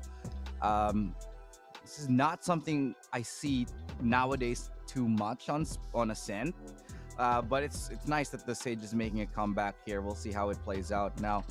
And whether they're going to be using the Sage as the ye old battle Sage. That's something we haven't talked about or heard about in a minute, but it might be making a resurgence here in game number 1. I mean, Emon has shown that he really loves to go for this battle Sage. If it works really well. Because again, it gives them options of heal, res, flushes out some sorting corners, which again allows Georgie to do Georgie things. But against the SBE that we saw against Oasis, it is gonna be something interesting. Though that being said, though, I don't know if Oasis, sorry, not Oasis, but SBE. I mean, I don't know what SBE is gonna bringing into this next series though, because they just went off on an absolute murder of a series. We had only an hour break for them to reset, but is that enough time? That's a very good question here. But you know, the thing is, even though it's been an hour, I really do think that South Built, they're a team. They've been around here for months. True. And they're probably going to be just fine going into this one. So let's go into it. Game number 1 here. Asura, I didn't get to hear your prediction, or if you have, maybe the other ear. Oh, I did not set my prediction yet, but I'm going to put you in the hot seat now. Oh yeah, I'm in the hot seat, and I'll double down as I downed it double a while ago. I'm gonna go APH still on this one. APH, okay, well, we'll see who takes it on this as we go into the map itself. Ascent is where we're gonna be headed. And if you're just joining us, it is the first map here in the series. The VCT Philippines playoff. Now it's going to be the attacking side, and that's going to be started off right now by attacking Action PH, and South Build is on the defense. Towards short they go. Great entry from Georgie. The gravity well, a little bit too late on that one. Still enough to get him a nice double kill from Ja. Just in case you were thinking he was feeling cold, proves us absolutely wrong as he gets a triple. Falling back now. It's going to be the retake 2v3. Ja's done more than enough for his team. Ja feels like a wrestler right now. I feel like he's just shouting, "Can you dance? Can you handle me?" As he smell what Ja is cooking tonight. Smells like garlic and butter. They're the best things in the world. Oh, But hell it's yeah. Ryu. He's not looking like he's in a very smooth place. It's Ryu who's dropped to 48 HP. He's gonna have to land all the headshots to get to one, but through the wall, Pro's gonna be able to do it. It's a nice round here from South Build. They take the pistol very cleanly up against Action PH. All in the helms of Ja with his magnificent 3K there. Honestly thought that would have been the loss for him because Georgia was heating up. But Ja just sweeps it from under. This is the perfect, like, this is Ja ruling the game. What's love? Dude. I That's need Ja to Rule, put that right? in my, yeah, exactly. I need to put that back into my playlist, but Yeah, that's going in my retro playlist, dude. point taken, right? Because again, I had some reservations about Ja whenever he brings out the controller, but this time it feels like he's just Spike down activated, mid. which allows Aziz to take the helm of a duelist. And again, because they do have these agents that have so much more flexibility to their abilities, it just gives them so many options. Just a little bit of a tease there through the wall. Can't wallbang through that one. They're going to decide not to peek up against ASUS anymore, or that Marshall. Instead, they're going to try to work their way towards B. Collision course right now through Deathyo. Tagged up by ASUS. No one to refrag into the Lark play. Will come to fruition here. Now they know, because the turret is still active, that there's still players around mid or B. And with very good reason, they will just hold on to the B site. There's no cause for concern right now for the SB side. Pro with that recon dart should be able to get information onto one. Shot dart should be a nice finisher. Oh, he doesn't get it. I thought that would land, but instead Papi Chulo does One it. enemy Cleanup remaining. crew should be in here already. Papi Chulo and Ja and Pro will be able to do it. Nicely done. Flawless. This is what you want to see from South Build Asteroid. Perfect flawless rounds. Yeah. I did mention, like, is an hour enough for hour? Any of those pronunciations. Anyways, if that is enough for SBE, gotta remember as well for the viewers that early on today, we did see Action PH butt heads with NAOS Esports. So both of these teams coming in from matches that were incredibly taxing, I would say, overall. But oh yeah, with that, SBE, the only team that's really gotten a break was NAOS. Because they're gonna play tomorrow. Yeah. True. Well, they deserve it. They've been doing so well that, it makes sense. They are. These guys, they gotta have to go through the gauntlet, though. Speaking of gauntlet, lots of utilities onto the A side, and Ja. Enemy tag. Like this. No one's gonna expect it. And bam, he strikes forward like a Viper. He strikes. Spike And down he even A. claims the 3K once again. Zero Deathyo. now has to pick up the spike, will plant it, and he actually picks up the Spectre. I'm pretty sure he had a Vandal in hand, and he switches it up to a not substantial weapon, and awkward. That's very awkward. That's ridiculous from Ja. That is a one and done position. He should not be allowed to get more than one, but he gets 3. I have a lot of questions about what I'm seeing right now from Action PH. They have a Sova. They have what it takes to get that information. But they didn't clear that close corner, and they paid the price for it. Everybody was focused on Heaven, and I did see the communication that said somebody towards short, toward, you know, close on site. Well, hindsight is 2020. ASUS easily will connect onto Georgia right there, getting this the early operator kill. And South built, this is what you want to see from them. Yeah, the South that built different. That nothing left for them to imagine, to guess. It's all laid bare. They just know where the opponents are going to be coming from. APH look a little bit lost here. Are you? Yeah, a bit of show of force, but yeah, he's going to have to replicate this like 4 times. And okay, maybe, okay. Even more so now, but he's been tagged. I'm going to put this out there. He's tagged, he's 15 HP. He's very much injured. Spike planted. He's planting the spike in a very awkward spot. So if he places himself on Hell, this would mean that he has to fight out. That's why he's keeping a close corner, keeping a close eye on that spike. But now as they break through on the door and they've spotted him, they know where he is. He's got the Cosmic Divide. Don't think he's gonna use it though. I like this close angle. One enemy remaining. The drop onto one. He's gonna almost land the shot onto Pro. 4 kills isn't enough. He makes it very expensive with a Sheriff. But story still will be going to South Bill taking it. No chance to recover that operator, so that is a lost investment. Good bonus round from Action PH. Yeah. I mean, they can just, you know, shrug it off. They have so much money for sure because they haven't really taken that many casualties in the past couple of rounds. Wow. Yeah, for APH though, they've already lost 4. It's very quick and concise, I would say. And now, in the immortal words of TS, they gotta shake it off. In the words of the beautiful, brilliant TS, the only TS. Oh yeah. Not Team Secret, by the way. Let's talk about Taylor Swift. Ooh, Aziz. You know where he is? Be faster. Yeah, exactly. Swift. Yeah. Nice trade, though. Wall raised. I mean, trade with the alarm. You fought well. Wow, good shot right there. Headshot angle, and he wins. You can tell he's been working on that aim. As Modesky does get the frag onto Jot, though. Still a 3v4. Very likely, very possible that we go towards the inside right there. But close angle will be checked.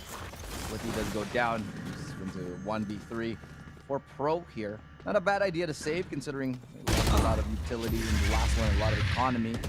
Modesky will finish it off.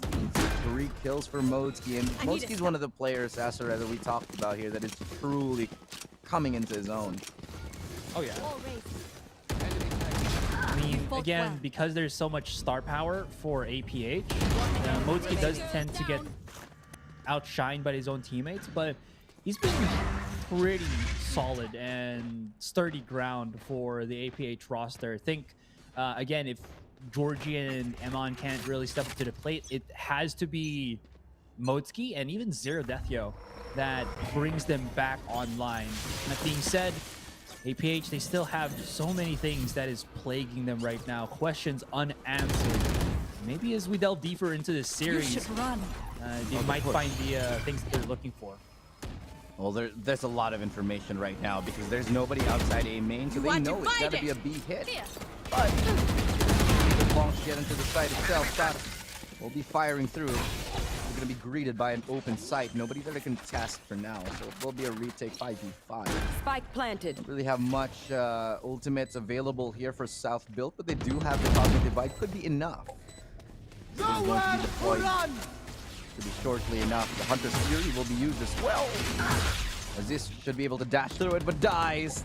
The turret. Nothing you can do about that. Moski with another. player Straight on by standing. Pro. Zhao on the flank. He does well enough, but he's the only one left. And he's gotten around the corner, but there's 3 crosshairs trained on him. He's dead to rights. No way. No chance in hell.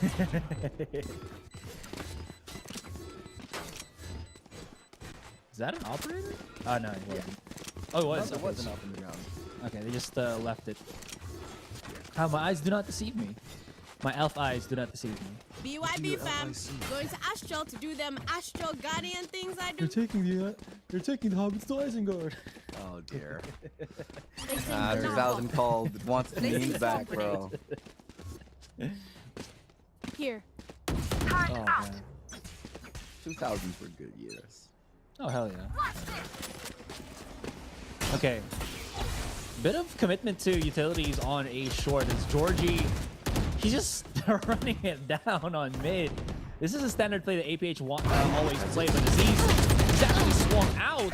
Are you though? Catches the lurk, but Papi Chulo is there to follow it up. Georgie now running for dear life as he updrafts, tries to dodge and weave, but it seems like Pro has finally caught his number. Well, you know, when you get numbers, it's good, but this time it's not. Eman, though, does have the res, so it's still fine. But no, Flippy was waiting for it. Oh, that's... Yeah. That's a feels bad moment for Georgie right there. There's nothing Truly you can do. it But this is. double up, this is a brilliant double up. One enemy remaining. If they can hit the shots, and they Spike down can. mid. Flippy gets one. It's up to Pro. He gets the tag. Only 2 bullets. He has to reload. He's trapped in a corner. M on 1v2, back up against the wall. 43 HP. He is so done for here, and Pro just stylishly closes it off with a 1-tap with a sheriff. A thrifty win for Southville. And they just... That is just like, again, the playstyle of the Z's, right? As he swings... I don't even see the head pop out there. There wasn't any zoom or anything. I just didn't even see it. We know we wouldn't have hit that shot. Oh, yeah. But that's not a very high bar for these kind of players.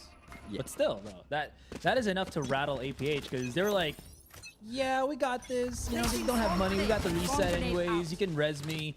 And then, boop. Boop. Enemy tag. Yeah, lots of utilities used in a round where SBE actually had just, what, 2 ultimates and a couple of guns? A couple of sheriffs? They work out. Sometimes it's all you need, especially on a map like Ascent. Southville are looking rock solid for now as they shift map control all the way from B, making their way towards mid. They're letting Modsky get on with the lure, try to creep up towards short here. They do break that wall. This actually might help Southville because they are going for it. They have, look at how far Modsky has crept up. He's all the way up here towards spawn. They have someone watching it. Yeah, Aziz knows it's a possibility.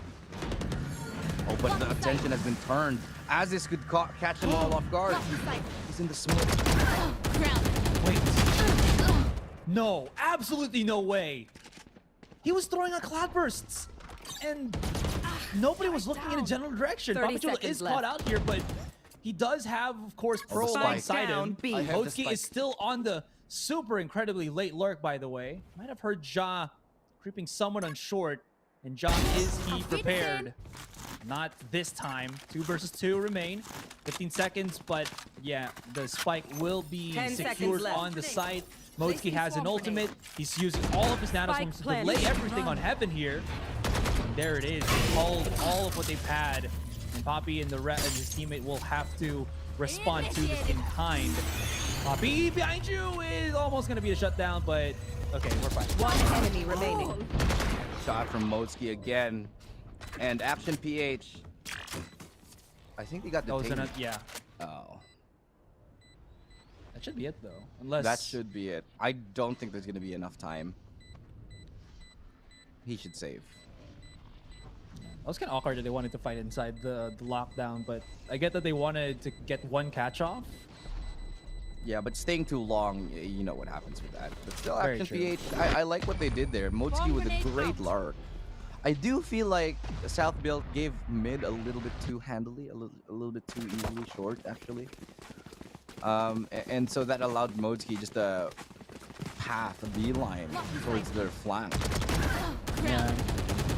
Aziz was the one that got the info, was supposed to get the info. You saw him holding the cross on market, but I think they forgot after he was getting kills there that there was a possibility of a lurk, since APH were already committing for that B site. That being said, though, we rarely do see that, but when it happens, it happens. Now, Aziz, ooh, I love how he's crept up on mid once again. And this could be a bit cheeky. APH are aware of it, but they have their eyes set focus for a site, or B site rather, but Modes can still find something in mid. And timing did not work out for Aziz.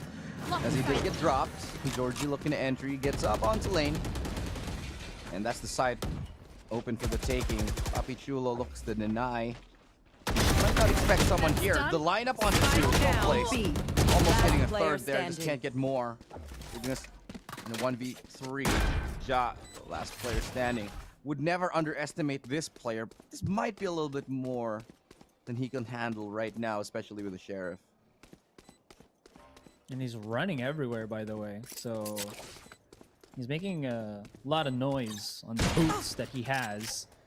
Finally picks up a Vandal here. Might go for the challenge once again, but Modesky not gonna let his turret go down without a fight. So he trades that beautifully. And APH coming back into swing. Using their aggression, using everything. The speed, I think, just to outpace SBE. This is the second game in a row that South Build starts off very, very strongly. It goes like 5-0, 6-0, and then suddenly the opponent starts coming back here. I'm not 100% sure if this is a symptom of them being a little bit too readable or becoming a little bit complacent with the match, because Action PH are picking up very crucial rounds. Even rounds that they are severely disadvantaged in. So I'd like to see South Build be a little bit more reasonable, or a little bit more conservative with their plays. Papi Chulo though, crossfire with him and Aziz, but Aziz already gone down. Oh, just spots the edge of his head, doesn't get the connection though, after the smoke does bloom up. Nope. I think my feed died. Oh, mine's not. But little technical issue on Asarai there, but while he's sorting it out, we'll be hanging out.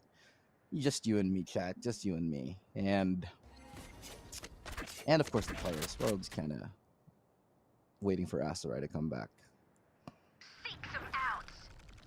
Oh, welcome back. Wonderful. Everything? Yeah. I can see everything. So play The ghost nice. of Asarai. The timing on Pro's peak. Everybody from AP just walks up. 30 seconds left. Oh my goodness. Well, There they are. Pro! Though the Nano Swarm keeps him honest for the meantime. Johnson will be the true bastion mode here, and the fadeaway shot for the second kill just disrupts APH as they try to rupture the A site. John has 10 already seconds got left. away from the RU here, but they run down the clock, and even inboard against these waves. The problem now lies that he just does not have any time left on that clock. One more. One enemy remaining. Still peeking, but again, it's all over. That timer was not kind to APH, and so was SBE. 4 kills for Ja, 4 kills for Georgie. 13 now for Ja. He is on something else today, man. I got enough Whether time it to was go his into the clutches that he Astro brought in the previous game up against Oasis, or now with just the defensive hold. He's just something special today. Ja is definitely One enemy back remaining. again. This is the form that we know him for.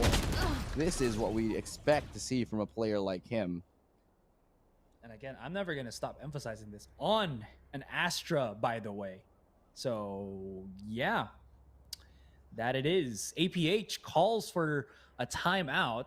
They were rallying pretty well, and as they lost that second sprint, that second momentum, now they know that they have to take a bit of a breather here, especially that coming into this round, they'll be having Georgie with his blade. So they want to optimize this as they as much as they can. And we'll see how that goes. Usually he just loves to just run it down mid and then double updraft, maybe get a kill. That'll be something. Zero Death here does not have his Hunter Spirit to kind of supplement that, which I think APH have done in the past. For now, it's still a pretty close game. 6-4. It's very much close. We could still see a tie Placing at the sentry. very beginning, at this halftime. Placing swarm grenade.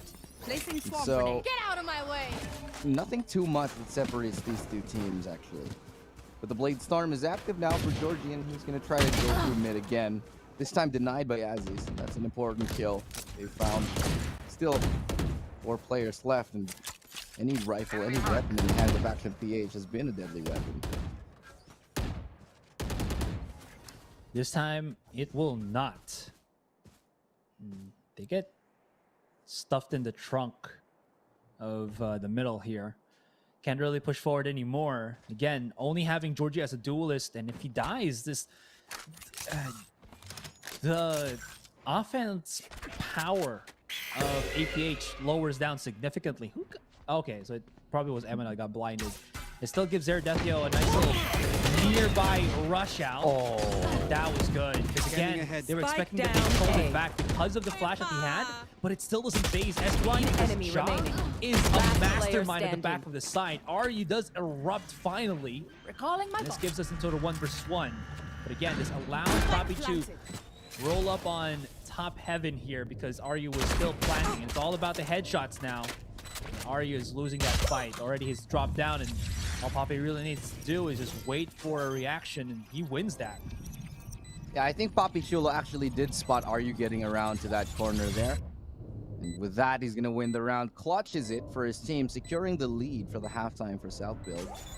We're taking a little bit of time to defuse it just to figure out what they're going to be doing for the remaining, I'd say, remaining game plan, remaining rounds that they have Last round in the half.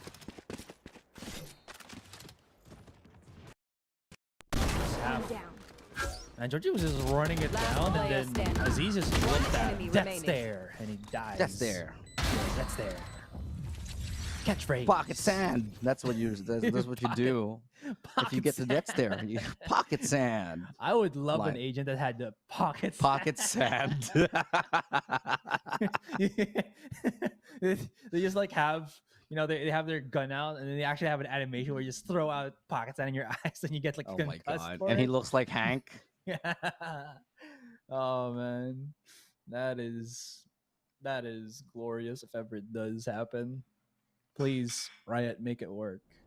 You know, we get the memes, you know, on the sprays for the Zoomers. Yeah. We need something from the boomers, you know. For the boomers, yeah. Throw it back a little bit for the old boys like us. You know what I mean? Exactly, Maybe exactly. throw in a couple of Rick rolls. Yeah. Or Maybe one of the finishing sounds should be like, dun, dun, dun, dun, and it should be just the Rick roll start for like Never Gonna Give You Up. oh, that's true. Could be. They gotta pay Rick Astley a good amount of money though for that. Oh man, He's a true I would pay treasure. Rick Astley all the money if I had it, but Yeah. I'd like Rick Astley on my birthday party every year for the rest of my life. Yeah, and he does covers, by the way, too, He in his does. own like style on his YouTube channel. Like, it's pretty rad to see him still do that. Can't believe like that kind of face. He looks like so young. Has like such He a does. deep voice. It's just some people just don't age. You know what I mean? Like, Yeah. But now it looks like his voice actually does match his look. Because again, his voice got aged up a little lower. bit. He Yeah. has pretty much aged up a lot. I mean that he got that song out like 80s, right? And that was like what, 40 years ago? Respect though for Oh, him still God. looking great, you know. Yeah, if I could look as good as Rick Astley does now that he's 40, you know, when I'm 40. He's not 40. What do you mean? He's older than that. If he was 40 from 40 years ago, that would mean that he Right. was Clearly, we're doing baby. caster math here. They don't pay us to do math, man. All right, look, it's just He's how it 56 is. years old, dude. He's 56, so he made that song when he was 16. Yeah. No way. Respect to Rick Astley for looking like that in his 40s. So when he Oh, came you know out who's with... he's kind of weird now? You know who's kind of messed up? Aaron Carter. Really? Yeah. Just look him up. It's kind of weird. You know who doesn't look weird? Who? Avril Lavigne. She looks great. True. Very true. And this is not a sarcastic. That is an absolute fact. You know, we Filipinos look great as we age. As we older. As we older. I know. It's getting to that point in the night where we're just forgetting how to speak English. Oh my. It's the podcast time if you guys don't know. Don't complain. We're on a long technical pause, all right? So it is what it is. This is what you get. Yeah. That's what you get when you let these casters cast.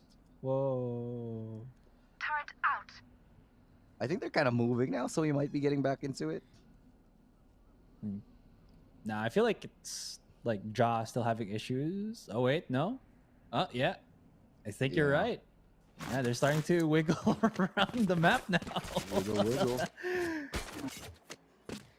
We do like it when it wiggles around the map.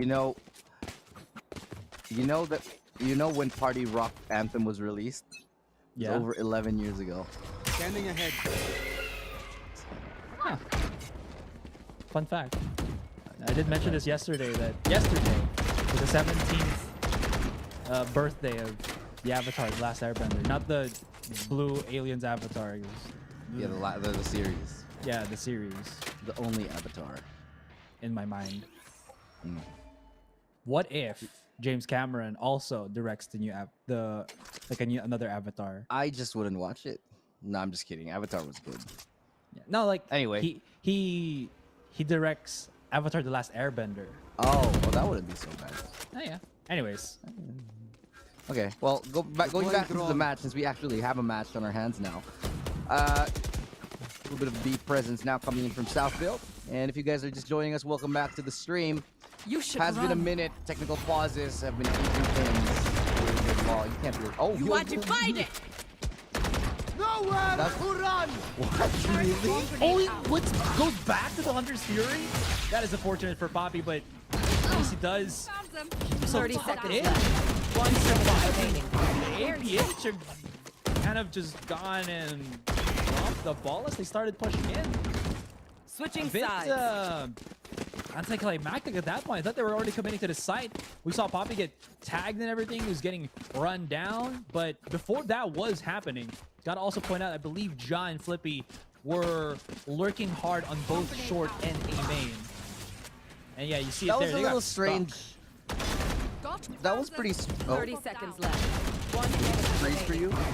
I can still hear, but it also has frozen for me. It has also frozen for me. Yeah. Well, you know, sometimes we just gotta let it go. Not gonna bite. But you know what was weird? That lockdown. I thought it would have been behind the box to stop it from getting sprayed.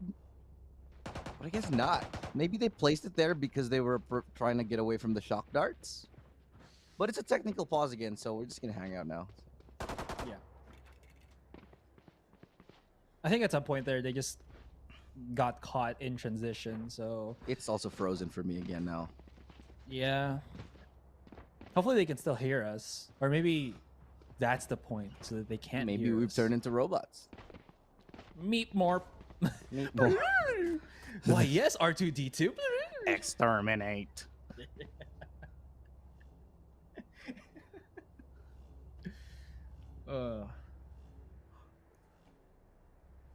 Isn't that exterminate from The Daleks.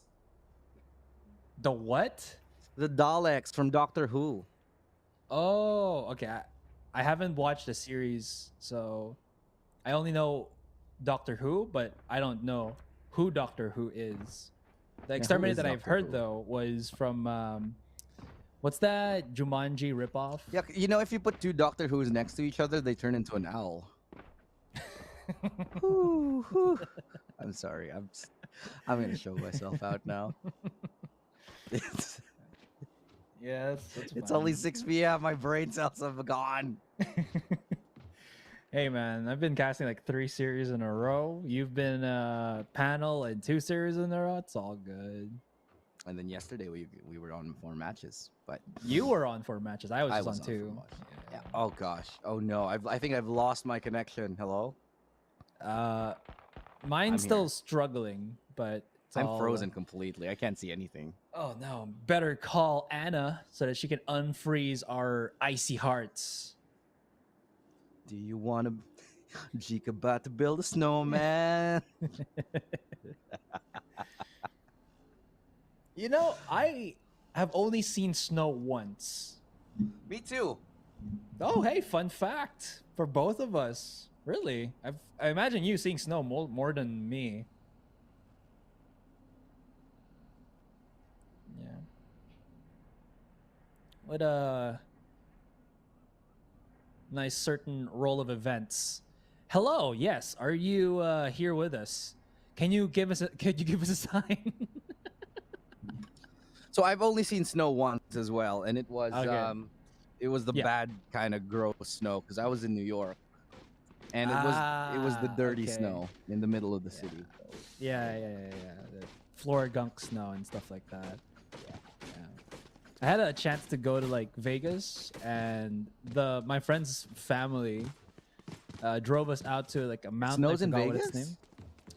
There's a mountain here in Vegas that has Oh right, snow. yeah, and you can ski there. Yes, though it was so weird and difficult to do because like the slopes were so slippery. Mm-hmm. It was kind of dangerous, but pretty fun, I'd say.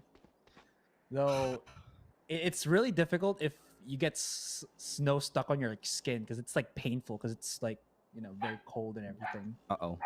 Oh no. Has Biscuit done it again? Okay.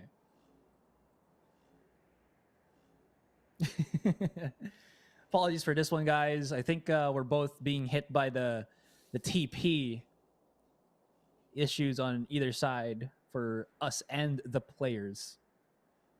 But it is what it is. We're just waiting for everything. Yeah, I was just mentioning to the chat that we might be experiencing both TPs on broadcast and on the player side. So just bear with us a little bit. What if we don't like bears? Well, that's not really a necessity. Really? Yeah. You would tell a bear that you don't like bears? How would you tell a bear that you don't like bears? That you don't like a bear?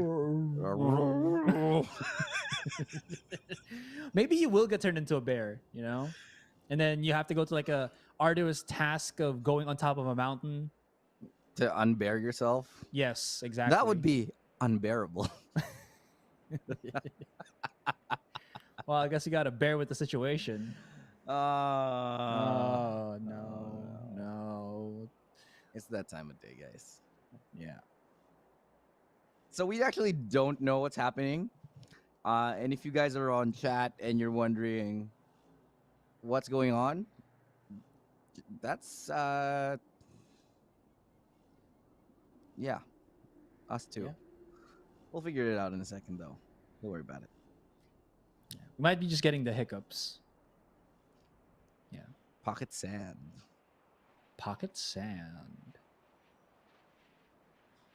Speaking of hiccups, you know what's a gem of a show? What? That arguably has had a trilogy, but I'm not sure why it's not as popular in the Philippines. What? How to Train Your Dragon.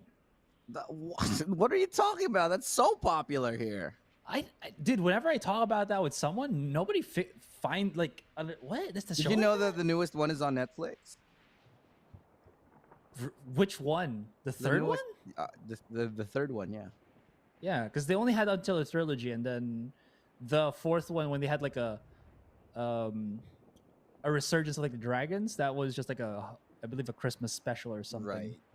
Yeah, when the main character had Hiccup had kids. By the way, animation is not only for children. We will be starting again soon. Yeah. By the way, apparently, I'm just getting word from production now. We just had to double check a couple of things, but we'll be going into it now.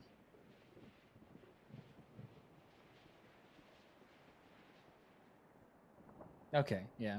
We are looking finer, as it were.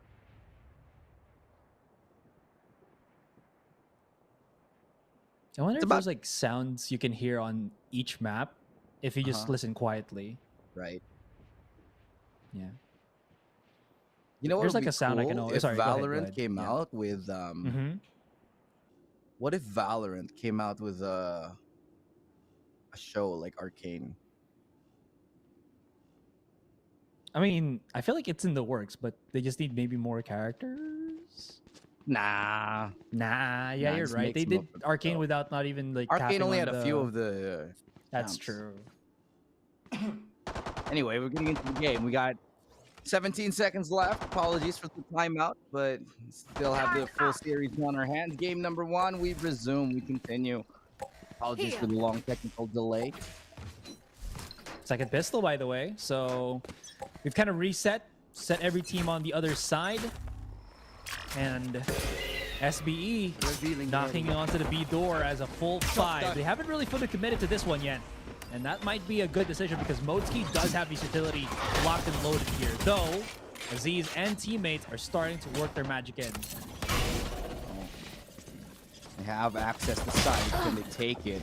Nice dink with Moti. Another follow-up right there from Zero Deathio as he's eventually traded out. But one enemy good remaining. hold from Action PH as they take the pistol confidently here. It's going to help reduce the gap in terms of the score line.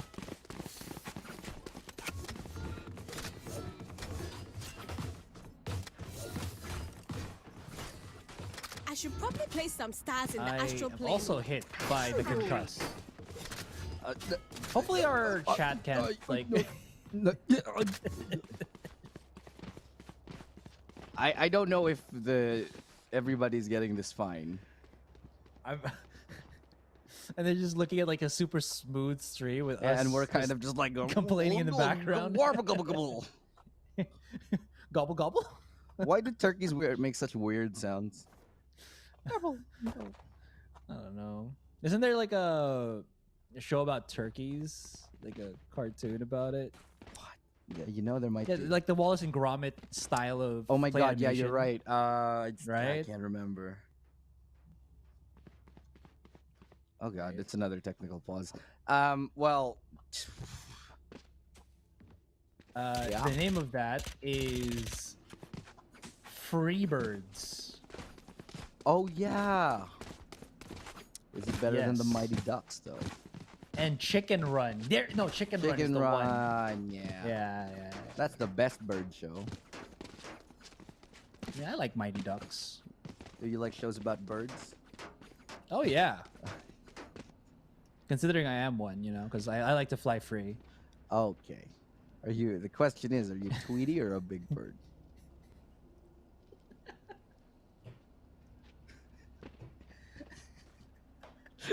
Well, either way, I'm yellow, so you know it's fine. Oh, you're yellow. Okay. Yeah,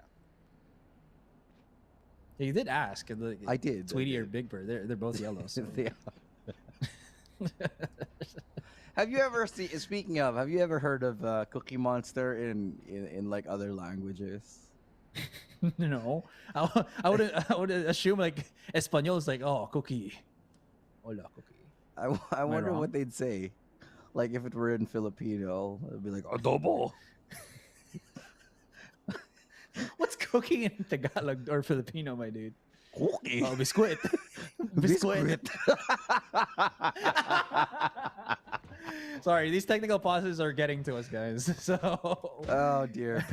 Well, it is done now, so It we're is. back to. Thank God. Yeah, meat's back on the menu, boys. No more cookies. No more cookies. Damn. Okay, a rush here. That's what we're gonna see here from Southfield. He's gonna throw everything they have. The flash. They're gonna run in, dash in. Okay, can't find the down target. Or you have actually done a number of the members of Southfield. No, we not joke, but we talk about touching tips, but that was the closest we've seen, like both of the Brody and One enemy remaining. Aziz touch tips. Now the spot where Ja is, he's just gonna charge in valiantly, but fail utterly. You mean tips of the pistol? Just want to clarify. Yes, exactly. Yeah. That's what I meant. Right. Just making. I meant nothing else other than that. Okay, very good. Or the sword. Spike down. True. A. They were sword fighting.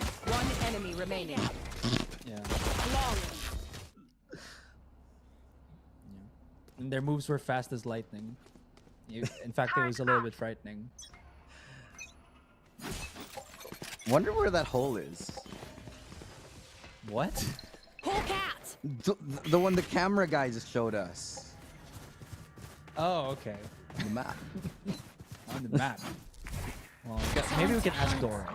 She knows a thing or two about maps. Oh, yeah. Certainly. We'll see if we can SBE explore their way onto success and towards that B site, and they will be trying to go. Actually, the spike is going towards A, so it's just a little bit of utility being thrown to force back the members of Action PH on this defense. I wonder where Georgie's safe position is at this location. Like, he's so far forward that wherever he tries to dash, if SBE push aggressive on short, he has nowhere else to go, and he's by himself. Now that they've caught Zero Deathio here, non-existent mid-control for Akshan now, so Georgie's gonna have to make something out of nothing, and Flippy was well aware of the situation. SBE set their sights on the A, but there is Amon as well as RU stacked in this corner, but because of that flash, they know what is in the back waiting for them. RU, great Spike shot. down A. He's able to find Pro right here as Amon follows up. And Ja is able to get one, only one for now. Last player standing. Okay, Ja has made this possible. Yet again, we rely on Ja on the SBE side to take the advantage for South Built, and they get the 9th round on the board. That was so smooth for South Built there. And they were making it work though for APH. Look at this. They were just getting trades and everything. It almost did go all the way around. RU and who was this? RU and Amon were really holding the back of the site. And speaking of RU, he's actually top fragging for Akshan PH. You don't usually see that. Again, one of those like quiet players in a team, on the team, but right now he is giving some breaths for APH. Not enough though, but somehow they are managing. Yeah, they're hanging on. Action PH will need a little bit more, as Emon does try to go a little bit aggressive, not get punished for it, and they'll not get anything in exchange. Just a little bit of information given to both of these players. So now they know that there's a Sage here hanging out around towards A. Georgie only hanging with a, well, he does have a Vandal, so I'll be pretty happy with that. Recon does come through the mid. Will give them indicator that there's not going to be too much quick rotation here. But aggressive push will get caught off, will be punished. The game of patience has been lost by Action PH this time. Well, if you think about patience, SBE is king of that. As somehow, some way, even if they're like the slowest paced team that you could ever maybe hope to go against, they still work their magic somehow. Speaking of which, 30 seconds left onto that clock. Aziz running it down with the rest of the team. They're charging right in. See Georgie holding the cross here. Deathio as well helping out the crossfire even further. And SBE might have dropped the ball on this one, but they're still adamant at getting everything in. Flippy's flash does absolutely nothing against Zero here, who's still marking the site itself. 7 seconds left to remain, and by golly, they still got themselves that spike planted down. One enemy remaining. Will be a first one in the end. Flippy's coming right in, and Amon rises to the occasion, keeps everything nice and tucked as he is the final, but does get the clutch in the end. 9-7, and APH another. Well, that's 2 rounds now. It separates the two teams.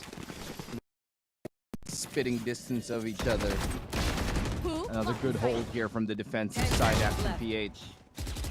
Spike down. And B. again, on Ascent, this is a map that both teams are fairly comfortable on. Remaining.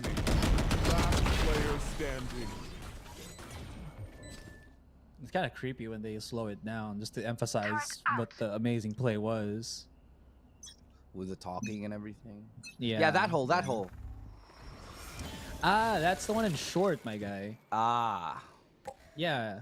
So you see the door, right? The switch. Right. If you go on, if you go higher to that, you can see You see the tiny side. little crevice. Yep. Right. Yep. Yeah. There's even like some like cheeky Sova lineups you can use through there. You go through it? Oh, okay. Yep. Well, There are, and it actually is pretty useful, but the setup I believe is kind of complicated. a little bit more time right now for South Bell to sort of just recover. Play it a little bit slowly. Are going to be on a lesser buy.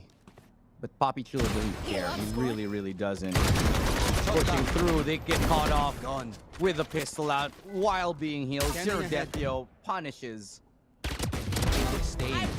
South Bill. RU finds Ja as well. 2 players left in the South Bill side. Shots being popped here on A. One enemy remaining. They've heard? Yeah, they heard the orb being taken. Emon for sure knew one was there. And just had the clairvoyance to spot that the second one would be there too.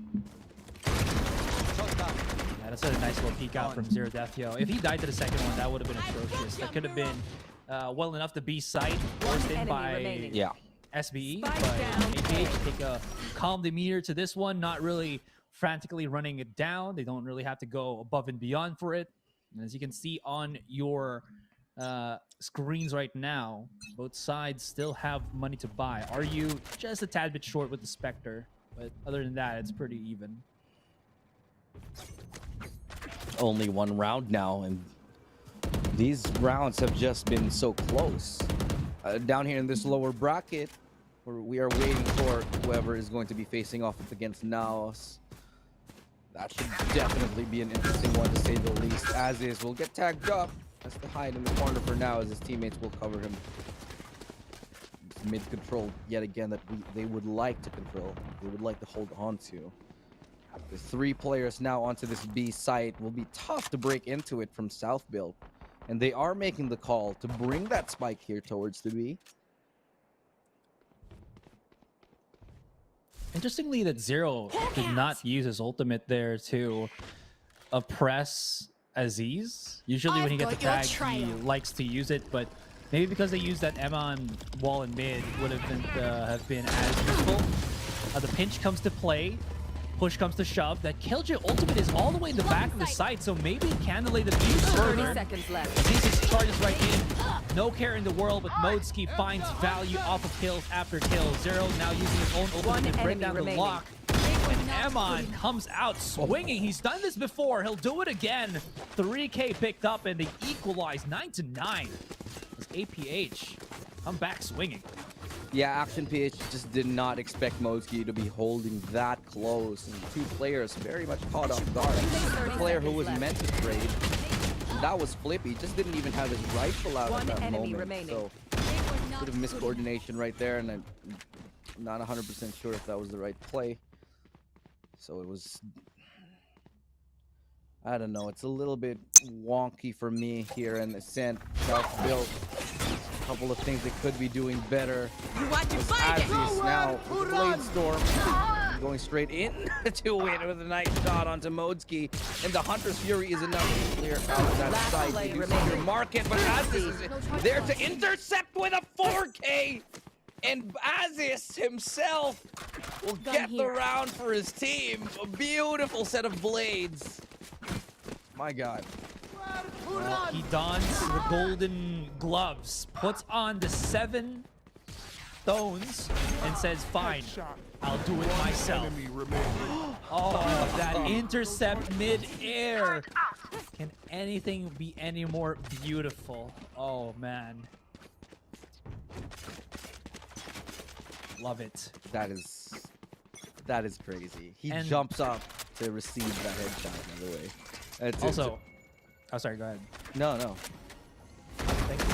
I was just going to add to, remember when we were in Ascent? Remember when they went up against Oasis Gaming? Wasn't that the same spot as is just kind of shut down the Oasis roster like, game right, 1? by pushing into spawn as well. Yeah, 100%. So teams who are playing up against Southville should know that that is a play that they do like to run every now and then. They do identify where one is. They're going to try to back him up, but I am certain they're going to flush him out and fall the utility right now. Gravity wells coming through. They're all stunned up. Bro finds him, but he's in a gravity well of his own. No way to trade that one. Karmic retribution. Just an eye for an eye. A well for a well. Well.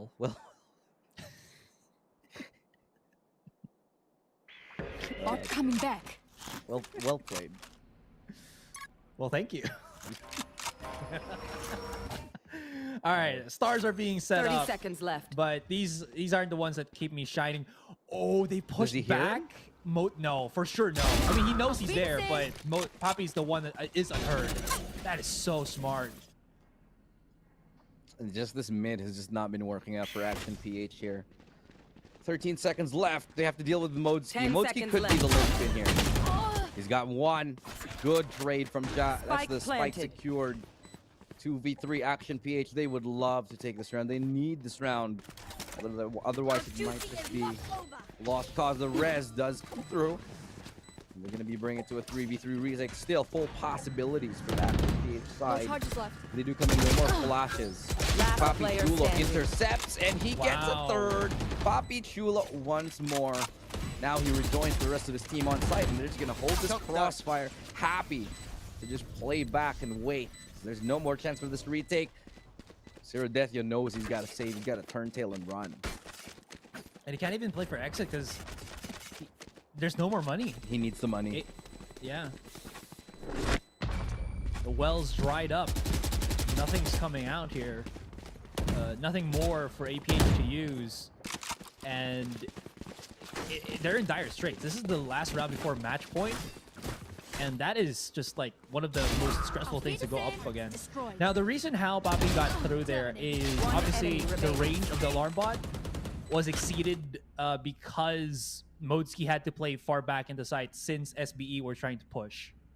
Now, I think Poppy knew about this and just waited for it to happen. Like, he just was just looking at that. He didn't have to break it. And it just worked out so well for him. Such a smart man this guy is. Scary, mind you. It's another timeout that we're seeing. This time it's not a technical. It'll be over in a few seconds. So, you know, everybody just relax. It's we're gonna be going back into the game in a second, so gonna be fine. Yeah, we're gonna be fine. But you know what's not fine? The economy of Action PH. They are currently in the dumps.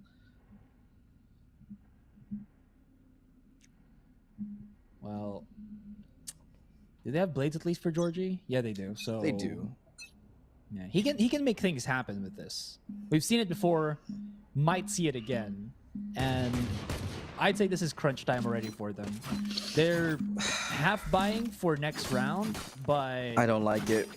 Yeah, I mean they can't risk not having a proper buy round at least for the last match if SBE are on match point already. So better the devil you know than you don't, right?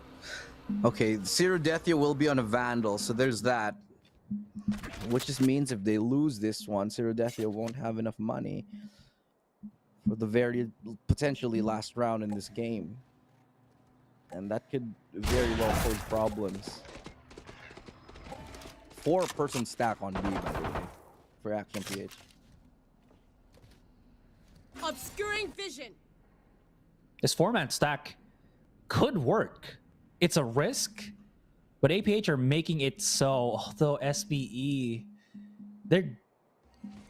I'm pretty sure they don't know this. They're guessing everything, but the gamble of APH will not pay off. Literally just that.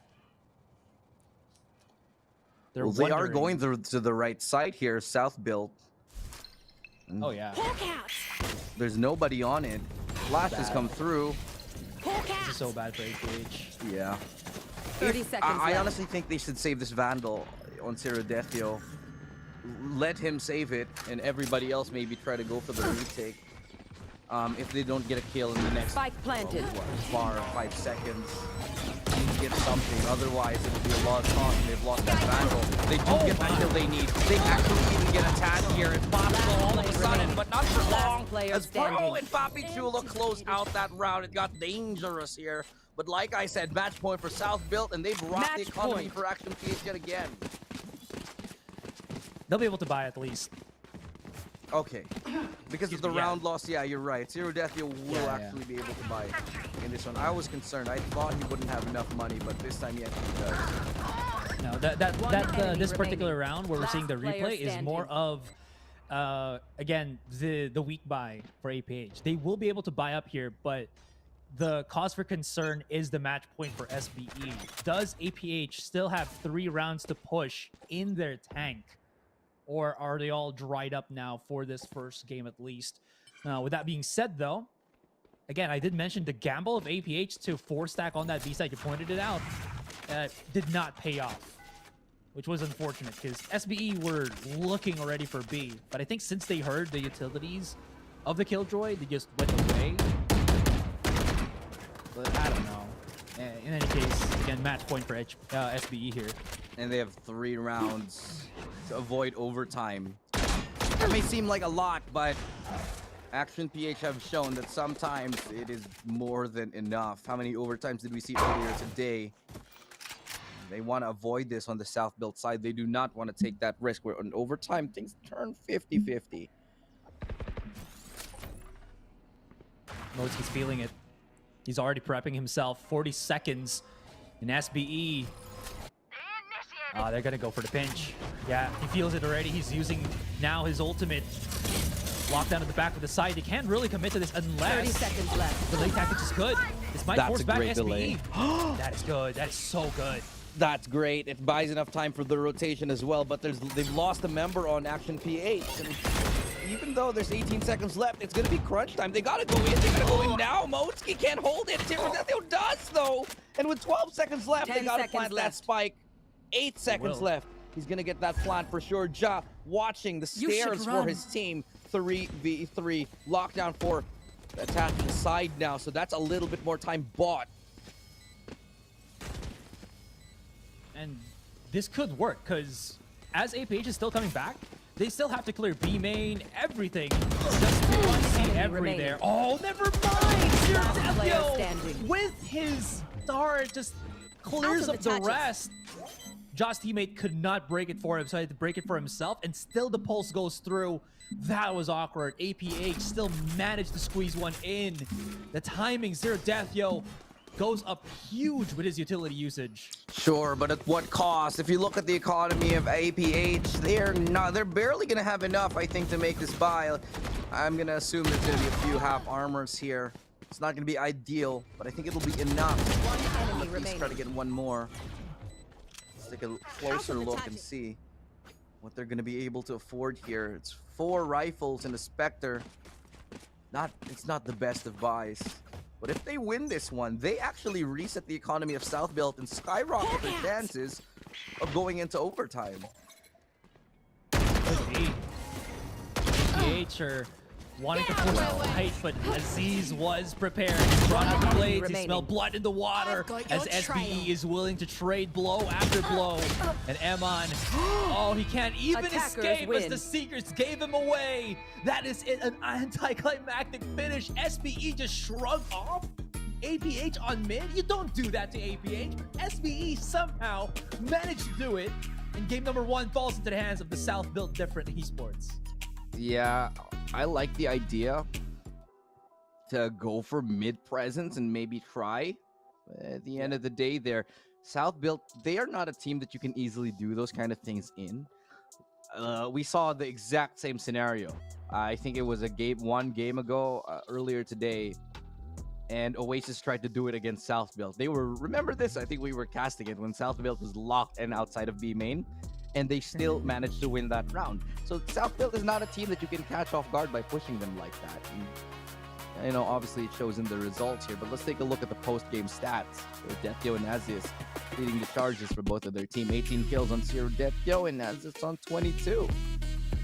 And when SBE take their fight seriously, there's just nothing this team can't do. Up against any opposition, they look like they just need to adjust a bit and they figure stuff out. I honestly thought that their slower style of play wouldn't work against APH, who again is a team that likes to butt heads ever so often. But when you have somebody like Aziz who is ready and waiting for that, it is just so potent. And put a Jaw into the mix. Well, again, as I mentioned before, he's gonna Jaw rule the opposition here. Let's take a look at the highlight for the last time in this map. Could be the very last. Could be the very last chance here for Action PH, because they are on the ropes right now. One more map is all South Built needs. Too much to worry about though, because at the end of the day they are still qualified for APAC, but the bragging rights and the prize money is definitely something they want to be fighting for in the grand final. Oh yeah, for sure. And it is what it is, 30 seconds right? left. But I feel like if they get a win against SBE, that's also an evolutionary process right now for APH, because I think like moving forward into APAC, APH might not be as equipped going into against the other teams, because they're much more, I felt, like tactical overall. But we'll see how this goes. They are brilliant in their they're brilliant on their own ends, but again, there's still that one next level that APH has to hit. They're still incredibly strong because of their players, but I feel like again they might just be missing that one piece. One enemy remaining. Sometimes you'll need that one to be missing from their puzzle right now, but South Built, they seem to have pieced it One enemy remaining. as it's looking like South Built are keeping it going strong. A lot of the panel, a couple of them predicted here it would be a South Built, only really one hanging on for Action PH, and it's crazy to think how much this dynamic has changed from the very beginning of the season. Now we're here and suddenly it's all topsy-turvy. But to make sense of this, we'll have to go back on a little bit of a break, but when we do return, it's going to be game number 2. Don't go anywhere.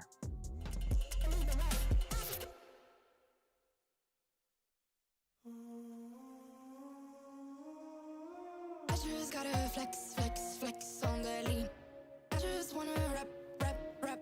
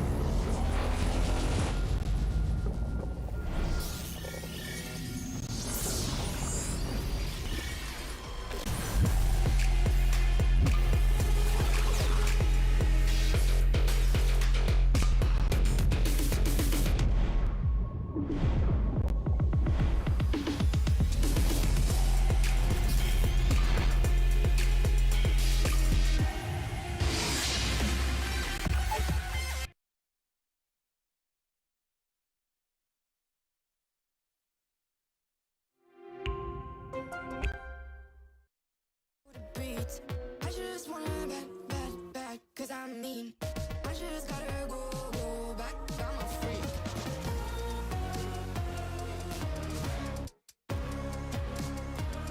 Gotta go.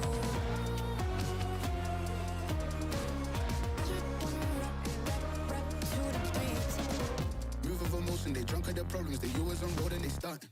She knows just cause she's the same. She's trying to stop playing games. their problems, they always on road and they stuck. She knows this cause she is the same.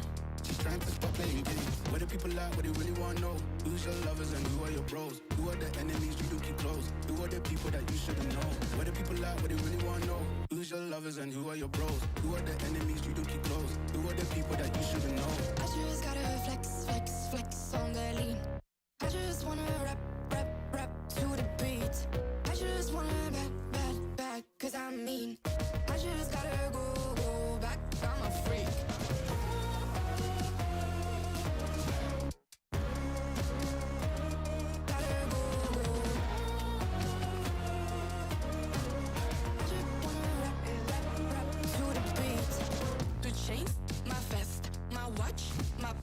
My cheese, my house, my sneakers, my blouse.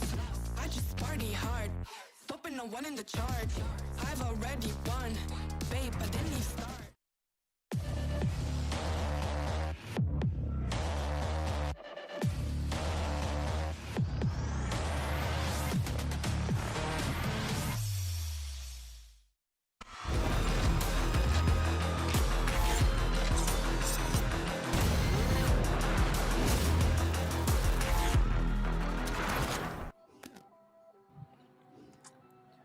We back at it again. Saw how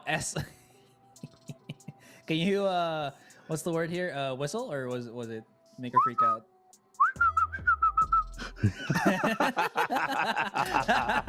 That is amazing. It works Welcome, every Biscuit, time. to the broadcast channel here.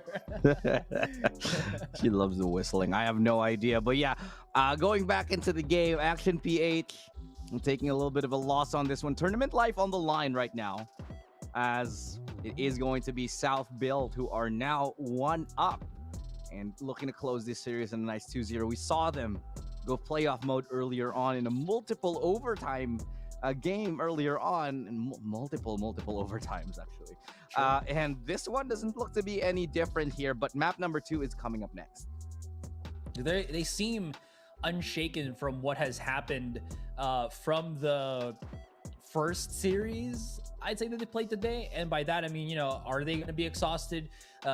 Will they be reset in terms of their mentality? But they come into this one full guns blazing, firing all cylinders, and APH seems to not handle it as well. I mean, it ended 13-10, but the rounds that APH won, I felt like were barely won by the skin of their teeth. That being said, though, APH still has made a compelling case that maybe, just maybe, they can still be able to wiggle another victory, get us into a game number 3, and we'll see if, again, tournament life is on the line at this point. Did you who hear will that, be Biscuit? facing NAOS tomorrow. He said wiggle another victory. Give us a wiggle. Wiggle, wiggle. Wiggle, wiggle. So, it is that time of night. I gotta take care of my dog because this is getting pretty late now.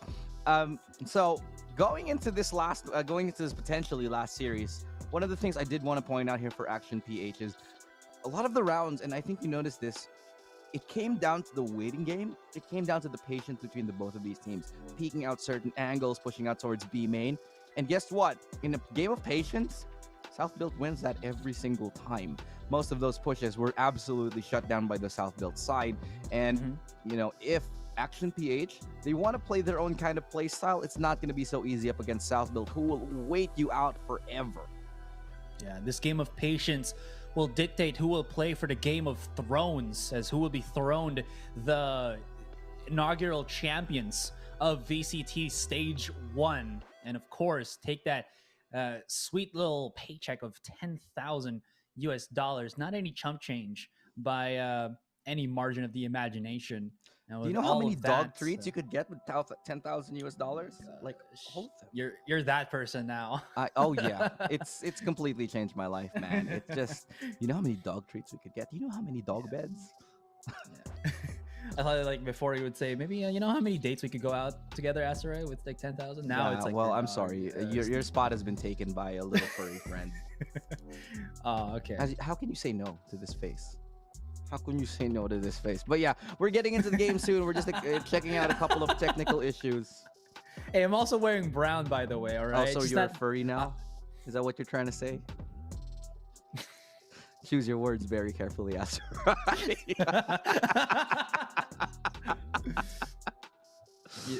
I cannot confirm nor deny the accusations. Help! Get me out of here. Yeah. So, as we are still waiting for this one, just like to remind everybody that tomorrow will be the grand finals of Stage 1 for 2022. The 3 teams that will be playing for the Philippines for APAC have already been decided, and it is the teams that, again, are playing today: SBE, ASUS PH, and then tomorrow also including NAOS Esports. Now, the only thing that really does change at this point is who will be first, second, and third. I'm not sure if it will also affect the seeding or if it's going to be a random seeding for APAC, but at least now it is more for bragging rights. And again, I think it's just really good to win a lot more because of the fact that they just need to, at least specifically for ASUS, the experience and I guess confidence now moving forward. Because I feel like, again, if they try to go against other C teams here, it might shake their core if they're not able to even break through the other top PH teams. I do feel like if there's any other team that can compete against SEA teams, I do think South Built has the experience and the composure to do it. As to the only lingering question, I suppose, for South Built would be their form. Whether they're in form to take on the rest of APAC or not. The other teams, 100% sure they are in form. You have NAOS, great form. They're in amazing shape. Problem is, in terms of international experience, it's very few and far in between. Haven't seen a lot from them.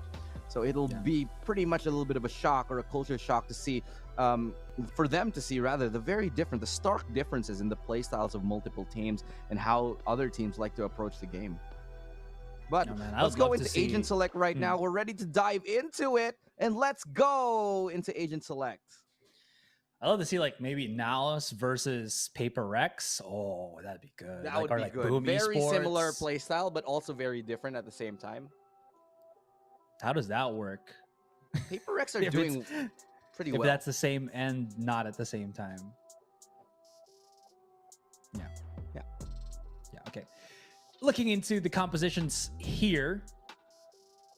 All right, we're going to see again the Cypher come out from SBE. Seems like we're going to go straight into the game. No holds barred anymore, as Split is that decider. I actually thought it was Haven for a moment there. I was wondering why, but either way, Split. This was a map that SBE did make a case against LFO, if I'm not mistaken, but this is a whole different team. We'll see how that goes. Well, APH, I think they never played this before. Also, if I'm not mistaken. Yeah, I'm not so sure how often they've got. I'll take a little bit of a look at the stats later, but we go into Split right here. South Built is very much formidable on Split, so ASUS PH might be a little bit of trouble in this first map. It's the first time we've really seen anybody willing to play up against South Built here. Calm before the storm. Oh, there's the wall. Ari's gonna have to run away here. The snake bite perfectly timed, but it seems like Aziz, unshaken by it, charges right out. A bit heroic there from Aziz. Snake bite does dry up, and now SBE 30 seconds still left. go force their wills player onto this standing. one. Pro, he's gonna Spike have to down, reload. B. Misses the beat. Ari opens stuff up. We're now left with Papi Chulo. Does make some waves as he gets 2 kills on Heaven, but not enough to shake the core of APH as they take the first gun round. Very important pistol here for ASUS PH, especially on South Built, one of South Built's best maps, and especially on the defensive side. They need every round One can enemy take, remaining. especially up against a coordinated South Built. First time that we're really gonna get to see what South Built can truly do on Split. I feel like Split is one of those maps that we have somehow avoided for the majority of this first stage in VCT. Yeah, you're right. I think we've only seen Split with the plethora of games that we've had, maybe about 2 to 3 times at max. Yeah. One day. Yeah. And again, I think the same sentiments come through with Bind. Wow, that is a really risky rotation from APH here. They're just swimming inside a gravity well. He just but stood there. somehow, some way, they still make it work. All of these dashes from Georgie, maybe an intentional dash for just the audio cue. He's just going through mid, through the motions, and not even respecting that Modski was holding the cross. APH might not even care about those 2 rounds as they're already ramping up for this gun. And this is probably where we'll see them strike the hardest. Yeah, the first rifle, the first gun round here coming into play. And I do want to go take another look here at Georgie. Just quite honestly stood in there and then just dashed out the moment he hears that paint shell. He still gets one before he falls back. They do recover that brilliant...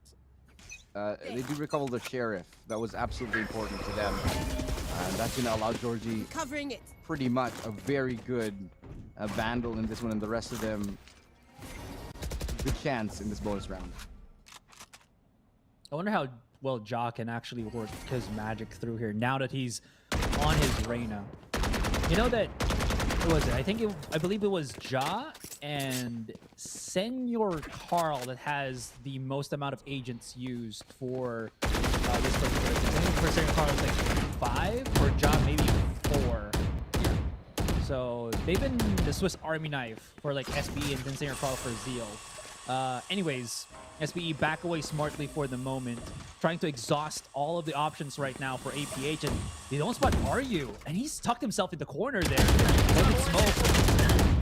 Aryu sprays wildly with the Spectre. Unfortunately, it's a bit too short on the power as he gets overwhelmed. This pop flash, Ja doesn't even. Oh my gosh, Ja! Not able to get the dismiss in time though, so that's gonna be a Vandal picked up by Modski. Not even allowed to by Micros. Now SBE marching their way to the B. B side completely ripe for the taking. Bobby Chulo could even catch. Oh no, he loses the duel. A little bit of an uncharacteristic miss for him. It's ASUS to pick up the pieces, and Cirodetio, as he upgrades to the Vandal, see what he can do. It's already been an expensive gun round for South Build. If they lose any more, they might be in trouble. But with the knife out, Cirodetio will be unable to do anything further. So a decent round for the both of these teams. Enough to challenge the economy of South Build and force a couple of rebites, but not enough to break them. Lovely stuff, lovely stuff. That reactionary shot though from Ja. He was going full confidence. Could have maybe gotten that second spray down. As we see the condominiums here. I wonder if, like, you know, the prices of condos in Valorant is pretty low because people are just shooting everywhere. And it's not a safe neighborhood, so maybe. Yeah. Yeah. Anywho, it is so Ja who is. Yeah, they got very close to actually taking him down here, but look at this. Push right here, it's keeping them at bay towards that B site. Nobody really hard committing too much to it, and for the most part, Eman and Modski happy to just wait. They've been kept at bay.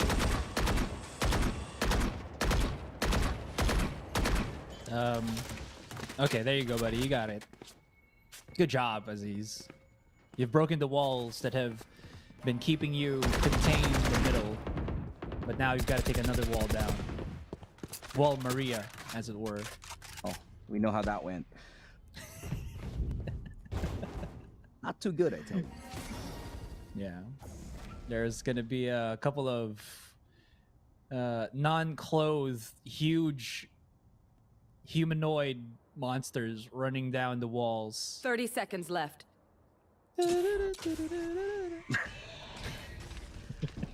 Still waiting on those last episodes. But... Right, we're death metal songs now, but I haven't watched any episodes.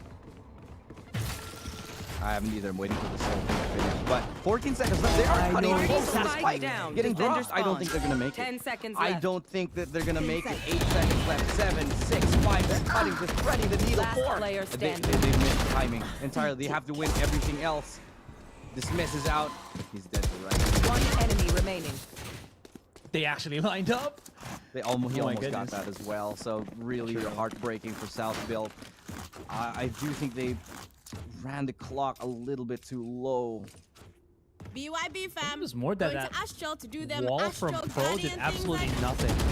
Because the shotgun One enemy remaining. was being well utilized by Amon, if I'm not mistaken. He was just hiding somewhere in spawn, and once he saw the wall come through, he just popped the Judge.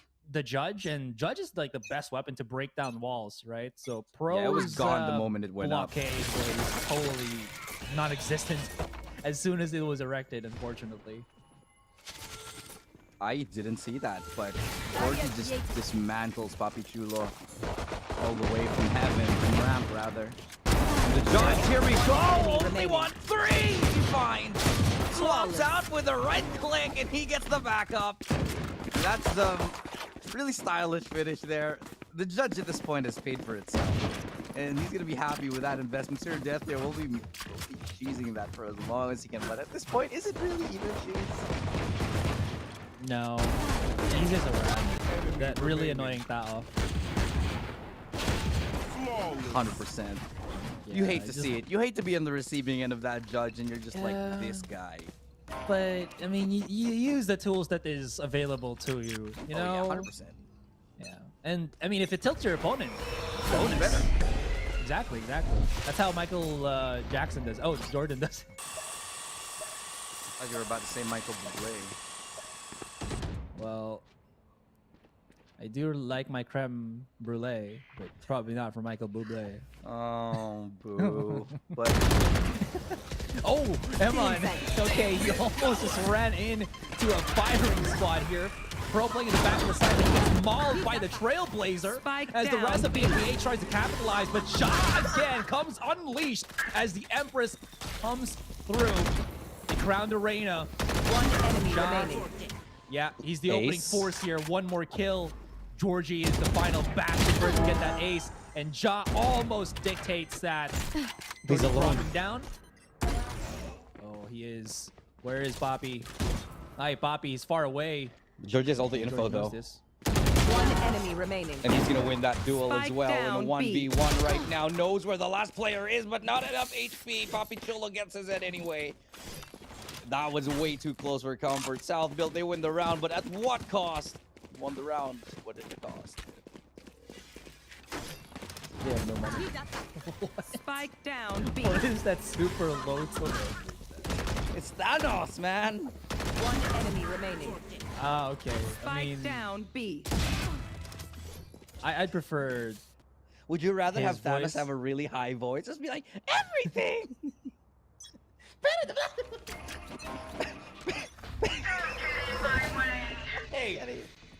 Hey, Doofenshmirtz is in the MCU confirmed. No alright? way. When? No way. Shut your face. No, No way. No. When Disney bought the rights to Marvel, everything that is Disney related has turned its face with MCU. All right. So the Phineas new- and Ferb is now confirmed in Marvel. So the new Avengers supervillain is Doofenshmirtz. Yeah. I'm all Who do you for think Perry the Platypus works for? The U.S. government. And who do you think Captain America works for? Perry back the in World War II? Platypus. Also the U.S. government. All right. Okay.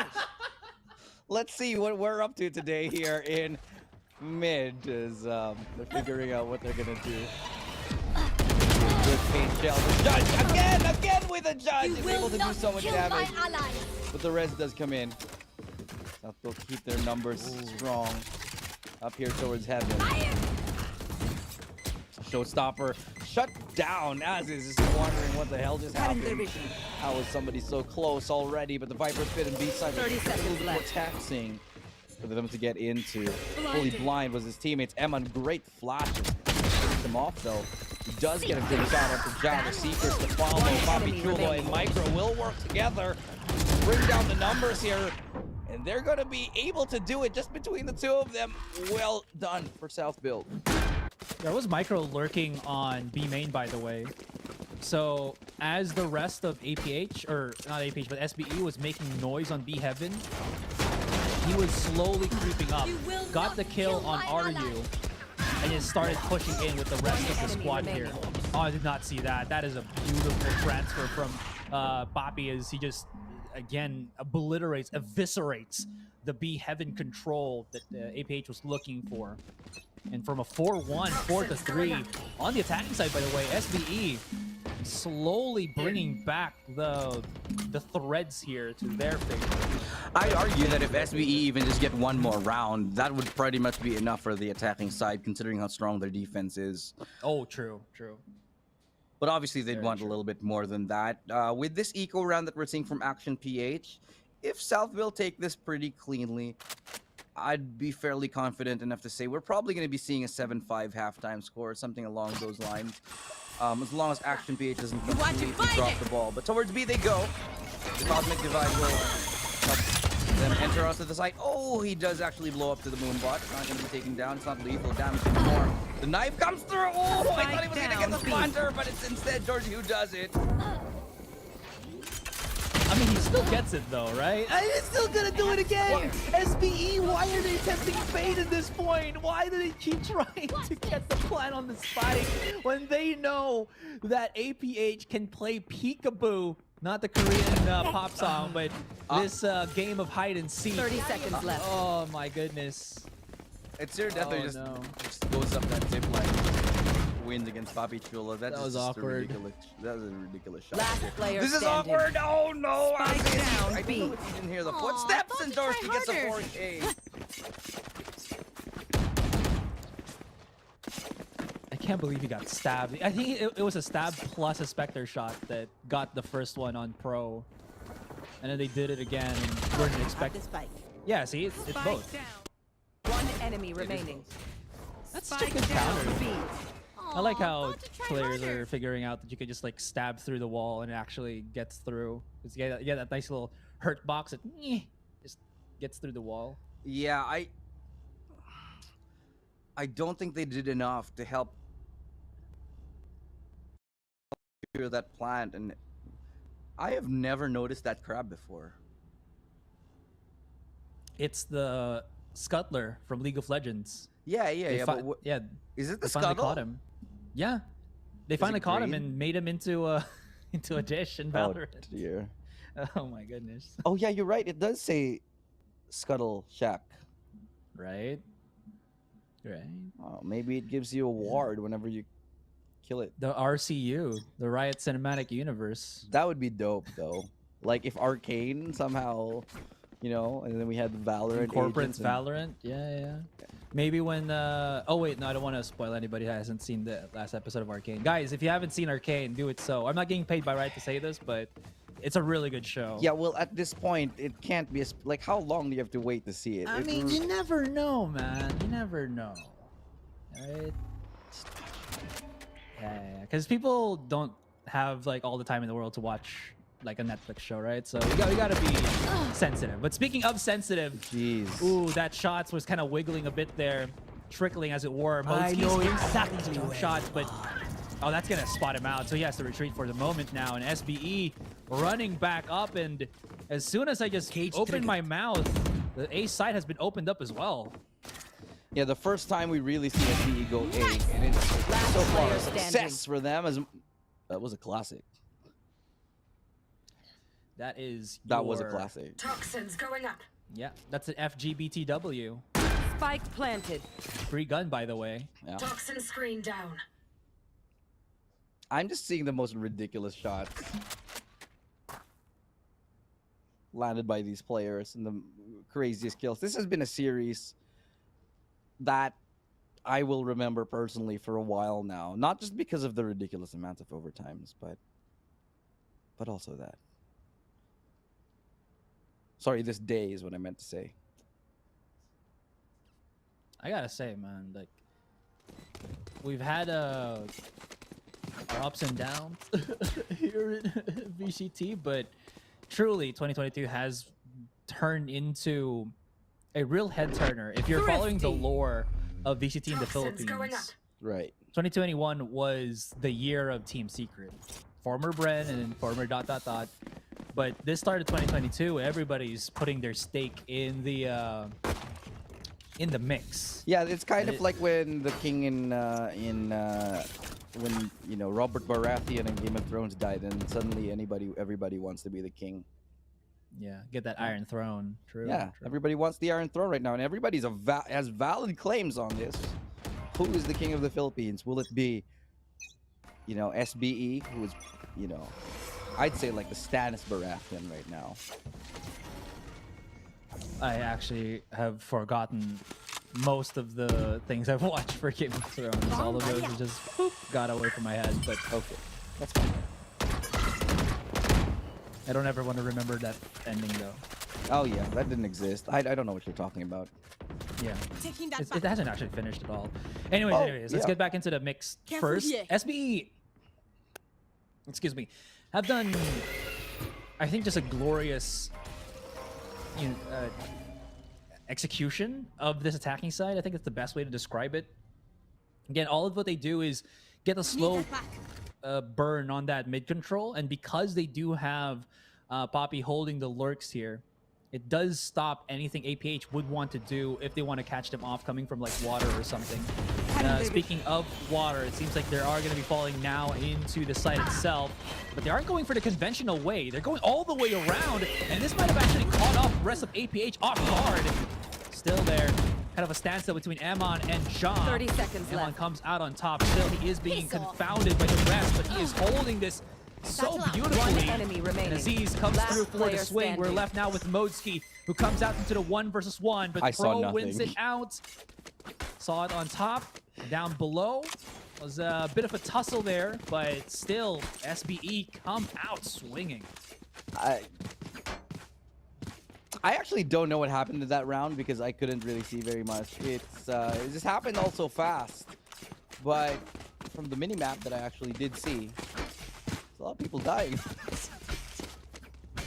Yeah, but I do like, all right, from a Tip the balance in movement our standpoint, I do like how SBE just, circumvented the smoke of the Viper and just went straight for underneath Hell, or on Hell point there at A, which allowed them to at least pinch.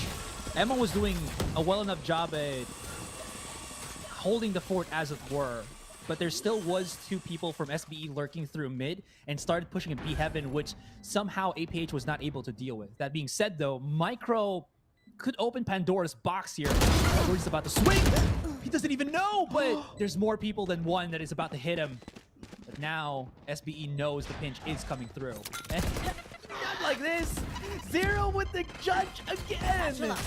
Insult to injury every single time. Well, if it ain't broke, don't fix it right now. As the push coming in towards B main. Doesn't come through. Ja, can't get the shot, can't get the dismiss. It's going to be another round for Action PH. As they take the lead here. Like I said, man, we're probably going to be looking at a 7-5 halftime from how the match is going. Now it's gotten to 6. It would be great for SBE to take this. They definitely want another round coming into the defensive half.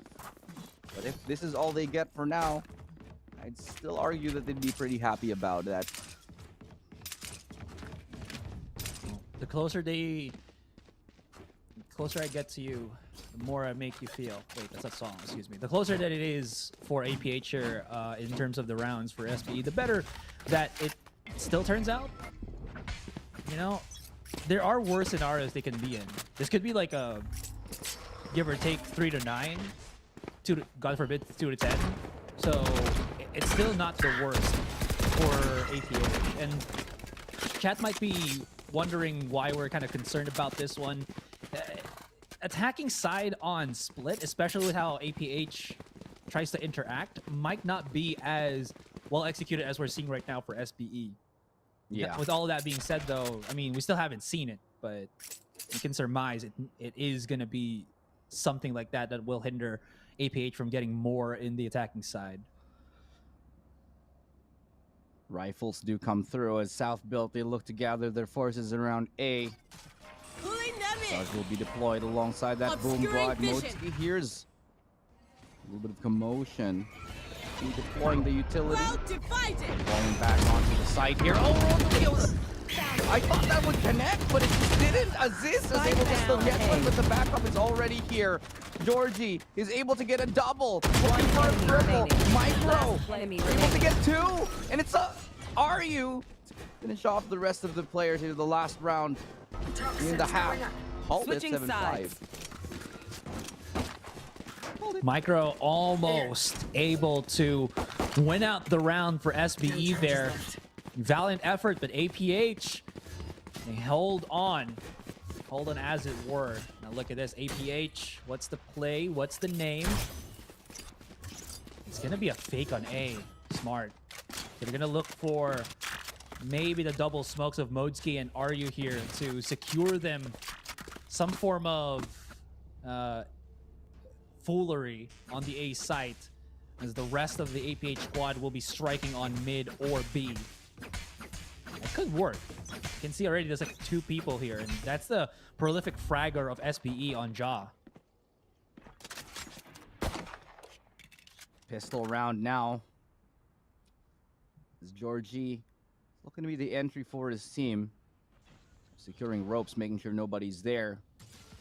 And they're gonna just walk in here. There's a trap that they do have to deal with. So the fact that this trap is so deep in, an alert out there, the fact that there could be somebody already working their way towards heaven, but they have a camera anyway, just in case. And look how passive South Built is. They're just happy to wait because they know they have information. Yeah.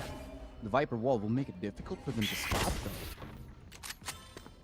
That gives Papichulo absolutely nothing. The flash is there, but because he got no tag, he's going to leave Ja to try to manage this by himself. But maybe Ja is equipped, best equipped to do that. As I say, RU shuts it up 3-4 as the round will be pushed into post-plant territory. APH, though, with the dog, they're actually making some strides here. Aziz almost gets pushed out by RU, but he did have a teammate right behind him. RU still finds the fight, but actually loses it out in the end. Now, we've equalized the numbers, and here we go for the retake. 3v3, doable for either squad. Holding close angles here. enemy Devio and Emma, the crossfire worked perfectly. As Action PH secured their lead even more, getting closer to a win here on Split. They will find themselves 8-5 with the 9 in the double digits looming over the horizon. Okay. Look at this one. Like, Aziz was just prepared for it. One enemy remains. Slight bit of freeze frame here and there, but really good attacking side for APH there. I thought that it was going to be more of a pump fake on the A site, but that wall actually was quite deceiving. They got that mid control and transitioned heavily on ropes, and it worked out phenomenally for the APH squad. And now they can make a case at actually sneaking rounds in as they got the stronger buys. Georgie does have a dash still in his equip, and he's waiting for somebody to get cheeky and get that information on B main. Die. Oh, great shot from Ja. Is able to find the scalp of Modski and RU. And that's a great double. Nobody to trade everybody else on B, and they hold strong. ASUS Paint Shell does come through, comes on out. That's going to be the wall to help put them to sight, though. And it's going to be the... Okay, Georgie's able to find one onto ASUS. Still doable for either team. And that's going to be a nice cleanup, a nice entry here. Camera taken out. It's Spike planted. Last player standing. 2v3 retake scenario, and that should be pretty much said and done here. No Papichulo with a classic. Might as well throw it at them. It's 9-5 as Action PH secures themselves pretty significant advantage and this pretty sizable lead. 4 rounds now ahead. As Party's over. APH. One enemy remaining. Round. That kill from Ja gravitated a few of the eyes, I'd say, for SBE. Now SBE get themselves this gun round for them. There's 3 people that will be on the half shields, and this is going to be important because again, Split Recovering it.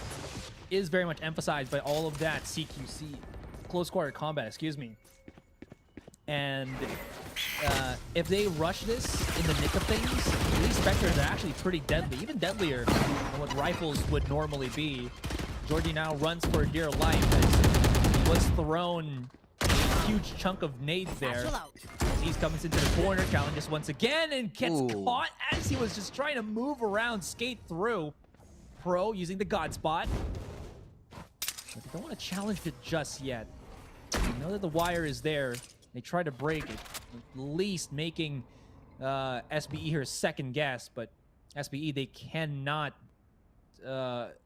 as you mentioned, over-rotate because APH, they're playing, excuse me, very wildly and unreadable, I guess, at this point. So they got to keep their utilities all around the map. They do not want to lose any single player right here. South Build's economy is very much not healthy.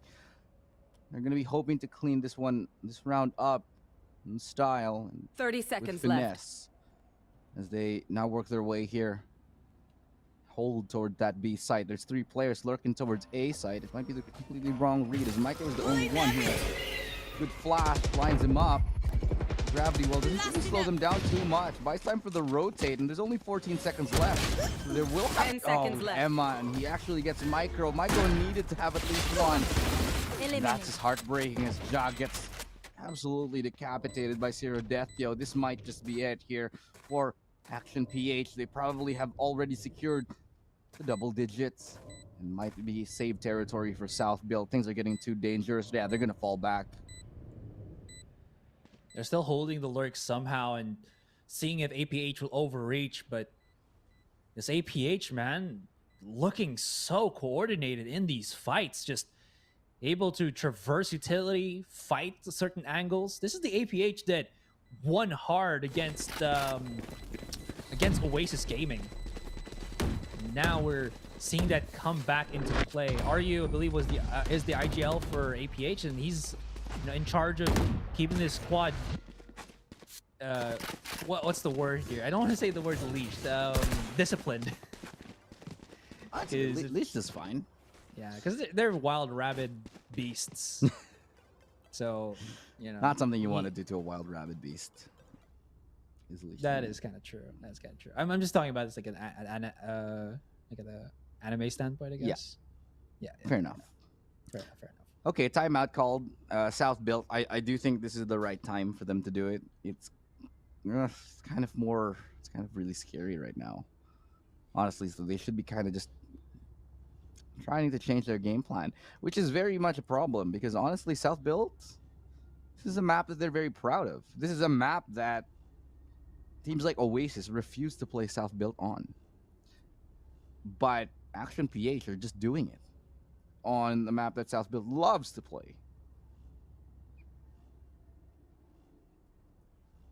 And it's working, right? We talk about how South Built here are incredibly scary. This is a map, again, that they played against LFO and Ja. And this was when South Built was having difficulties, not the group stage South Built, not the playoff South Built. And Ja just went completely ballistic in this series. That goes there. APH are managing through, and they're looking cleaner by the second. Maybe it's a little later, but as I mentioned, not too late for APH to push this into a game number 3. All things are now on the line here. Tournament life, not APAC life, but honestly, it's still incredibly important because we still haven't figured out who the new king of PH is. Honestly, I'm not liking this buy as well from South Build. It's going to leave their economy too divided. That was already the one rifle they had gone. ASUS will be able to pick it up for now. The rotate does begin. So they will be going towards Papi Chulo, who will be heading out towards A. Papi Chulo swings. He gets the pick onto RU. He's going to look to hold the line here. They know that that's a lurk play. But they're leaving. They're leaving A. They think it's going to be B here. There's a camera to spot this, though.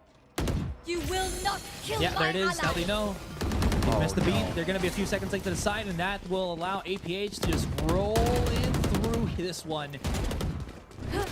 Nothing they can really do. Again, they're on the weaker weapons, and he's with the rifle. There's absolutely nothing to that. Does get a trade up, and somehow Papi does sneak his way through. Standing. But his position was so insanely risk that he needed to like flick left and right just to keep himself safe, at least for now. But yeah, that's gonna be Micro. Well done and dusted. And APH, again, they're just exceeding all expectations. Action PH. 11 rounds in already. They only need 2 more to secure themselves a game number 3. I just don't think South Built is in this one, not in this map. Maybe they just haven't played it enough because nobody's let them play it. Who knows? Who knows? Man, if that actually was the case, then you just like they totally forgot how to play this map, right? But I mean, it can happen because you totally can get, you know, it's like the muscle memory just isn't there. Yeah, I mean, that's like the case before for, I guess, Bren or now Team Secret, right? Where they kind of had a rotational best map per a couple of months because teams will get adjusted to it and they want to place a map that a team has never played before.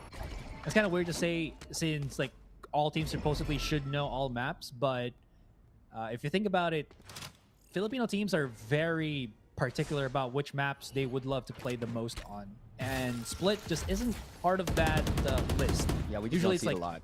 Yeah, Icebox, Haven, and Ascent are their go-to babies, but aside We from actually that, see Fracture more than Split nowadays, that's the right. True. Funnily enough, Fracture has been proving to be quite fun to play, and a lot of room for interpretation and how to approach it. Oh dear! Was that gonna go through? He does go through. 30 seconds That's left. huge. Flash completely blinds Ja up. He gets one. Can't dismiss. Can't get anywhere else. Just in smoke, and Pro finds him. I can judge you. You can judge me. So One player standing. that's gonna be Pro right here. Are you right around the bend? It's Micro to find him. Pro will be probably hanging out. No, he's gonna be changing up to a Vandal. For a moment, I thought he'd hang on to it, but instead, Southville find a little bit of a lifeline in this game. It's still a long climb to get back to 11 or even to 12. But it's still possible. Ja has never gotten the dismiss off. Yeah, the refrags are too quick. One They enemy are. remaining. And it's like his turning point, right? With Reyna, that's supposedly what he wants to do, so he can keep resetting the fight, get a kill, find a safe space, come out of dismiss, get another kill, rinse and repeat. But APH, they've done a really good job of shutting him down. He's, I believe, the top fragger here for SBE right now in terms of stats. But as I mentioned, Akshan have made a really good case at just not letting him do more than just the one kill. What a shot. Speaking of which, yeah, Georgie. Oh boy, that's a banger. That was a very tight angle that he still found the head on. Really, really well done. As now South Built, if they lose this round, I'll say it's fairly certain that it's going to be pretty much GG here. I don't think they'll have the economy to go into the next round. They might still be able to afford to buy.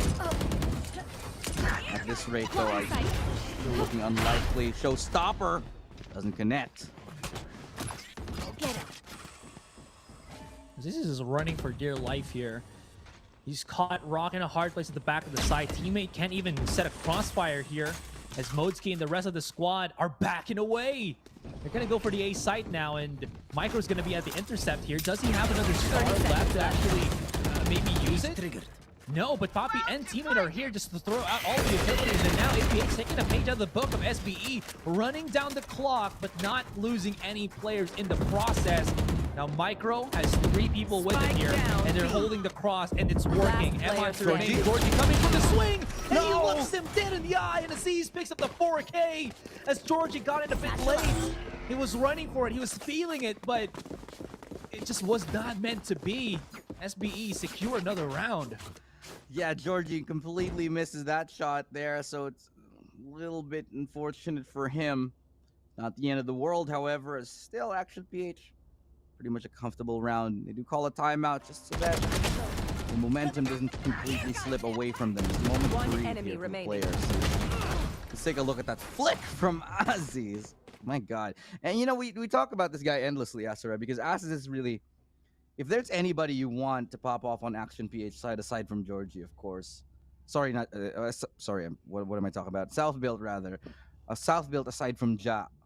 You want to be looking at Aziz, who he's constantly the person that they look to get those kills and the entries, and just be that guiding force that helps the team stay together. He's like the glue. You're not wrong, yeah. And be that as it may, they need to combine their efforts because Georgie is doing what both of them are right now. He's 23 kills. Yikes. He's so what's the word here? Papa Laka Kraken? Is that the saying? Is that the Isn't that like phrase? boom shakalaka? Boom shakalaka, exactly, something like that. NBA.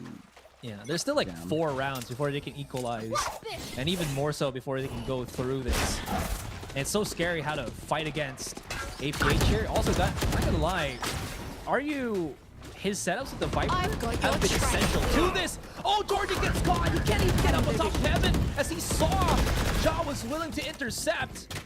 The wall makes it so that they can't really push through other than just top of ramps there.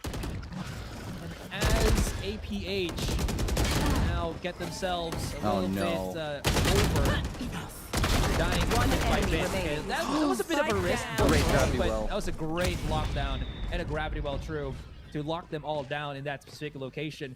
The late lurk will not phase SBE at all, and APH, they still are stuck where they are.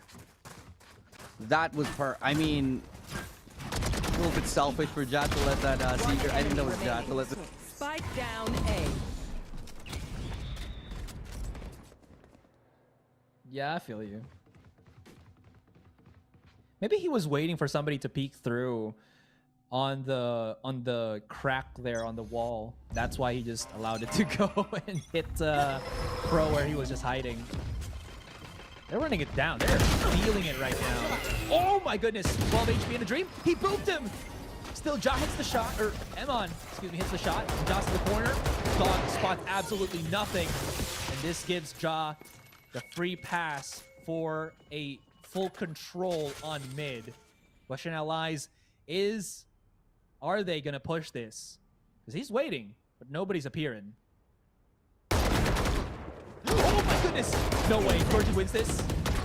He's actually very much tagged now. So, yeah, he'll have to escape for the moment. And Ja just abandons the control of that corner. But this is still a pretty fair, even game. And RU is about to explode. Ja, I don't think will expect this. Oh. There it is. They erupt from mid-side. 4 are already clambering to go in aggressive. Zero does not have his resurrection. And Papi Chulo is... Wait. Obscuring vision. He's rotating back for A. But they're all going to be waterfalling here for B now. It's all up to Micro to hold it. Not going to work out. 30 seconds left. Have they gone past on ramps? How has Papi Chulo given this map control to APH? I think they've overread the situation. I think they over-rotated a little bit here. They wanted to take a gamble, but it just didn't pay off. Action PH, they're going to get match point. I don't know. It feels like a little bit of uncoordination here for South Build. They think overthink and maybe panic a little bit, getting a little bit of those nerves coming in through on potentially be the third map eventually. I don't know, Askeladd. It's just looking a little shoddy. It's looking a little bit questionable right now for South Build. One enemy remaining. And I don't want to discredit them too much. It's a fair rotation to take it's a fair play to go for that rotation and take a gamble, but they've been making the wrong gambles. Time and time again, they've been forced off the site, and they're falling hook, line, and sinker for Action PH's fakes. You're right. I guess they get that false sense of security with the utilities of the Cypher. Because of it, it has left APH kind of just guessing. Oh no!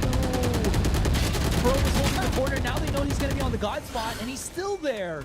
They could maybe flush him out. The smoke came in a bit too late.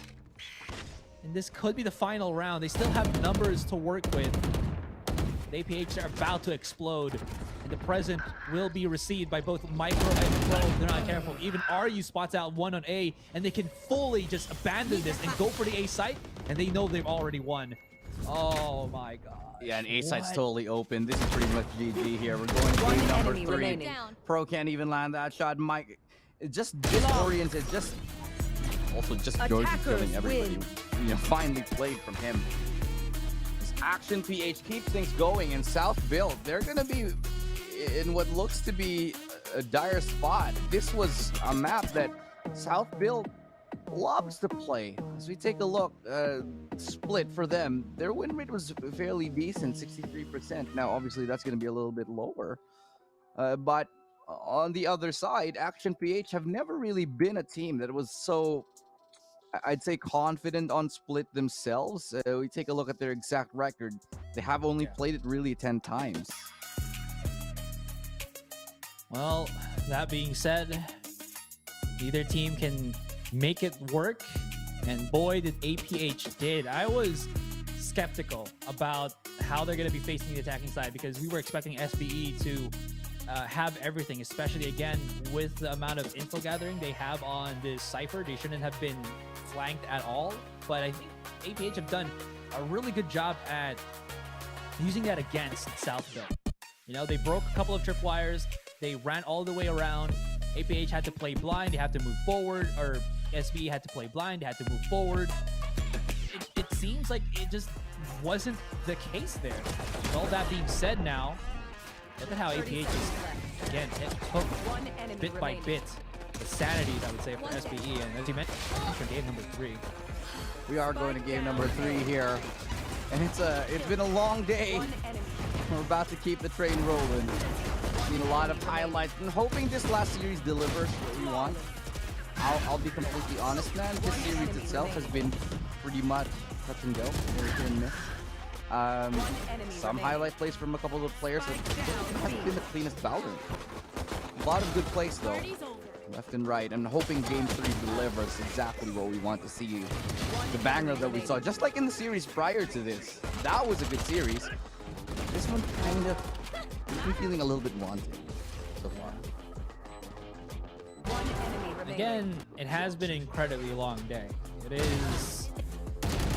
Not only has it been probably one of the longest days we've ever had, but also everything that's on the line. You can imagine how stressful it might be for these guys just to keep the ball rolling. And again, I did argue that it might not be as important for them since this is already all secured APAC slot, but you know, with all of that being said, competition is competition and it is fierce. Ladies and gentlemen, we are going to go for that break. When we come back, final series, final game, as we're going to know now who will be facing NAOS Esports tomorrow for the grand finals. Don't go anywhere. We'll be right back.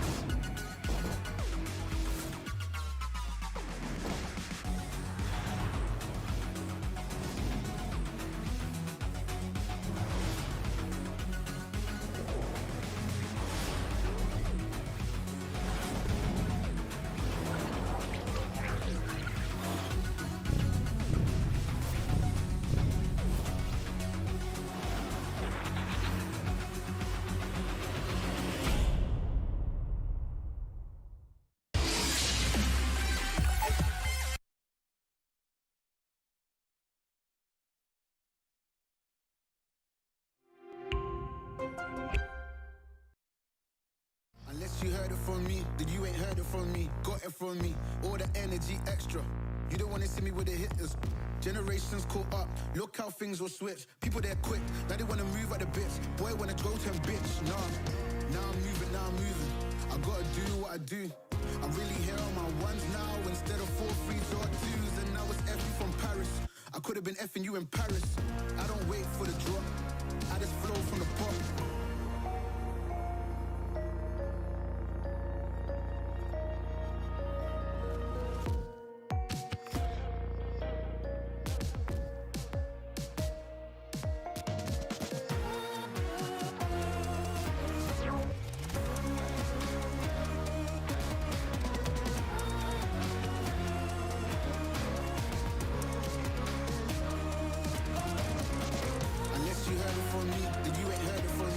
From me, all the energy extra. You don't wanna see me with the hitters. Generations caught up, look how things will switch. People they're quick, now they wanna move at the bits. Boy wanna go to him, bitch. Nah.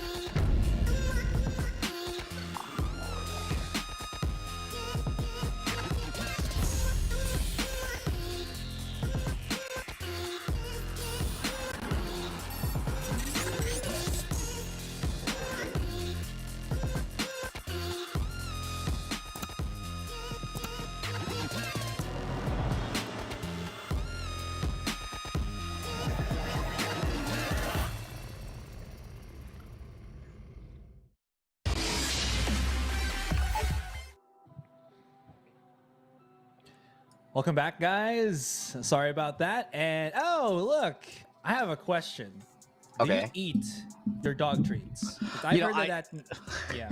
I've actually tried it because I want to make sure they're eating decent stuff, you know? Yeah, exactly. So you want to a dog give them treat mush right here. You want a dog treat? You want a dog treat?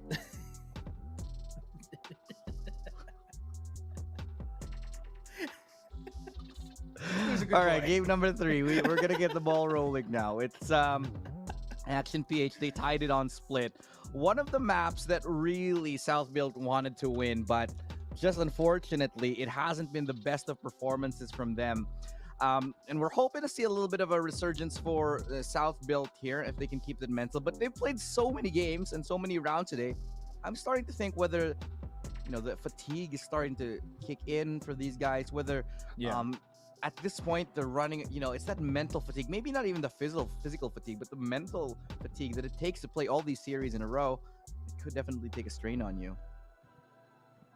Yeah, I was mentioning about how everything is on the line today for the teams remaining. Actually, yesterday and today, a lot was on the line. Tournament life, APAC, security, and everything.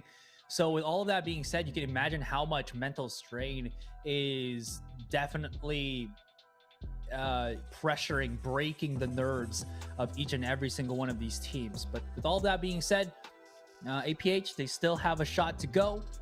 They've given themselves another life, as it were. They picked up the other mushroom, and game number 3 is about to hit underway. Well, let's see if we're in for a wait, let me set this up. You're in for a treat. We're in for a treat. Dude, that was so readable. What are you doing? Look, man. It's only readable to you because you're one of those people, okay? Yeah, I'm one of those people. You people. Yeah. You cringers. Cringers. Okay, well, we're just waiting for the game to start, so we'll get into it very soon. Teams might have had time, needed to take time for a little bit of a bathroom break, but again, you're joining me and Biscuit and Askrai. Yeah. Will you show on broadcast that you have eaten one of those treats? No. I have eaten one of the treats because one of them smelled really yummy. Because it was like this cheese biscuit treat, and it wasn't so bad. It wasn't so bad. What does it taste like though? I'm it sure depends. beef. Okay, look, I've tried a couple of dog treats because I want to know if I'm giving her good stuff. dog treat was really bad. It tasted like nothing. So I don't know why you like that. Tasted bad, but tasted like nothing? Yeah, it tasted like bad nothing. It's just like Okay. grainy, a little, I don't know. The texture. Okay. But the cheese biscuit was actually pretty decent. Like, if it was a Alright. little sweeter, I might actually eat it on its own. Nice. So You would've liked it. at least you know you could save up some money from buying like human snacks and you start eating dog snacks. Dog snacks? Yeah, because dog snacks are more expensive, you know. Really? Dog snacks How- are more expensive than human snacks, dude. It is really frustrating. How does Shaggy afford all of that for Scooby then? Oh my gosh. Well, probably their side businesses, if you know what I mean. Shaggy's known to be a very resourceful hustler. individual. Yeah. He hustles. You know. Why do you think they have a big mystery van around?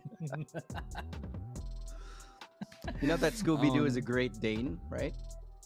Yeah. Those are I the do, biggest I do. dogs. Yeah. Or one of the biggest dogs. Have Let's you go seen into him the on agent mo- select. on We're ready the to go into the game movie? itself. Say bye to Bits. Bye, Biscuit. Bye, doggo. Okay, looking at the compositions. Okay, we're back. We're back with the same comps now. Yeah, this is about as expected as you will see it. The only difference lies into the Sentinel, where again, Modski will be playing as the Cypher, while Papi Chulo is hovering over the Killjoy. And we really liked him on the Cypher. Sorry, cut out for a second right there. But yeah, we really liked him on the Cypher because not only did he get so much map control by lurking around, but also when it came to those holds, there were so many, sorry, not holds. When it came to those execute, there's so many times he'd be smoking off for his team. It's sort of like a supplementary support that he would be providing with those, traps. And a lot of the times it would be sufficient to actually help them once the Astro starts run dry.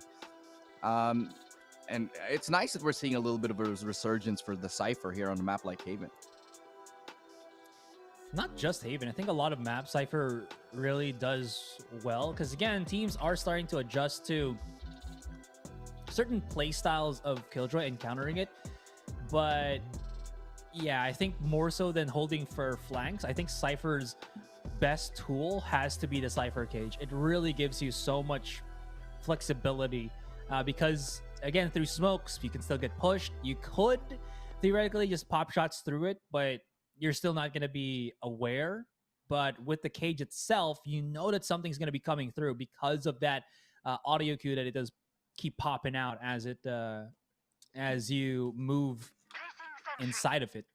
And all of that, last game of the night, last series of the day, and we'll finally know who will challenge NAOS Esports.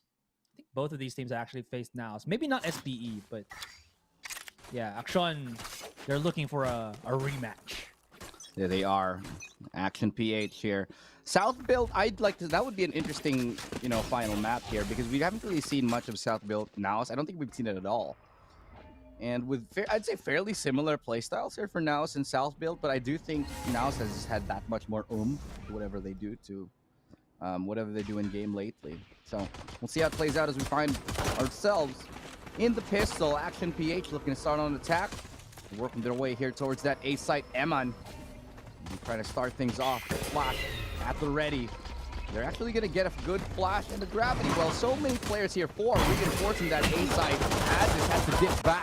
Dodges and dashes in through it. Eman, Modski, and Georgie get one apiece. Modski finds a triple kill. And on that Cypher, he's just looking so comfortable. Again, the additional smokes helped them out take the site even cleanly. Because it's not a full duration smoke, it gives them enough time that they can push through, and as it dissipates, they can slowly work their magic to the other part of the site. So this Cypher cage is, I think, the perfect tool right now for APH to just move and do what they do best. That being said, APH is looking to aggress towards the C site. They're gonna walk their way downtown. And as Georgie just dashes, he moves past faces, and he's looking homebound on that C site.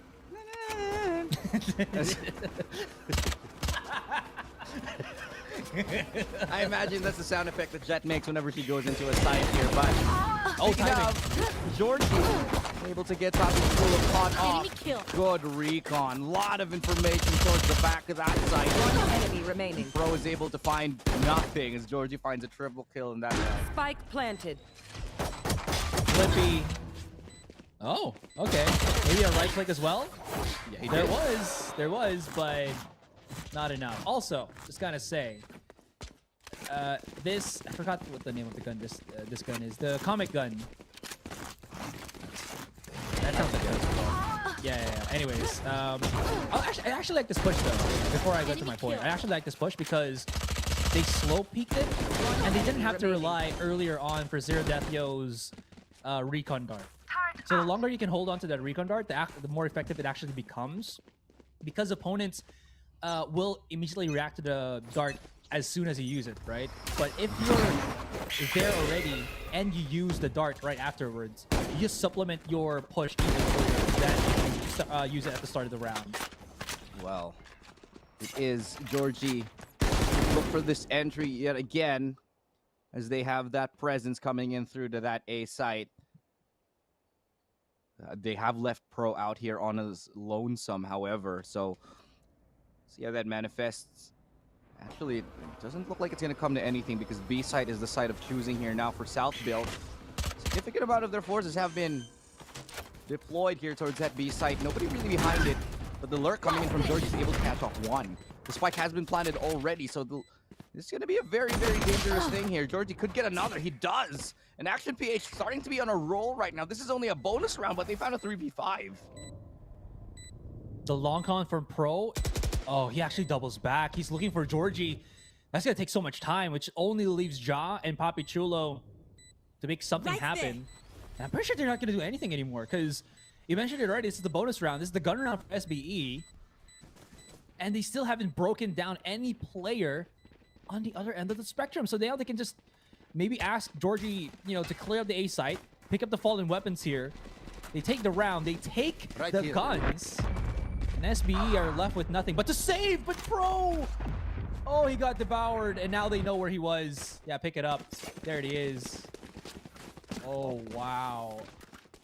Action PH are looking pretty much unstoppable here, and a lot of signs of slowing down for South Build. They do not want their run to end here, to make their way all the way through the gauntlet of the lower bracket, only four at this point.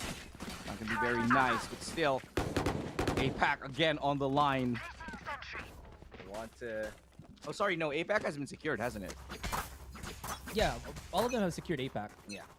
So the only thing they're fighting for now is tournament glory, tournament prize pool, and yeah, bragging rights with the tournament glory. Obviously, that prestige, and you want to be proud to be the #1. This is why we do what we do, because you want to be the best. That no one ever was. But C-Site might be their real test. This is going to be Georgie to entry onto it. Nobody to receive. And they've been training them to cause mayhem in C. Well, let's see. There's 3 players pushing it to mid. Spike planted. Here comes trouble. Make it double. There's 2 right here towards mid, but Papi Chulo and ASUS are going to clean up Modskin Zero Death Yo. Another very much nice round for Action PH. Time starts to tick away. Emma and Shields and Papi Chulo. ASUS refrag, but can't get enough. It's Georgie who gets the final blow alongside RU. Action PH, one more round they have managed to sneak in. And he dashes into the embracing, firing gun of RU there. Rather unfortunate turn. And enough time to go into this buy, or actually, I think this is a weak buy for SBE, but they still get countered regardless. Good hold from Georgie and the rest of the squad. And with that, oh, there you go. SBE, they feel it already. They have called the early timeout. This APH claim another. And we're looking here at the Z's. Actually, he's bought up an operator, interestingly enough. It's good work. Yeah. I'm liking the approach here for South Build to pick up the operator. I do feel like their firepower has not been sufficient for them as of the moment. So I'm really hoping that this could be the key for them to at least start the round off better, because they haven't been getting. Excuse me, words are hard right now. They have not been getting the best of starts. It's all the early picks from Action PH to truly rein in. It really has created a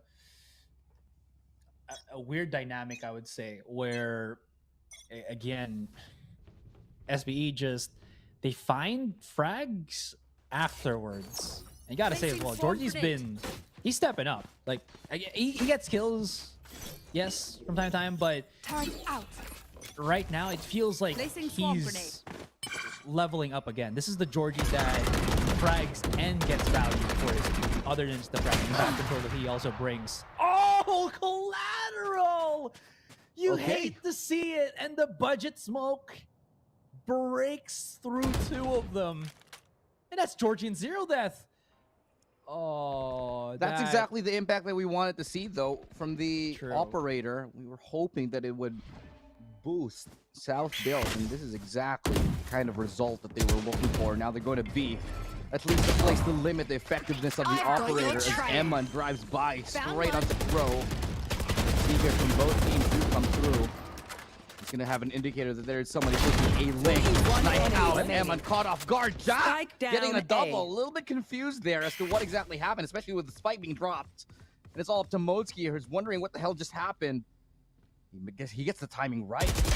He gets nothing, though, on top of it. And the first round for South Build comes to fruition. Yeah, that was weird for me, too, dude. Yeah, they didn't hear the footsteps of Ja? I have no idea, but I'm a little bit... Oh, yeah, that was a good switch. Thank you for that. Look at that. I mean, he was running before this, too, by the way. So, well, regardless of what was, what could have been, and what shall be, SBE, they've claimed themselves around, riding up the heels of Aziz with that collateral. They still holds the operator, so they're pretty much set here. As long as he can get these picks, his value with this off purchase is tremendous. Oh yeah. He can do a little bit more with it than it would have been worth its weight in gold. Oh my god, that shot doesn't connect? I thought he lined it up perfectly, but might have just moved. A second there. Does look like it did a little bit of damage to Eman, perhaps. But instead, it's going to be towards C they go. Ooh, Georgie re-angles back in the same position. He's just walked in. And he's coaxing. They know that he's there, though, right? One enemy standing. Flippy just keeps it back. Flawless. And again, this operator from Aziz, man. Even if it doesn't get the shot at the very start, it makes APH move away from it. The operator does give so much presence, so much power. Look at that. See, just like that, it was able to force the rotation outside of B into the waiting arms of the two players here on that C side. Timeout now for Action PH, since it is starting to slip a little bit. They do have still a lot of budget, so they will be buying up into this round. I was wondering if Georgie was going to like operator as well on his hand, but again, we don't really see him operator without his blades, so that's probably going to be like next round or next round if they win it. But I wonder what the adjustment will be here. You see how early these guys are starting to call out the call timeouts. Yeah, they want to fix the problems as soon as humanly possible, and that's all well and good because both teams have been shown to be absolutely momentum based, and when that happens, you'll really want to nip things in the bud. I heard that differently. I heard bud as a different word, but yes, I totally agree with that. Turn out. You can imagine what I heard. I was like, what did you say? Alarm bot out. But yeah. I don't know why it's clarified. It just seemed a little too obvious. But, you can tell we're having a little bit too much fun here. But now, game number 3 again. We'll go back into round number 7. Action PH have found Once more, another kill. That's Georgie finding Flippy. One thing I am concerned a little bit about is the fact that there isn't that much utility for this retake. Actually, no, sorry. Yeah, they don't really have much. Only really 2 shock darts left. It's going to be a little bit difficult to get into it.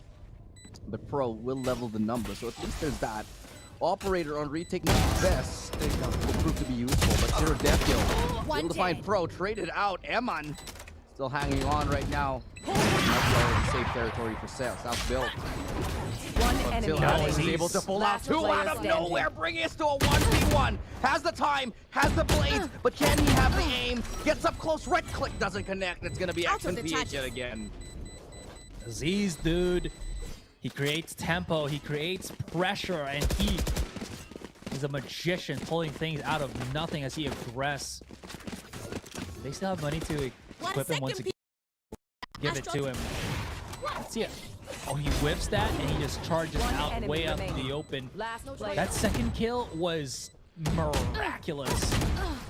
Absolutely dominant, but well, as you saw, Ryu playing with his heart, using that thick wall and gong to kind of deter the blades, and he couldn't really do anything other than maybe he could have whipped out the shorty, but he totally forgot about that. Oh, S Pro, like a cha-cha, nada. It's a good try though. Just not gonna be enough for them to get an early advantage. Ultimate available for Papachulo on the back end here. Do have a lot of players on this A site. Aldrone, he's gonna walk past it for free. He's missed the Aldrone completely, and he's walked up on the site. Nobody will be expecting him here. He gets a free pick. The Pro is able to level it out though, Papachulo as well. And suddenly, what could have been a massive swing for APAC has turned into South Built. Big advantage. Still not great lockdown. Last player standing. Oh. Spike down B. Yeah. He fully committed to that. I mean, even if there was nothing there, it was still good to check it out because lockdown. Wait, is this the time of just being able to bypass dogs? Oh. Yeah, they just walk past him. Yeah. If you don't look at him and don't make eye contact, it's not there. Don't touch and tell. Yeah. The dog and the drone. Right. Totally on the same page. Totally. That. Yeah, dude, that's what I totally meant. Oh, what's this? Oh no, this is a different. Yeah. Oh. You were talking about the ascent hole. Yeah, this I was on the ascent. Haven yeah, hole. Get out of my way! The PP hole. Sorry, PP hole.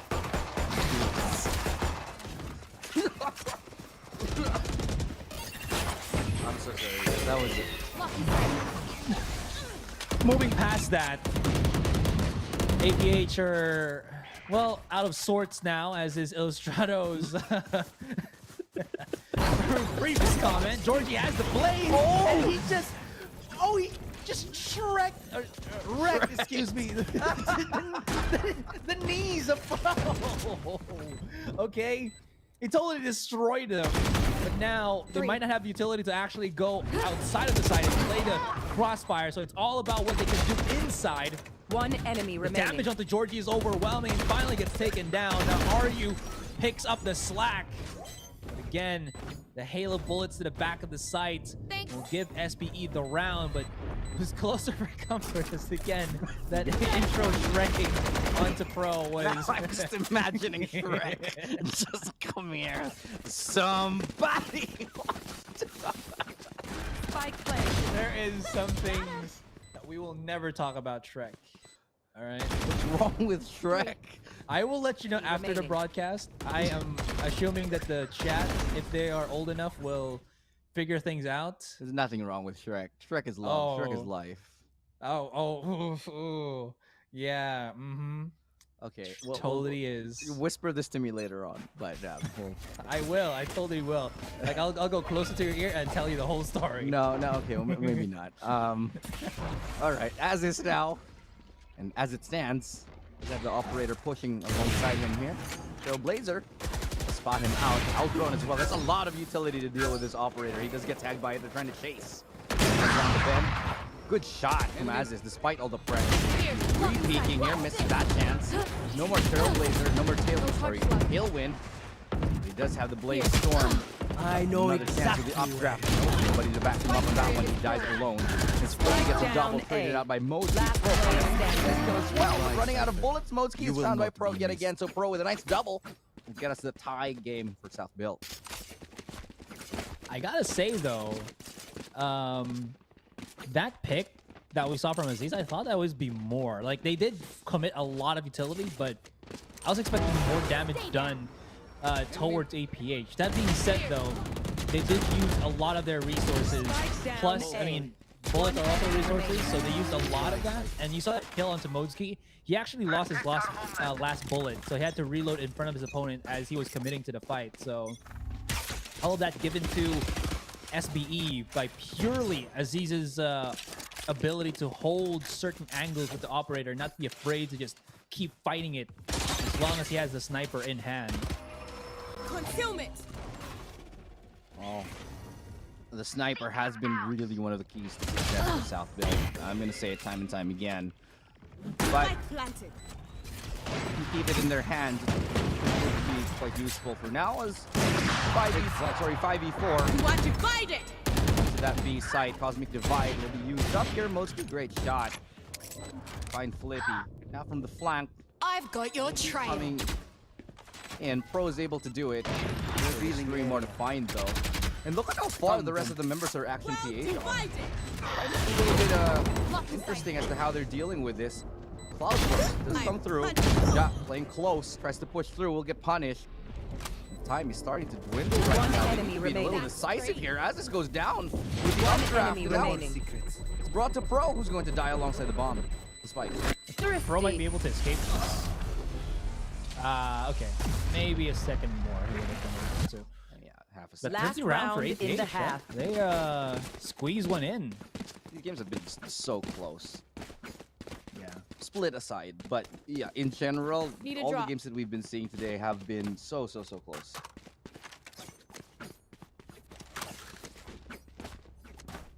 Been running it down. Again, you cannot count out anything, even with just the weaker buys. There is always a strategy that works, especially on Haven here.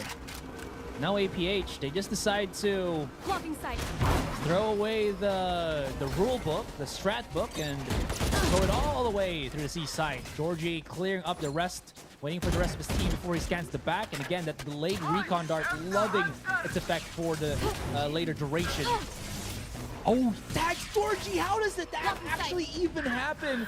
Thankfully, was able to escape, and Zero Deathio off-cam kills as he disperses the flanks coming through from SB. Now he has a chance to work through Garage as well. Zero Deathio has actually made a chance of this, but Pavichulo, the 3 for Zero Deathio. That's one player left. ASUS, the last round of the half, can't find anything. Georgie will win the round for his team. Switching sides.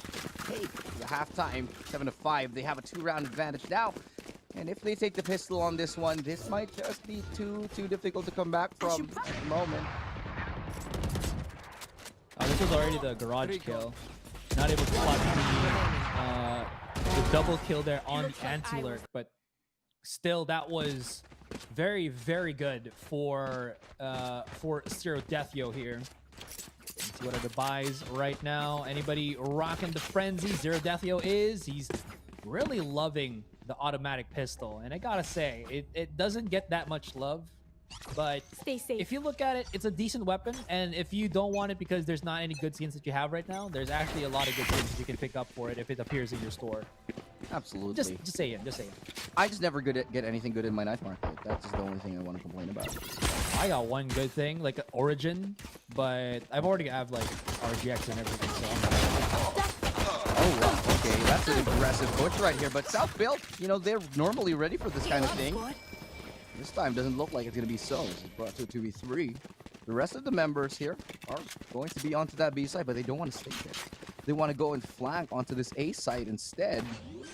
And they know that there's a possibility that there's players here just behind that wall. Just behind it, Emma will be waiting. This is risky, though. This is more risky because they're just charging out to fight this. Flippy is going to react in the nick of things and maybe down to the last bullet, but Georgie baits it all out, counting the time, spreading his reach across. Georgie does get the round regardless. That aggressive push out, you're absolutely right. They expected it, or did not expect it. And, you know, when they least expected it, that's what it happened. South built, man. They're getting caught off by these curveball rounds thrown by APH here. On a pistol round, that's just not something that you'd expect to see. That level of aggression, that kind of push towards A, definitely not something that's normally done by a lot of these teams here. And that's a very important win. Action PH should be able to secure themselves a 9th round, get that much closer to double digits. Calls like that could be the difference between a victory and a loss. And one could actually get caught here as he is... What? Okay. They bypass each other again. Yeah. You're gonna break it. Emon's not gonna get phased by it. He wants to double check what is happening right now, and he kind of snuffs something funny happening in mid there. And SBE just backed away for a hair, although Georgie has already held up the crossfire here with his bro. And they're waiting for any form of reaction or stimuli that the SBE will be throwing out to the site. Not gonna overpeak this time. Not gonna give too much. Recon does actually give a good tag. Georgie will spot out one, be able to win that duel instead. But it's gonna be a C split now, as the members of SBE try to work their way up here. They actually have control over the window even, but Mochi and Eman are holding pretty tightly. Spike down. Eman is able to get the follow-up kill onto Papi Chulo, giving it all up to Flippy. Can't get anything in this round. Action PH secures a 9th, and it's a good eco for them, anti-eco for them. That just means their economy is going to be pretty healthy coming into the bonus. Very, very clean. Eman and Georgie also very near their own ultimates, so this bonus could be a prelude to just having good utility or good ultimate usage for the following round as well. And maybe even during this round if they get the, enough kills. This goes here. Start it off. That being said, that goes there. They're switching things up. They're putting Modeski now on full C and B control in the 4-stack on the A side. I love this. Although APH might not need to show their forces too much, because that could dissuade SBE and put a pinch on Modeski here. It's a good gamble, especially on a bonus round. This is exactly what they'll need. But that Trailblazer, going to give a little bit of information. They're actually rotating everybody out now, though, so there's now information that there's at least 2 here towards A for the side of South Build. They've seen the Trailblazer, they've seen the Sova. Might not expect the Jet because they're still hanging around here. And that's the Sky. Giving away that flash. Still nothing much on top of it. And that's George who actually spots out one. I have no idea how he wins that. Oh my god, Georgie's actually got a dink as well. Not that much damage indeed, but good flash. They want to push for it. The flashes come through, but Flippy doesn't capitalize. And somehow Eman prevails as well. And this has worked phenomenally. Pro is wondering what he can do. 30 seconds left. Found himself on site. The Seekers will give it all up though. Information is enough, but Georgie goes down. Pro does follow. A. And that's gonna be a 3v1. Now Papi Chulo has to recover the spike. 15 seconds left. Might be best to save at this point. 10 seconds left. Definitely. Papi's probably gonna be, or rather Modeski's gonna be looking to pick up a better weapon, as he is just stuck on that Spectre. And now he's just gonna be running through. Papi's gonna be waiting for a kill. That flash gives away the inkling, and Modeski, he just looked dead in the eyes of this beholder. APH, how are they starting to get cleaner and cleaner? Is this because, you know, Filipino players are night gamers, so these guys are starting to heat up? I'm assuming at 3 a.m. they just they're better than Sentinels at that point, and better than the Vision Strikers. Oh man, we're gonna get hit by like tweets and stuff. People that take that too seriously. Oh, absolutely. Bring it. All right. You want to plug your Twitter right now? No, I'm good. I'm good. I am Asarai casting, by the way, and this is Black and Blue. Oh no! You coward! Yeah, that calls for the timeout for SBE here. And I was actually gonna say Georgie might not want to peek that angle since it is kind of risk. He only does have the Spectre in hand, but he goes above and beyond. And again, looking at the scores here, this is the Georgie that we know. On the other end, Aziz has been the one that has been picking out the slack for the rest of SBE. And the other ones kind of slowing down the pace here as well. Yeah, everybody kind of just on the side of Southville, not really as on fire as they were in the previous game. I do have to bring it back, Astra. I do think a lot of it is that fatigue that we talk about. And even if they are professional players, it can take a toll. Good flash. As mid now being the target, that gives information at least that there are players here. That'll be enough to call in the support from Modski. Camera, actually, they still haven't figured out where it was. I think they know it's above them because it is making a little bit of noise. Yeah. They saw it the last round, so I think they know where it is, but they can't really clear it out just yet while pushing in because there is that threat that someone's at the back of the site. Yeah. What a shot indeed. And Papachula wastes no time to use that lockdown to secure everything. Now the defenders will have to wait. Jordethio 2 away from his Hunter's Fury, and they're not really respecting anything here. He does get the kill, but numbers favoring heavily SBE as well as the map control. Could come down to timing here in Garage. As RU, he has to push out of it if he wants to get that control, but it's Pro who lands the shot instead, and this is indeed a successful round. Regardless of the final score at the end of One enemy remaining. Have made it expensive, and Papi Chulo's found Modski from the back side pushing in through. Sir Deathio's pretty much done for here. Pro is able to close it out 6-10.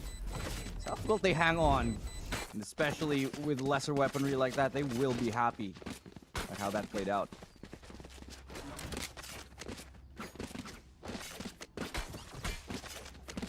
They still have money to buy, so it's not the end of days. And again, they've created such a lead, but these sheriff shots, they've really accelerated the round win for SBE. That first shot from Papi Chulo to enter at the back of the site, and the slow peek from Emma is just a recipe for disaster. Aziz now takes aggressive control onto A-Long. Zero's gonna have to respect this, but this does give some eyes on short for the moment. Wait, Zero, he's popped the shot. He can't even get one kill off, but the gamble, the electric cha-cha, it was just not meant to be. And will it be healed back up? Yeah, it actually was. Flippy was the only one that actually took any damage whatsoever, and that's totally fine. Yeah, he'll be happy to receive that because right now they know that A site might be a little bit more vulnerable. And they would be walking into 2 players. There are 2 members of Action PH looking to hold. Aldron spots 2. Recon spots 1. Behind the box. Gets sprayed down. Jordethio's dispatched them. So is Emman. Southville, they have a clear path to victory here in this round. As they managed to take that A site. Save call comes out immediately. That's absolutely fine. Save 3 rifles. You're good for the next round. Yeah, they're running for it. They just don't want to touch this hot potato anymore. Yeah, it's a bit too tedious for them at this point just to try to fight a full 5 squad. It still has healthy individuals. So with that, smarter or cooler heads will dictate APH just to, as you mentioned, just keep it there, keep it safe. Keep it. My camera is destroyed. Standing ahead. Modski. Yeah, Modski now finds a bit of the members of SBE here, but again, it's the hunting party for the SBE squad. They're not gonna allow any weapons to in the hands of these. And Ja comes out swinging from long. Moski and Aryu making an incredible case to make it well, incredibly expensive. Yeah, they hunted for it. SBE just wanted to hunt for the fight. They have so much money right now that I feel like it makes sense. Is you can't see APH struggling to purchase for this round, and Georgia doesn't even have the blade, so that's going to be a big incapacity to them. Yeah. It was a good hunt because look at this. What could have been another buy round for Action PH actually ends up with them going for a full-on. This is good, but Asus is even better. Look at that. Expected. Young gun Asus here finds 2, and he's just not stopping. Look at this. He almost found a couple more. You never know how close he was. One enemy remaining. And they swing out just to fight Aziz, but again, this weaker buy, a result of last round, a result of this round, and keep track of that one, ladies and gentlemen. Being able to track your opponent's economy and knowing to fight for what, this works so well. Look at that. Great. Nice little pop shot and pop shot. Yeah. I know, and it was the perfect flash as well. Catches 3 of them completely blind. Now the current situation in terms of the money for South Build, they're rolling in it right now. They've just got all the dough in the world. They put up a pizza shop with that kind of money, that kind of dough. Action PH though, pretty much worse for wear, as they've got the identifier on 2. They found 2. Hunter's Fury. To that Jet, so I'm not 100% sure that was the best target to choose. Forces out the Tailwind at the very least. Was it the best use of it? I'm not 100% certain. They will be using the Seekers already. South Build will be trying to build off of that. Going here to that C site. Get 1. They know where RU is. Can he win the duel? Absolutely not. Still have to deal with Modeski, who's onto the back of sight. Modeski, they know where he is. It's a quad peak though. He gets 1. And everybody wants blood on the Action PH side and the South Build side. Now 3v2. Still possible here for Action PH to make this retake happen. That was awkward. I thought Aryu was at least not going to get hit by the Seekers. Last player but standing. it just did not manage well for him. John's the only one to remain actually because he was reloading. But maybe, just maybe, that is a solidifying round for SBE because you've given a hell of a shot. More bullets to expend. And boy, does he. SBE, they're 1 away from making this work. That is considered. That is our ROG clutch presented to you by Republic of Gamers. We almost got it. They definitely got the 3-piece in that one. Yeah. Oh, unfortunate. So unfortunate. That retake was looking very much possible, but Ja pulling it out of the bag. Look at this though. They have reset the economy of Action PH. They're in prime position to bring us to double digits, to tie the score line. Right now, it seems like it's going to be a straight up C hit. No more hesitation for South Build this time. They just want to put their foot down and take these sites as soon as they can. No more dawdling around anywhere. Now comes through, flashes his teammate though. Good trade, and Emma finds Papi Chulo. John is right there for a response. Great flash though, it's not going to be enough as a backup. The crossfire will suffice. One enemy remaining. Aryu and Modeski. Aryu's already gone. Modeski, the Bulldog, can't find a single thing. 10 of 10, Action PH now starting to look a little bit shaky. And Actron had a spurt. Now SBE got their own sprint here. Yeah, spurt here. Spurt. I would like a growth spurt at this point in my life. That would be pretty nice. But it's short king life. Did you just, okay, I misheard that. You said growth spurt, right? Yeah. Okay, perfect. I'm trying to think what else would it be. Never mind. No, we'll leave that to the imagination this time. One enemy remaining. Still, it is a close game, Master. It's 10 to 10. Action PH call a timeout. And I think this is just the right time to be able to do it. Could they bring out an operator? Should they bring out an operator is now what I'm thinking for Action PH. Because it is one of the things that really helped South Build earlier on. Although Georgie might just not be feeling it this time. Yeah, I think he plays a lot more contact than anything else. So he just does that. But he can op. Funny thing is, we see him op mostly when he's on the chamber. True. Gotta say though as well, when was the last time Georgie has gotten a frag in the past couple of rounds? Like I mentioned that he was 20 kills already for APH, but I felt like that was like 5-6 rounds ago. So he's been pretty stagnant right now for APH. Yeah, it's been a hot minute since he's gotten any frags. Oh. 20 kills apiece for Georgie and Aziz. They're both at the top here, the two duelists.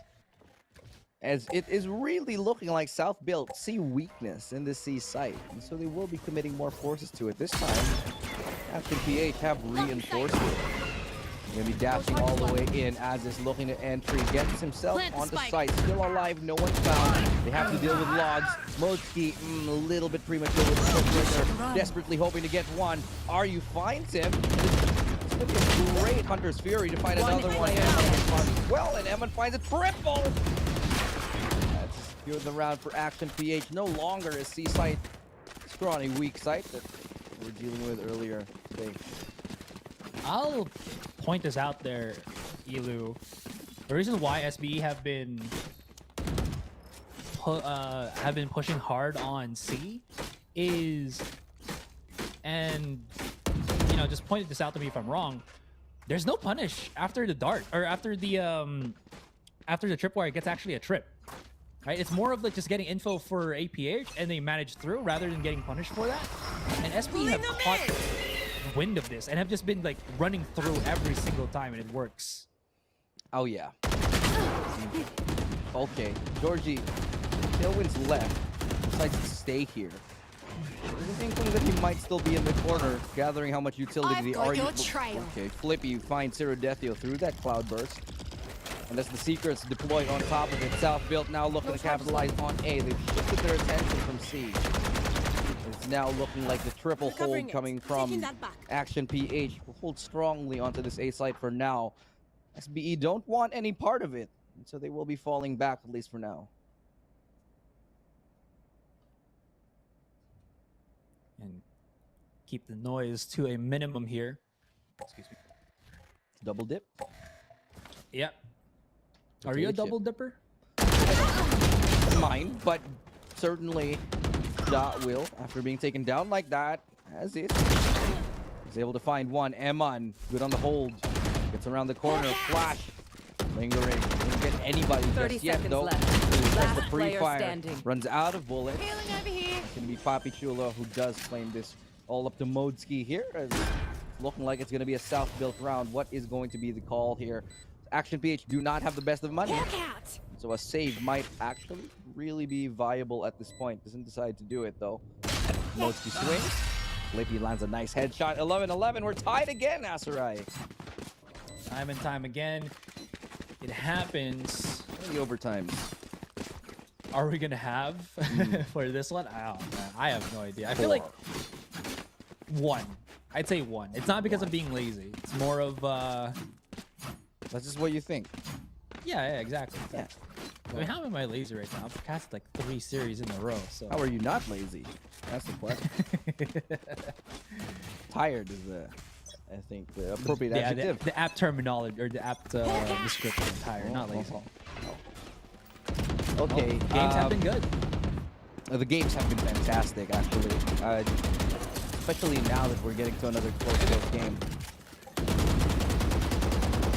Really the limit of human tenacity and endurance that we're seeing from both of these teams.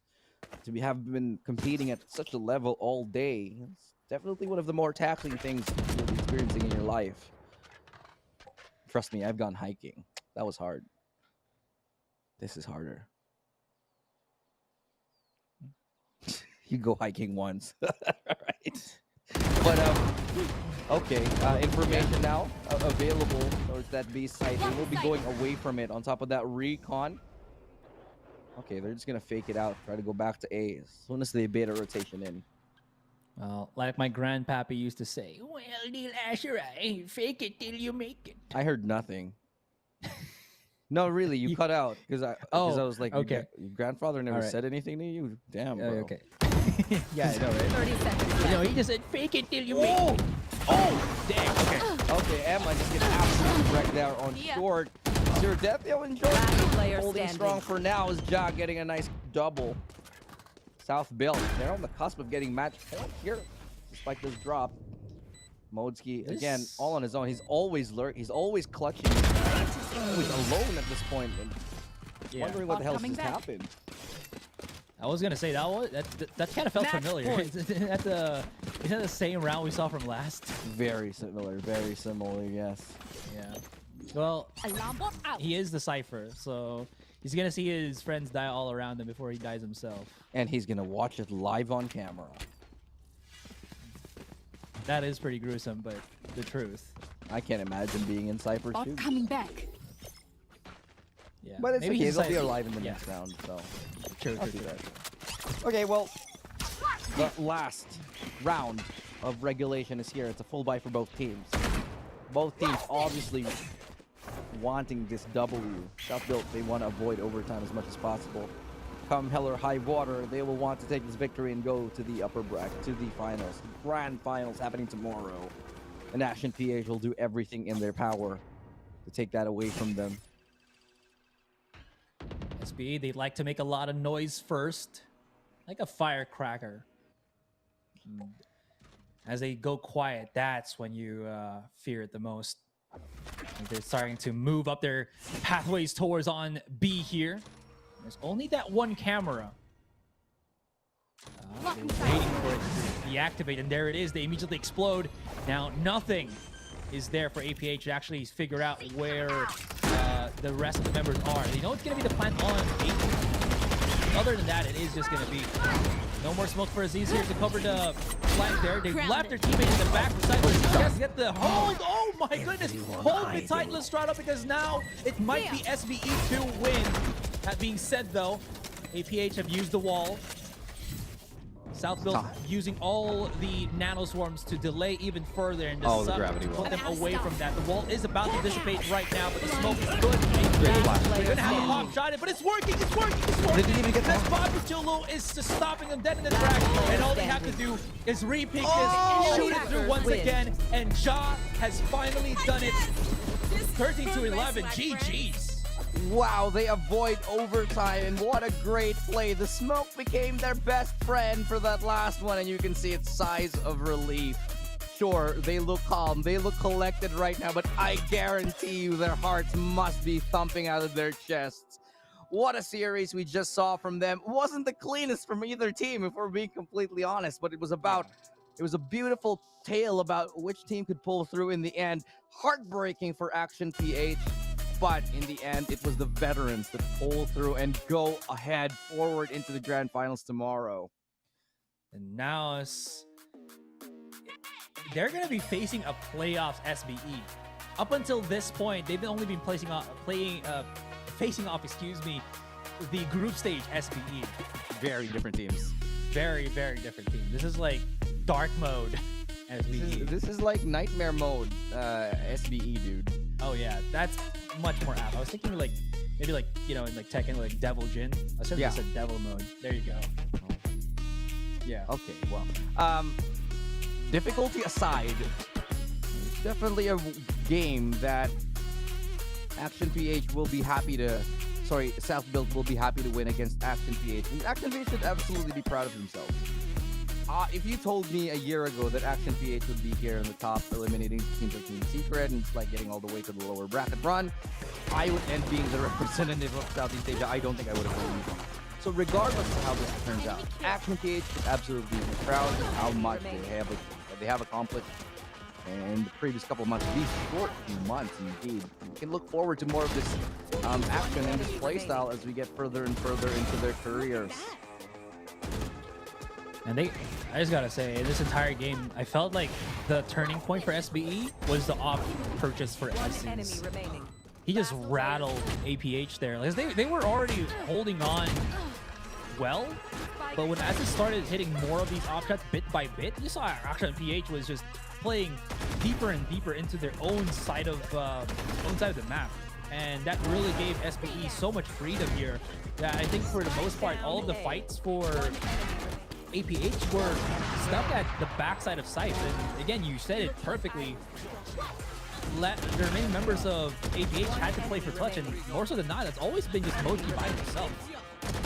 Yeah, I think finally we see the intelligence of South Build. It wasn't really evident, their experience and, you know, the playmaking up in Split.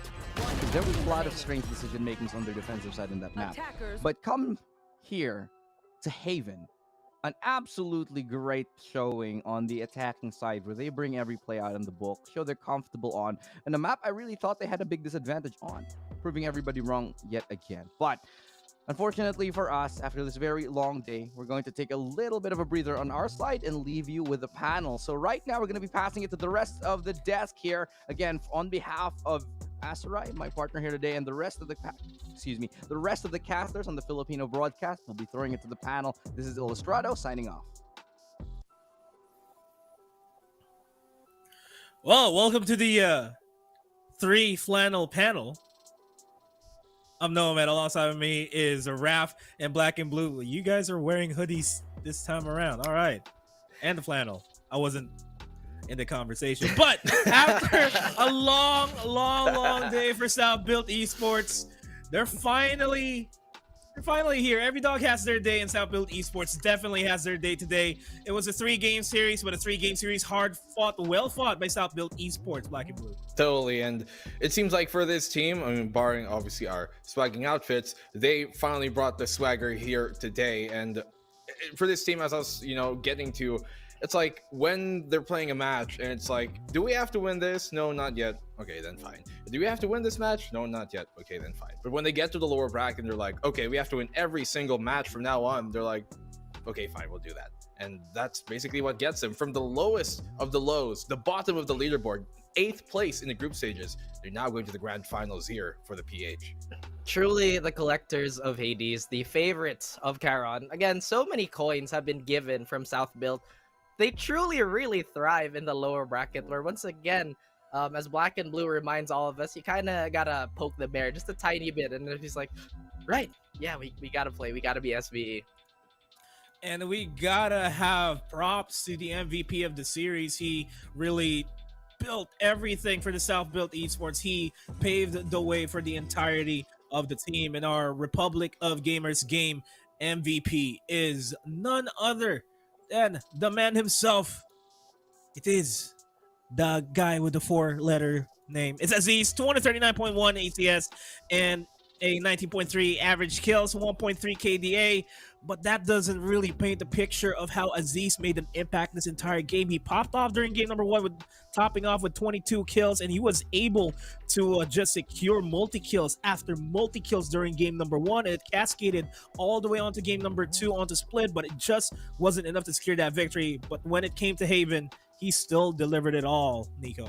Yeah, this team, they have lots of structure, and I know Raph will attest to that later too. They have lots of structure, and Aziz is really a big part of that spear. He is the tip of that spear when they go into the site, but when they're actually in the site, that's when he goes, it's Aziz time. He's a wild card for the entirety of, the very structured team. He is that one thing, that one X factor, that one wild card, as I put it, that really just basically throws everything for a loop and really keeps everything, I guess, shaky for teams that go up against him. How do you read someone who basically throws the book out of the table? We had a lengthy conversation about how South Built and their tendencies and the speed of how teams play. But yeah, Aziz, at least me and Black and Blue have been talking about him for a good minute now. It's like the moment he does set foot on the site, Aziz, we gotta rotate out. Hang on a minute, let me do my thing. And he does it very well, and he's been such a focal point for South Built. Hopefully this can continue moving forward. And moving forward, indeed, is what South Built Esports has been doing. Let's have a look at the storyline of how South Built Esports got to this point. Let's have a look at the brackets here, because it wasn't an easy journey for the most part for South Built Esports. They came from the upper bracket as expected from anybody. They moved forward into their match against NAOS Esports. They got knocked down very hard all the way down to Zeal's territory. They moved forward until they beaten Oasis earlier on, and now they made their way into the grand finals, where they will have that rematch against NAOS in the future, which is going to be happening tomorrow. And a lot is on the line for South Built Esports here. I feel like they have a lot to prove to all the fans here who have been watching them since last year, even, Raf. Truly is a delicate balance with South Built because we saw a lot of dominating matches that they've had in their history, and then we see something like this where they kind of fall on the lower end of things. And all of the matches they've had, all of the series they've had, aside from the entertainment value, they've been very, very close calls. And as Black and Blue would have said it, they're very, very good at finding, oh, they realize they're in a hole, we got to shoot ourselves out of it. They do that very well, but I feel like NAOS is really not the team to do that. NAOS is masterful at their mid-round execution. Their adjustments are second to none, and I feel like they are the benchmarks for all of the teams here. We've seen them play today, and honestly, that match really portrayed their personality to its fullest. They allow a lot of rounds being invested to just gathering information. They adjust offset gathered information, and they do that very well with a lot of discipline despite the individual pop-offs. Yeah, well, South Built, they get to the destination that many people were expecting for them to get to from the get-go, that maybe not with the path that people would have assumed they would have taken to get there, all throughout that lower bracket. But as you put it, Raph, now they're going to be the biggest test, honestly, here for SBE, because for South Built, NAOS are the only team that they've gone up against twice in this VCT and have yet to even take a map against them, and that's not an easy feat. You can kind of argue maybe they've gotten their footing, maybe they've found their form here lately in the playoffs, especially throughout the lower bracket, but that's no excuse for what happened in the group stages. But could be third time's the charm for the South Built squad tomorrow. Could be. Everything is still up in the air, and we'll find out what's going to happen to the story of South Built Esports tomorrow in the grand finals against NAOS Esports. If NAOS definitely the time for NAOS Esports to be the kings of the Philippines, that's what we'll find out tomorrow. But before we bid our farewells, we'd like to thank our sponsors here real quick, because Challengers 2022 is brought to you by ASUS Republic of Gamers. Stay tuned for the arrival of the most powerful ROG Strix Scar series, powered by up to the latest 12th generation Intel Core i9 processor to help you unleash the legend inside. No holds barred performance with a crisp QHD 240Hz esports ready display and improved intelligent cooling design. The ROG Strix Scar is the only choice for the best competitive advantage in any esports title. Check out the link in the pinned comment for more information. Lastly, it's not just South Built Esports that's going to win tomorrow. It's not just NAOS. It's not just the teams that qualified in the Asia Pacific Challengers that's going to win. It's because it's you guys that are watching as well that has a chance to win exclusive ASUS ROG swag from, of course, ASUS ROG. All you have to do is follow the mechanics that we have on screen. All you have to do is like and follow the ASUS Republic of Gamers Facebook and Twitter pages, as well as the PPGL and Valorant Esports Philippines official Facebook pages. Share the live stream on your timeline, set in public so that we'll see that you really did share the stream with the hashtags PPGLXROG, ROG, Intel Gaming, and Unleash the Legend Inside. Lastly, share your prediction in the stream chat and comment which top 3 teams will make it to the Asia Pacific Challenger Playoffs. And we already have the 3 teams, so that part is going to be easier for you guys. Now all you have to do is wait, because the winners will be announced on Monday, 28th of February, and we'll be drawing 3 winners of the ROG shirt and 3 winners of the ROG cap. And with this exciting day coming to a close, we will bid you all farewell on behalf of the Filipino broadcast, as well as the English casters here that delivered beautiful storylines and beautiful play-by-plays here in the Challengers, this last semifinals for the week. I'm Nomad. Alongside with me is Raph and Black and Blue. We're the 3 flannel panel. We'll see you guys tomorrow for the conclusion of Challengers Philippines. Good night and good fight.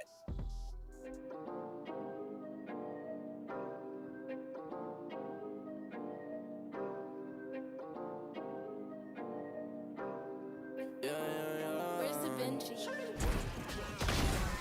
Spike down A. One enemy remaining.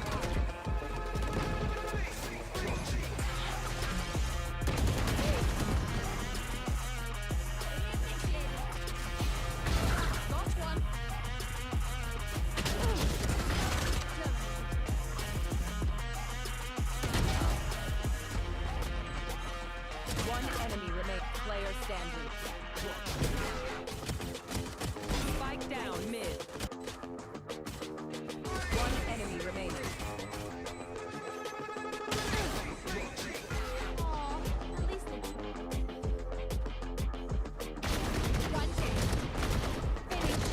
One enemy remaining. Spike down A.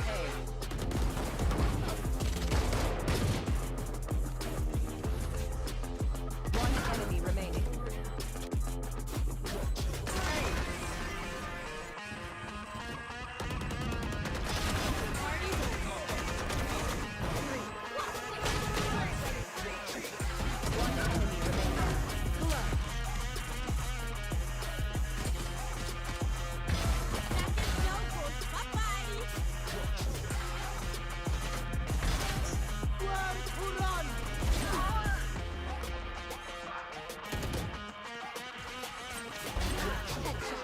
One enemy remaining.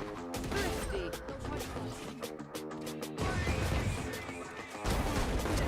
One enemy remaining. Flawless. Enough. One enemy remaining. Spike down A. Spike planted.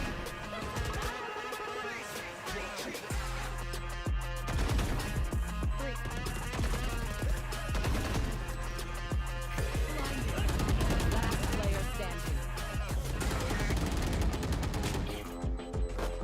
One enemy remaining.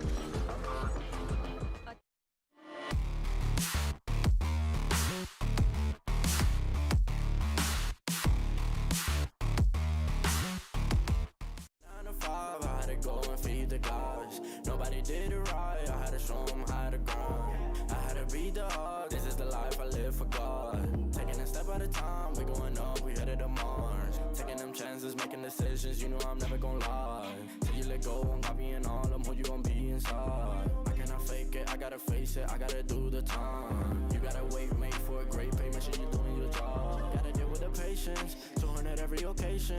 Going to different locations. How they got when I need some direction. Me and Vinci go up every session. Cook it up, yeah, you know it's no pressure. Yeah, you know how we do it, we all in. We can slow up and you never catch us.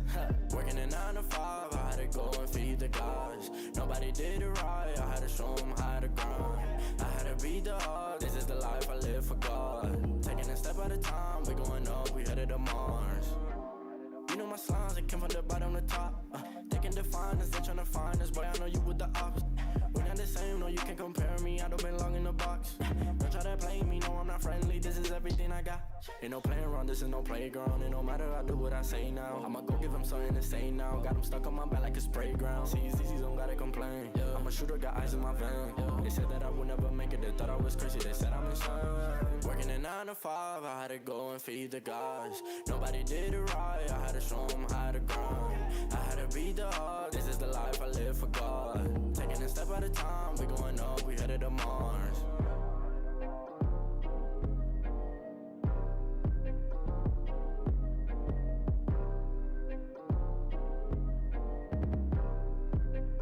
Undefined for life.